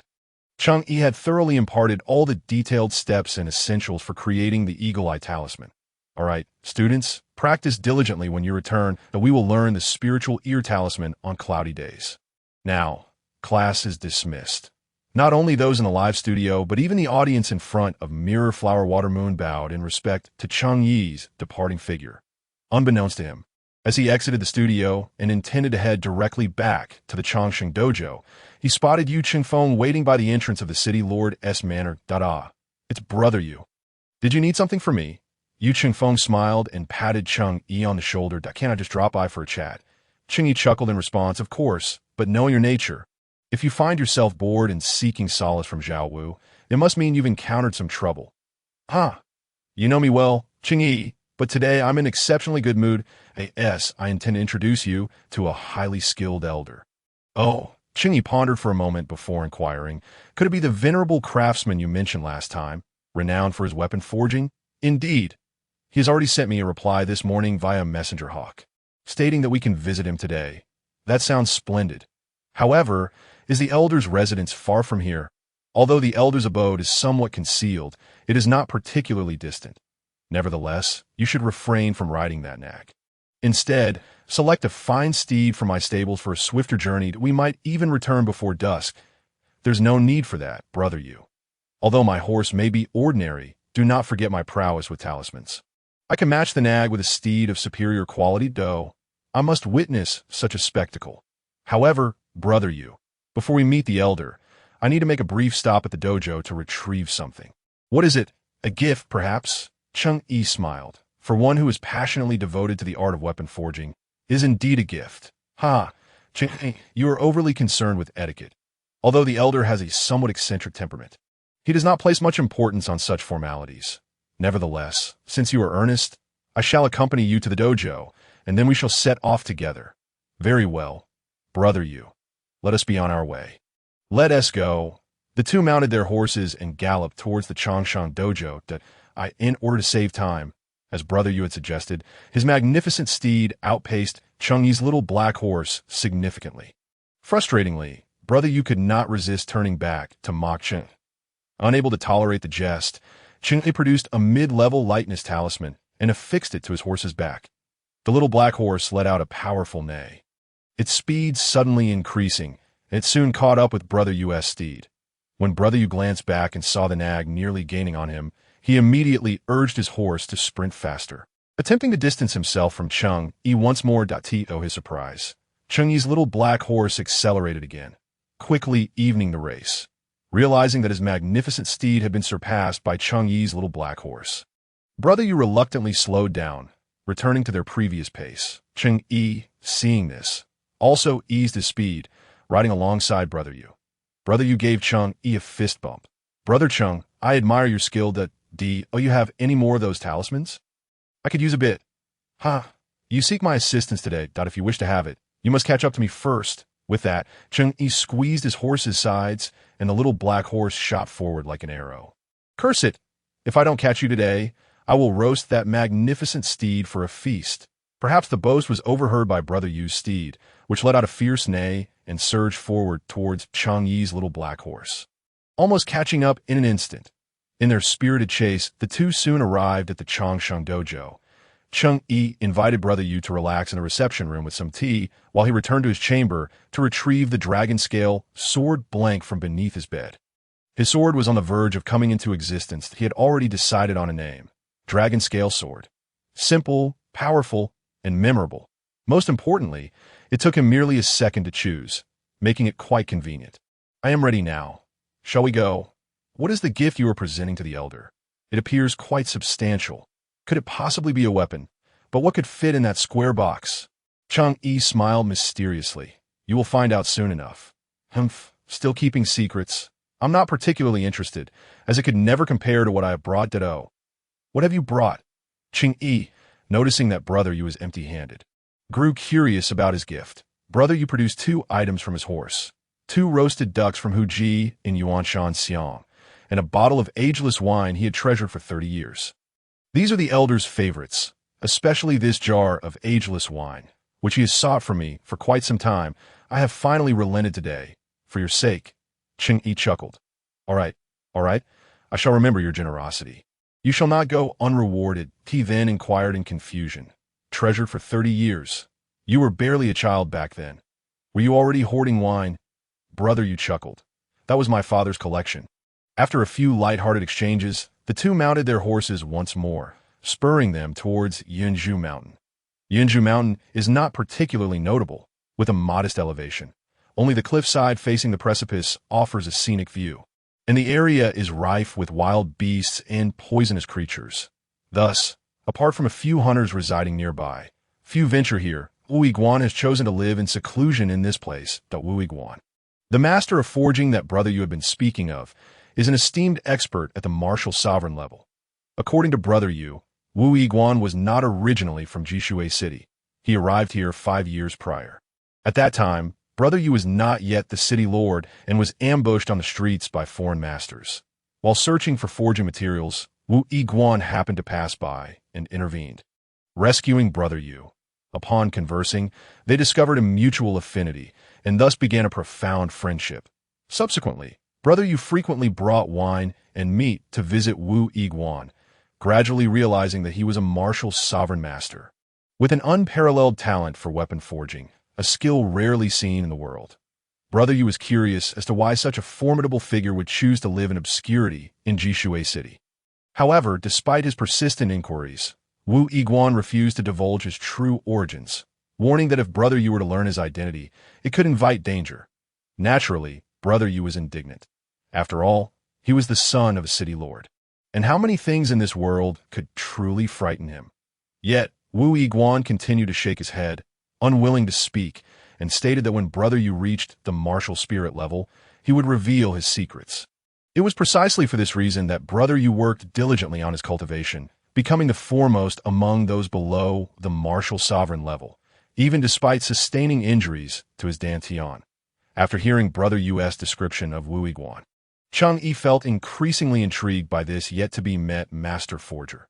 The fact that Wu Yiguan would say he would reveal his secrets only upon Brother Yu reaching the martial spirit level suggested that the elder had encountered matters of considerable depth, possibly fraught with peril. Cheng Yi surmised that one could not attain the pinnacle across multiple domains simultaneously. Brother Yu had mentioned that Wu Yiguan was entirely devoted to the craft of weapon forging. With such divided focus, Cheng Yi believed that the elder had already displayed remarkable talent by achieving the martial sovereign level. If he could devote even half of the time and energy spent on forging to martial cultivation, he might have already reached the martial spirit level. However, every person has their own aspirations, and Cheng Yi would not impose his views upon others. He was solely focused on the dragon scale sword, which relied on the expertise of this venerable elder for its creation. As Brother Yu mentioned, Wu Yiguan was nearing 70 years of age this year. Cheng Yi wondered if he still had the strength to wield iron and swing a hammer. Throughout their conversation, they paused several times to rest their horses, eventually arriving at Yinzhu Mountain. Brother Yu pointed to a cliff at the mountain's summit, saying, "Look, the old man lives right up there on that cliff." "He resides on a cliff?" Cheng Yi asked, puzzled. "Yes, Wu Yiguan has nearly hollowed out that mountain. The entire cliff serves as his home and forging workshop." Following Brother Yu, Cheng Yi traversed a winding and complex path until they finally reached the base of the cliff. "If it weren't for your guidance, I would have likely had to fly up there. This path is too convoluted and difficult to navigate. How do you remember it?" Brother Yu chuckled lightly in response. "Initially, the old man provided me with a map of the mountain paths, instructing me to follow it. After traversing enough times, I no longer needed the map. Look, we arrived," following Brother Yu's pointing finger. Cheng Yi spotted a cave, about 2 men high, at the base of cliff. Entering that cave leads directly to the old man's residence. Let us proceed. Cheng Yi followed Yu Feng into the cliff cave and soon discovered that this place was a hidden paradise. Adorned with pavilions and towers, flourishing flora and fauna, babbling brooks and fish-filled ponds. Everything one could desire at this moment, which marked the height of summer. The cave was surprisingly cool and remarkably comfortable, akin to a vacation haven. Was this all carved out by the venerable Wu Yiguan himself? Yu Feng smiled slightly. He did enlist the help of nearby hunters, yet the main structure was all his handiwork. Those hunters primarily assisted with procurement and transportation. Amid their conversation, the faint sound of metal striking metal could be heard. Upon hearing it, I immediately surmised that the old man was forging weapons. After speaking, Yu Feng lifted a jar of aged wine, uncorked it, and gently blew across the opening. In an instant, an intoxicating aroma of wine wafted forth, permeating every corner of the cavern. Before long, the sound of hammering ceased abruptly, replaced by hurried footsteps that drew ever closer. Just from the sound of those steps, one could discern the formidable prowess of the approaching individual. Indeed, moments later, a middle-aged man, bare-chested and with his hair braided by leather thongs, leaped down from a high platform and landed before them. Without acknowledging Cheng Yi, he reached out, lunging directly for the jar of aged wine in Yu Feng's hands. "Ha, you lad, you finally brought this jar of wine," just as he was about to seize it. Yu Feng's right hand moved, and the jar vanished from Wu Yiguan's sight, leaving him to grasp at air, turning back to Yu Feng with astonishment and delight. "Why, you lad, you've ascended to the martial sovereign realm?" Yu Feng nodded with a smile at Wu Yiguan. "Ha. After all these years, you finally crossed that threshold. I thought you would remain stagnant for life." Suddenly, Wu Yiguan's expression shifted to one of concern as he inquired. "Wait a moment, your Dantian issues can be cultivated gradually, but the problems with your meridians are much harder to resolve. I dare say that in all of Dojo, there are no more than 5 individuals capable of remedying your meridian troubles. Speak quickly. Which esteemed physician did you consult? What was the cost?" Yu Feng chuckled. "There was no cost at all. Instead, I have made a legendary friend. Oh," Wu Yiguan remarked, glancing at Cheng Yi with a furrowed brow. Questioning, could it be him? Glancing at the unfamiliar young man before him, aside from his extraordinary looks and admirable demeanor, Wu Yiguan could discern no apparent skill that would enable him to heal the perplexing ailments afflicting Yu Feng that even great physicians found daunting. Noticing the uncertainty in Wu Yiguan's eyes, Yu Feng did not respond directly, but instead led Wu Yiguan to a nearby pavilion, where he laid out fragrant roasted duck on a stone table. Then retrieved 3 jade wine cups from his sleeve, filling them with the aged wine he had brought. "Come, Cheng Yi, and you too, old Wu, sit down. Let us first enjoy the wine and converse leisurely." Wu Yiguan, eyeing the enticing liquid in his cup, could hardly contain his eagerness. Yes, soon as he sat down, he grasped the cup, not waiting for Yu Feng to toast him, and took a sip. Wu Yiguan savored the drink, smacking his lips. "How long have I awaited this cup of wine? You only now deign to present it to me. You aren't asking me for a favor, are you?" Yu Feng replied, "Old Wu, today I seek your assistance in crafting a formidable weapon for my brothers used at O. What kind of weapon do you require?" Yu Feng hesitated before stating, "It must be suitable for someone at the pinnacle of the martial sovereign realm." Wu Yiguan promptly set down his cup, inquiring, "Very well. What is your friend's martial arts realm?" Although Wu Yiguan posed a question to Yu Qingfeng, his gaze remained fixed on Cheng Yi. Observing this, Cheng Yi clasped his hands together and replied, I possess no martial arts aptitude. I'm not a martial cultivator. If you aren't a martial cultivator, what business do you have here? One could simply purchase a utility knife at the market. Why come to me? In truth, Wu Yiguan had discerned at first glance that Cheng Yi lacked any martial arts realm, while he could see the profound traces of martial skill in Cheng Yi's movements. Without the backing of a martial arts realm, even the most formidable skills could only serve as a tutor for affluent families, unable to achieve true mastery. For someone without a martial arts realm, to seek his weaponry was nothing short of an insult. Sensing Wu Yiguan's irritation, Yu Qingfeng hastily clarified, Old Wu, you misunderstand. Although my brother Cheng Yi lacks a martial arts realm, he possesses a unique ability known as talismans, which, when activated, can grant one the power of a martial sovereign in an instant. Oh, are you attempting to deceive me? After decades of traversing the world, I have encountered countless wonders. How could I not know of such a thing? Do not let the tricks of the unscrupulous fool you. As he spoke, Wu Yiguan occasionally cast sidelong glances at Cheng Yi, clearly implying that he regarded Cheng Yi as a charlatan.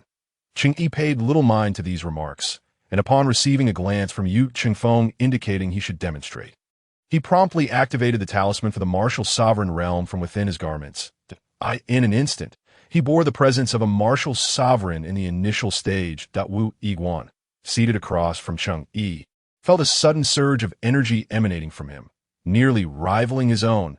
Years of experience in the martial world warned him that the man before him was exceedingly dangerous. Suddenly, Wu Yiguan felt as if Cheng Yi had thrust a sword toward him.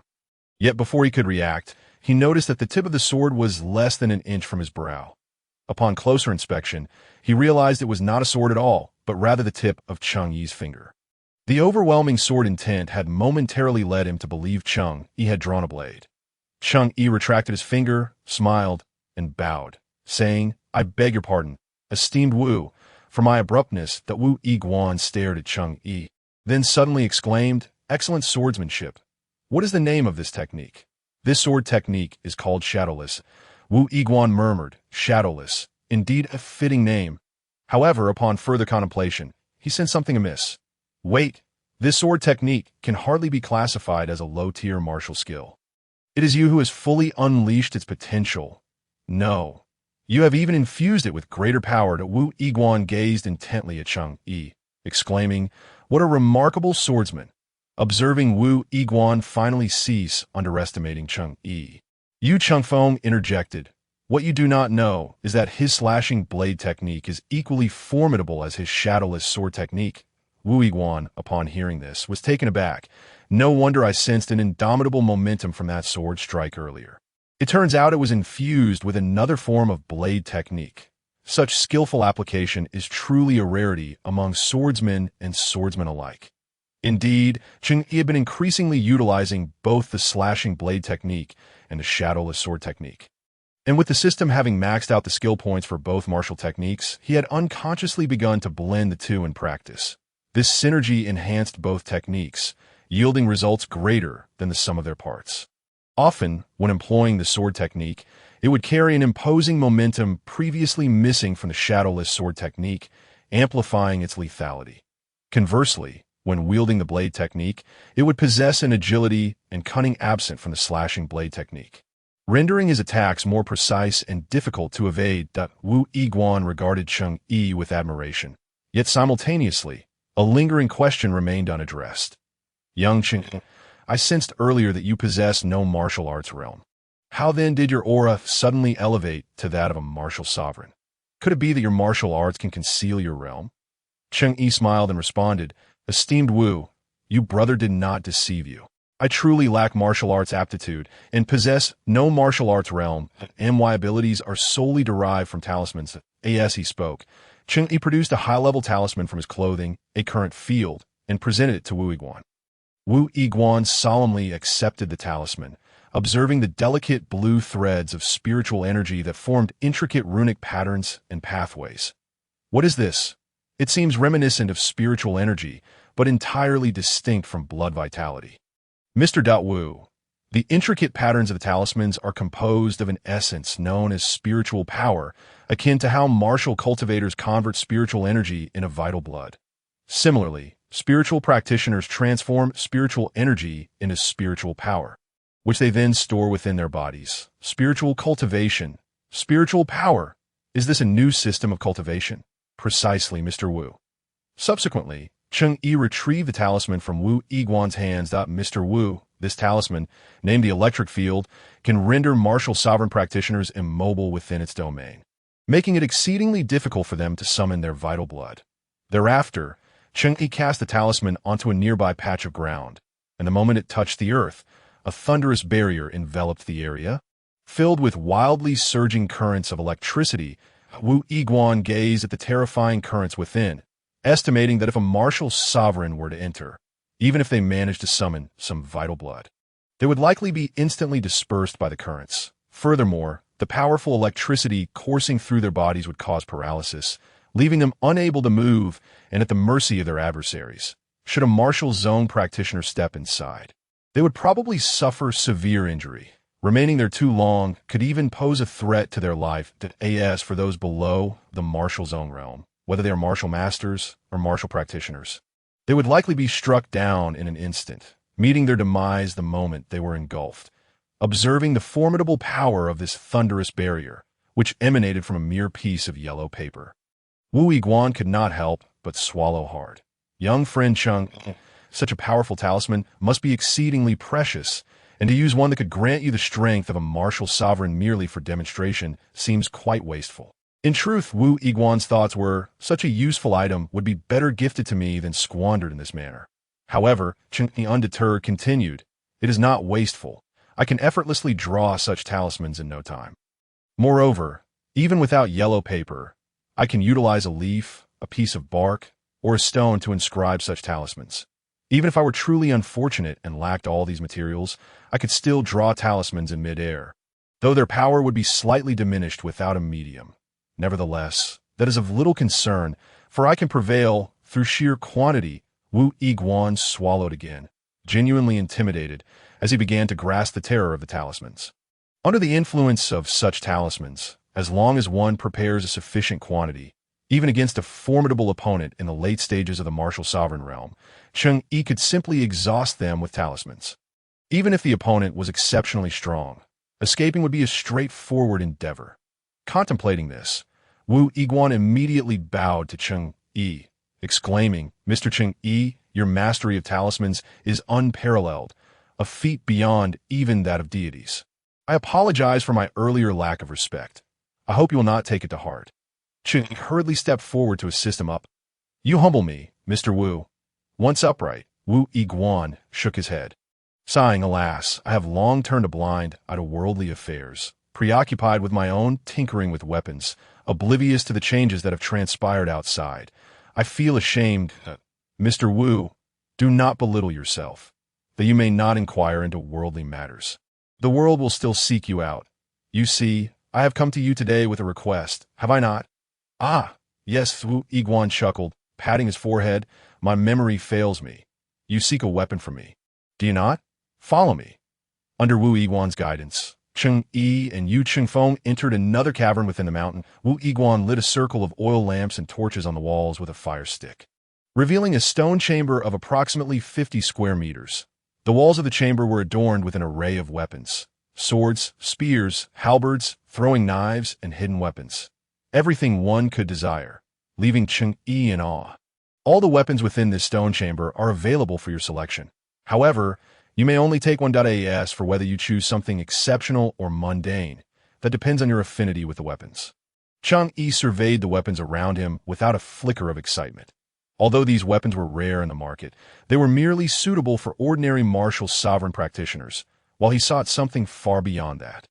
Noticing Cheng Yi merely glancing around without making a selection, Wu Yiguan grew puzzled. Could it be he perceives these weapons to be subpar? Does he desire my most prized possessions? Wu Yiguan inquired. What is it? Does Mr. Cheng find my weapons unsatisfactory? Cheng Yi waved his hand, saying, Not at all. I have brought a sword embryo and seek your expertise in forging a sword at O. Wu Yiguan had crafted weapons for many throughout his life. and it was rare for someone to arrive with a sword embryo. Those who brought their own typically possessed extraordinary materials. However, there are also instances of disappointment, where individuals mistakenly believe their sword embryos to be unique treasures. Wu Yiguan would unhesitatingly reject such cases that he hoped that Cheng Yi's offering would not be an ordinary piece. Please present the sword embryo, so I may examine it. Cheng Yi opened a box he had carried, revealing a dragon-scale sword embryo. Cheng Yi, you brought this dark object home?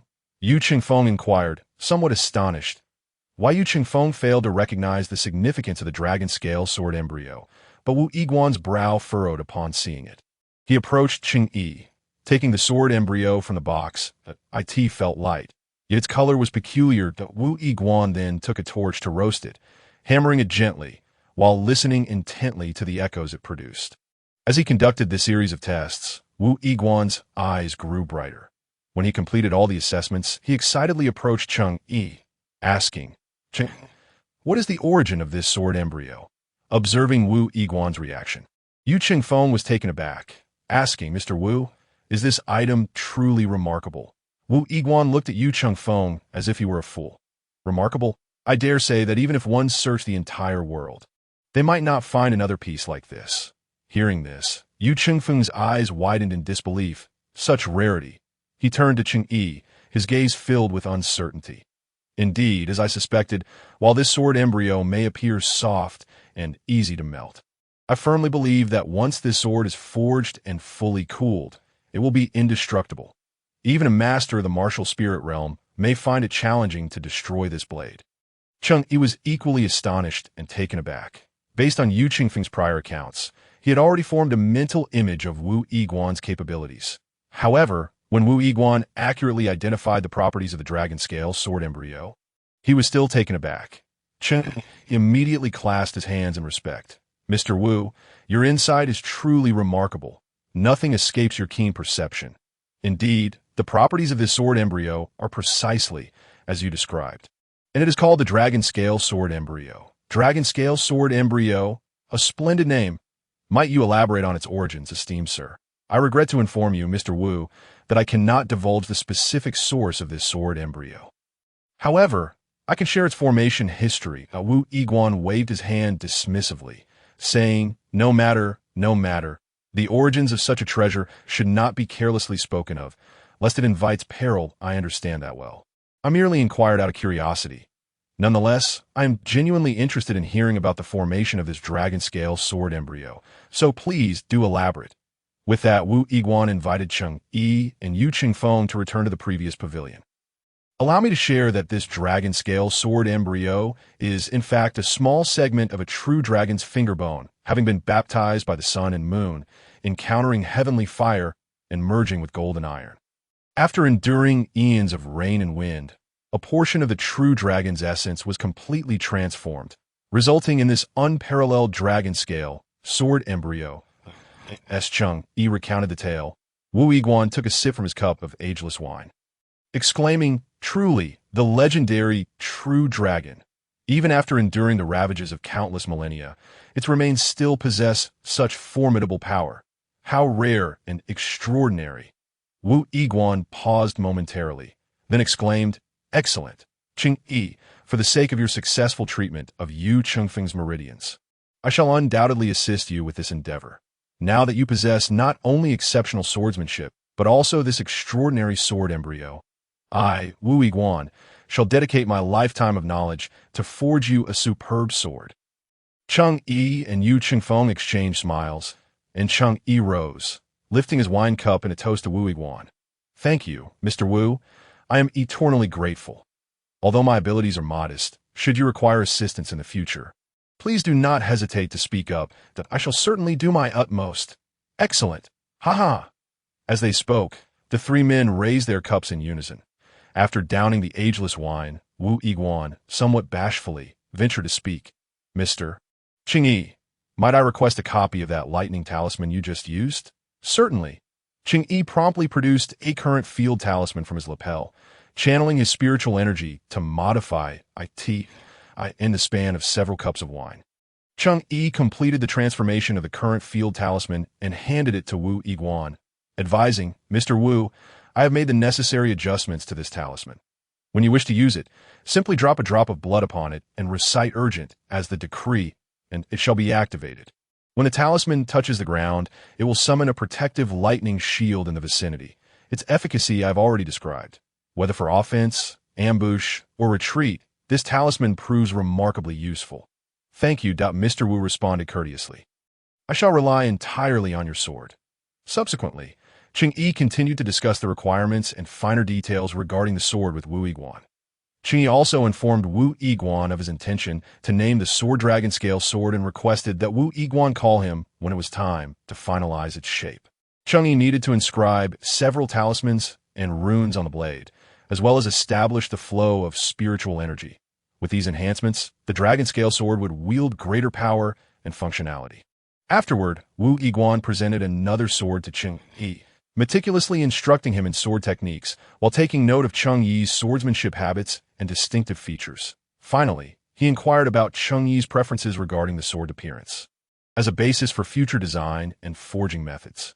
Once all was accomplished, Cheng Yi bid farewell to Wu Yiguan alongside Yu Feng, descended the mountain, mounted their horses, and galloped back before darkness enveloped the sky. At long last, under the glow of the evening sun, Cheng Yi and Yu Feng returned to Jishui City. As they approached the city, they slowed their horses, and Cheng Yi retrieved a sealed envelope from his garment, presenting it to Yu Feng, which appeared to contain something substantial, a small token of my appreciation. "Not worthy of your honor," he said. "What is this?" Yu Feng inquired as he accepted the envelope. Inside were 4 current field talismans and 4 barrier wall talismans, the very ones that had restrained him during their last duel. "These," Yu Feng exclaimed, delight illuminating his face. He had long coveted these 2 talismans, but had been unsure how to ask. "I am most grateful, Brother Cheng Yi." After expressing his thanks, Yu Feng boldly tucked the envelope into his attire and continued. "Today is indeed a day of great joy. Your generous gift of such valuable talismans adds to my happiness. Allow me to treat you to a splendid meal. Then I shall humbly accept your invitation." Moments later, Yu Feng led Cheng Yi to the banks of Longyu River. "Isn't this Longjiang Tower? Have you been here before, Brother Cheng? The head of the Bai family, Bai Qianhe, once hosted me here. I see. He must have spared no expense. I cannot be outdone this time. Please, after you. Please lead the way." They encountered the same doorkeeper from their previous visit, who seemed quite familiar with Yu Feng and promptly greeted him. "Ah, City Lord. It has been quite a while since your last visit. Oh, Mr. Cheng is here too. What a splendid occasion for our establishment." The doorkeeper guided them upstairs, continuing past the 5th floor without stopping. "Young doorkeeper, why are you taking us to the top floor? I did not reserve a private room there. My apologies, City Lord. Our proprietor instructed that whenever Mr. Cheng visits, he must be accommodated in a private room." Yu Feng cast a surprised glance at Cheng Yi and remarked, "I did not realize you held such influence. Why'd Tio think that I, even as a city lord, would need to wait for a reservation for the top floor? Yet you are granted immediate access. Are you perhaps well acquainted with the owner of Longjiang Tower?" Yu Feng had often mingled with the previous proprietor, enjoying meals and drinks together. Now, as the old man planned to retire, he had entrusted his daughter with the establishment, urging Yu Feng to look after her and keep her from wandering too far into the world, lest she lose her life in the process. Upon hearing Yu Feng's words, Cheng Yi replied, "I have never met the owner of Longjiang Tower, though the doorkeeper mentioned that the owner wished to meet me. I see. Well, we shall soon find out." Upon reaching the 6th floor, Cheng Yi discovered only 2 rooms, one facing the street, the other overlooking the river. The doorkeeper opened the riverside room, revealing it to be empty. "Please wait a moment. Refreshments will be served shortly, and fine wines and delicacies will soon grace the table. Thank you." Cheng Yi and Yu Feng stepped into the private room, noting its greater elegance compared to the top-tier room on the 5th floor. It was not only luxurious, but also exuded an air of comfort, with a breathtaking river view and a gentle breeze that seemed to calm even the most restless of hearts. The 6th floor extended slightly over the edge, enclosed by a railing, offering a more expansive vista. Though merely a floor apart, Cheng Yi felt an entirely different ambience, more delightful and poetic that moment. Yu Chengfeng was absorbed in admiring two paintings adorned with poetry, his expression one of rapture. Cheng Yi approached and, noticing Yu Chengfeng's unwavering gaze, inquired, "Brother Yu, do you perceive anything remarkable in these two pieces?" Cheng Yi maintained a gentle smile as he replied, "I have never held much interest in poetry or painting since childhood. I apologize for my inability to appreciate them alongside you, and no matter. These pursuits are merely for the enrichment of one's spirit. Whether one is interested or proficient holds little consequence." As they conversed, several maidens entered with exquisite refreshments and hot tea, meticulously arranging them on a small table.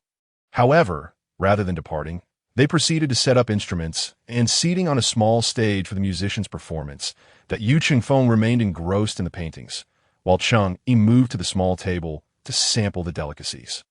He was pleasantly surprised by the rich flavors of the pastries, which were free from additives and crafted with exceptional skill, likely a result of generations of refinement and high-quality ingredients. The treats were appetizing and light. Easily devoured, Cheng Yi often indulged in several in a single bite. After some time, the sun began to set, leaving only a faint glow casting rosy hues across the horizon. At this juncture, the chefs began to serve the dishes, and the wine was poured. Inhaling the fragrant aromas of the delectable dishes and the wine, Cheng Yi finished the last of his pastries, just as Yu Chengfeng finally tore himself away from the paintings to join him at the dining table. "Oh, Bailing Spring, this wine is quite rare. Your former proprietor usually reserved it for himself. Why is it that the new owner has chosen to serve it today?" Just as Yu Chengfeng finished speaking, a voice, sweet yet neutral, chimed in, "Of course, I wish to join you in drinking it." The speaker was none other than the current owner of Longjiang Tower, Lu Yunxi. Cheng Yi turned to see a young woman, seemingly no more than 18 or 19 years old, donning a delicate pink gauze dress, her braided hair exquisitely styled, her petite face adorned with dimples as she smiled. Not only was she strikingly beautiful, but her figure was also enchanting, exuding warmth and charm with a hint of allure. Upon spotting Cheng Yi, Lu Yunxi's eyes sparkled, her lips curving into a smile as she slightly bowed in greeting. "I am Lu Yunxi. Honored to meet you, Mr. Cheng, and you as well, City Lord Yu." Upon beholding the countenance of Lu Yunxi, Cheng Yi found himself momentarily entranced. Such an endearing appearance and attire seemed unbefitting of a proprietor of a renowned establishment. Rather, she resembled a sheltered daughter of affluent lineage. Nevertheless, out of respect, Cheng Yi refrained from staring too intently, instead offering a slight smile and leaning towards Lu Yunxi, saying, "I have long heard of the esteemed Lu boss. Now that I finally meet you, your grace is indeed extraordinary." Upon receiving Cheng Yi's compliment, Lu Yunxi raised her sleeve to cover her face, a gentle smile gracing her lips, as if genuinely delighted. She then invited Cheng Yi and Yu Chengfeng to take their seats. At that moment, 7 female musicians entered, each bearing an array of instruments. They exchanged glances before settling into their respective positions. Commencing a melodious performance, the light and soothing melody emanating from their hands further eased Cheng Yi's spirit. Raising his cup, he toasted to Lu Yunxi, expressing, "Thank you, Lu boss, for your generous hospitality. I raise my glass to you." Lu Yunxi reciprocated the gesture with her own cup. After toasting Lu Yunxi, Cheng Yi filled his cup once more and addressed Yu Chengfeng. "Thank you, Brother Yu, for assisting me with my weaponry today. I toast to you ditto. What business have the City Lord Yu and Mr. Cheng been engaged in today that brings such merriment? It is nothing significant, merely that I have been without a suitable weapon. In battle, I often resort to picking up branches or bamboo sticks from the ground. Brother Yu could not bear to see it and arranged for me to consult a skilled swordsmith. We finalized the sword design today. I see. Lu boss, though we are strangers, what prompted you to invite me to this finest private room of Longjiang Tower? If there is any assistance you require, do not hesitate to ask. Whatever I, Cheng Yi, can do, I shall gladly support." "Not at all. You see through me, Mr. Cheng. It is merely that I have long admired your reputation and wish to forge a friendship. Lu boss, your forthrightness resonates with me. Consider me your friend from this day forth." The two clinked their cups once more. Thereafter, The trio engaged in casual conversation, transitioning from discussions of Cheng Yi's talismans to Yu Chengfeng's injuries. And from Yu Chengfeng's relationship with Lu Yunxi's father to Lu Yunxi's own adventures in the martial world, to Cheng Yi's astonishment, Lu Yunxi, at the tender age of 20, had already amassed such harrowing experiences. He felt a tinge of shame. Mr. Cheng, you devote yourself to the study of talismans, leaving little time for the wanderings I've undertaken. Though you have only just emerged into the world, you have already accomplished something monumental. My experiences over these past years pale in comparison. You flatter me, Lu Boss, that I simply strive to contribute my share, to emit my light as much as I can. Such noble sentiment. This spirit is comparable to the great figures of both ancient and modern times. Let's raise our glasses in celebration. Yu Chengfeng lifted his cup, and the other two followed suit. After enjoying a hearty meal and engaging in further conversation, the three bid each other farewell, and Cheng Yi and Yu Chengfeng mounted their horses to return home. However, unbeknownst to them, shortly after Cheng Yi departed, a slender figure clad in dark attire leapt from the rooftop of Longjiang Tower and stealthily followed him from a distance. Upon returning to the Changsheng Taoist Hall, Cheng Yi first refreshed himself. Once he had completed his ablutions, he began crafting advanced talismans, giant strength, lightness, eagle-eyed, and spiritual hearing, in batches of 10 at the table. Additionally, he took the liberty of producing several intermediate talismans, just as he was nearing completion of sufficient quantity. He instructed Xiao Wei to summon Wu Qingdao. Xiao Wei, responsible for Cheng Yi's daily needs and simple tasks, was a diligent and capable young man with a fair complexion. Ever since Wu Qingdao had learned from Cheng Yi that he could not open his spiritual sea and must relinquish his martial cultivation to become a spiritual practitioner, he resolved that even if he could not become one himself, he would not hinder Cheng Yi's progress. Thus, he had begun secluding himself in training, dedicating himself to diligent practice each day. Today, upon hearing that he had emerged from his seclusion, Cheng Yi wondered whether he had advanced to the martial sect realm. Given that escorting talismans required a trustworthy individual with considerable strength, he thought of Wu Qingdao. From the very beginning of their friendship, Cheng Yi recognized Wu Qingdao as a remarkably astute individual when it came to financial matters. That Wu Qingdao delighted in spending money, particularly in brothels and taverns. Yet despite his occasional extravagant expenditures, he had never found himself lacking in funds. The purpose of auctioning talismans was twofold: to expand their influence and to enhance the acceptance of talismans among the populace, sects, and martial families of the surrounding cities, and, of course, to generate profit. Entrusting this task to Wu Qingdao, Cheng Yi was confident that he would handle it with aplomb. Shortly after Cheng Yi finished crafting the first batch of talismans for auction, Wu Qingdao arrived. Once Xiao Wei departed, Wu Qingdao approached and clapped Cheng Yi on the shoulder. "Brother Cheng, during my days of seclusion, I felt such loneliness. I miss you dearly. In a different context on Earth, such words might evoke awkward misunderstandings. Yet in this fantastical realm, they aptly conveyed the camaraderie between two men." Cheng Yi reciprocated with a pat on Wu Qingdao's shoulder, grinning. "I too have been preoccupied with various matters. Brother, is there anything you need me to assist with? After such a long period of seclusion, my body feels as though it's rusting. I wish to find something to do, preferably something that involves a good fight." "Indeed, there is, though. I wonder if your skills are up to par." Wu Qingdao grinned widely. "Just watch." As soon as he spoke, Cheng Yi sensed the surge of Wu Qingdao's vitality. He had indeed reached the mid-stage of the martial sect realm. "Remarkable, Wu. You've advanced to the mid-stage of the martial sect realm. Do you think my abilities are sufficient now?" "Absolutely. I am overjoyed to see you attain the martial sect realm." After a brief pause, Cheng Yi continued, "To celebrate your successful advancement, may I present you with a gift?" "Oh, what gift? A weapon or a talisman? Show me." Cheng Yi smiled mysteriously. "Neither." "Then what is it?" Cheng Yi extended a finger. "Martial technique. A set of earth-grade sword techniques." Wu Qingdao was astounded.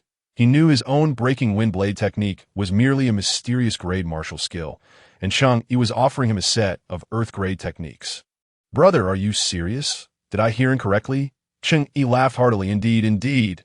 It is an earth-grade technique that I recently learned and have grasped some insights into. I am fully capable of teaching you. Wu Qingdao felt an overwhelming wave of gratitude wash over him, momentarily at a loss for words. This was an earth-grade technique, and even the mysterious grade technique he possessed had taken his master 7 or 8 years of dedicated service before he would impart the skills in their entirety. Yet Cheng Yi, motivated solely by brotherly loyalty, was bestowing upon him such an invaluable treasure. How could he not be moved? Tears welled in Wu Qingdao's eyes, but adhering to the principle that a man should not weep easily. He suppressed them, firmly grasping Cheng Yi's hand and expressing, "With a brother like you, I would have no regrets even in death." Cheng Yi also clasped Wu Qingdao's hand. "Do not mention an earth-grade technique. Even a heaven-grade one pales in comparison to you." Wu Qingdao was even more touched, nearly unable to restrain his tears. "All right, enough of this sentimentality. I have matters to discuss with you. Brother, whatever it is, I shall undertake it, even if it means climbing a mountain of blades or descending into a cauldron of oil. Not that, if you dare to do so, I would be reluctant to part with you." Wu Qingdao chuckled. 2 days ago, I met with Bai Qianhe, the head of the Bai family, who is also the father of my disciple, Bai Xiaofeng, that he is willing to help me auction the talismans in other cities. In doing so, we shall not only amass a substantial fortune, but also expand the influence of talismans. This venture is beneficial in every regard, yet it requires a trustworthy individual to undertake it. Thus, I thought of you. I see.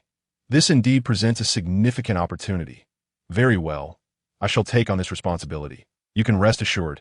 Upon witnessing Wu Qingdao's acquiescence to take charge of the matter, Cheng Yi's face radiated joy as he gestured towards the box resting upon the table.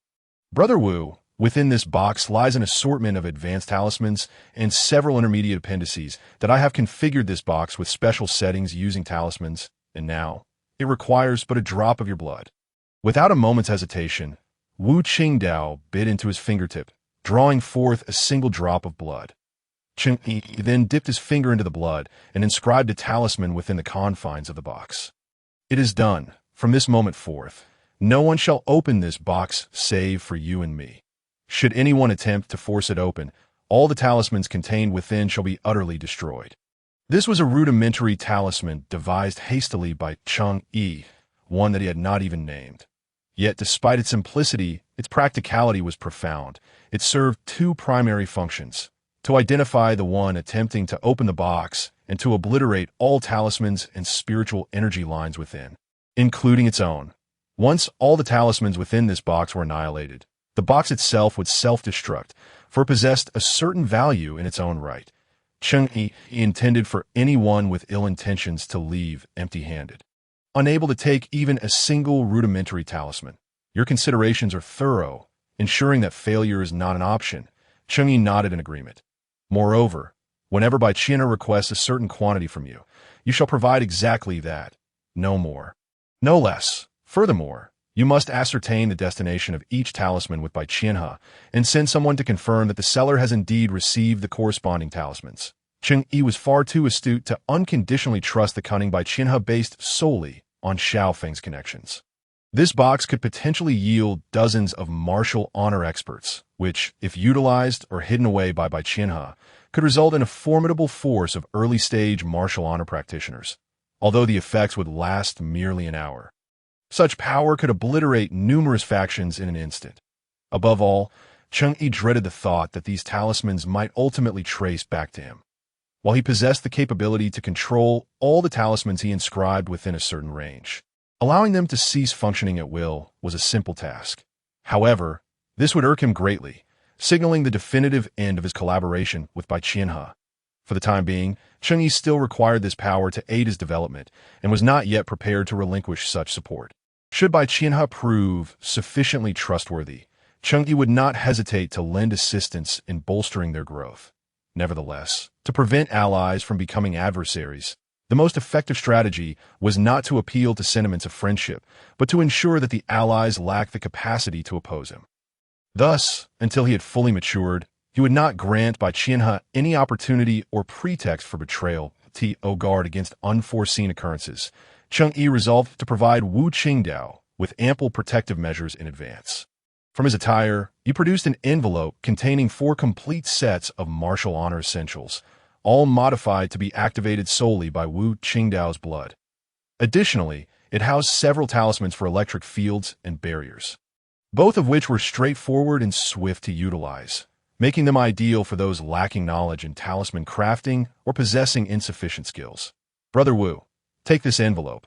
It contains numerous advanced talismans for your self-defense in critical moments. Do not hesitate to use them. I can produce as many as you require. Your survival is paramount. Understood. Cheng Yi then led Wu Qingdao to an open space outside, illuminating the surroundings with a few shadow talismans. Brother Wu, I shall now impart that martial skill to you. After an hour of meticulous instruction, Wu Qingdao, leveraging his extensive experience with blades, assimilated the severing blade technique. However, he was only capable of employing the technique under regular circumstances. True mastery would necessitate extensive practice and combat experience. Elated beyond measure, Wu Qingdao found himself increasingly astonished and enamored by the severing blade technique. Its brilliance lay in its intricate subtleties, allowing one to achieve great feats with seemingly simple maneuvers. In comparison, his original wind blade technique paled in significance, akin to comparing twinkling stars to a brilliant moon or dust to the sun. There was simply no comparison. Yet he was astute enough to recognize that Cheng Yi harbored many secrets of great significance, not to be divulged lightly based on mere camaraderie.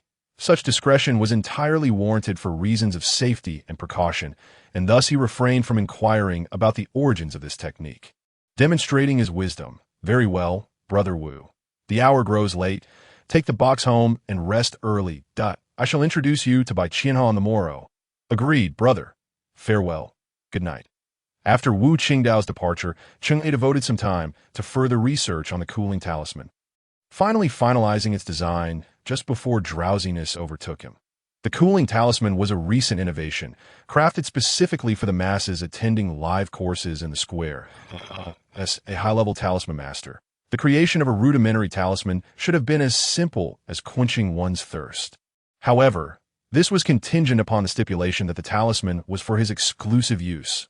With his unparalleled skills in talisman crafting and utilization, he need not concern himself with the quantity, variety, arrangement, or complexity of the runes and energy lines when creating a new rudimentary talisman. For him, the difference was akin to lifting a grain of sand versus lifting 2 grains, a negligible distinction. Yet for those with low or non-existent skills in talisman crafting, a hastily created, unoptimized talisman could prove more challenging to learn and produce than even a mid-level talisman. This was because the rudimentary talismans he created with ease often incorporated techniques from intermediate or even advanced talismans. Thus, it was likely that only he could utilize the new talismans he crafted. However, optimizing a rudimentary talisman was no simple task. It required refining the runes, patterns, materials, and energy lines while also considering the target audience and potential adverse reactions to the talisman. Cheng Yi had aimed to address this issue during his first live broadcast, and after upgrading his talisman skills to a higher level, he immediately commenced research on the cooling talisman.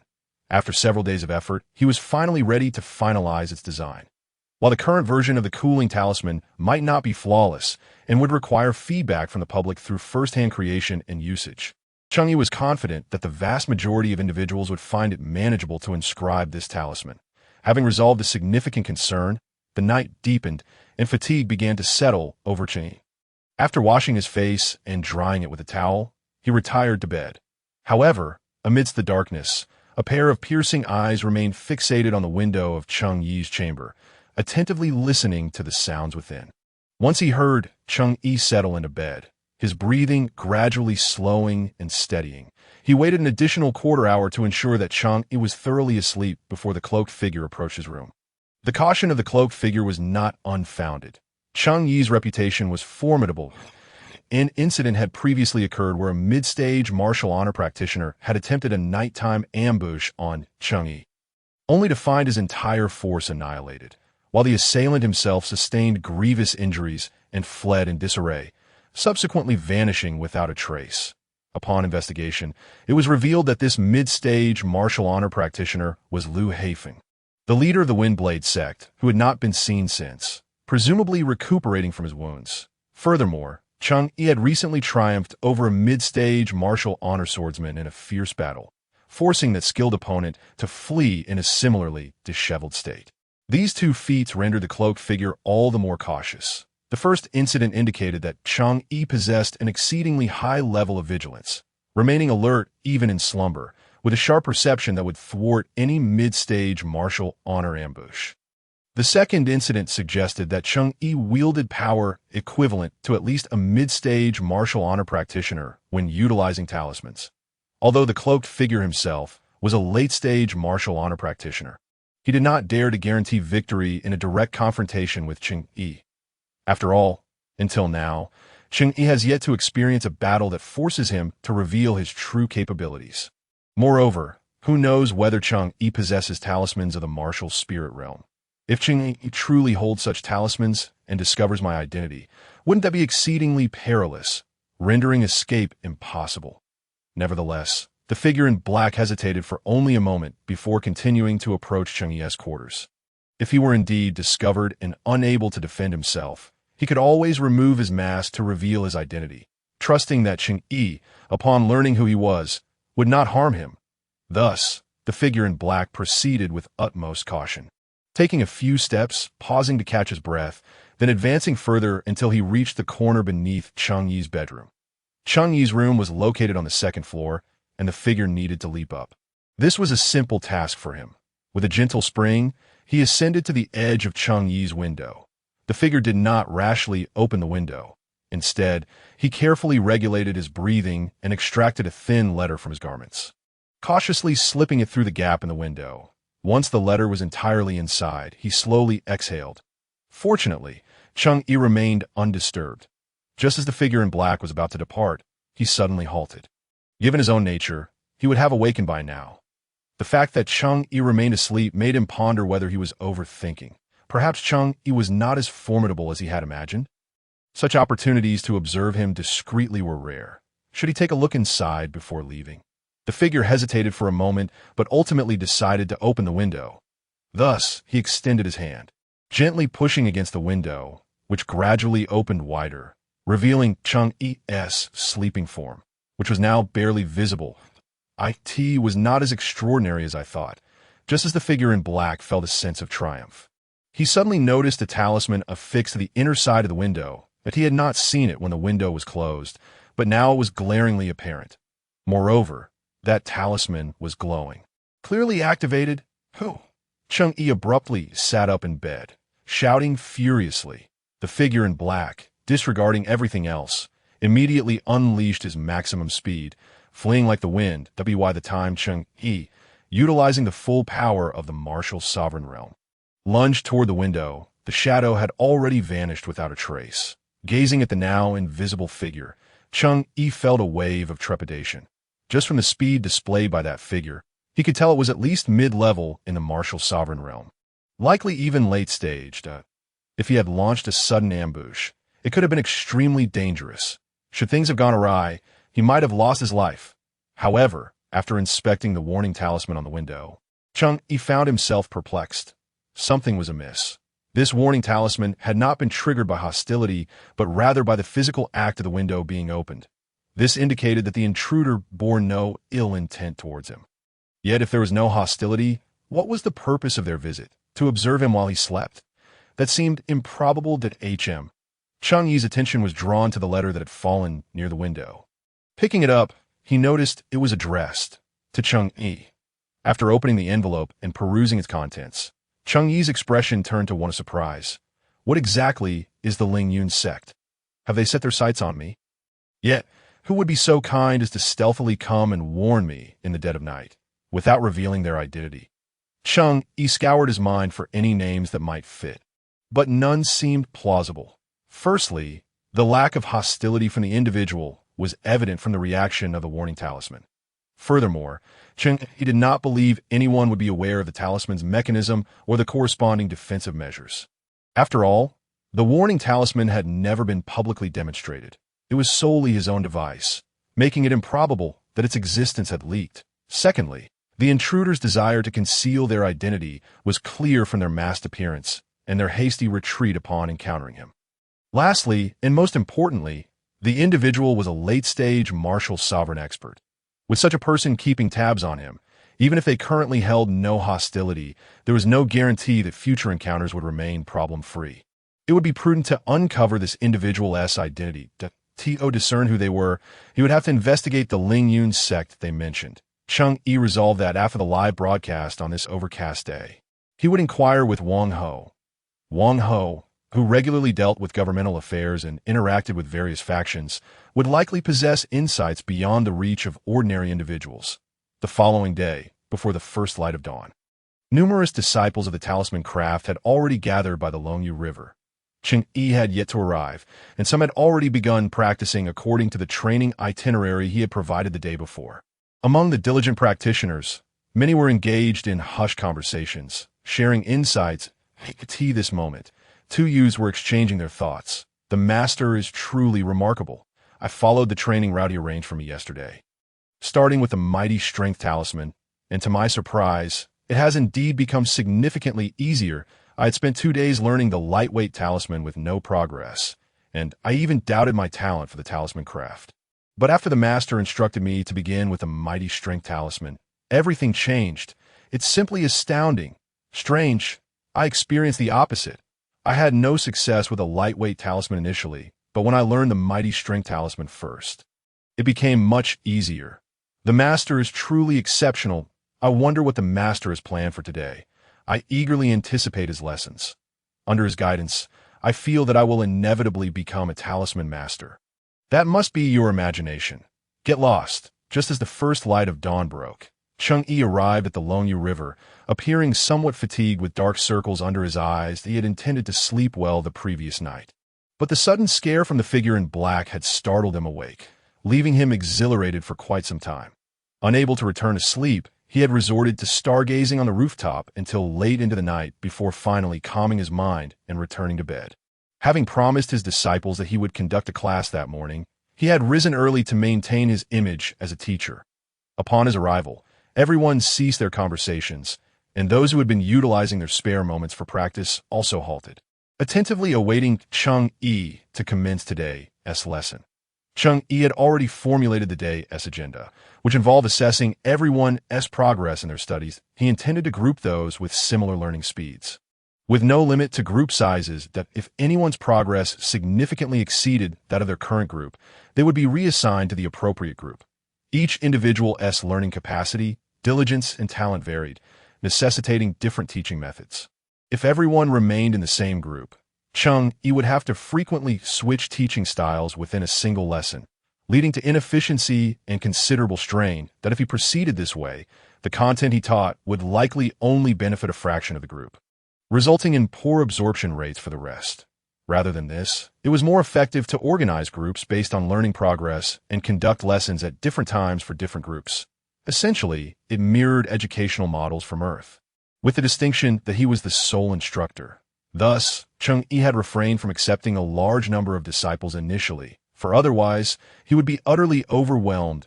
As it stood, managing over 200 disciples already consumed a significant portion of his time.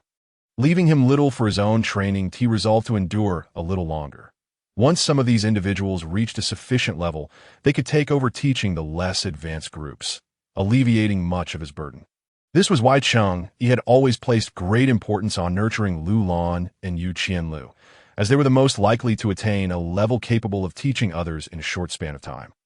Furthermore, many crucial positions within his future faction would require talents like them. Cheng Yi stepped forward, cleared his throat, and announced, "Next, anyone whose name I call, please step forward to demonstrate your talisman creation and spiritual energy manipulation as per my instructions." After speaking, Cheng Yi turned to Xiao Wei beside him and said, "Begin." Xiao Wei, holding the list in hand, nodded to Cheng Yi before announcing the first name, Yu Qianlu. Upon hearing his name, Yu Qianlu promptly stood and swiftly approached Cheng Yi. "Master Cheng Yi nodded and instructed Yu Qianlu, "You should first endeavor to absorb spiritual energy to transform it into spiritual power." Upon hearing this, Yu Qianlu immediately complied. While Yu Qianlu was engaged in the transformation of spiritual power, Cheng Yi concentrated his own spiritual energy in his eyes, employing the technique of spiritual sight to observe the speed at which Yu Qianlu was converting his spiritual energy. Unsurprisingly, Yu Qianlu, possessing an innate spiritual see, demonstrated a transformation speed that rivaled Cheng Yi's own current prowess, albeit at 1,000th of its capacity. The stark contrast between their abilities was not indicative of Yu Qianlu's inadequacy, but rather a testament to Cheng Yi's extraordinary talent. Cheng Yi had often suspected that he possessed some form of celestial aptitude. Otherwise, his progress in talismanic arts and cultivation would not have been so swift and seamless, lacking comparable counterparts among cultivators. He remained uncertain about the true extent of his abilities. Nonetheless, he had found no references in the realm of cultivation that mirrored his own unique talents. However, the mere fact that the system of celestial inheritance sought him out rather than others convinced him of his distinctiveness. The specifics of this difference were yet to be discovered through his own exploration or would become evident as he ascended to greater heights. After assessing Yu Qianlu's speed of spiritual power transformation, Cheng Yi proceeded to have him inscribe several talismans on the spot. Cheng Yi then evaluated Yu Qianlu's proficiency in talisman crafting based on the speed and fluidity of his creation. The agility with which he summoned spiritual power, the success rate of his talismans, and his mental and physical condition during the process, in compliance with Cheng Yi's requirements. Yu Qianlu produced 5 of each talisman he was currently able to create. While crafting the basic lightness talisman and the great strength talisman, he encountered one failure with each, yet managed to succeed with the others. Cheng Yi was thoroughly satisfied with this performance, deeming it a commendable achievement that underscored Yu Qianlu's exceptional talent and diligent effort, an admirable rarity. For if talent were the sole criterion, reaching such a level in such a brief span would be exceedingly rare, save for Cheng Yi himself. Having witnessed Yu Qianlu's demonstration, Cheng Yi, noticing the eager anticipation in the young man's eyes, praised him, saying, "Qianlu, you are indeed remarkable, but do not overexert yourself. Occasionally, it is beneficial to relax and enjoy time with your peers." Yu Qianlu nodded vigorously, realizing that his master not only acknowledged his capabilities, but also recognized his hard work. Hence the gentle reminder to take breaks, that "you're free to go now." As Yu Qianlu descended, a wave of apprehension and embarrassment washed over some of the onlookers, silently hoping their master would not summon everyone at once. Many among them were acutely aware that their talisman skills paled in comparison to Yu Qianlu's, feeling a sense of shame as he confidently showcased his abilities. Perhaps it was due to a lack of innate talent, or perhaps a deficiency in diligence. In any case, their proficiency in talisman creation could be considered among the lowest of the over 200 disciples present. Consequently, they lowered their heads in deep humility, fervently wishing that Xiao Wei would not call upon them. Yet when Xiao Wei announced the next name, despair washed over its bearer. Next, Chu Fei.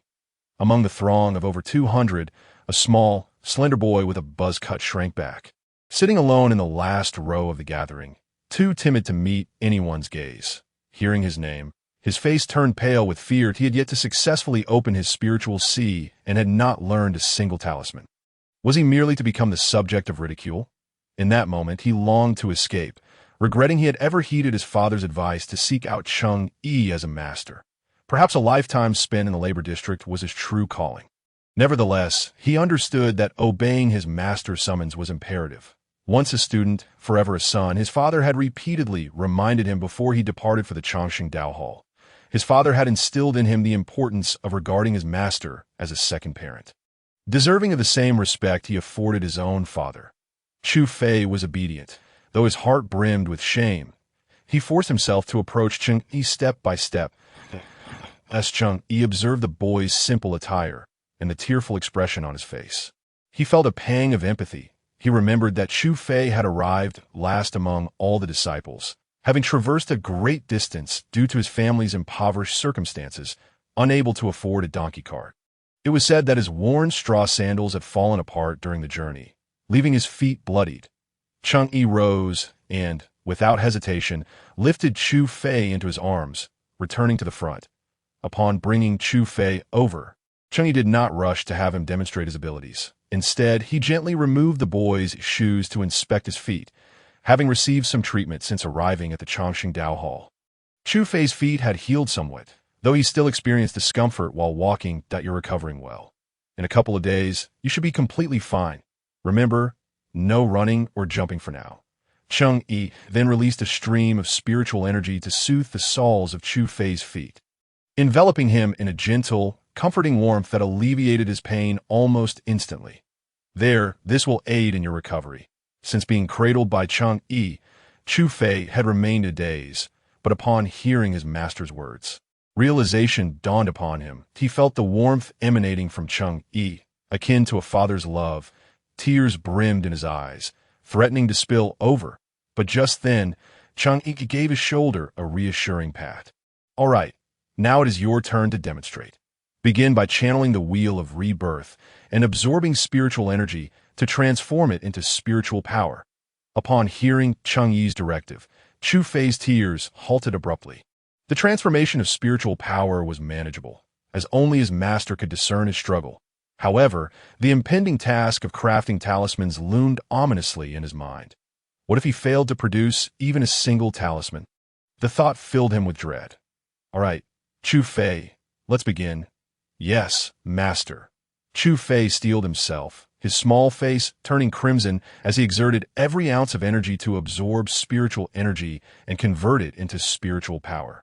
Yet, to Cheng Yi's discerning eyes, Chu Fei's speed of transformation lagged far behind Yu Qianliu's by a factor of thousands. Cheng Yi's expression remained neutral, void of displeasure. He understood that individuals possess varying abilities, and as a master, it was his duty to be accommodating. The philosophies of education here diverged significantly from those on Earth, where the teacher-student relationship rarely transcended mere academic boundaries unless forged by blood ties or familial bonds.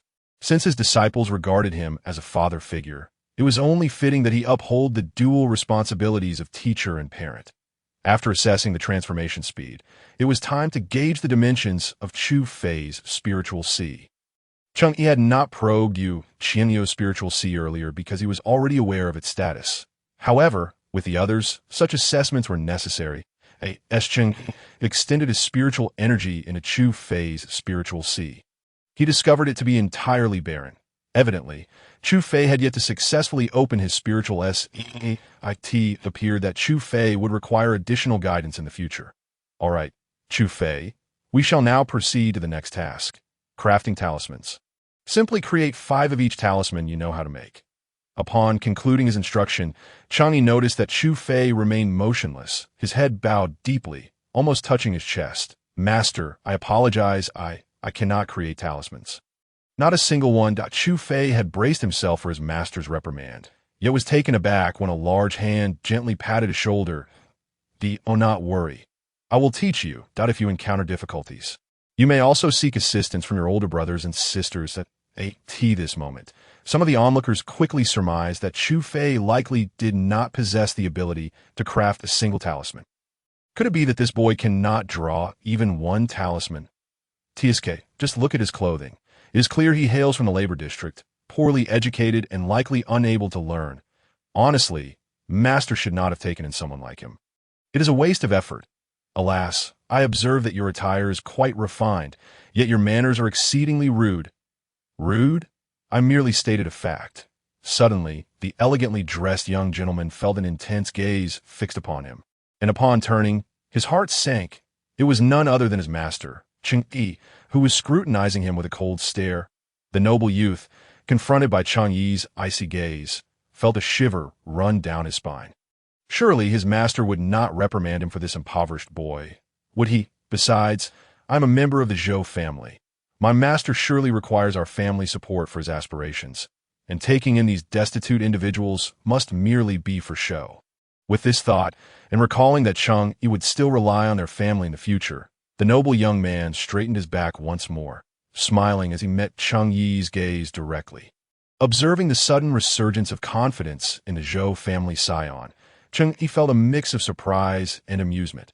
However, he could not find humor in the situation, for this transgression was intolerable. Cheng Yi's expression turned grave as he rose to his feet. Upon seeing this, Chu Fei also stood. Cheng Yi then placed a hand firmly on Chu Fei's shoulder and pointed at the Zhou family scion. Speaking in a solemn tone, You, stand up.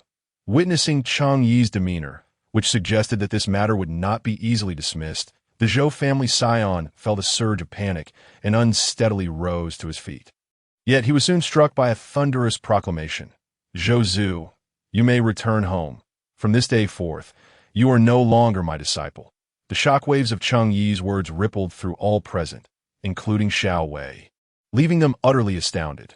Meanwhile, Zhou Zhu, the subject of this decree, stood frozen in terror, his lips turning pale. His intention to become Cheng Yi's disciple was not solely for the pursuit of knowledge, but primarily to forge a connection between the Zhou family and Cheng. After all, Cheng Yi was a master of the martial sovereign realm, a level only rivaled by the city lord Yu.It was said that Cheng Yi shared a close rapport with you. Making an alliance with Cheng Yi tantamount to securing a connection with you, an advantageous duality.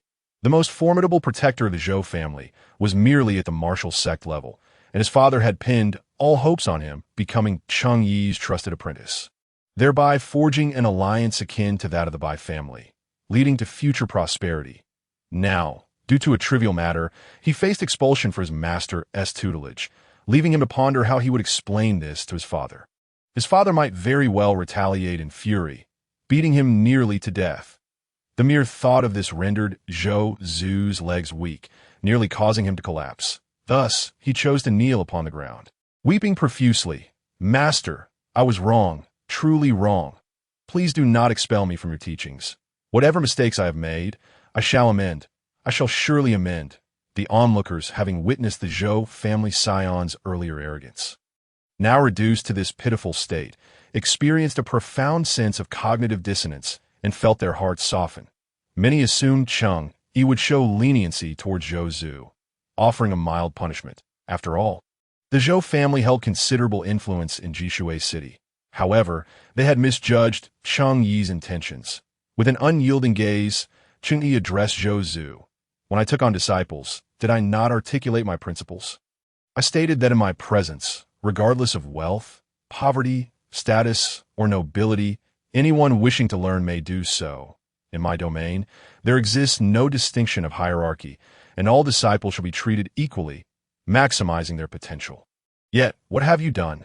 Cheng Yi continued.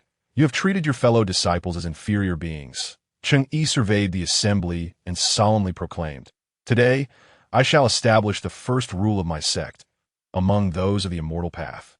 While conflicts, disputes, and competitions may arise, prejudices based on wealth or status, and malicious bullying shall not be tolerated. Anyone who violates this rule shall have their entire cultivation of the immortal path annulled and be expelled from my teachings. With that, Cheng Yi extended his left hand toward Zhou Zhu, his fingers resembling the strings of fate binding Zhou Zhu, and swiftly pulled back. Zhou Zhu, increasingly alarmed by Cheng Yi's words, felt a surge of terror at the prospect of losing his cultivation. He turned to flee, but to his astonishment, his body felt as though it were ensnared by 5 invisible ropes, rendering him immobile. Suddenly, those ropes yanked him back with tremendous force, lifting him off the ground. Facing away from Cheng Yi, he was hoisted by the neck like a mere chick, presented before the gathered crowd. Cheng Yi then raised his right hand, channeling a tempestuous surge of spiritual energy that he thrust into Zhou Zhu's body. The violent energy transformed into countless blades, piercing every pathway of spiritual energy within Zhou Zhu, assaulting his spiritual sea and shattering it entirely. Zhou Zhu had never experienced such excruciating pain, foaming at the mouth and rolling his eyes. Teetering on the brink of unconsciousness at that moment, Cheng Yi flung him away. Someone cast him out of the dojo, destroying his spiritual veins, and C would not cause significant harm to his body. The pain would be transient, and he would forever lose the potential to practice the immortal path. Therefore, Cheng Yi was unconcerned about Zhou Zhu's ability to return home after executing this act. Cheng Yi turned to face the crowd, who were left in a state of shock. Yet, Yu Qianlu, Lu Lan, by Xiao Feng, and Chu Fei exhibited reactions distinct from the rest, while Yu Qianlu gazed at Cheng Yi with sparkling eyes. Aspiring to become a heroic figure like him in the future, El Yulan looked upon Cheng Yi with admiration that nearly overflowed, leading one to wonder if she might leap into his embrace like a mother wolf. Fortunately for her, she remained unnoticed in her fervor. Bai Xiaofeng scrutinized Cheng Yi, reflecting upon his earlier words, his eyes gleaming with ambition that he believed he had chosen the right master. This man would undoubtedly change the world. In contrast, Chu Fei could no longer contain himself, tears streaming down his face as he was profoundly moved by Cheng Yi's words and actions, observing the astonishment etched on the faces of those around him. Cheng Yi realized the magnitude of the impact his words had made. Nonetheless, he would not retract his statements. This was his bottom line, his principle. Enough of this farce. Remember my words. Here, you are all equals. I do not wish to see another like Zhou Zhu among you, understood? At Cheng Yi's rhetorical question, the crowd snapped back to reality, responding in unison. Yes, master, we shall remember. Cheng Yi nodded in satisfaction. Very well. Let us continue. Cheng Yi signaled Xiao Wei, who promptly bent down to retrieve the fallen roster, continuing to announce the next name. After evaluating each disciple, Cheng Yi formed a preliminary assessment of the 212 disciples' talisman skills, talents, and current progress in their studies. Originally, there had been 213 disciples, but with Zhou Zhu's expulsion, only 212 remained. Among them, the highest skill levels and progress were undoubtedly held by Lu Lan and Yu Qianlu. However, Cheng Yi was taken aback to discover that Bai Xiaofeng's progress was only slightly behind that of Lu Lan and Yu Qianlu. Cheng Yi knew Bai Xiaofeng's talent was not particularly exceptional. In the realm of the immortal path, he was merely average. Even among the 200-plus disciples, his talent could hardly be considered outstanding, especially when compared to Lu Lan and Yu Qianlu. Furthermore, during this period, Lu Lan and Yu Qianlu had little to occupy their time aside from cultivation. In contrast, Bai Xiaofeng had to juggle his obligations to the Bai family alongside his own responsibilities. Given these circumstances, it was remarkable that he managed to keep pace with Lu Lan and Yu Qianlu in their studies. Cheng Yi found this impressive. How had he achieved such progress? Was it possible that his innate talent for the immortal path was simply overlooked? Upon further reflection, Cheng Yi realized that his assessments were accurate. Bai Xiaofeng indeed lacked remarkable innate capabilities, but his intelligence and adaptability lent him a profound understanding of talismans. Thus, with his swift and precise comprehension, he swiftly mastered numerous elementary talismans and the cultivation method of the reincarnation longevity technique within a short span of time. Furthermore, although his aptitude for the celestial path was rather mediocre, it was by no means lacking. Consequently, opening the spiritual sea posed no significant challenge for him. Of course, after attending to a myriad of unavoidable trifles, managing to carve out some time to learn talismans could be considered quite diligent. For industrious students, Cheng Yi harbored an innate fondness, irrespective of their innate talents. Cheng Yi planned to categorize his over 200 disciples into 4 groups based on their learning progress. The lowest group consisted of those who had yet to open their spiritual seas, accounting for roughly 50% of the total. The third group comprised those who had successfully crafted 2 out of the 4 primary talismans they had been taught, namely the elementary giant strength talisman, the elementary lightness talisman, the elementary eagle eye talisman, and the elementary spiritual ear talisman, making up about 40% of the total. The second group included those who had successfully crafted all 4 primary talismans they had been taught, comprising less than 10% of the total. The first group consisted of those who had mastered the 4 primary talismans, capable of ensuring a high success rate while rapidly crafting them. Within this category, only Lu Lan and Yu Qianlu had achieved complete proficiency. Bai Xiaofeng's position was rather awkward. On one hand, he was significantly superior to those in the third group, making his placement there unsuitable. On the other hand, he fell slightly short of Lu Lan and Yu Qianlu, lacking sufficient mastery over the 4 primary talismans. However, after careful consideration, Cheng Yi ultimately decided to place Bai Xiaofeng in the first group. Although Bai Xiaofeng's innate talent was far inferior to that of Lu Lan and Yu Qianlu, his diligence and comprehension far surpassed theirs. Having a clever individual like him could compensate for Lu Lan and Yu Qianlu's shortcomings in understanding. Moreover, Bai Xiaofeng's perceptiveness suggested that his developmental pace in the early stages would not lag behind Lu Lan and Yu Qianlu. Indeed, given adequate time and space for learning, surpassing them in the near future posed little issue. He was a prodigy who, despite a lack of innate physical talent, could grow rapidly. Taking all factors into account, Cheng Yi believed that grouping by Xiaofeng with Yu Qianlu and Lu Lan would yield benefits without drawbacks. It was evident that Bai Xiaofeng was eager to learn the celestial path, not merely to seek favor. Thus, Cheng Yi was more than willing to support him. Deep in thought, Cheng Yi meticulously arranged the names of the 212 individuals into groups 1 through 4. The others did not have to wait long, as Cheng Yi completed this task promptly. Once the groups were delineated, he blew gently on the Xian paper to hasten the drying of the ink. Subsequently, he handed the finalized roster to Xiao Wei for him to announce the names. Upon discovering his placement in the second group, Xiao Wei's expression brightened momentarily. Xiao Wei's full name was Wei Xiaohu, and it was more reasonable to refer to him as Xiaohu. However, due to the presence of another disciple named Wei Xiaohu, whose name differed by only one character yet shared the same pronunciation, the others had to distinguish between them by age. Wei Xiaohu was 2 years older than Wei Xiaohu and was thus referred to as De Wei, while the younger Wei Xiaohu was called Xiao Wei. Xiao Wei possessed slightly better talent than Bai Xiaofeng, yet lacked the extraordinary intellect that Bai Xiaofeng exhibited. Nevertheless, he was steady, unpretentious, methodical in his endeavors, and characterized by honesty and integrity, making him a trustworthy individual. Cheng Yi took a liking to him, and after obtaining his consent, appointed Xiao Wei as his assistant. As Xiao Wei announced the names, Cheng Yi organized the disciples according to their group placements, ensuring that each group was properly assembled. Finally, the members of each group had gathered. Cheng Yi instructed them to familiarize themselves with their group members before directing them to take their seats according to their designated groups. In the future, we will conduct lessons according to these groups at different times that I will not provide preferential treatment to those in the first group nor dismiss those in the fourth group. Everyone will be treated equally. My goal is to help each of you reach the highest peak you can attain on the celestial path, and this requires our collective effort.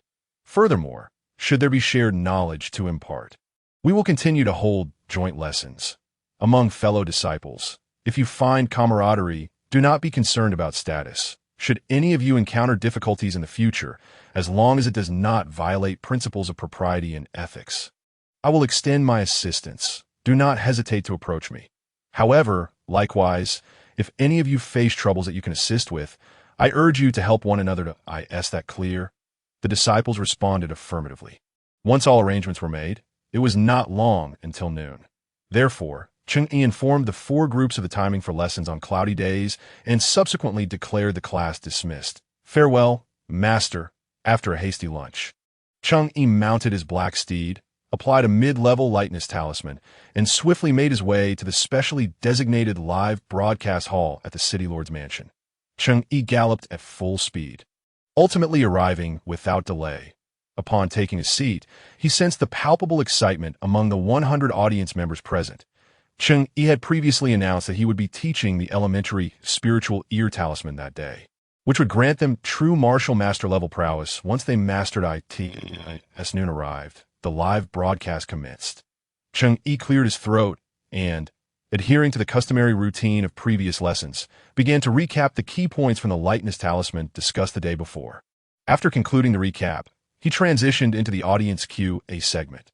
During today's Q&A, Cheng Yi observed that the caliber of questions posed by the audience had significantly improved compared to earlier sessions. In the initial days, the inquiries primarily revolved around basic issues, such as how to discern the sensation of converting spiritual energy, whether talismans must be made from yellow paper, and if toilet paper could be utilized instead.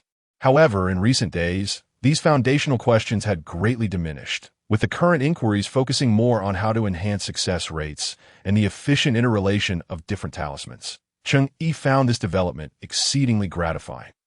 The audience gradually recognized that no matter how intricate their questions became, Cheng Yi consistently provided thorough answers on the spot, further deepening their admiration for his talisman expertise.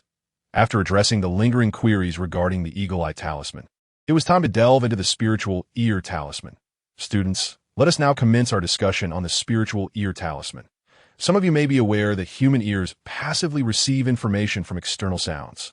The qi and blood of martial cultivators can enhance this passive reception ability. Therefore, typically, the higher the martial realm of a cultivator, the more formidable their hearing becomes. Moreover, they can adjust their sound reception capabilities to avoid being overwhelmed by excessive or irrelevant information. Conversely, in the realm of talismans within spiritual cultivation, we actively absorb surrounding sounds into our ears. However, this active absorption does not require meticulous control on our part. When we craft the spiritual ear talisman, we have already inscribed a method for sound absorption within the talisman itself in practical application. We merely need to activate the talisman, and the spiritual ear talisman will create a field around you that actively absorbs sound. The size of this field depends on the talisman's level and the amount of spiritual energy you infuse into it. Your control over this field will depend on your cultivation level and proficiency with the talisman. However, do not worry. Even if you lack in both spiritual energy reserves and proficiency, you can still elicit at least 70% of the spiritual ear talisman's effectiveness. After explaining the mechanism, precautions, and specific crafting methods of the spiritual ear talisman, Cheng Yi realized that the end of the broadcast was drawing near. He decided to leave the audience in suspense. Students, on cloudy days, I will teach you a rather fascinating talisman that I have recently developed. Please look forward to it. The audience and those present in the live broadcast hall were momentarily puzzled, as they had never heard Cheng Yi describe a talisman as interesting throughout their learning journey. Moreover, this talisman was one he had only recently created. They were surprised that their master would tease them. And no worries. After all, he will teach us on cloudy days, so there is no need to rush. Everyone hurriedly returned to their notes to practice the spiritual ear talisman. Once they mastered it, they would truly experience the sensation of becoming a martial master. Furthermore, some of those who had recently learned Cheng Yi's talismans had been recruited by wealthy families and major factions, becoming their retainers. Although the compensation offered was far inferior to that of true martial masters. However, it could be said that one has already bid farewell to the days of poverty and hardship. This has evoked a profound envy among many who find themselves in similar straits, simultaneously driving them to strive ever harder in their studies, even after enduring a day filled with tedious and laborious work. No matter how exhausted or weary they may feel, they still make it a point to carve out time for the study of talismans. After the live broadcast concluded, Cheng did not take his leave. Rather, he inquired of the attendants and made his way to the residence of the Lord tea that moment. The Lord had just finished his lunch and was leisurely enjoying tea and reading in the pavilion of his courtyard. Upon noticing Cheng Yi's entrance, the Lord set aside his book. Mr. Cheng, you have arrived at the perfect time. This morning, merchants from the southern lands have just come to Jishui City, and I procured quite a bit of fine Highland tea from them. Let me tell you, it possesses a unique flavor that you must sample.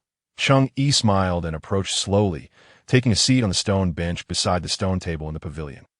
He lifted the cup of tea that the Lord had just poured for him and took a moment to inquire about it. Indeed, it exuded a refreshing and elegant fragrance. Although Cheng Yi did not possess any refined tea-tasting skills, he could discern the basic qualities of good and mediocre. Subsequently, he quickly sipped a few more mouthfuls, and the earlier curiosity intensified, leaving a delightful aftertaste on his lips. Very nice indeed. I'm glad you like it. I shall bring you some shortly. I still have plenty. Certainly. The Lord chuckled, then paused for a moment before asking, Is there something that brings you to my humble abode, Mr. Cheng? If there is a matter at hand, please do not hesitate to speak. I, Wang, shall not shy away. Thank you. Manager Wang, that IT is not a significant matter. I merely wish to inquire about a certain sect Please go on. The name of this sect is Lingyun's sect. Do you have any knowledge of it, Manager Wang? Upon hearing the name of the sect, the Lord's expression shifted subtly to, I certainly do. Perhaps it does not hold much presence among the common folk. However, for those of us in well-known circles, it is indeed a name that resonates with great significance. The Lingyun sect is one of the largest sects in the Dojo kingdom, and it harbors considerable ambition. First and foremost, the sect's enterprises are almost ubiquitous across every major city in the Dojo kingdom. In some mid-sized cities, even if they lack direct holdings, there will certainly be forces affiliated with it. Furthermore, the Lingyun sect excels at courting other powers, employing various means, whether through coercion or persuasion, ensuring that they maintain a tight grip on their affiliates, who dare not betray them. Moreover, should betrayal occur, the Lingyun sect often reveals its ferocious side. With penalties ranging from the master of a family being stripped of their martial prowess to the complete annihilation of the entire household. The Lingyun sect also takes a keen interest in various forms of global occurrences and significant events, almost resembling the second kingdom within the Dojo kingdom. Naturally, the Dojo kingdom is wary of such a formidable force, constantly seeking to eliminate this lurking tiger. However, the Lingyun sect's power is truly immense.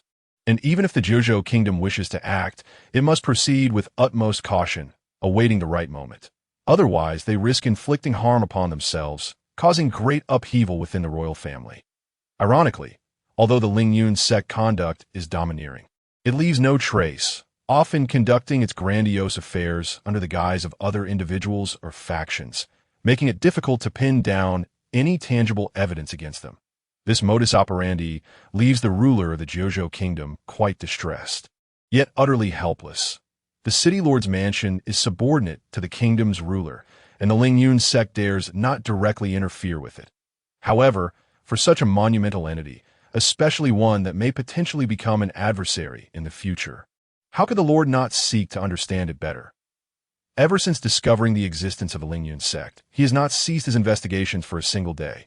Yet, the Lingyun sect is so meticulous in its operations that much of the information he has gathered is merely speculation from the parties involved or others, lacking concrete evidence.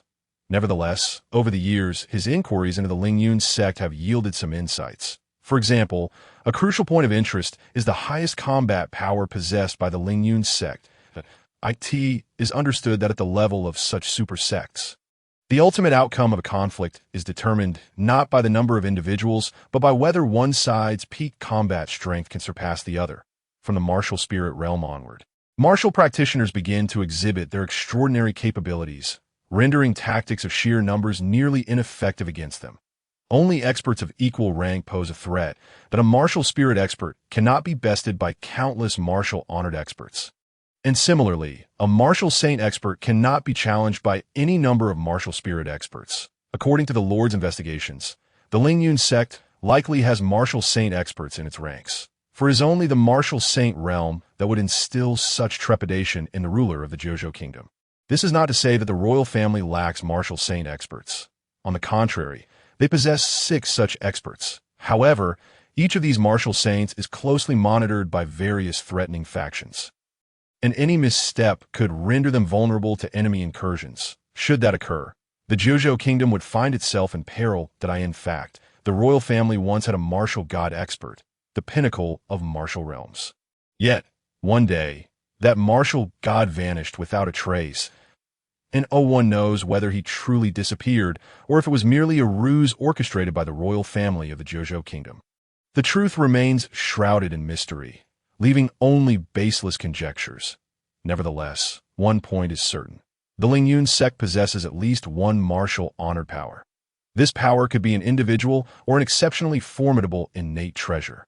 Furthermore, according to Manager Wang's years of investigation and comprehensive analysis of various sources, he believes that the Lingyun sect harbors no fewer than 10 martial spirit experts. He does not suspect that Cheng Yi is aware of any issues concerning the Lingyun sect. However, what puzzles him most is why Cheng Yi has suddenly taken an interest in the Lingyun sect. That it is known that, regardless of how prosperous and renowned Cheng Yi may be at present, his influence is confined to Jishui City. Beyond that, it is nearly non-existent. Given such a stark disparity, why would Cheng Yi seek him out to inquire about the Lingyun sect? Could it be? The Lord leaned forward slightly, casting a concerned glance at Cheng Yi as he quietly asked, "Mr. Cheng, what has piqued your interest in the Lingyun sect? Could it be that you have encountered some misunderstanding with them?" A misunderstanding would be the best-case scenario for the Lord. If not, the situation could escalate into something dire, a misunderstanding. Cheng Yi chuckled bitterly and shook his head, wishing it were indeed a misunderstanding. Yet his instincts told him that everything was orchestrated by the Lingyun sect. However, observing the Lord's expression, he inferred that the Lingyun sect was a formidable force that the city lord's mansion could not afford to provoke.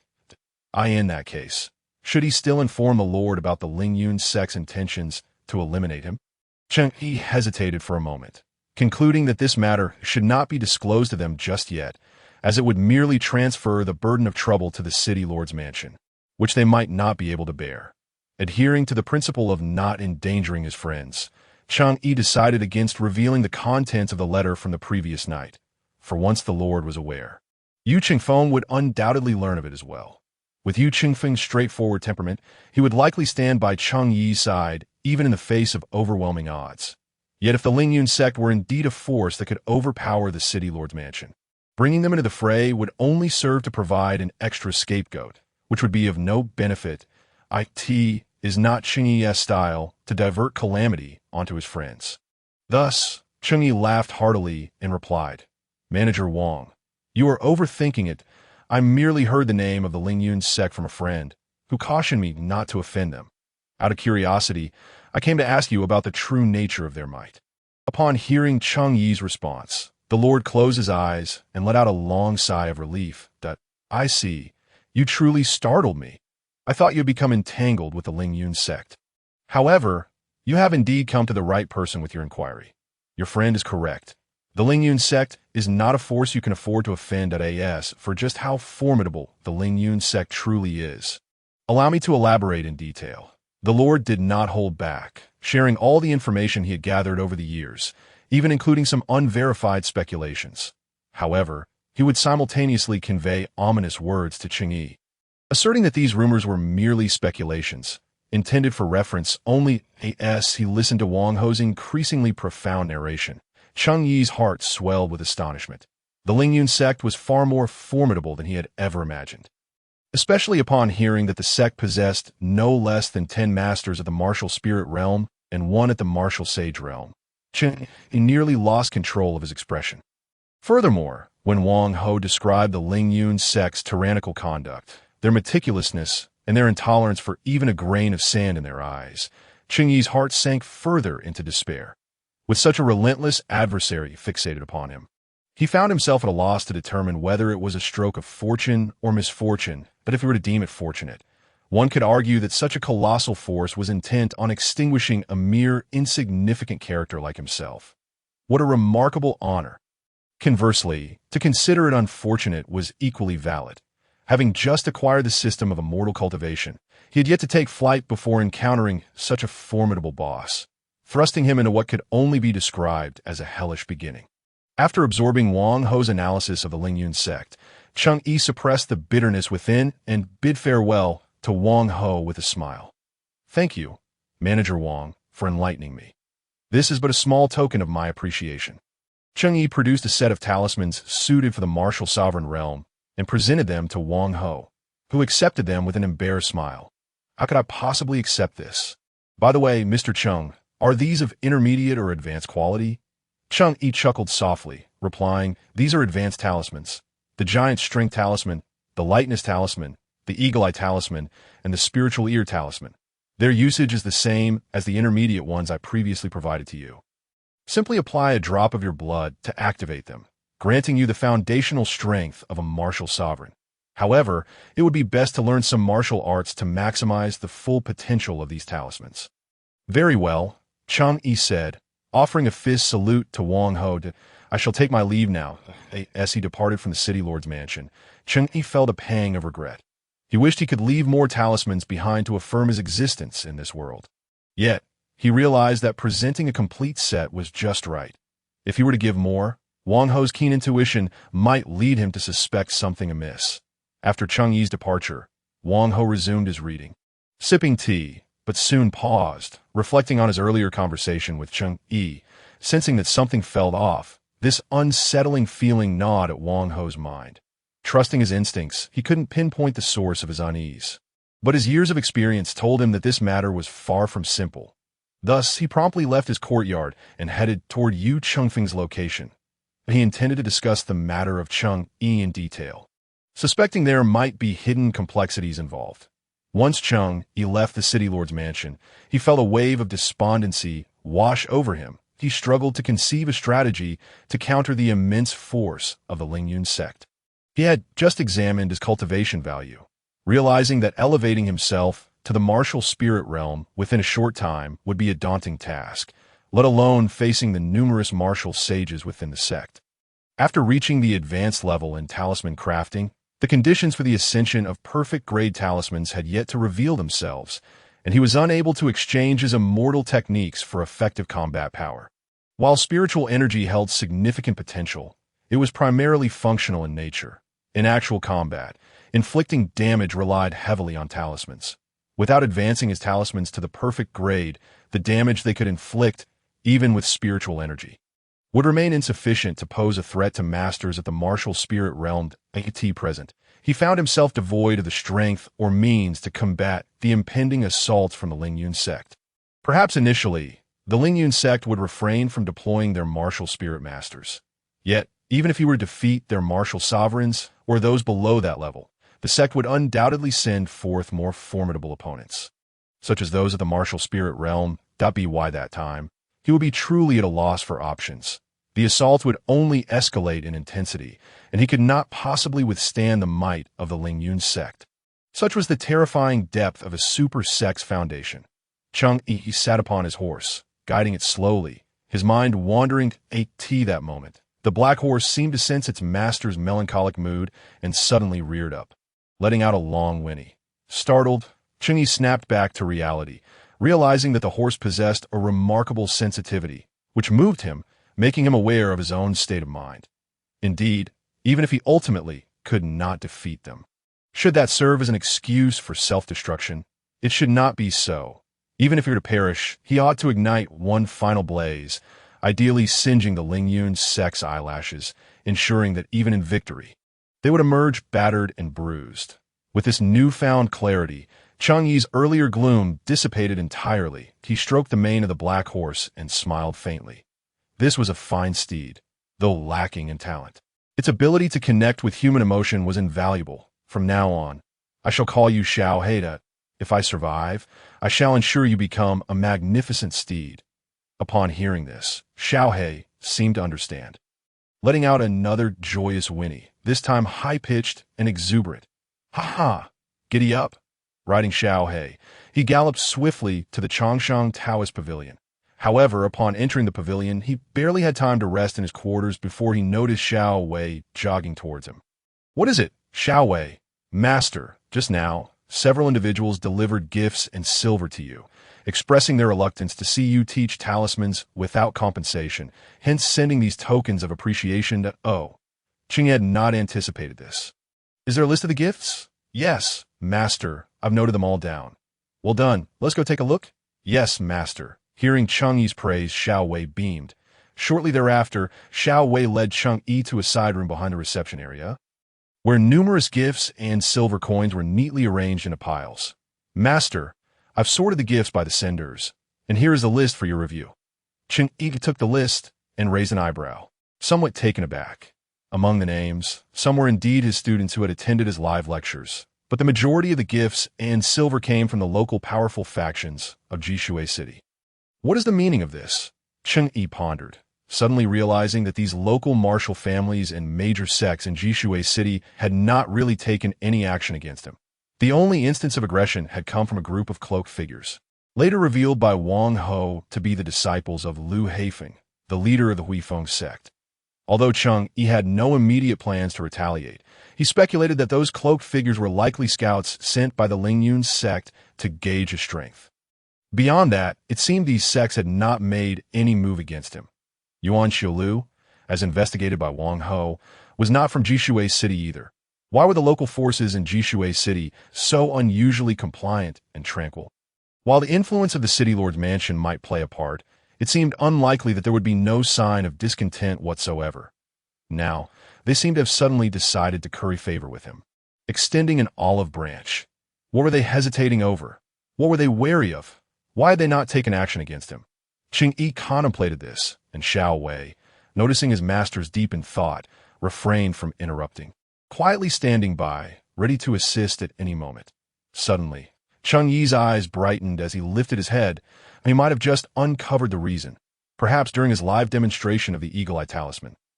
He had intentionally suggested that he had the backing of a mysterious group, instilling a sense of trepidation within them. Could it be that such a force truly existed in this world? one so powerful that they dared not act until they uncovered his true identity. Moreover, after the Lingyun sect's initial probing failed, they had not made any further significant moves against him. Could it be that they too were wary of this force? What kind of power could instill such fear even in a super sect like the Lingyun sect? Cheng Yi suddenly felt a glimmer of hope for his salvation. If he could seize control of the banner of this mysterious force, then the various powers, including Lingyun sect, would think twice before making a move against him. However, to achieve this, it was imperative to ascertain the true nature of the force that instilled such trepidation in them. Cheng Yi thought of a person, Wu Qingdao. Having followed his master through the vicissitudes of the martial world since childhood, Wu Qingdao had likely acquired knowledge of many hidden secrets. Resolute in his decision, Cheng Yi turned to the ever-patient Xiao Wei and said, Xiao Wei, please help me gather these gifts and silver and deposit them in the treasury for proper record-keeping, since these local powers fear the unfounded mysterious force behind me. I should graciously accept their offerings. Yes, Master, by the way, do you know where Wu Qingdao is? I just passed by the training ground and saw Brother Wu practicing there. Very well, I shall go there myself. You may continue with your tasks. Indeed, upon arriving at the training ground, Cheng Yi spotted Wu Qingdao diligently practicing the split blade technique. Seized by a sudden inspiration, Cheng Yi decided to test his skills. He activated the martial sovereign's full array of talismans and executed the movement of the split blade technique, gliding toward Wu Qingdao with the swiftness of flight. Wu Qingdao, engrossed in his training, suddenly heard the sound of someone approaching rapidly and instantly assumed a defensive stance, drawing his weapon and pivoting to strike at the unseen assailant. Yet as he turned, he was met with a figure that seemed achingly familiar. However, the speed of the movement left him momentarily bewildered. Sensing that this might be someone he knew, Wu Qingdao adjusted his grip on the blade, attempting to retract it, yet the blade was perilously close to striking the person's head, and the consequences would surely be dire. Just as the blade was about to make contact, Wu Qingdao was shocked to find that the figure had vanished. In its place, a chilling sensation crept along his throat, and he realized a razor-sharp blade was now resting against his neck. Turning to face the newcomer, his eyes widened in astonishment. How could it be you? After the initial shock, he quickly regained his composure. Of course, no wonder the movement felt so familiar. It had to be you. When Wu Qingdao looked down, he realized that the blade against his throat was not an actual weapon, but rather Cheng Yi's hand, shaped into a knife-like form. Though it was merely a hand, Wu Qingdao had no doubt that it could easily sever his head. Seeing that Wu Qingdao recognized him, Cheng Yi smiled slightly and withdrew his hand. Brother Wu, your swordsmanship still has room for improvement. Wu Qingdao sensed the aura emanating from Cheng Yi and understood that he had deliberately employed mid-level talismans to match his cultivation level. Cheng Yi was testing his swordsmanship. Wu Qingdao chuckled helplessly. You monster! Who can rival you? In all likelihood, you are unparalleled in this world with your swordplay. Cheng Yi smiled faintly, choosing not to respond to this remark. Wu Qingdao continued to inquire. You are on your way to meet the head of the Bai family, correct? No need to rush, Cheng Yi replied nonchalantly. We have ample time. Before that, I wish to ask you something. Oh, certainly, there are a few stone stools over there, where we can talk privately. Once they reached the secluded area, Cheng Yi asked, Brother Wu, do you happen to know of any force that is both mysterious and powerful? One that even the super sects would fear? Wu Qingdao pondered this, stroking his beard thoughtfully, and after a moment, asked tentatively, could it be the secret realm sect? Cheng Yi's eyes lit up. Elaborate, Wu Qingdao replied. To be honest, I don't know much about the secret realm sect, only that they have always remained hidden from the world, and no one can ascertain the location of their sect. However, whenever they do emerge, they bring with them a storm of bloodshed. The last time the secret realm sect appeared, many sects and martial families were slaughtered, and it was only through the intervention of the sovereign, who paid a considerable price, that they were persuaded to retreat back into their realm. That is all I know. For further insights, you would need to consult those in higher positions, as they would have a deeper understanding of the last emergence of the secret realm sect and have witnessed more of its implications. Are there any other powerful forces similar to the secret realm sect? None that I can recall. After absorbing Wu Qingdao's insights, Cheng Yi fell into contemplation, as anticipated. The local powers of Jishui City and the Lingyun sect were indeed wary of the Secret Realm sect.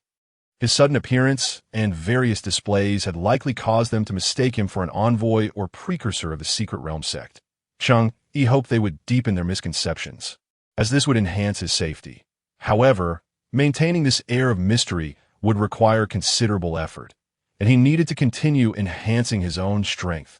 Currently, those powers were undoubtedly probing into the existence of the non-existent Secret Realm sect behind him. And they would find nothing that if they found nothing, they could only maintain their suspicions that it was entirely plausible that the enigmatic figures of the Secret Realm sect would remain elusive, rendering their inquiries fruitless. Cheng Yi deduced that even if they were unable to uncover the truth behind his background, they would refrain from making hasty moves. Instead, they might resort to pressuring those around him to act against him. What he needed to do was to bolster his combat prowess, to defeat all those they sent to test him, particularly staying vigilant against the Lingyun sect. Ironically, the greatest danger Cheng Yi faced now was not from Lingyun sect's probing, but from the ethereal presence of the Secret Realm sect. If the Secret Realm sect were to truly manifest, how would he respond? Should he reveal even the slightest hint of weakness, it could lead to disastrous consequences. Nevertheless, as of now, there were no signs of the Secret Realm sect's emergence, so there was no need to overthink it. When the time came, he would respond accordingly. For the present, his priority should be to enhance his strength, ideally to a level commensurate with the celestial path of the martial spirit realm. And he needed to do so swiftly. Having received Wu Qingdao's definitive answer, a weight lifted from Cheng Yi's heart, and he felt a wave of relief wash over him. Brother Cheng, what has prompted your sudden interest in this matter? Oh, it was just that today, Manager Wang mentioned it to me, and I became curious that I thought you, having traveled extensively and experienced much, might have some insights to share that I see. The time is about right. I will now take you to the Bai family to meet Bai Qianhe. Very well. Given the importance of the meeting, Cheng Yi advised Wu Qingdao to change out of his sweat-soaked training attire into something more presentable. Before long, Cheng Yi awaited Wu Qingdao's arrival, and the two mounted their horses to proceed to the Bai family. As soon as Cheng Yi departed from the city lord's manor, Wang Ho sought out Yu Chengfeng to discuss the earlier events. After listening to Wang Ho's recounting of the conversation between the two, Yu Chengfeng's brow furrowed deeper. Old Wang, could it be that you were being overly sensitive? Wang Ho shook his head. City lord, after so many years in the position of chief steward, maneuvering among various factions and continuously gathering intelligence, I have honed a keen sense of awareness that I am nearly certain that there is a connection between Cheng Yi and the Lingyun sect, and it is highly likely to be a negative one. That therefore, we must strategize how to respond. Why Yu Chengfeng understood Wang Ho's implication. He was suggesting whether to sever ties with Cheng Yi or to support him wholeheartedly. After a lengthy contemplation, an idea struck him. Right, old Wang, didn't you mention that Cheng Yi might have connections to the Secret Realm sect? Even if the Lingyun sect is powerful, they would undoubtedly harbor fears of the Secret Realm sect's influence. Wouldn't they? Thus, they would be hesitant to act against Cheng Yi. Wang Ho felt a sense of gratification upon hearing Yu Chengfeng's reasoning. It seemed that his years of training Yu Chengfeng in governance were not in vain. Although a bit slow on the uptake, Yu Chengfeng was still capable of discerning the crux of Cheng Yi's situation. Wang Ho was quite pleased with Yu Chengfeng's response, a smile breaking across his face. Indeed, this will certainly instill a sense of caution in the Lingyun sect. However, the background of Cheng Yi's secret sect remains merely a conjecture and has yet to be substantiated. I firmly believe that Lingyun sect will spare no effort in investigating Cheng Yi's origins. Even if they cannot uncover anything immediately, they will not sit idly by. They will certainly take action to probe further, with Liu Haifeng being a prime example. Should Cheng Yi indeed possess a connection to a secret sect, Lingyun sect would not only refrain from harming him, but would also seek to mend their past grievances and actively court him. Conversely, if Cheng Yi lacks any such background, those who align themselves with him will inevitably face dire consequences. At this moment, Yu Chengfeng remarked, "The city lord's mansion is directly subordinate to the sovereign. I fear that Lingyun sect would not dare to confront the royal family." Wang Ho pondered for a moment before responding. Indeed, but that depends on the situation. What Cheng Yi has done has already threatened the very foundation of Lingyun sect. A significant portion of Ling Yun's sect's revenue has historically been derived from the exploitation of ordinary citizens and lower-tier martial cultivators, who previously had no recourse but to submit to Ling Yun's sect for the sake of survival. However, with Cheng Yi's emergence, they are now presented with a far superior alternative. Lacking martial aptitude, they can achieve parity in status and income by practicing talismanic arts under Cheng Yi's guidance. If these commoners and lower-tier cultivators were to abandon Ling Yun's sect, it would undoubtedly suffer tremendous losses. Thus, I surmise that Ling Yun's sect might consider opposing the royal family in this matter, or perhaps offer certain concessions to the royal family to achieve their objective of eliminating Cheng Yi. In such a scenario, we who protect Cheng Yi may very well become the sacrificial pawns. Upon hearing this, Yu Chengfeng fell into deep contemplation for a considerable time before finally raising his head with resolute determination. Cheng Yi is not only my dear friend, but has also rendered me significant favors. He has not only resolved my meridian blockage issue, allowing me to advance to the martial sovereign realm, but he also saved both our lives when I encountered an unexpected mishap during my ascension. Now, in his time of peril, I cannot abandon a friend in need should a tempest arise in the future. I am willing to stand by his side. Wang Ho observed Yu Chengfeng at this moment, feeling an enchanting spirit emanating from him, and couldn't help but reflect on it that why Yu Chengfeng possesses an innate ability to inspire genuine loyalty from those around him. When he is in need, he is truly there for others. Those who offer their sincerity to Yu Chengfeng will likewise receive his heartfelt loyalty in return. It is precisely for this reason that Wang Ho has always considered Yu Chengfeng's interests, willing to diligently serve him for decades. Nevertheless, Wang Ho maintained a more optimistic perspective on this matter than Yu Chengfeng. City Lord, you know me. As long as you ascend, I will accompany you. However, this issue may not be as devoid of options as you believe. Oh, Yu Chengfeng's eyes brightened. Pray, do share. Wang Ho explained. Cheng Yi has already hinted during his live stream that talismanic arts are not of his own invention. The spiritual cultivators also possess a much larger community. I believe his assertions, for based on what Cheng Yi has demonstrated thus far, the cultivation systems of talismanic arts and spiritual cultivation are extraordinarily comprehensive. I doubt this could be achieved by a single individual. It would require at least a century, if not millennia. While we cannot trace Cheng Yi's origins, such a secretive matter is not suitable for direct inquiry. Yet I am convinced that there exists a community of cultivators behind him, or perhaps one that once thrived but has since declined. Nonetheless, there must be a few reclusive masters remaining. Otherwise, it would be inexplicable how Cheng Yi has attained such profound mastery in talismanic arts. If anything were to happen to him, I believe they would not remain passive. Furthermore, we could explore ways to align Cheng Yi with the royal family, establishing the dojo royal clan as his backing. In this manner, Ling Yun's sect would also hesitate to act rashly. However, executing this plan presents considerable challenges and requires meticulous planning. After hearing Wang Ho's words, Yu Chengfeng felt slightly less anxious. Old Wang, I shall rely on you to take the lead on this matter. However, I believe it is essential to communicate with Cheng Yi so that we may promptly alert each other should any unforeseen events arise. This plan is feasible, Wang Ho concurred. When do you intend to approach him? On the day of the live stream, he still plans to come to the City Lord's mansion. It would be best to wait until after he concludes before discussing matters with him. Agreed. Previously, Bai Qianhe had already informed Cheng Yi of the Bai family's location. Cheng Yi and Wu Qingdao made their way there smoothly, departing from Changshangdao Pavilion and arriving at the Bai residence in a quarter of an hour. The Bai residence is situated in the northern part of the main city and occupies several times the area of Changshangdao Pavilion. The estate is adorned with watchtowers and patrolling guards, exuding an air of authority, which also indirectly highlights the Bai family's current lack of security. The guards, evidently pre-informed by Bai Qianhe, had all seen Cheng Yi's portrait and were instructed that upon his arrival, they must not allow him to wait at the entrance, but should promptly escort him to the guest hall, offering fine tea and snacks before relaying the message. Mr. Cheng has arrived. Our master has stated that there is no need for Mr. Cheng to wait for an announcement. Please, both of you, follow me to the guest hall to rest. Our master will be along shortly. Upon witnessing this scene, Cheng Yi couldn't help but marvel at Bai Qianhe's exceptional hospitality.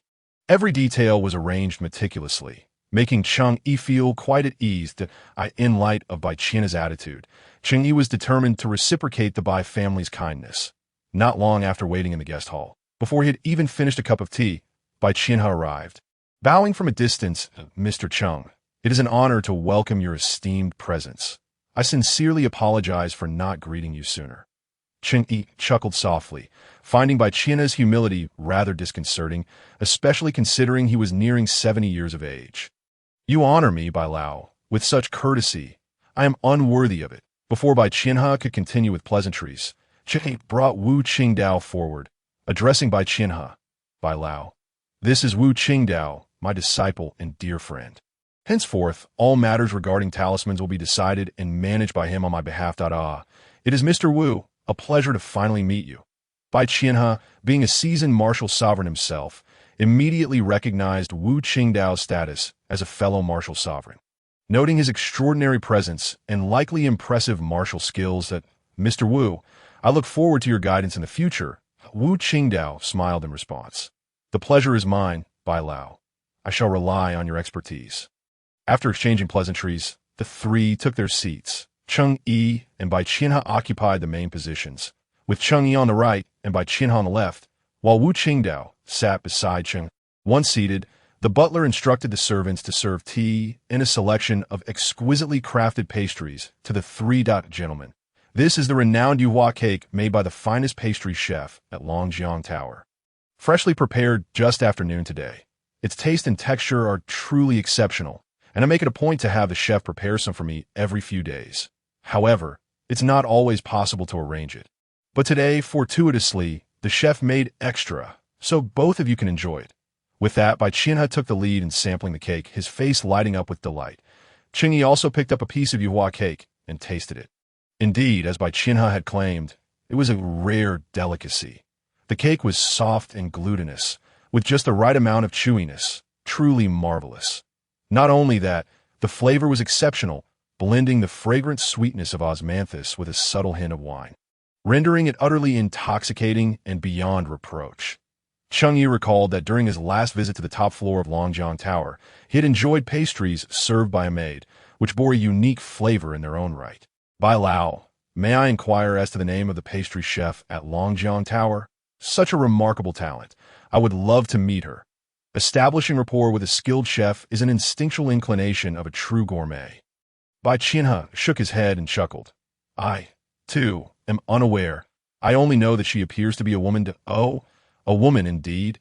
Cheng Yi was uncertain about how things stood in other parts of the fantastical continent, but he was well aware that in Jiuzhou, there still lingered remnants of the ancient Earth's patriarchal mindset, wherein formidable skills were traditionally passed down from father to son, even in the absence of sons.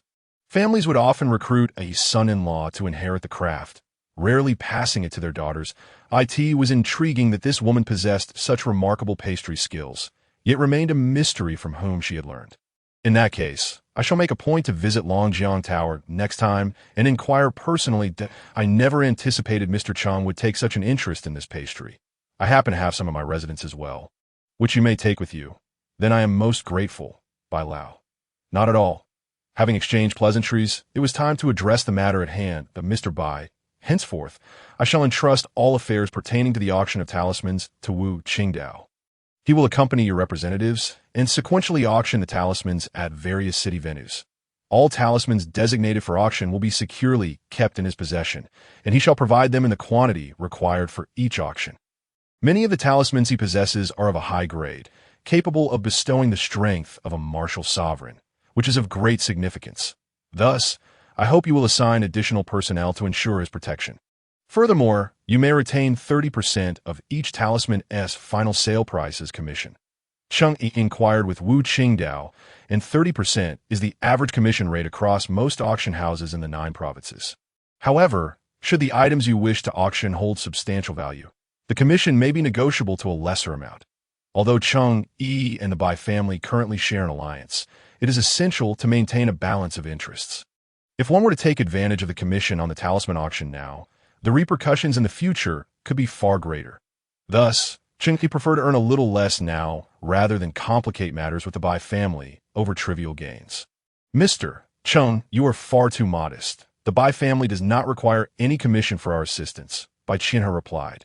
Cheng Yi, unwilling to fall into that trap, promptly responded, Mr. Bai, even siblings keep accounts. I implore you to acquiesce to this arrangement. Seeing Cheng Yi's resoluteness, Bai Qianhe did not press further, agreeing to heed Mr. Cheng's directives. The three then proceeded to discuss further details, ensuring that all arrangements for the talisman auction were satisfactorily concluded. As dusk approached, Cheng Yi rose to bid farewell to Bai Qianhe at that moment. Wu Qingdao also stood, thinking they were about to depart. Unexpectedly, Bai Qianhe insisted on keeping Cheng Yi, offering numerous reasons that made Cheng Yi feel remiss should he leave that day. Given such warm hospitality, it would be impolite to turn away. Thus, Cheng Yi acquiesced to dine at the Bai residence that evening. After agreeing, Bai Qianhe led the two gentlemen on a tour of his estate. During the visit, they encountered Bai Qianhe's two daughters, who were as radiant as flowers. Bai Qianhe introduced them to Cheng Yi, and upon seeing his handsome visage, the two ladies' eyes sparkled with admiration, their demeanor softening. All right, you may excuse yourselves. I wish to show these two gentlemen around, Bai Qianhe said. The daughters curtsied slightly, replying, Yes, father, as they distanced themselves, believing Cheng Yi and the others could no longer hear. They began to whisper amongst themselves, Is he the famed Cheng Yi? How striking he is! I have never encountered a man as handsome in Water City. Sister, he is mine. Do not covet him. When did he become yours? Should I turn back and inform him he belongs to you? Oh no, no, no. I was mistaken. He is yours. I shall give you a beating, both Bai Qianhe and Wu Qingdao. Masters of the martial sovereign realm, possessed keen hearing, and Cheng Yi, as he exited, infused his senses with spiritual energy, making his perception akin to that of a martial sovereign. Thus, they all distinctly heard the exchange. Bai Qianhe's face turned slightly awkward as he clasped his hands and said, My daughters are rather mischievous. I beg for your forgiveness, young Master Cheng. Faced with such an embarrassing situation, Cheng Yi could only chuckle lightly, maintaining an air of nonchalance. And oh harm done. The daughters are charmingly innocent, and I hold no grievances. Wu Qingdao, observing Cheng Yi's expression, suddenly felt an urge to give him a thrashing. If only he possessed Cheng Yi's looks. He would visit the brothels daily, and the ladies would not only pay him no mind, but would willingly court him. However, despite his envy, he recognized he could never surpass Cheng Yi in skill. Recalling the last round of their competition, where he believed he could boast about it for a lifetime, having once been a man who could spar evenly with Cheng Yi. Once Cheng Yi and Wu Qingdao completed their tour of the Bai estate, the sky had darkened considerably. Bai Qianhe then ushered them into the guest hall, where sumptuous food and fine wine awaited, accompanied by musicians and dancers. As Cheng Yi dined, he engaged in light-hearted conversation with Bai Qianhe while admiring the graceful movements of the dancers. After the performances concluded, Bai Qianhe's daughters approached them. They both curtsied and offered, We shall play a piece for you. Esteemed gentlemen, Wu Qingdao remained impassive, knowing that in the presence of such beauties, he was merely an accessory to Cheng Yi, included out of sheer courtesy. Wu Qingdao suddenly felt he ought not to accompany Cheng Yi so frequently in the future. Otherwise, he might find himself overlooked entirely. After finishing their meal, Bai Qianhe insisted that Cheng Yi stay the night. But this time, Cheng Yi resolutely declined. He had a sense that encountering Bai Qianhe's daughters was somewhat fortuitous, and with the two ladies personally performing for them at the banquet. He did not wish to complicate matters further and find himself in a passive position. Under the cover of night, Cheng Yi and Wu Qingdao returned to the Changsheng Dao Pavilion. After bidding farewell to Wu Qingdao, Cheng Yi returned to his chamber, preparing to continue his cultivation of the advanced version of the reincarnation longevity art. However, before beginning his training, he decided to take a bath. The bedroom was equipped with a dedicated bathing area and tub, which was already filled with water. This arrangement was made at Cheng Yi's request, instructing the servants to change the water daily without the need to heat it. Cheng Yi retrieved a self-created heating talisman, ignited it, and tossed it into the cold water.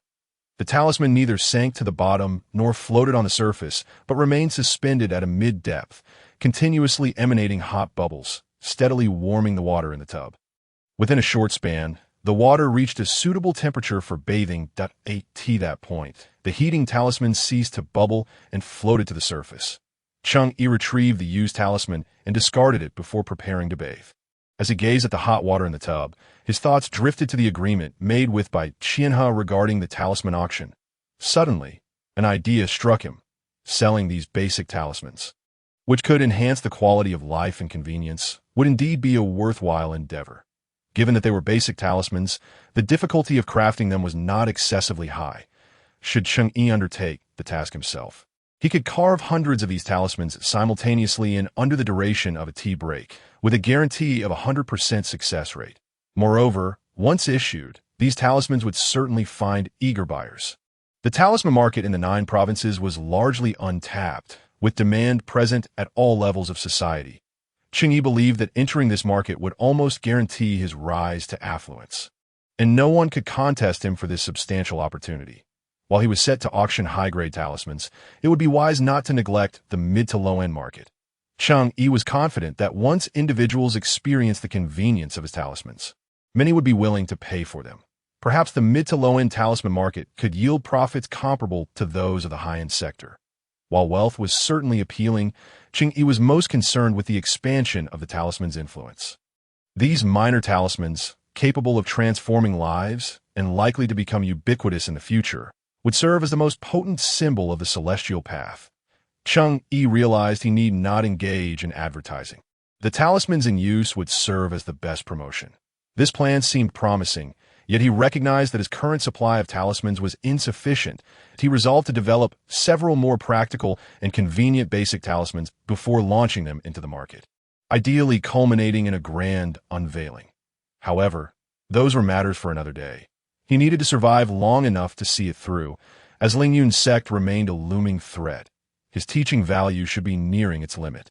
Following the live stream on an overcast day, Cheng Yi prepared to see if he could resolve the Lingyun sect issue through the system. That night, Cheng Yi intended to challenge the second layer of the reincarnation longevity art. The first layer focused on altering one's constitution, enhancing the body's resistance to spiritual power impacts. The second layer involved the continuous compression of the spiritual sea, refining all spiritual energy within that period. During this compression, the refined spiritual energy would permeate the inner and outer walls of the spiritual sea, resulting in changes to its structure. Upon reaching the third layer, the advanced version of the reincarnation longevity art, the final strand of spiritual energy would be forcibly injected into the already maximally compressed spiritual as the spiritual sea was on the verge of eruption. He completely relinquished the compression upon it. The spiritual sea, having accumulated immense pressure, now reacted explosively under the overwhelming spiritual force, rapidly expanding outward. This moment marked a test of the resilience of the spiritual sea's barrier for the cultivator. If during the initial 2 layers, sufficient fortification had not been imparted to the barrier, it risked shattering under such formidable pressure, leading to the ruin of the spiritual sea. To be frank at the outset, Cheng Yi had not anticipated that the cultivation method of the reincarnation immortality technique would be so audacious. However, as he progressed through the foundational class and the first level of the advanced version, he gradually discerned the underlying intent of the cultivation inheritance system. Perhaps he possessed some latent talent of which he was unaware, prompting the system to select him, or perhaps it had, unbeknownst to him, endowed him with a certain aptitude. This enabled him to cultivate any technique with remarkable ease, often maximizing the potential of the methods he practiced. It was perhaps for this reason that after perfecting the second layer of the advanced reincarnation immortality technique, the barrier of his spiritual sea became exceptionally resilient. Cheng Yi was confident that he need not worry about the possibility of his spiritual sea fracturing. His sole task was to infuse as much spiritual energy into the sea as possible, until it could hold no more, and then to compress it to its utmost limits. Following this, he would strive to break into the third layer, ascending from the foundation establishment stage to the golden core stage. Had he employed a more conservative cultivation method, it would likely have involved compressing the spiritual energy within the spiritual sea to condense it into a golden core. However, the approach of the reincarnation immortality technique diverged. It involved compressing the spiritual energy to induce an explosion, during which the purest essence of the energy would coalesce into the golden core. The resulting golden core, while smaller in size compared to those produced by conservative methods, would be far purer, with a conversion rate and purity of spiritual energy that were incomparable to the former. Of course, the risks involved were significantly greater, not to be compared with the latter. At this juncture, Cheng Yi prepared to thoroughly saturate the spiritual sea, a step requiring the absorption of an enormous quantity of spiritual energy. He utilized the spiritual power to inscribe spiritual gathering talismans across the floor and windows, subsequently activating them all in an instant. Dozens of gathering talismans surged forth like a fleet of high-powered engines, drawing all the spiritual energy from the entirety of the longevity Dao Pavilion and its surrounding 3-mile radius into Cheng Yi's chamber. Cheng Yi, exerting all his strength, fervently absorbed the spiritual energy, and then, employing the reincarnation immortality technique, converted all the absorbed energy into spiritual power. However, Cheng Yi's spiritual sea was far larger than what was typical for someone at the foundation establishment stage, making it impossible to fill it quickly. To expedite the filling process, he pushed himself beyond his limits, enhancing the speed of absorption and conversion once more. In that moment, the absorption rate of dozens of high-level gathering talismans fell short. Thus, Cheng Yi multitasked, deploying spiritual tendrils to inscribe high-level gathering talismans in every available space within his chamber, bringing the total to a staggering 130. It is worth noting that during his last endeavor, Feng had only utilized a mere 10 high-level gathering talismans. Now, with over 130 gathering talismans operating at full capacity, they finally matched Cheng Yi's absorption rate. Under Cheng Yi's renewed acceleration, his spiritual sea was rapidly being filled. The range from which he absorbed spiritual energy encompassed the entire central district of Jishui City. Fortunately, most inhabitants of the Mystic Continent retired early. Otherwise, martial cultivators might have already come to investigate. No, perhaps some had already noticed and were on their way. Realizing that his spiritual sea was now completely filled to capacity, unable to accommodate even a trace more energy, Cheng Yi hastily commenced the cultivation of the second layer of the reincarnation immortality technique, compressing the spiritual sea. For other cultivators, compressing the spiritual sea would typically be a gradual and methodical process, as most individuals could not endure the prolonged agony of sustained compression, should they faint during this process. All prior efforts would be rendered futile, requiring a complete restart in both filling and compressing the spiritual sea. Furthermore, it was preferable for the compression to succeed in one go. Repeated compressions could diminish the flexibility of the spiritual sea, rendering it more fragile. To avert such occurrences, Cheng Yi should have taken a more measured approach, compressing a little each day while gradually acclimating to the pain of compression. However, he lacked the luxury of time. Ling Yun's sect loomed like a sword of Damocles, poised to descend upon him at any moment, compelling him to seize every opportunity to enhance his strength swiftly. Cheng Yi considered himself a diligent cultivator. Yet due to a lack of urgency and a significant allocation of initial teaching value towards talismans, his progression in the realm of immortality had lagged behind. Now that the conditions for upgrading to perfect-grade talismans seemed elusive and far off, he could only place his hopes on the path of immortal techniques within the realm of immortality. Immortal techniques differed from talismans. Talismans temporarily borrowed the powers of heaven and earth to augment oneself or to achieve specific functions, while immortal techniques directly utilized the rules of heaven and earth, allowing one's body to connect with the cosmos. This was no longer a mere borrowing of power, but a direct access to the forces of nature, with the strength of one's immortal techniques correlating to the higher realms of immortality one had attained, enabling access to greater amounts of celestial energy. Consequently, seals or treasures crafted through certain immortal techniques often retain their functionality for millennia. However, since practitioners of immortal techniques could draw upon celestial energy, the heavens could similarly siphon away their power, even their very life force. Each ascension and realm for those practicing immortal techniques would subject them to heavenly tribulations, with the strength of the lightning strikes increasing with higher realms. This was known as the tribulation of thunder.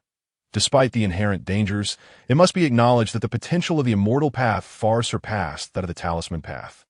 Many techniques achievable through talismans could also be realized through immortal techniques. Without the cumbersome process of crafting talismans to achieve anything significant in this world, reliance solely on talismans would be insufficient for lasting success. Talismans were merely accessible tools that provided immediate self-defense capabilities. To truly accomplish meaningful endeavors, one must cultivate the immortal path.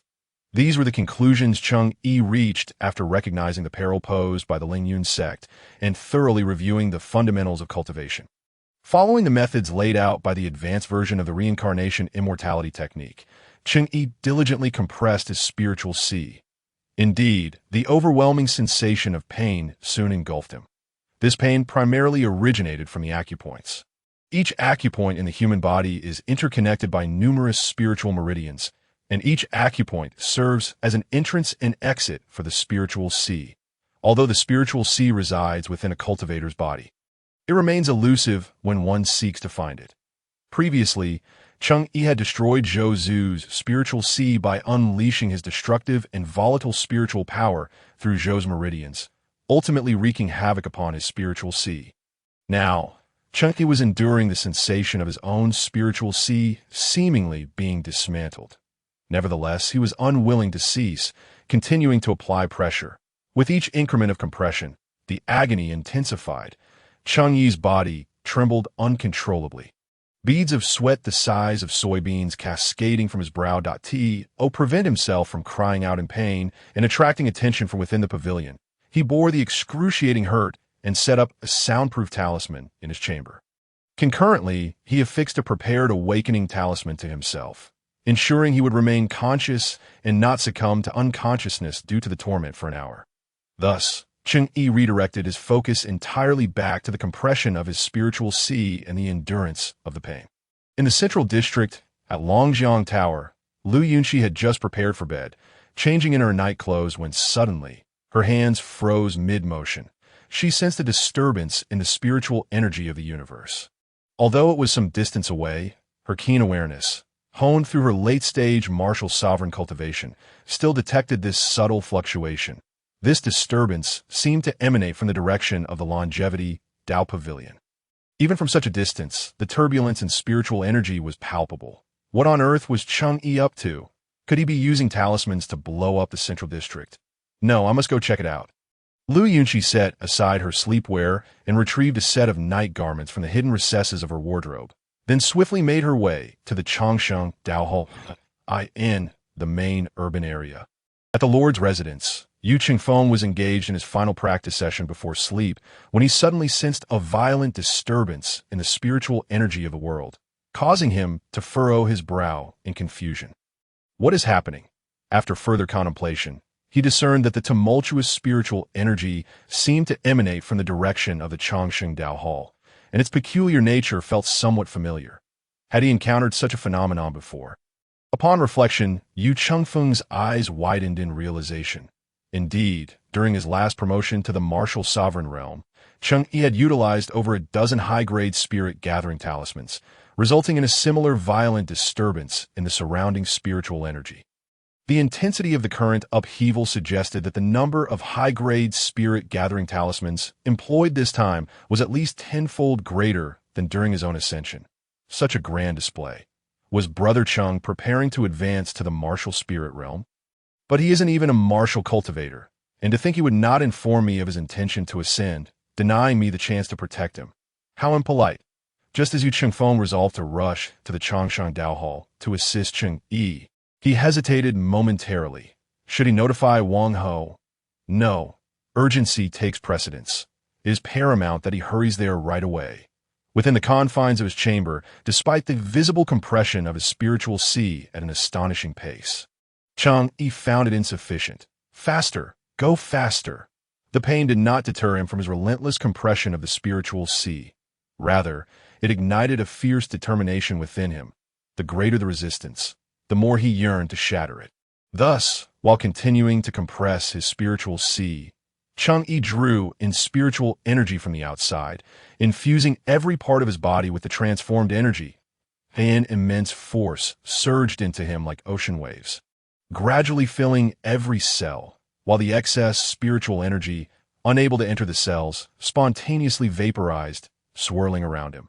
Under the overwhelming influx of spiritual power, Cheng Yi experienced unprecedented strength, and the rate of compression of his spiritual sea doubled. The energy consumed in this acceleration was staggering. With each exertion, the spiritual energy within his cells was depleted. The previously condensed, vaporized energy surrounding him was once again absorbed back into his body. Thus, the cycle continued, rapidly compressing the spiritual sea while simultaneously inducing drastic changes in Cheng Yi's physique. However, as the compression progressed, the pressure within the spiritual sea intensified, making it increasingly difficult for him to continue. Cheng Yi exerted greater force upon the spiritual sea, yet its compression rate gradually slowed. He understood he had entered the final phase of compression, and his task was to minimize the spiritual sea as much as possible, until it could no longer be compressed further. Unbeknownst to Cheng Yi, as he approached this critical stage, Lu Yunxi, clad in her night attire, had already arrived at the entrance of the Changsheng Dao Hall. The closer she drew to the hall, the more pronounced the violent fluctuations of spiritual energy became. Particularly upon reaching the hall, her heart raced with trepidation as she noticed the intensity of the spiritual energy waves had escalated. Could it be that he was on the brink of a breakthrough? Yet, Cheng Yi clearly lacked martial prowess. Could the celestial path he spoke of during the live stream provoke such a tumult? This surely indicated the level of a martial spirit realm promotion, didn't it? The gatekeeper of the Changsheng Dao Hall, despite the significant changes in the air's spiritual energy, remained oblivious, continuing his vigil as though nothing were amiss. Ignoring the sentry, Lu Yunxi evaded the patrolling guards within the hall, scaled a high wall, and stealthily approached the source of the most intense spiritual fluctuations. With her late-stage martial sovereign strength, navigating the area felt as familiar as returning home. However, as she neared Cheng Yi's chamber, she paused. Conducting an advancement right within his bedroom seemed rather reckless. Did it not? Was he not concerned that others might exploit the commotion to intrude? Lu Yunxi hesitated, recalling her previous visit when she had warned Cheng Yi about the Ling Yun's sect's attention. She had nearly pressed her face against the window, and though Cheng Yi had been unaware, she had ultimately triggered a protective talisman, drawing his attention. This time, would he be even less likely to notice her? With the memory of her previous success emboldening her, Lu Yunxi approached Cheng Yi's chamber once more. Unsurprisingly, until she reached the base of the wall, Cheng Yi remained oblivious to her presence. Just as I thought, nothing to worry about. With practiced ease, she leapt up, grasping the edge of the window. This time, rather than opening the window as she had before, she gently punctured a small hole in the paper. Indeed, no protective talisman was triggered. Peering through the minuscule opening, Lu Yunxi was unable to see Cheng Yi. Instead, she observed a swirling mass of blue mist that fluctuated in size. Orbiting around an unseen object in the center was Cheng Yi within that mist. The energy contained within it felt remarkably pure, reminiscent of spiritual energy, yet distinctly different. Was this perhaps spiritual power? Lu Yunxi did not intend to interfere further. She was wholly ignorant of Cheng Yi's method of cultivating spiritual power. In matters of breakthrough, she could offer no assistance. Her role was merely to remain outside, safeguarding him. That it would have been preferable to catch a glimpse of Cheng Yi's face, if only to soothe her eyes, but the vaporous spiritual energy enveloping him rendered visibility impossible. Consequently, Lu Yunxi ascended to the rooftop, where the vantage point was superior for observing any potential threats. Suddenly, Lu Yunxi swiftly sidestepped, narrowly avoiding a thrust from a spear. Accompanying the attack was a fierce shout. "Who dares intrude while my brother undergoes his promotion?" Before Lu Yunxi could discern the assailant, the spear that had just been hurled suddenly veered back, aiming for her once more. This unexpected maneuver was evaded, yet after dodging the second strike, Lu Yunxi finally recognized her adversary. It was none other than Feng, the lord of Jishuai City. Lu Yunxi was aware of the bond between Feng and Cheng Yi. Having joined them at a banquet previously, she had observed their camaraderie firsthand. At this moment, Feng had clearly come to protect Cheng Yi, as evidenced by his earlier proclamation. Given that she had been discovered, and Cheng Yi now had a protector, Lu Yunxi deemed it unnecessary to linger any longer. Remaining could jeopardize her safety once Cheng Yi completed his promotion and reached the martial spirit realm. At that point, her identity would undoubtedly be exposed. Although Lu Yunxi harbored fond feelings for Cheng Yi, she was not yet prepared for a direct confrontation with him. Before Yu Qingfeng could engage her, Lu Yunxi departed, leaving him unable to pursue, standing atop the rooftop where Lu Yunxi had just been. Yu Qingfeng observed her retreating figure and chose not to follow, wary of falling victim to a diversionary tactic. Sensing the turbulent energy emanating from within the chamber, he refrained from interrupting Cheng Yi, opting instead to remain vigilant in his original position, keeping watch for any intruders.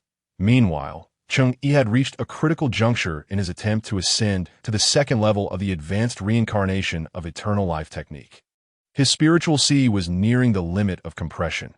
Any further effort would yield minuscule results, requiring immense force to achieve even the slightest effect.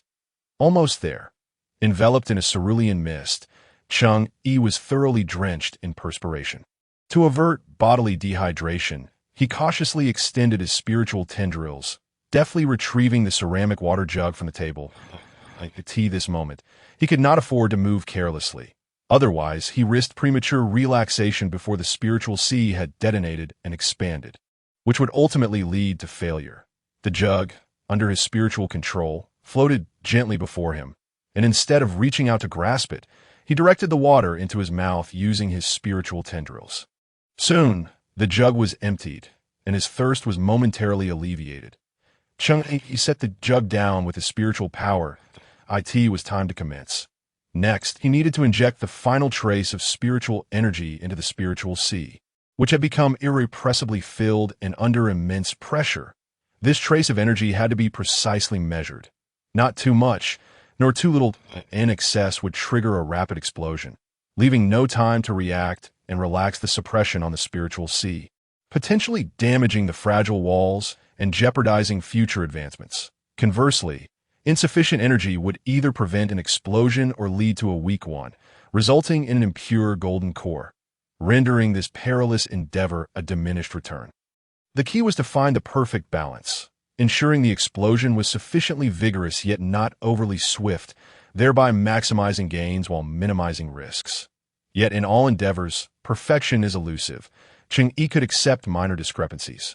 Before injecting the final trace of energy, Cheng Yi meticulously assessed the current compression intensity of his spiritual sea, as well as the internal energy levels and pressure. After several estimations, he finally ascertained the precise amount of energy to inject.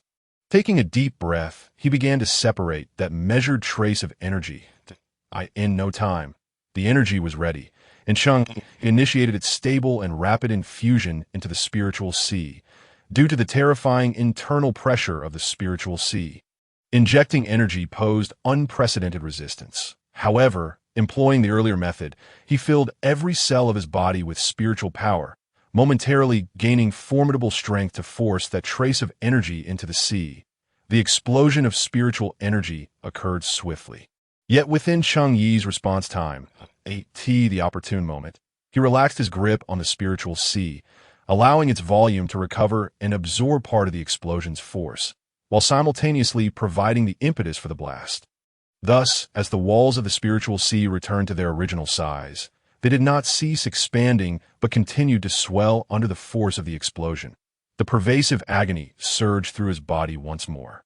Yet after enduring the previous torment, this was merely a trivial inconvenience for Cheng Yi. This juncture, the resilience of the spiritual sea's walls became paramount. Under the force of the explosion, the spiritual sea expanded relentlessly. Despite the excruciating pain, the walls remained intact, showing no signs of rupture. This rapid expansion persisted for nearly the duration of a tea break, after which the pace began to slow. Now, he was nearing the final sprint toward victory. The previously potent high-level spirit-gathering talisman, having been overly strained, could no longer sustain its effect, which had originally lasted an hour. Consequently, Cheng Yi unleashed several spiritual tendrils, each moving with the swiftness of phantoms, inscribing high-level spirit-gathering talismans in every available space within the bedroom. In an instant, a vast tide of spiritual energy surged forth once more. as he observed the waning momentum of the spiritual sea's expansion. Cheng immediately began to fervently absorb spiritual energy and convert it. The walls of the spiritual sea possessed remarkable elasticity. As the force from the explosion gradually diminished, the walls would begin to recoil. To prevent this rebound, Cheng Yi had to ensure the spiritual sea remained fully charged, preserving the expanded shape of the walls. After maintaining this state for a time, the expanded walls would stabilize. A substantial influx of spiritual energy flooded the sea, filling the void left by the explosion. However, the energy being absorbed exhibited a transformation. Previously, 1 unit of energy consumed 1 unit of space within the sea. Now, while 1 unit of energy still entered, it would gradually shrink to 1/10 of its original volume upon entry. In other words, each unit of spiritual energy Cheng Yi infused into the sea would be purified and condensed to 1/10 of its original form. Yet, as the energy was condensed, the spiritual sea expanded to twice its former size. Thus, Cheng Yi's current reservoir of spiritual energy equated to 20 times the previous amount. In future engagements, he could dilute the condensed energy tenfold, utilizing it as if it were the original energy, or employ the concentrated energy directly, which would yield greater potency. For instance, disregarding environmental factors and material constraints, Cheng Yi could amplify the high-level spirit gathering talisman's capacity to gather energy to 10 times its original effectiveness, or extend its duration by the same factor. Either scenario was immensely gratifying. Should he desire, he could even distribute this enhancement, augmenting both the talisman's power and its efficacy over time, if he applied this amplification to the comprehensive capabilities of the martial sovereign realm. It would equate to a 10-fold increase in his overall prowess. Cheng Yi was uncertain how far he was from the martial spirit realm, but within the martial sovereign realm, he should be able to navigate with confidence. Perhaps he was only slightly short of the pinnacle of the martial sovereign realm. Yet, armed with a diverse array of powerful talismans, he felt undaunted. Moreover, he still had yet to utilize the high-level talisman with the highest single target damage, 10 miles of divine light, with a 10-fold amplification of 10 miles of divine light. He believed that even a fully realized martial sovereign would fall to its might. Having successfully transcended from mid to late foundation establishment and reached the pinnacle of foundation establishment, Cheng Yi now possessed a nascent golden core within his spiritual sea, activating his inner vision. He beheld a golden core shimmering with golden radiance. Perhaps calling a golden core was somewhat a stretch, as it was indeed quite small and uneven, lacking in smoothness. However, none of these shortcomings could overshadow its undeniable virtue. This golden core was exceedingly pure. While emanating golden light, its texture was as translucent and exquisite as crystal. Cheng Yi's next task was to continuously refine the nascent golden core, increasing its size and enhancing its roundness. The time and spiritual energy required for this endeavor would be staggering. Yet once the golden core reached its complete form, he would officially step into the golden core realm.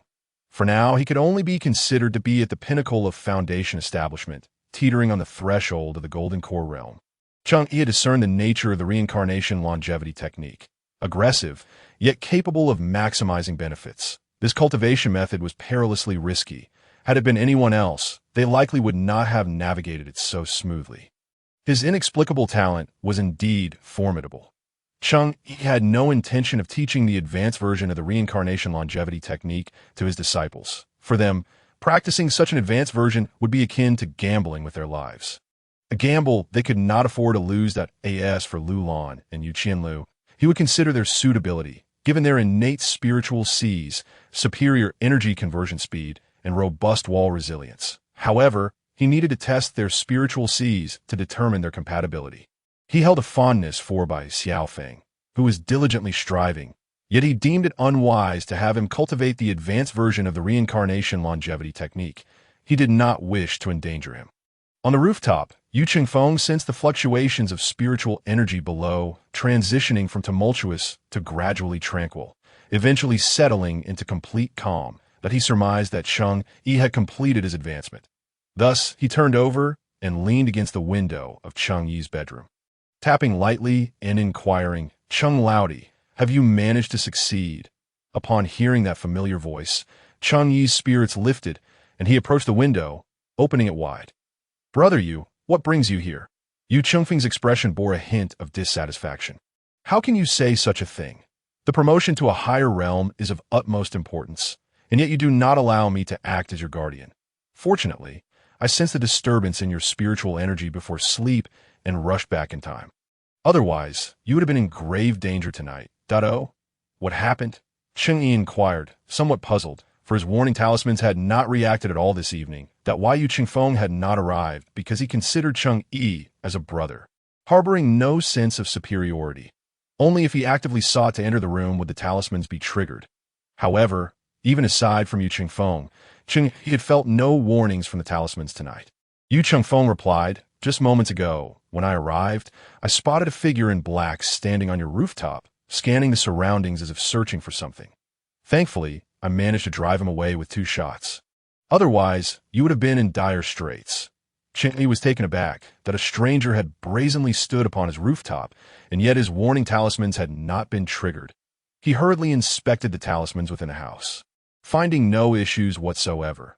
How strange, he mused. Suddenly, an epiphany struck him. He had encountered a similar situation before, on that night when he failed to pursue the figure in black. Previously, that individual had brought him news of the Lingyun sect's interest in him, also without triggering the talismans. Now, once again, it was a figure in black, and still no warnings had been set off. Could it be the same person? Cheng Yi speculated that it was indeed likely the same individual.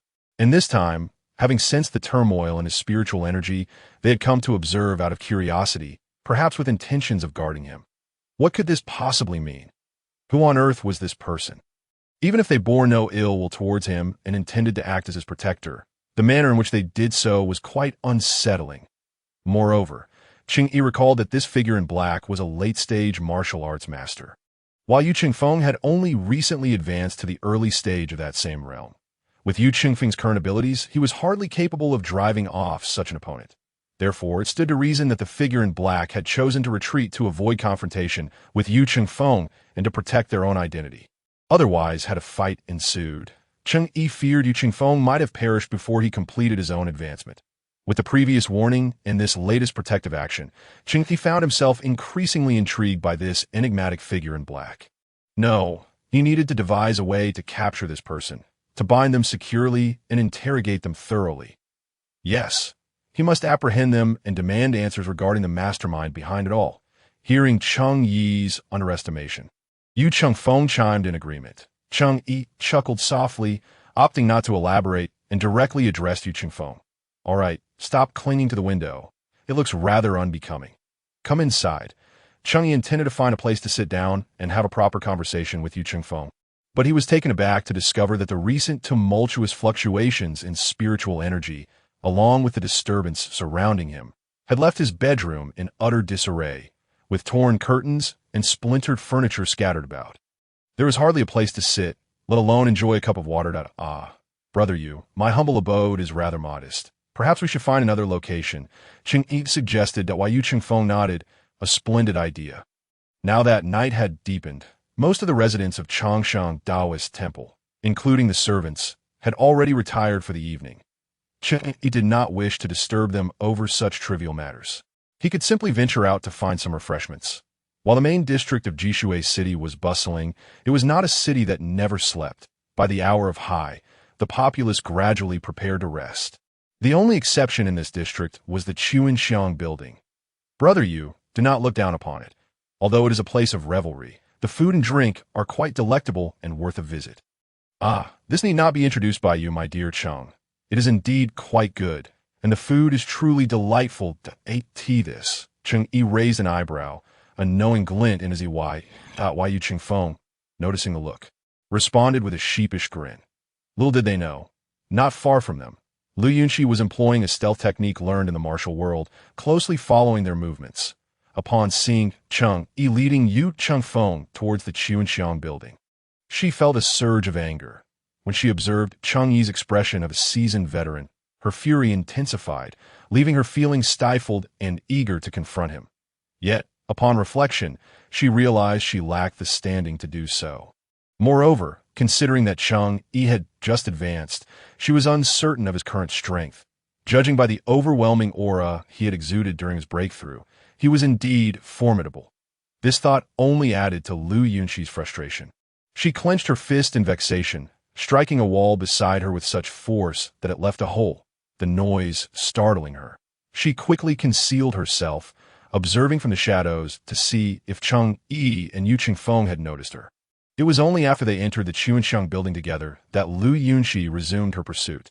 Inside the Chuanxiang building, Cheng Yi raised a glass to Yu Feng first, although Yu Feng might have misinterpreted the actions of the figure in black.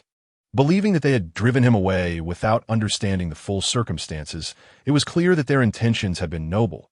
The fact that they had come to assist him unbidden, without prior notification, was a testament to their loyalty, and Cheng Yi held that camaraderie in high regard as for the figure in black.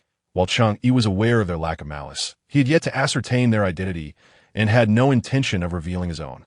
He would investigate this matter himself, without informing Yu Feng. Brother Yu, I am deeply grateful for your assistance in ensuring my safe advancement tonight. Allow me to toast to you. While Yu Feng clinked his cup against Cheng Yi's. It is but my duty. However, I must ask, how did you suddenly advance without notifying me? The opportunity for advancement came unexpectedly, and I had no time to inform you. I had to commence immediately. Please forgive me, Brother Yu. I in truth. Cheng Yi simply did not wish to trouble others, and this latest breakthrough had indeed been somewhat impulsive. It appeared to have displeased Yu Feng, and he realized he should not hesitate to involve him next time. I see. Why Yu Feng inquired further, Brother Cheng, I know you have not practiced martial arts, so what path did you take to achieve this advancement? Given Yu Feng's performance today, Cheng Yi judged him to be a trustworthy individual. Thus, he recounted the various challenges he faced during his breakthrough. Yu Feng listened. He expressed his astonishment, applauding Cheng Yi's journey. Once Cheng Yi finished speaking, Yu Feng couldn't help but exclaim, the wonders of the path of immortality surpass those of martial arts. Had I met you sooner, I might have forsaken martial arts to pursue your immortal path. Cheng Yi replied, Nay, Brother Yu. Your talent in martial arts is exceptional, and your progress is remarkable. Were it not for your injury years ago, you would likely be on the verge of the martial spirit realm by now. Such a promising martial artist should not easily abandon their path. Yu Feng shook his head, offering a wry smile. He understood that while Cheng Yi's words held some truth, they were largely meant to comfort him. Just by observing the sheer volume of spiritual energy Cheng Yi had absorbed during his breakthrough, it was evident that the potential of the immortal path far exceeded that of martial arts. Furthermore, based on Cheng Yi's account, the mysteries of immortal techniques seemed to echo those of secretive sects, which made Yu Feng ponder whether this could serve as evidence of Cheng Yi's origins from such a sect. This moment, Yu Feng felt compelled to inquire whether Cheng Yi hailed from a secretive sect or if he had any grievances with the Lingyun sect. Nevertheless, he restrained himself, fearing that he might not phrase his questions appropriately. This matter could be left to the Wang Ho. After all, they had already agreed upon it, and a change course now would only disrupt the Wang Ho's plans. Cheng Yi and Yu Feng did not linger too long over drinks. They enjoyed some fine dishes and conversed about the path of immortality. As the night grew late, they bid farewell, with Yu Feng returning to his manor. Cheng Yi, finding his own room in complete disarray, opted not to tidy up but instead chose to stay overnight at the Chuanxiang building, planning to return home in the morning and have a servant clean the room for him. Upon hearing that Cheng Yi would be staying the night, the proprietress of the Chuanxiang building was utterly delighted. Mr. Cheng, after such a long time, you finally intend to stay with us. The young ladies have been eagerly anticipating your return, and tonight they shall cater to your every need. Otherwise, they may not sleep a wink. Cheng Yi was aware of the meaning behind the term madam, yet today he had already expended a considerable amount of mental energy in elevating his realm of cultivation. At this moment, he felt no inclination for socializing, especially with the prospect of teaching his disciples at dawn the following day. All he desired was a peaceful night's rest, and thus he politely declined the madam's invitation. Alas, what a callous man he is, to have the heart to refuse so many young ladies. Perhaps next time. After dismissing the madam, Cheng Yi returned to his chamber to sleep. setting up an intricate array of protective talismans and various charms before settling down. With numerous enemies lurking in the shadows, Cheng Yi had to exercise utmost caution daily, ensuring all preparations were in place to guarantee a sound sleep. Lying in bed, he found himself lost in contemplation, as one who had reached the threshold of the golden core stage. He pondered what this equated to in the martial realm. Was it the late stage of martial sovereign? Or the perfected state of martial sovereign? Perhaps, with the aid of various functional talismans and the 10 divine light talisman, he could contend with masters of the martial spirit realm. These were uncertainties that plagued him, and he yearned to find someone at least at the late stage of martial sovereign to spar with, to ascertain his current standing of power, which would assist him in determining whether to fight or flee when encountering formidable opponents from Lingyun's sect. The figure in black seemed to be at the late stage of martial sovereign. Who could they be? Were they male or female? Why were they so kind to him? Were they acting on someone else's orders? Or was it their own decision? This enigmatic figure left Cheng Yi in a state of restless curiosity. Though their intentions appeared benign, remaining passive in this manner was ultimately unsustainable. He needed to devise a means to capture them. Or perhaps it was her. Outside the fragrant pavilion, Lu Yunxi held a telescope, observing every move of Cheng Yi and Yu Qingfeng. When she saw the madam approach, intending to summon a young lady to attend to Cheng Yi, her heart instinctively tightened, fearful that he might acquiesce to the madam's request. However, she felt a flicker of relief when Cheng Yi, faced with the madam's fervor, remained composed and declined, turning to retreat to his room for rest. He was not a despicable man.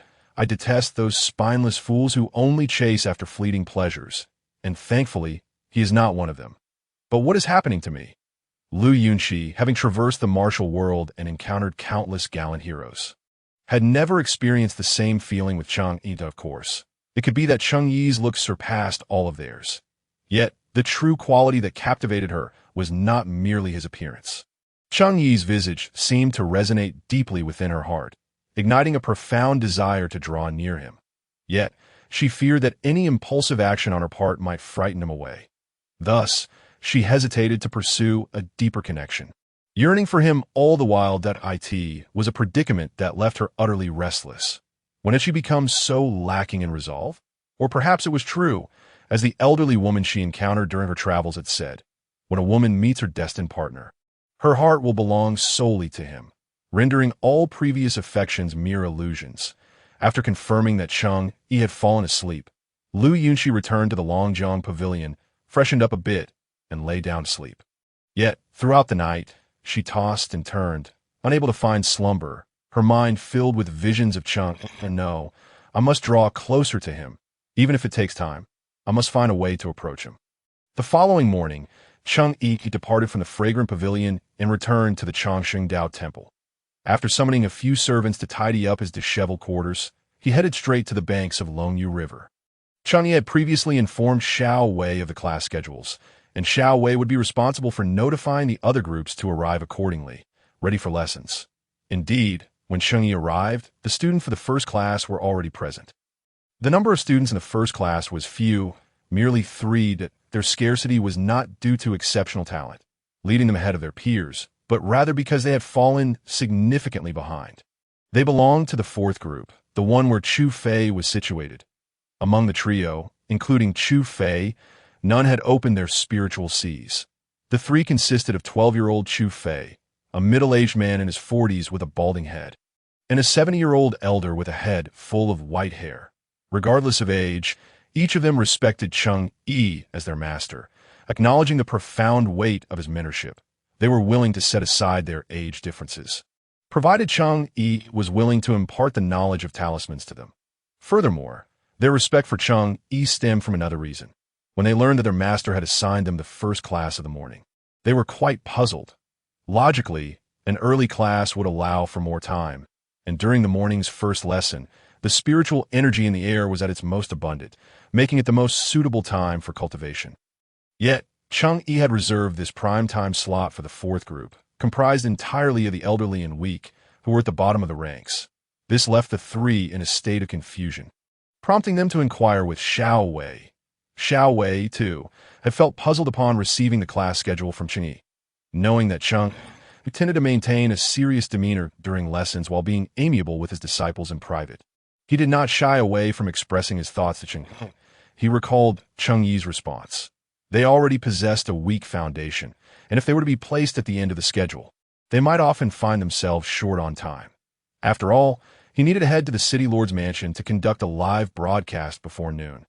Moreover, having them rise early in an environment rich in spiritual energy would aid their cultivation of talisman arts. Completing their lessons early would help them enter a productive state of mind, making it easier to encourage them to continue their diligent practice. Even if they were as dull as wood, he would not abandon any of his disciples. Xiao Wei shared part of Cheng Yi's explanation with Chu Fei and the others. Upon hearing these words, the three could not help but be moved, especially at the last statement, which brought tears to their eyes. They had always been the forgotten souls, neglected in the corners of society. Though Chu Fei came from a poor family, he still had parents. While the middle-aged man, Huang Youfu, had a far more tragic tale. Huang Youfu was a simple man who, a few years prior, had been coerced into gambling at a casino after finishing work, forced to join in. He was beaten mercilessly when he refused to bet. Ultimately, having to gamble for his life, he thought that by yielding, they might only extort a small amount of money from him, and perhaps they would let him go. Little did he know that these greedy scoundrels would not relent until they had extracted every last coin. After losing a few rounds, they informed Huang Youfu that he now owed them 100 taels of silver, with a strict deadline for repayment, or they would seize his wife and children as sell. Huang Youfu was but a laborer, earning meager wages that barely supported his family, let alone cover such a debt. In a fit of desperation, he raised his fists to fight back, but how could he stand against these martial practitioners? Not only did he fail to land a blow, but he was also beaten to the brink of death. He fell unconscious and was carried home by his family, unable to rise from bed for 3 days. Once Huang Youfu recovered, he rushed to the authorities to report the casino, only to find that they denied all allegations of coercion. To make matters worse, the witnesses at the casino were all gamblers themselves, deeply in debt to the establishment, and thus they dared not speak out on Huang Youfu's behalf. Instead, they testified that they had witnessed Huang Youfu gambling willingly. Ultimately, his complaint against the casino was dismissed. The authorities had intended to help Huang Youfu's family, for the casino was notorious for its misdeeds. However, while Huang Youfu lay unconscious, they had taken his blood and pressed his fingerprint to affirm the debt of 100 taels.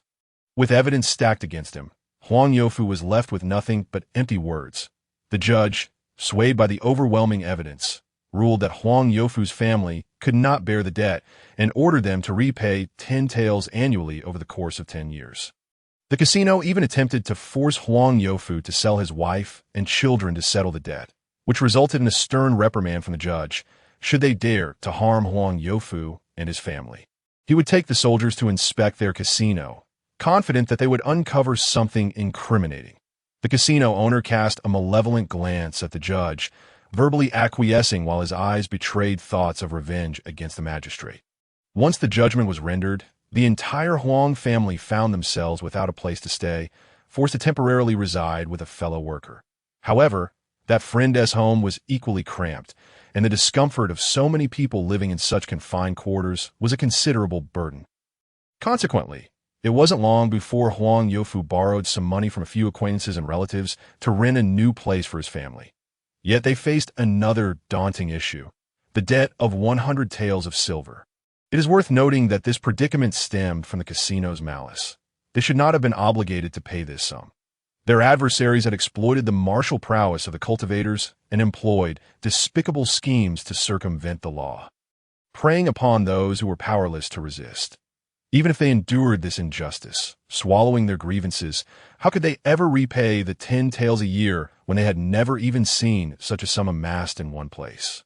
They were still uncertain when they could repay the rent for their home, let alone the daunting debt of 10 taels. However, everything changed for Huang Youfu one day as he passed by the dreamlike waters. That day, while en route to work, he witnessed Cheng Yi using talismans with remarkable prowess during a live campaign, boldly declaring that anyone could learn from him. In that instant, hope blossomed for Huang Youfu and his family. Upon returning home, Huang Youfu excitedly shared Cheng Yi's teachings and the conditions for apprenticeship with his wife. Initially skeptical, his wife was soon persuaded when Huang Youfu brought her to the live event, where they witnessed Cheng Yi demonstrating his abilities with the testing stone firsthand. This revelation not only convinced his wife, but also solidified Huang Youfu's faith. Together, they deliberated and unanimously concluded that the casino's tyranny had wronged them. The 100 taels should not be repaid. To avoid this repayment, they needed to empower themselves or rely on a formidable force. Other factions would not protect ordinary individuals like them, but becoming Cheng Yi's disciple required no martial aptitude. They decided that one of their family members should learn the art of talismans, and ultimately, that responsibility fell upon Huang Youfu. Their 2 children were far too young. One was 3 years old, and the other just 2, still not of age for schooling, let alone talisman training.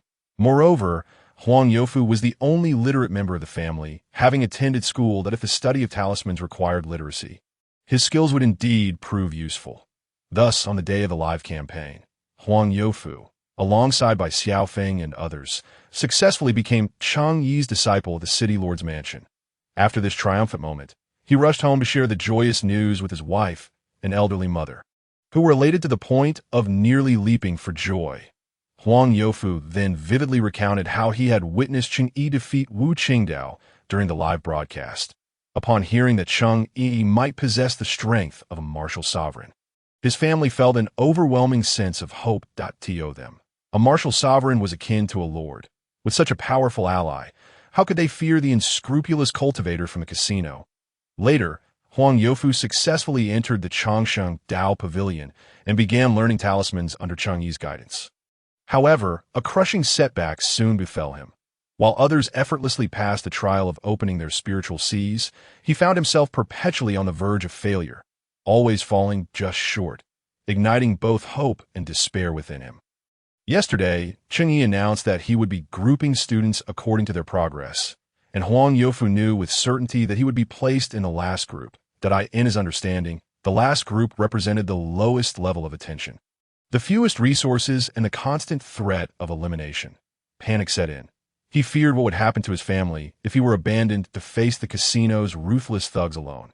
Just then, Xiaowei arrived with news that the first lesson of Master Insure would commence at the hour of Chun on a cloudy day. Initially, Huang Youfu thought he had misheard or that there had been a mistake in the announcement. However, when Xiaowei presented the course schedule, he could hardly believe it. Yet he remained puzzled as to why the master would designate their bottom-ranking group as the first to attend class. Subsequently, Xiaowei conveyed the master's words, leaving him momentarily stunned. Cheng Yi's final remark resonated in his mind. Even if you are as dull as wood, I shall not abandon any of my disciples. From that moment on, Huang Youfu resolved that as long as his wife, children, and elderly mother were settled, his life would henceforth belong to Master Cheng Yi. As for the elderly man, he was merely accompanying his grandson, who was in a third group. Cheng was well aware of how many individuals were in each group and who they were. Once he confirmed that all 3 were present, he took a seat and began the lesson. You all have yet to open your spiritual seas, correct? Chu Fei responded, Yes, Master. Huang Youfu affirmed, Indeed, Master. The elderly man remained silent. Noticing the elder's lack of response, yet sensing his awkwardness, Cheng Yi kindly remarked, If you're uncomfortable addressing me as Master, feel free to call me by my name. I do not mind. The elder pondered for a moment before raising his head and respectfully clasping his hands towards Cheng Yi, stating, No, a master is one who possesses knowledge. I should honor you as my teacher. Cheng Yi nodded, choosing not to delve deeper into the matter. He then extended his spiritual energy into the bodies of the 3 individuals, examining the smoothness of their spiritual meridians and the capacity of their channels. Subsequently, he checked the location of their spiritual seas and withdrew his energy from their bodies. He quickly discerned the issues affecting each of them. Chu Fei was simply too timid, hesitant to channel a significant amount of spiritual energy to impact his spiritual sea, fearful of damaging it, which led to his reluctance. Huang Youfu, true to his name, exhibited commendable speed in transforming his spiritual energy. He was bold enough and had been persistently attempting to impact the location of his spiritual sea. However, his meridians were notably faster than average, resulting in insufficient force and hindering the opening of his spiritual sea. The elderly man's failure to open his spiritual sea was more straightforward. His meridians had significantly atrophied due to disuse from age. It is important to note that not everyone experiences a diminishment of their meridians with age. Some may retain robust meridians into their 70s or 80s, but this elder was evidently not among them. Nevertheless, solutions existed. While expanding the spiritual sea was fraught with difficulty and peril, widening the spiritual meridians was considerably more manageable. Cheng Yi explained each individual's issues to them. Upon hearing this, some felt disheartened, others anxious, and some excited. Rest assured, I have methods to resolve your issues. Cheng Yi assured them that I will assist each of you in opening your spiritual seas, but do not resist, or you will only harm yourselves. Chu Fei responded, Yes, Master. Huang Youfu echoed, Indeed, Master. The elderly man affirmed, Yes, Master.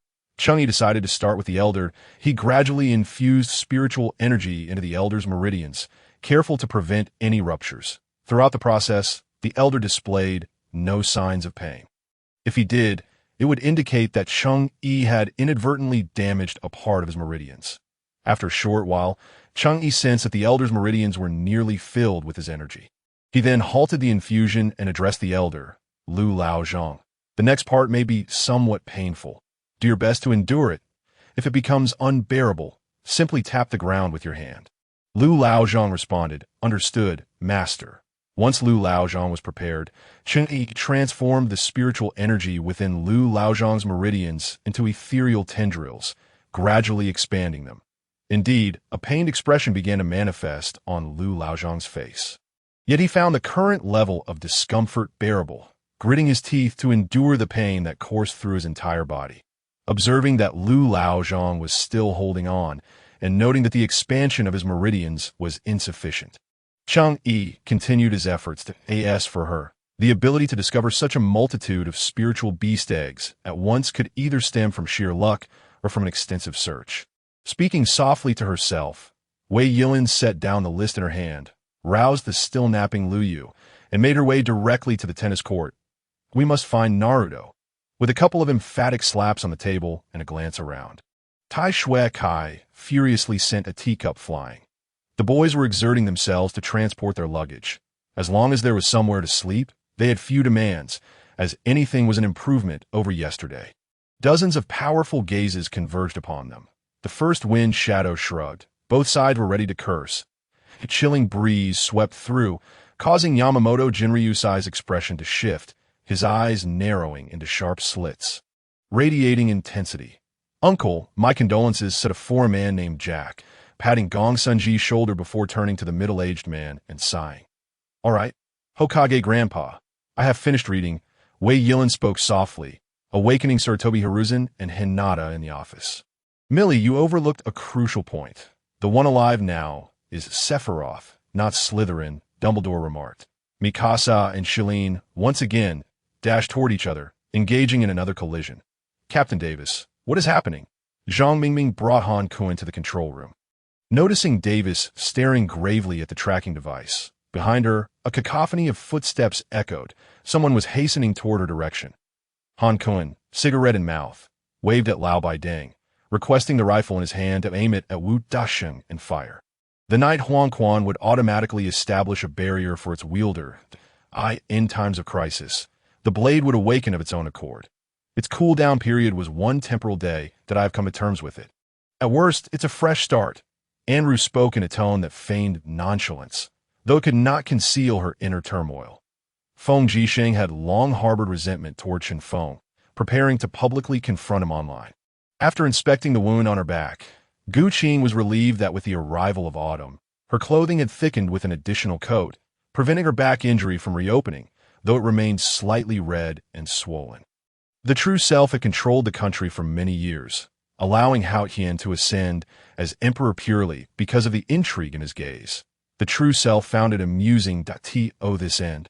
The true self had even humiliated him by appointing a mermaid as empress, to which he had not resisted, leaving the true self perplexed.